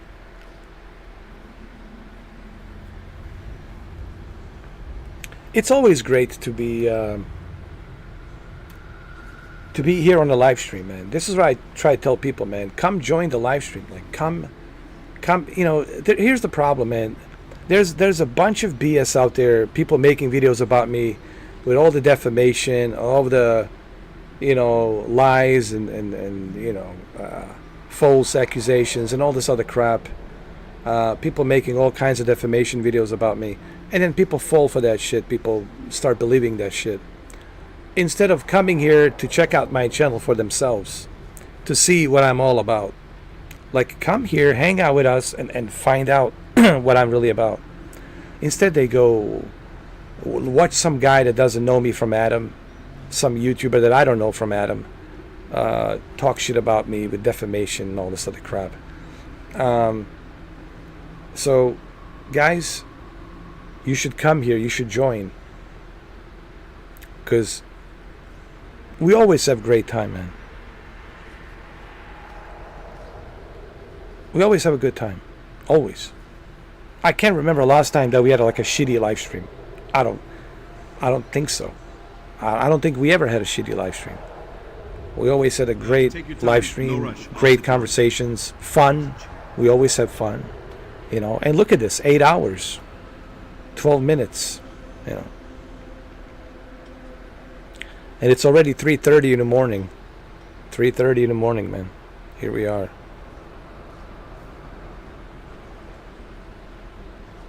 Yeah, a lot of BS out there. I don't let that stuff bother me. You know, I don't worry about that smear campaign and people writing about me because I know who I am. I have credibility. Everything I say, I can back it up. I can prove it. And they can't. All they can do is just write BS and defamation and all the BS nonsense. But I don't pay attention to that crap. I only focus on what I do, which is this, YouTube channel, and try to bring something fresh, something new, I have credibility, man. I got 7.9 thousand videos of credibility, which is more than enough. And yeah, witnesses too, So thank you, everybody. Thank you, Steve. Thank you, Cami, for being here. Thank you, Jose, for coming in. I know you're working. Thank you, Benji. Thank you, Shinobi. Thank you, OG Majestic. Thank you, Never Dead IV. Thank you, John 1.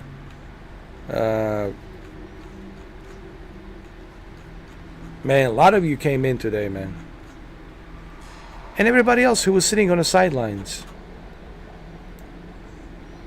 Think about becoming a subscriber. And think about maybe in the future becoming a member. Because sometimes we do member chat, which is like totally VIP. It's just fun. People ask me, what's the benefit of being a member? Well, benefit of being a member chat is when we do go member chat, sometimes I do a member chat. That's like a VIP. That means you don't have to worry about any kind of disruption from the unknown outside force coming in to disrupt the conversation.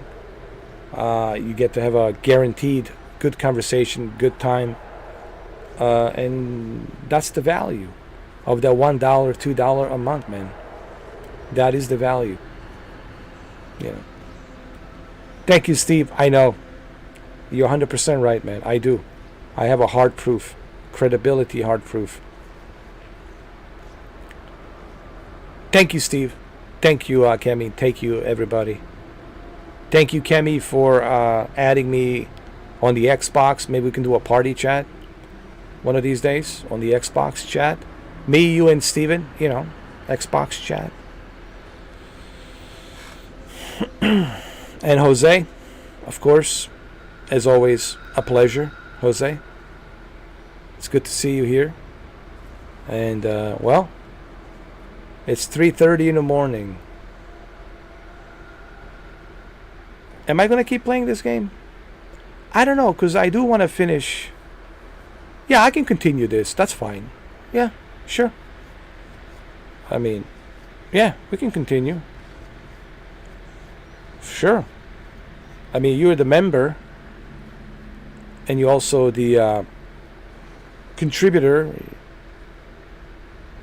Sure. You already tipped enough. Of course. We can finish it. You've been tipping quite a lot, man. The other day you tipped like $17, $18, man. I appreciate that. So, thank you. So yeah, sure we can. And Jose has been tipping as well. And Kemi became a member, and and Shadow Gamer, big thanks to Shadow Gamer. He's watching, he's on the sidelines, he just likes to watch. But Shadow Gamer, thank you, for $50 donation, an additional $20 donation, and a $10 donation. Shadow Gamer's been donating as well. So, I'm very grateful. I just want to say I'm grateful for donations. Like I said, Shadow Gamer, if you have any specific game you would like to see me play, don't hesitate to ask me, man. I'll see what I can do. If there's a specific type of a game you would like to see me play, don't hesitate to ask. I just watching for the Mr. 4K Merc store to open. I want the banana plush. Listen, it's already here, man. The banana is already ready, bro. The banana's already here. This is what you're gonna get in the box. Me eating half of my banana. So you can see what it's like to see Mr. 4K eating half of this banana. While we're young. That's it.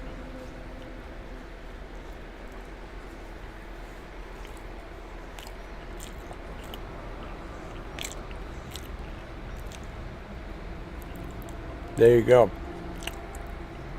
The Merc banana. And don't the ice cream. The ice cream stick. When I'm finished eating it. No, I'll eat like a half of ice cream. I'll froze it. I'll keep it frozen. In like a little cooler. And then you can buy it. But it stays in that cooler. You just plug it in. There's going to be a device that's going to keep it cool. It's like a refrigerator with a Freon inside to keep it cool, and you just plug it into the wall and it's going to keep it cool like a refrigerator, and it's always going to stay like that. You can have it like a souvenir. Ice cream is like half-eaten ice cream as a souvenir.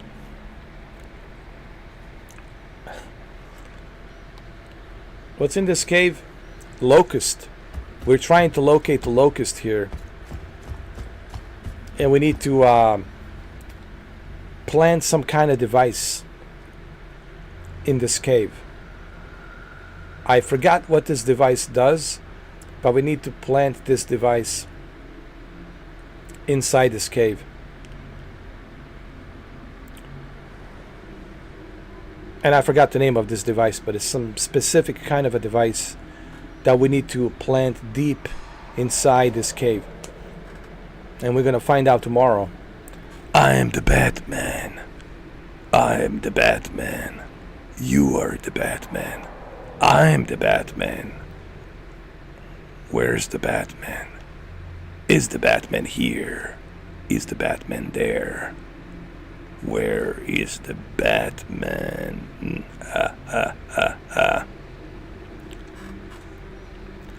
Where did the Batman go? Where? In which cave is Batman hiding? Yeah, it's gonna be cool, man.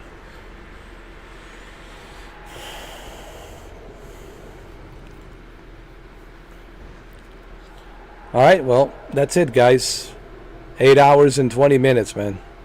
There you have it. It was definitely a long live stream, and I'm sure someone's gonna sit through this. I'm pretty sure someone's gonna sit through this 8 hours and 20 minutes. I'm pretty sure. There has to be.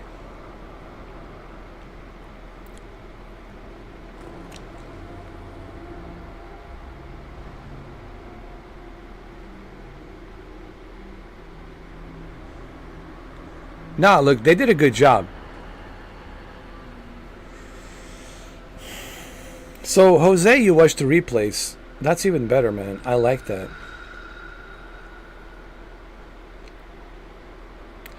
Like I said, I'm very impressed with how well this game looks. Considering it was remastered in 2016. Before we go, I just gotta say this. I'm really impressed on how well it looks, man. Considering this was 2016, man. Unreal Engine 4. I know, I can't believe it either.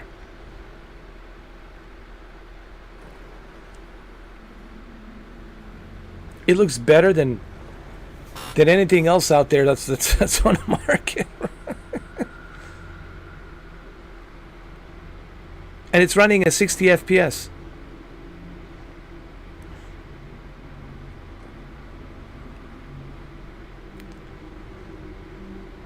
I know, because 2016 is a long time ago, believe it or not. How many years is that? 8 years? Yeah, this game is 8 years when it was remastered. And look at it now.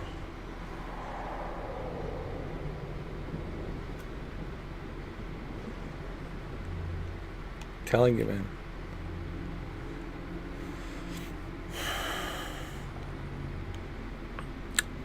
Yes, remasters are good. I would like to see a... Well, they said they're going to do a remake of Gears 1, Gears 2, and Gears 3. I just hope that they don't make it way too different. You know, I mean, because when it comes to remakes, it's a... Take it with a grain of salt. With any game that's going to be a remake, take it with a grain of salt. Because it depends on who's making it and how they're making it. Are they putting any extra stuff of their own ideas in there? Or so you got to remember, there's that too. Yeah, it depends on who's making it. But either way, I'm excited to see Gears 1, 2, 3 remake. I mean, that's going to be awesome for sure. All right, let's save the game. Okay, we good here.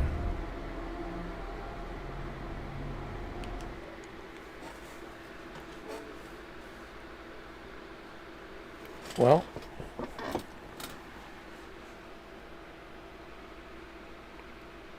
all right. Thank you, Steve. Thank you, Jose. Thank you, Cammy. Thank you, everybody. Thank you, Benji, for being here. Congratulations on getting baptized, and congratulations on getting that pilot license. So thank you, Benji. You can always join us, Benji, anytime you want to jump on a party chat. Add me to the Xbox. We can do a flight simulator or whatever game you want to play. Feel free to stop by here anytime. Maybe Steven one of these days will join us in the party chat, because I want you guys to hear Benji, because Benji has a very specific kind of a voice, and I want you guys to hear Benji talk. I really do want you to hear him talk.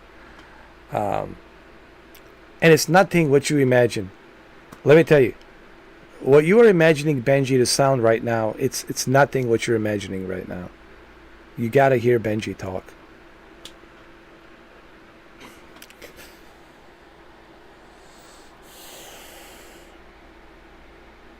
Yeah, I'll try to get him on. He says after he gets baptized, after his foot heals, because he got hurt on work, he was working and he dropped something on his foot. Once his foot heals, once he gets baptized, he says we're gonna do it. He needs to add me on the Xbox.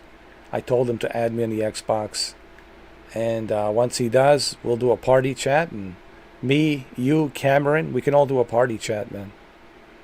Yeah. Oh man, Benji's a cool guy. He's a sweetheart, man. Benji is a sweetheart. Me and him, we used to hang out on a Horizon World, man. He's a sweetheart, man. A sweetheart of a man. Sweetheart of a man.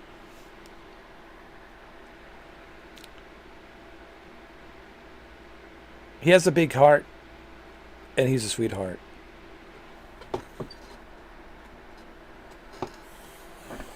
Big heart and a sweetheart.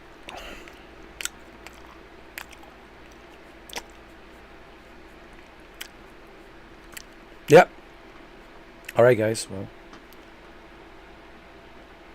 oh, don't worry. You will hear his voice once we're friends on the Xbox. Once he turns on the party chat and turn on and gets his headset. You know, I think he has a headset, microphone, and you'll hear him.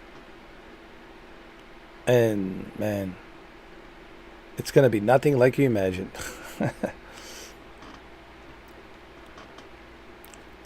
Oh, trust me. It's gonna be just a good time. See, I like having party chat before I go. I prefer party chat versus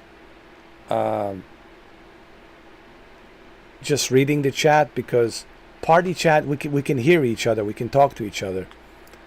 While the chat, you know, you always have to read it, and it's different, you know, than having a party chat. Party chat, we get to talk, you know, and we can hear each other, and we can talk to each other. Yeah.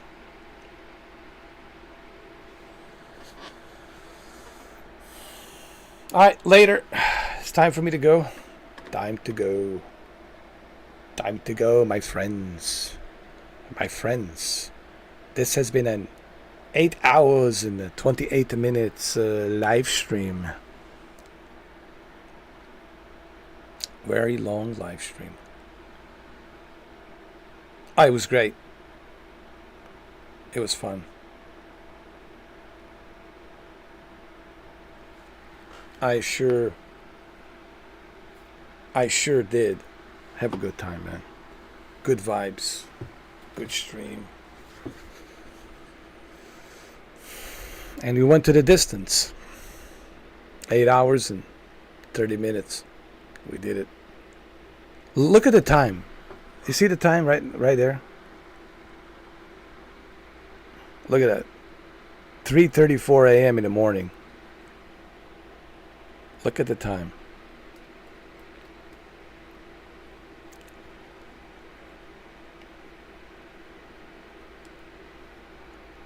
Oh, before I go, I just want to show you these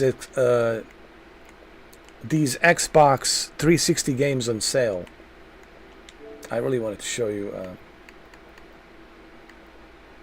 Oh yeah, this is the game that I wanted to. That I'm interested in playing. It's called Still Wakes the Deep. It's coming in 12 days. And it's like a horror game. It looks very like realistic, like photorealistic, dude. And it's a Xbox exclusive. Yeah. It's like a horror game, but it's on an oil rig. And look at this, very creepy, dude. Look at that. And maybe I can play a trailer.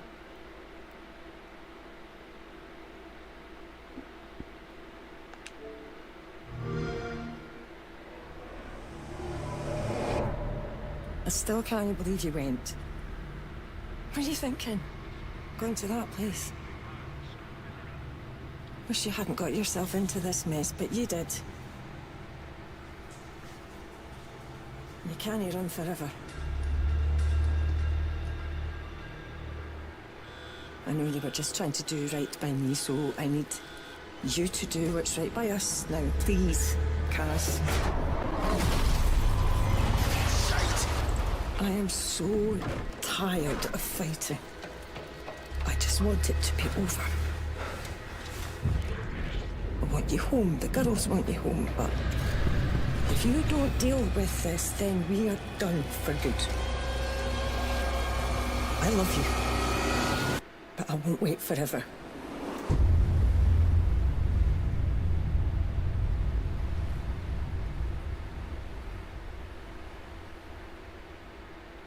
Still Wakes the Deep, June 18th. Oh yeah, man. We're gonna play this for sure, June 18th. This looks really good, creepy. Oh yeah.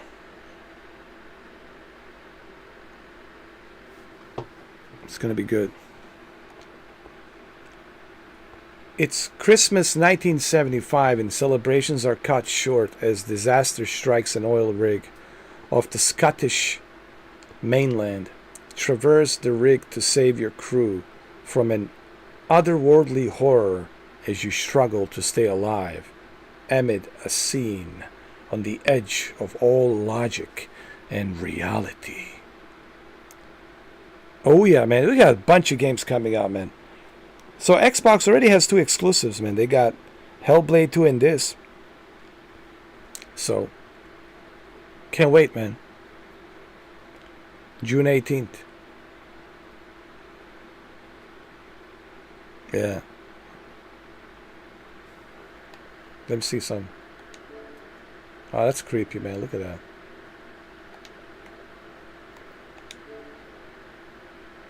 Look at the graphics on this thing, man.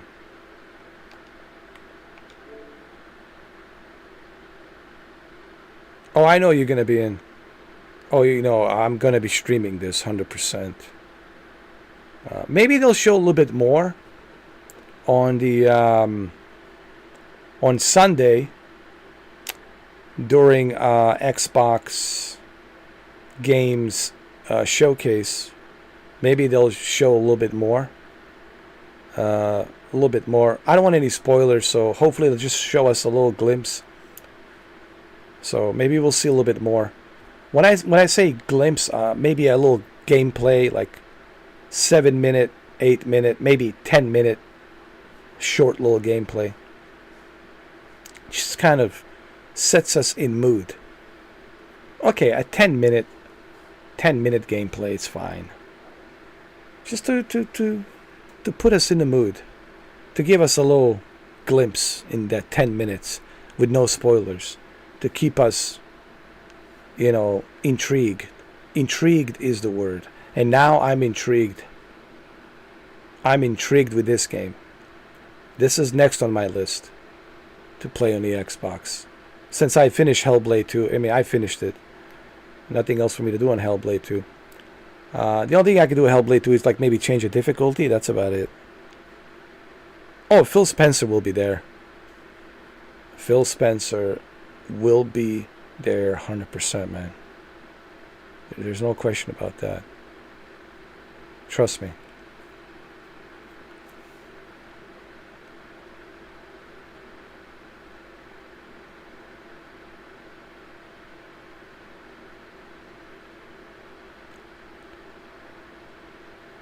I'm sure he will.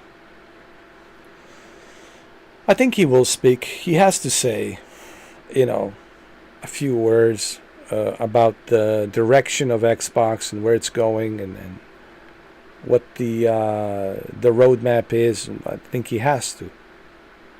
He has to.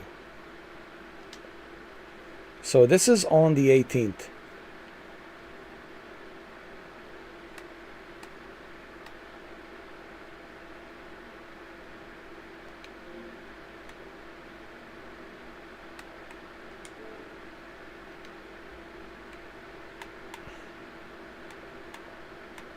All right, so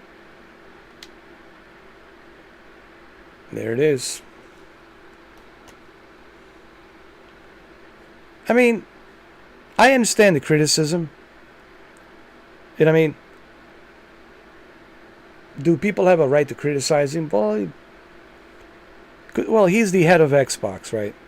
And as a head of Xbox, people have a right to know, like, what happened? Like, why did these 4 studios get closure?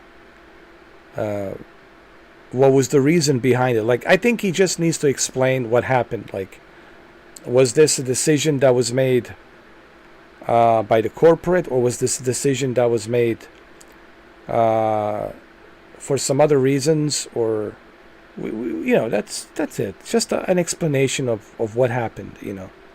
That's all. Is he going to do that? Again, maybe he can't talk about it.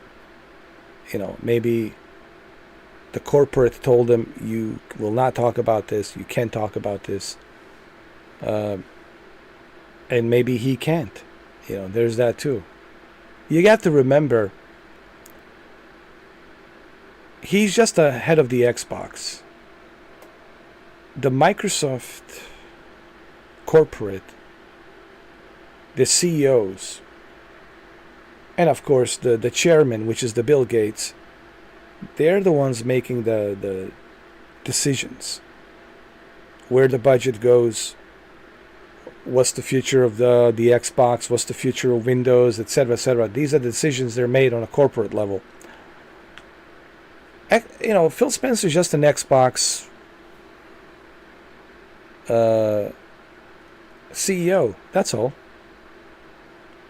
Now, can he have some say? Yes, he can have say. He can say, hey, maybe he said, I don't think this is a great idea. I don't think this is a good idea. We just acquired these studios and we promised them that we'll give them the freedom to do what they want to do, and now we're closing them down. But remember, he doesn't have the ultimate power. The ultimate power comes in from the above, the higher-ups, the corporate CEOs on the top. They make all the final decisions with the budget and everything, right? So it's easy just to point fingers at him and say, oh, it's his fault. But I looked at it from a different perspective because I understand how the corporate world works. And there's always somebody above you that's going to tell you, hey, the man upstairs says, we got to do this. And if you don't do this, you're going to lose your job. So you got to follow the orders. You know what I mean? I don't believe that he personally made his decision. Okay? But it was something that he had no choice. Like, he had to agree to it. It's either you agree to it or you are out of the job. And he doesn't want to be out of the job because he loves what he does. That's what I'm thinking, honestly. And I think we're reading this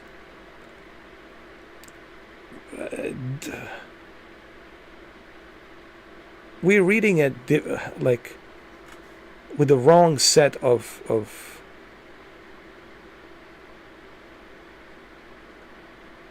eyes, like the wrong set of eyes. We're reading this. I'm reading it with a more of a devil's advocate set of eyes instead of just like it's all his fault. It's all his fault. Yeah, this is all Phil Spencer's fault. Blah blah blah. I'm looking at it as a devil's advocate type of set of eyes, and I'm thinking maybe it wasn't his decision. Well, yeah. For example, let's say, Steve, you work for a big corporation. Let's say you're like a district manager, and above you it's a corporate, and you're always in touch with your corporate, and the corporate tells you, all right, we got to do this, this, and that. And then you call your store managers, you tell your store managers, guys, here's the rules, here's the new rules, here's what we got to do. We have to do this, we have to do that. We have to fire some people. We can't have this many people working, da-da-da-da-da. They're cutting down on the pay. They want to save money. This is coming straight from the corporate. And I don't like these decisions, but they're the corporate. They're the CEOs. They make the final decision. So what are you going to do? Now, you could say, okay, I quit and walk away, but they'll find someone else to replace you, and that's it. But you're going to lose your job. So you put yourself like in his shoes. Like we have to kind of, what I try to do, I try to put myself in other people's shoes,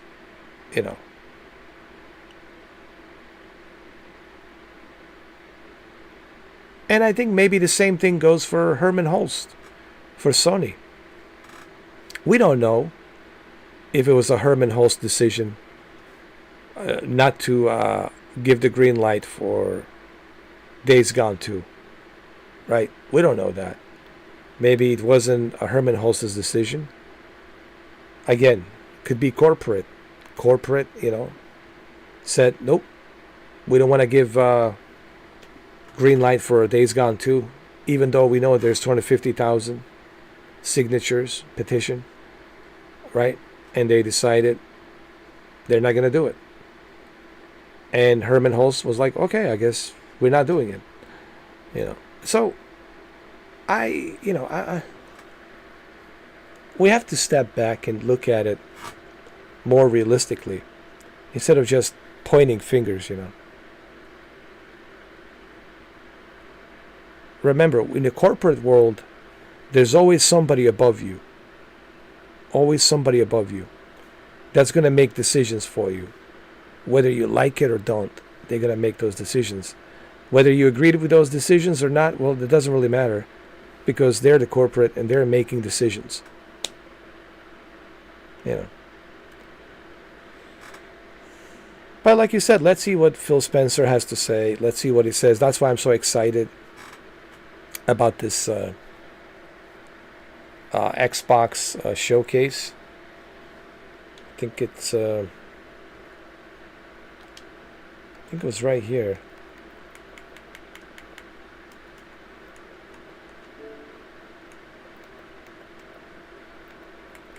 I don't know if I can find it, but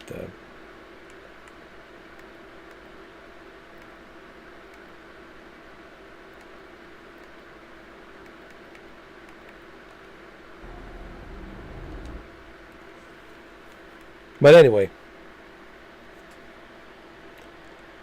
soon enough on Sunday, today's Thursday, soon enough on Sunday, we'll have our answers, or maybe we won't have our answers. But even if he doesn't say anything, I understand. Even if he doesn't say anything, and I know people are going to criticize him and they're going to make all these videos and say, you see, Phil Spencer didn't say anything. I understand, because I understand how the corporate works. I understand how the corporate world works. So I will understand totally.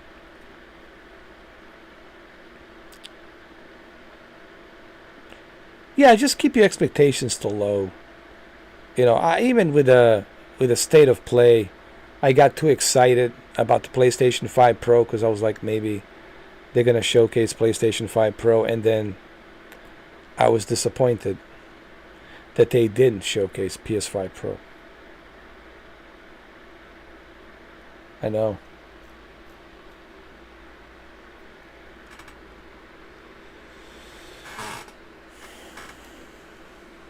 Yeah. All right, well, my God, it's almost 9 hours. God. What a long live stream, huh?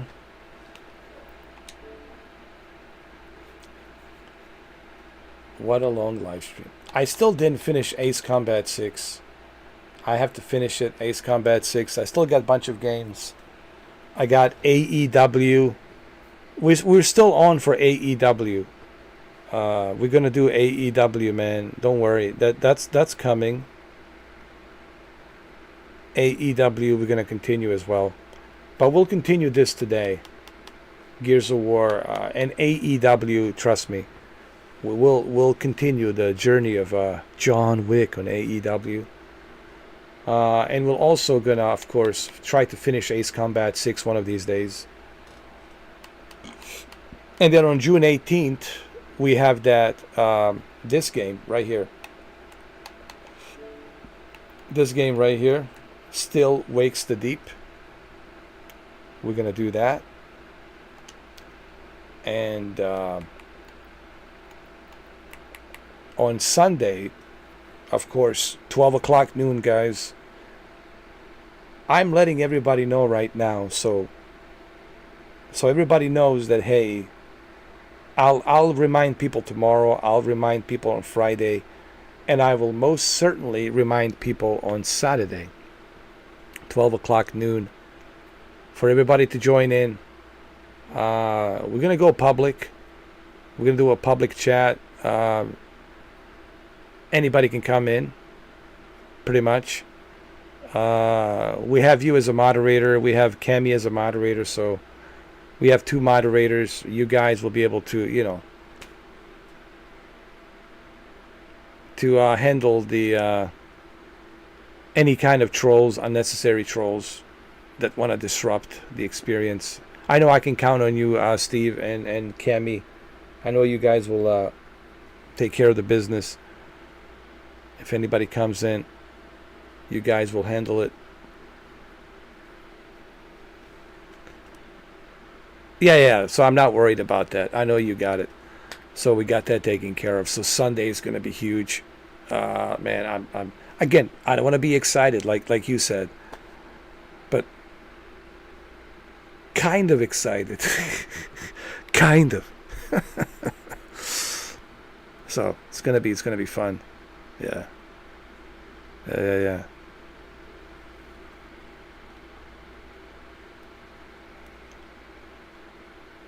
All right. Well, that's it. Well, yeah, that too. I'm also curious. I'm more curious and excited for Xbox than I was for PlayStation because, you know, all this talks about Xbox. You know, Xbox is like being talked about so much now. It's getting so much recognition. People are talking about it. So it's a lot of people going to be watching the Xbox games showcase. A lot of people are going to be watching that for sure. Yeah, he's been playing Diablo 4, I think. Let me see.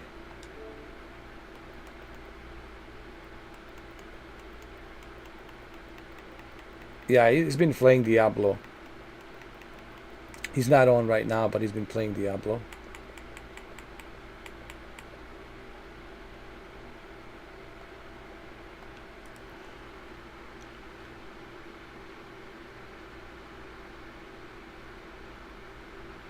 Well, okay, let's just use this scenario before I go. If it sucks, then I think it sucks. Then it's just gonna let us know that the gaming industry, it's in some really weird times. Like, but I don't think that's going to be the case, honestly. I think we're going to see some good stuff, personally. But let's say it sucks. Let's say it really sucks and Xbox doesn't bring anything to the table. Then that's sad. Then it's sad for us gamers. It's going to suck for us, really. It's gonna suck for us because we're the gamers, and we're gonna be like, man, why can't we have like good old days when we used to have these bangers come in, all these good bangers games, right? Pump out these bangers games every year. Remember those good old days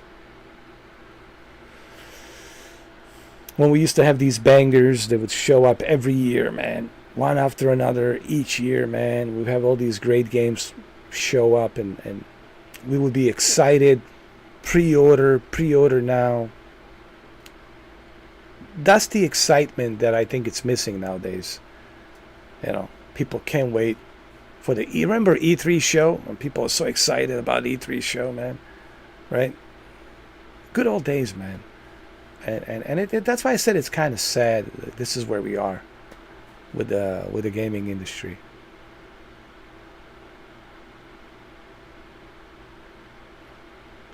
If it sucks, get ready for the next Xbox to be made by multiple companies. LG Xbox, Hinson's Xbox.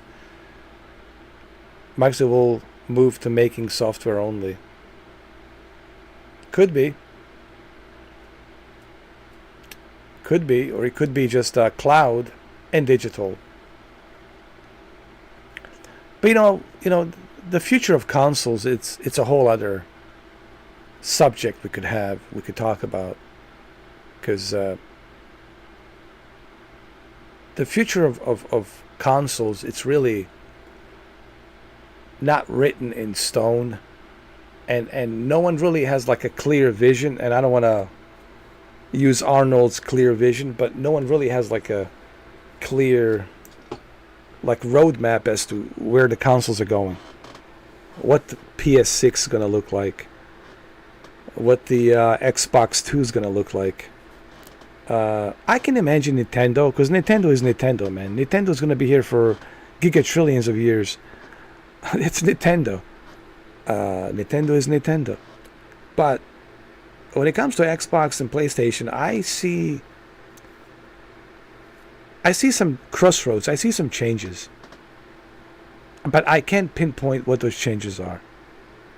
But I do see change of tide, shifting to a different direction. But I just don't know where it leads to. I can see that it's shifting to a different direction. But I just don't know where it leads to. And I think that's how I feel about Council's future. It's so uncertain. There's so much uncertainty, and it's anyone's guess, honestly. I know. Well, you know what's funny? You mentioned that, Jose. Because once upon a time, before the Xbox 2001 console, Microsoft used to do that. They were just making games, Microsoft Game Studios. They would work on these strategy games, make some strategy games or something. And that's what they would do. I remember going to Circuit City, seeing Microsoft Studios games. Some role-playing games, strategy games. What I mean by role-playing games, like some, whatever, mediocre role-playing games. Nothing too big. I remember them making keyboards and mouse. But let's hope it doesn't come to that. Let's hope they don't go back to that, Right? Let's hope that we're like surprised and they show us the greatness of Xbox. The greatness awaits. No, that was PlayStation. What should be the slogan for Xbox? Oh, here's a good one. Xbox. Find out what's inside. Xbox. Find out what's inside. That's a good one. Because Xbox will never tell you what's inside. Xbox. Find out what's inside.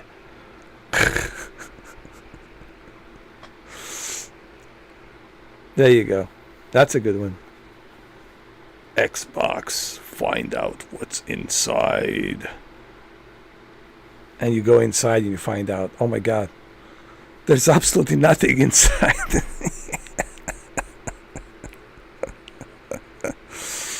Dreamcast should have stayed. Listen, I know I said this millions of times. X-Bone, come get boned. We need competition. Dreamcast should have stayed, bro. Sega Dreamcast should have stayed. I always said they should have never quit, man. Believe me, they could have stayed in there and they could have hold their own glass of water, man, in front of Xbox and PlayStation 2. Right, in 2001, Xbox, PlayStation 2. Dreamcast was, man, I would put like a number 3. PlayStation 2, Xbox, and then Dreamcast. Nintendo 64, I would put like maybe 4. Because, man, Dreamcast was just exclusive. It was just exclusives. Truckload of exclusives, bro. Where you can only play it there at Dreamcast. We're talking truckload of exclusives, dude. It made Saturn look like an amateur. Like a biggest loser ever. Now, don't get me wrong. I enjoyed Saturn for what it did. For what it was. Even though it had a short-lived life. But I enjoyed that short-lived life that Saturn had. In 97. 96. Oh, I mean, it was 96, 97. But Dreamcast, oh my God. Dreamcast was just, it was like, everything was exclusive, dude. From MLB 2K, NFL 2K, NBA 2K, That Ferrari game. Dude. Crazy Taxi. Code Veronica. Man. The list goes on and on and on. You know. I'm telling you. Shenmue 1, Shenmue 2. Oh, man. Virtua Fighter. Dude. So many games. I know I'm missing out a bunch of them. You know, I can't remember all of them right now. But, dude, there were so many. There's so many, man. Oh, yeah, D2. Remember that horror game, D2? I played the original D on the Sega Saturn. And there was a D2 on Sega Dreamcast. I mean... And the Sonic games and all of that. Man, oh my God, man. Rally games, Sega Rally. Oh man. Dreamcast was just... Oh yeah, they were behemoths, Brian. You know what? When you talk exclusives... And I know, man, we're about to end this live stream. It's now 9 hours. Dreamcast, I would say, man, was a behemoth. For that 1 year and a half, behemoth of exclusives. Was it 1 year and a half? 99, 2000? 1 year and a half, man, of behemoths of exclusives, bro. Man, you know, I just remembered. I went back to 99 and like, oh my God, it's a behemoth of exclusives. So that's why I never understood why Dreamcast Sega decided to drop out when they had so many behemoths of exclusives, dude. But I guess the Xbox and PlayStation scared them. I mean, PlayStation 2 for sure scared Sega. Dreamcast. PlayStation 2, and then the Xbox came in. That was it. Now you have PlayStation 2 and Xbox, and Dreamcast was like, oh my God. Can we compete with these two behemoths? When in fact Sega Dreamcast was behemoth. Come on, man. I think Sega made a mistake. They should have stayed. I think they made a terrible mistake by, you know, dropping out. Dreamcast 2 would have been even better, man. Imagine what Dreamcast 2 would have done in terms of competition for PlayStation 2 and the Xbox and the Nintendo Wii and Wii U and GameCube and oh my God. Oh my God, are you kidding me?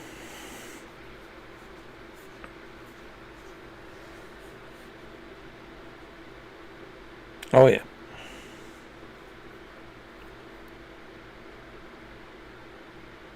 Well, I think it's time we end this. It's 4 o'clock and 6 minutes in the morning. It's a long time. I think I know it's 3 o'clock for you, Jose. For Steven, it's like it's like 10 o'clock or 11 in the morning.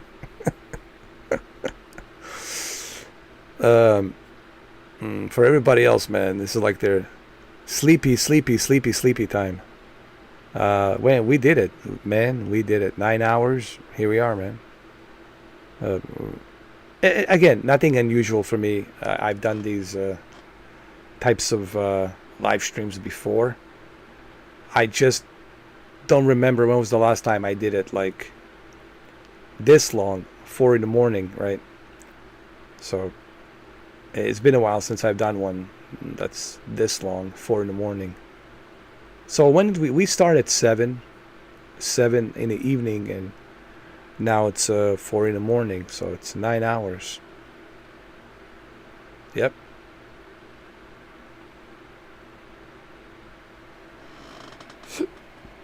I don't know if there's any closing comments you guys want to leave regarding the conversation of Dreamcast and PlayStation, and Xbox, and Nintendo.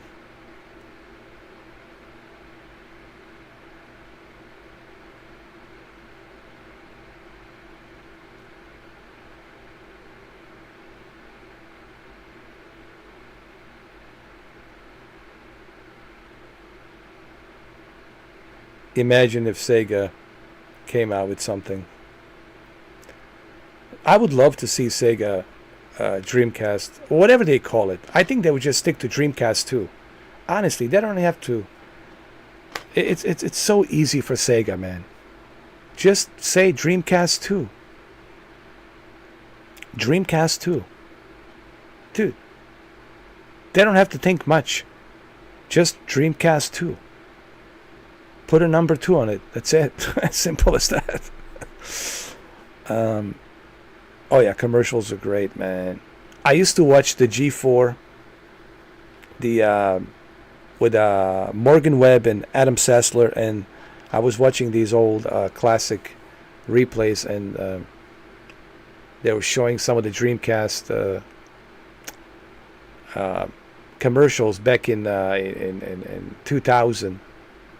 Because they still had there was like a commercial of NBA 2K, NBA 2K2, NBA 2K2 Black Edition Dreamcast console at Circuit City and Sears. Go purchase your Dreamcast NBA 2K2. Come to Sears, come to Circuit City, pick one up. Electronic Boutique, it's selling a NBA 2K2 Dreamcast bundle with 2 extra controllers. Get your 2 extra controllers right now. How about those memory cards? Oh my god. With an LCD on there. It's thinking. Yeah. I had a Black Edition, and then, man, I regret.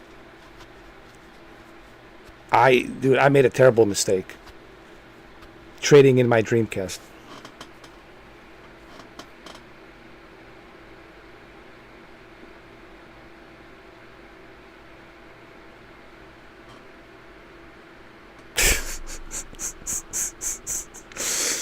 Oh my god.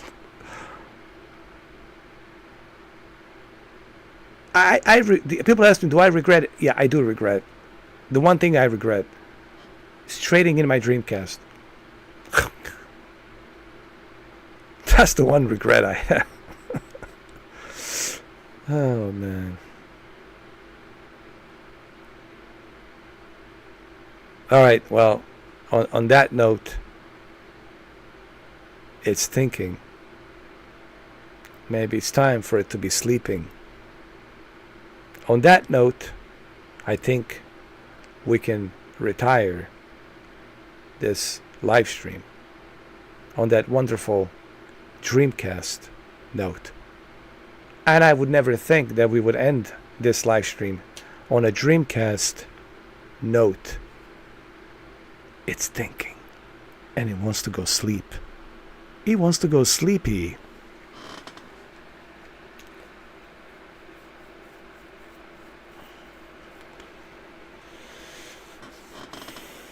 For real.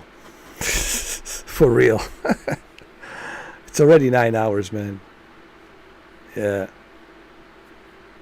We're almost at 9 hours and 7 minutes. That's it. Cheers. Thank you. Hold on. Here.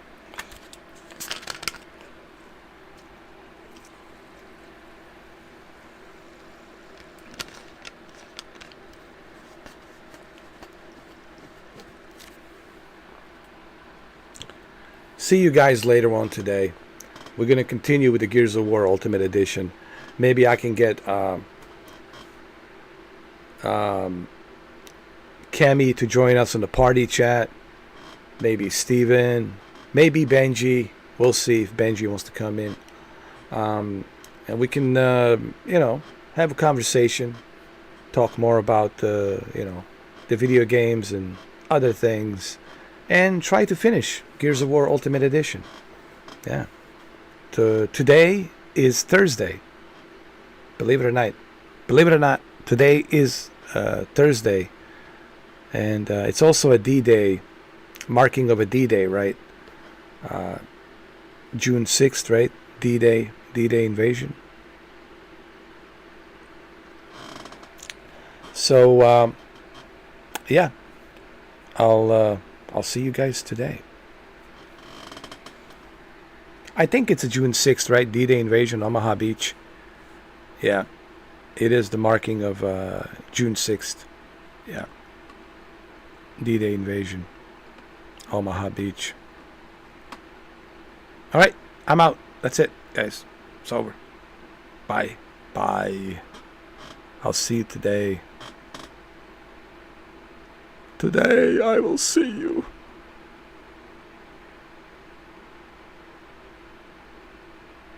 How do I turn this off? See, now I can't find my OBS. See what's going on? See this, Jose? Where's my OBS? I got 3 different monitors and I'm... Oh my god.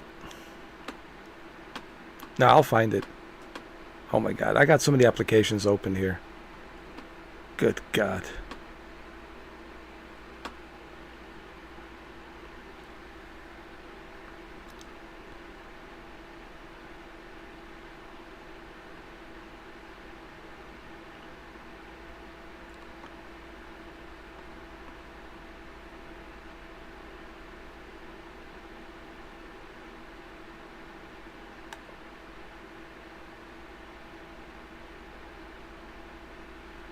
Okay. I got it. It was on my 3rd monitor. It was hidden. I finally got my OBS. Because yes, I'm using the OBS to live stream. So there it is. We're going to stop streaming. We are done. 9 hours, 9 minutes, and 24 seconds. Goodbye.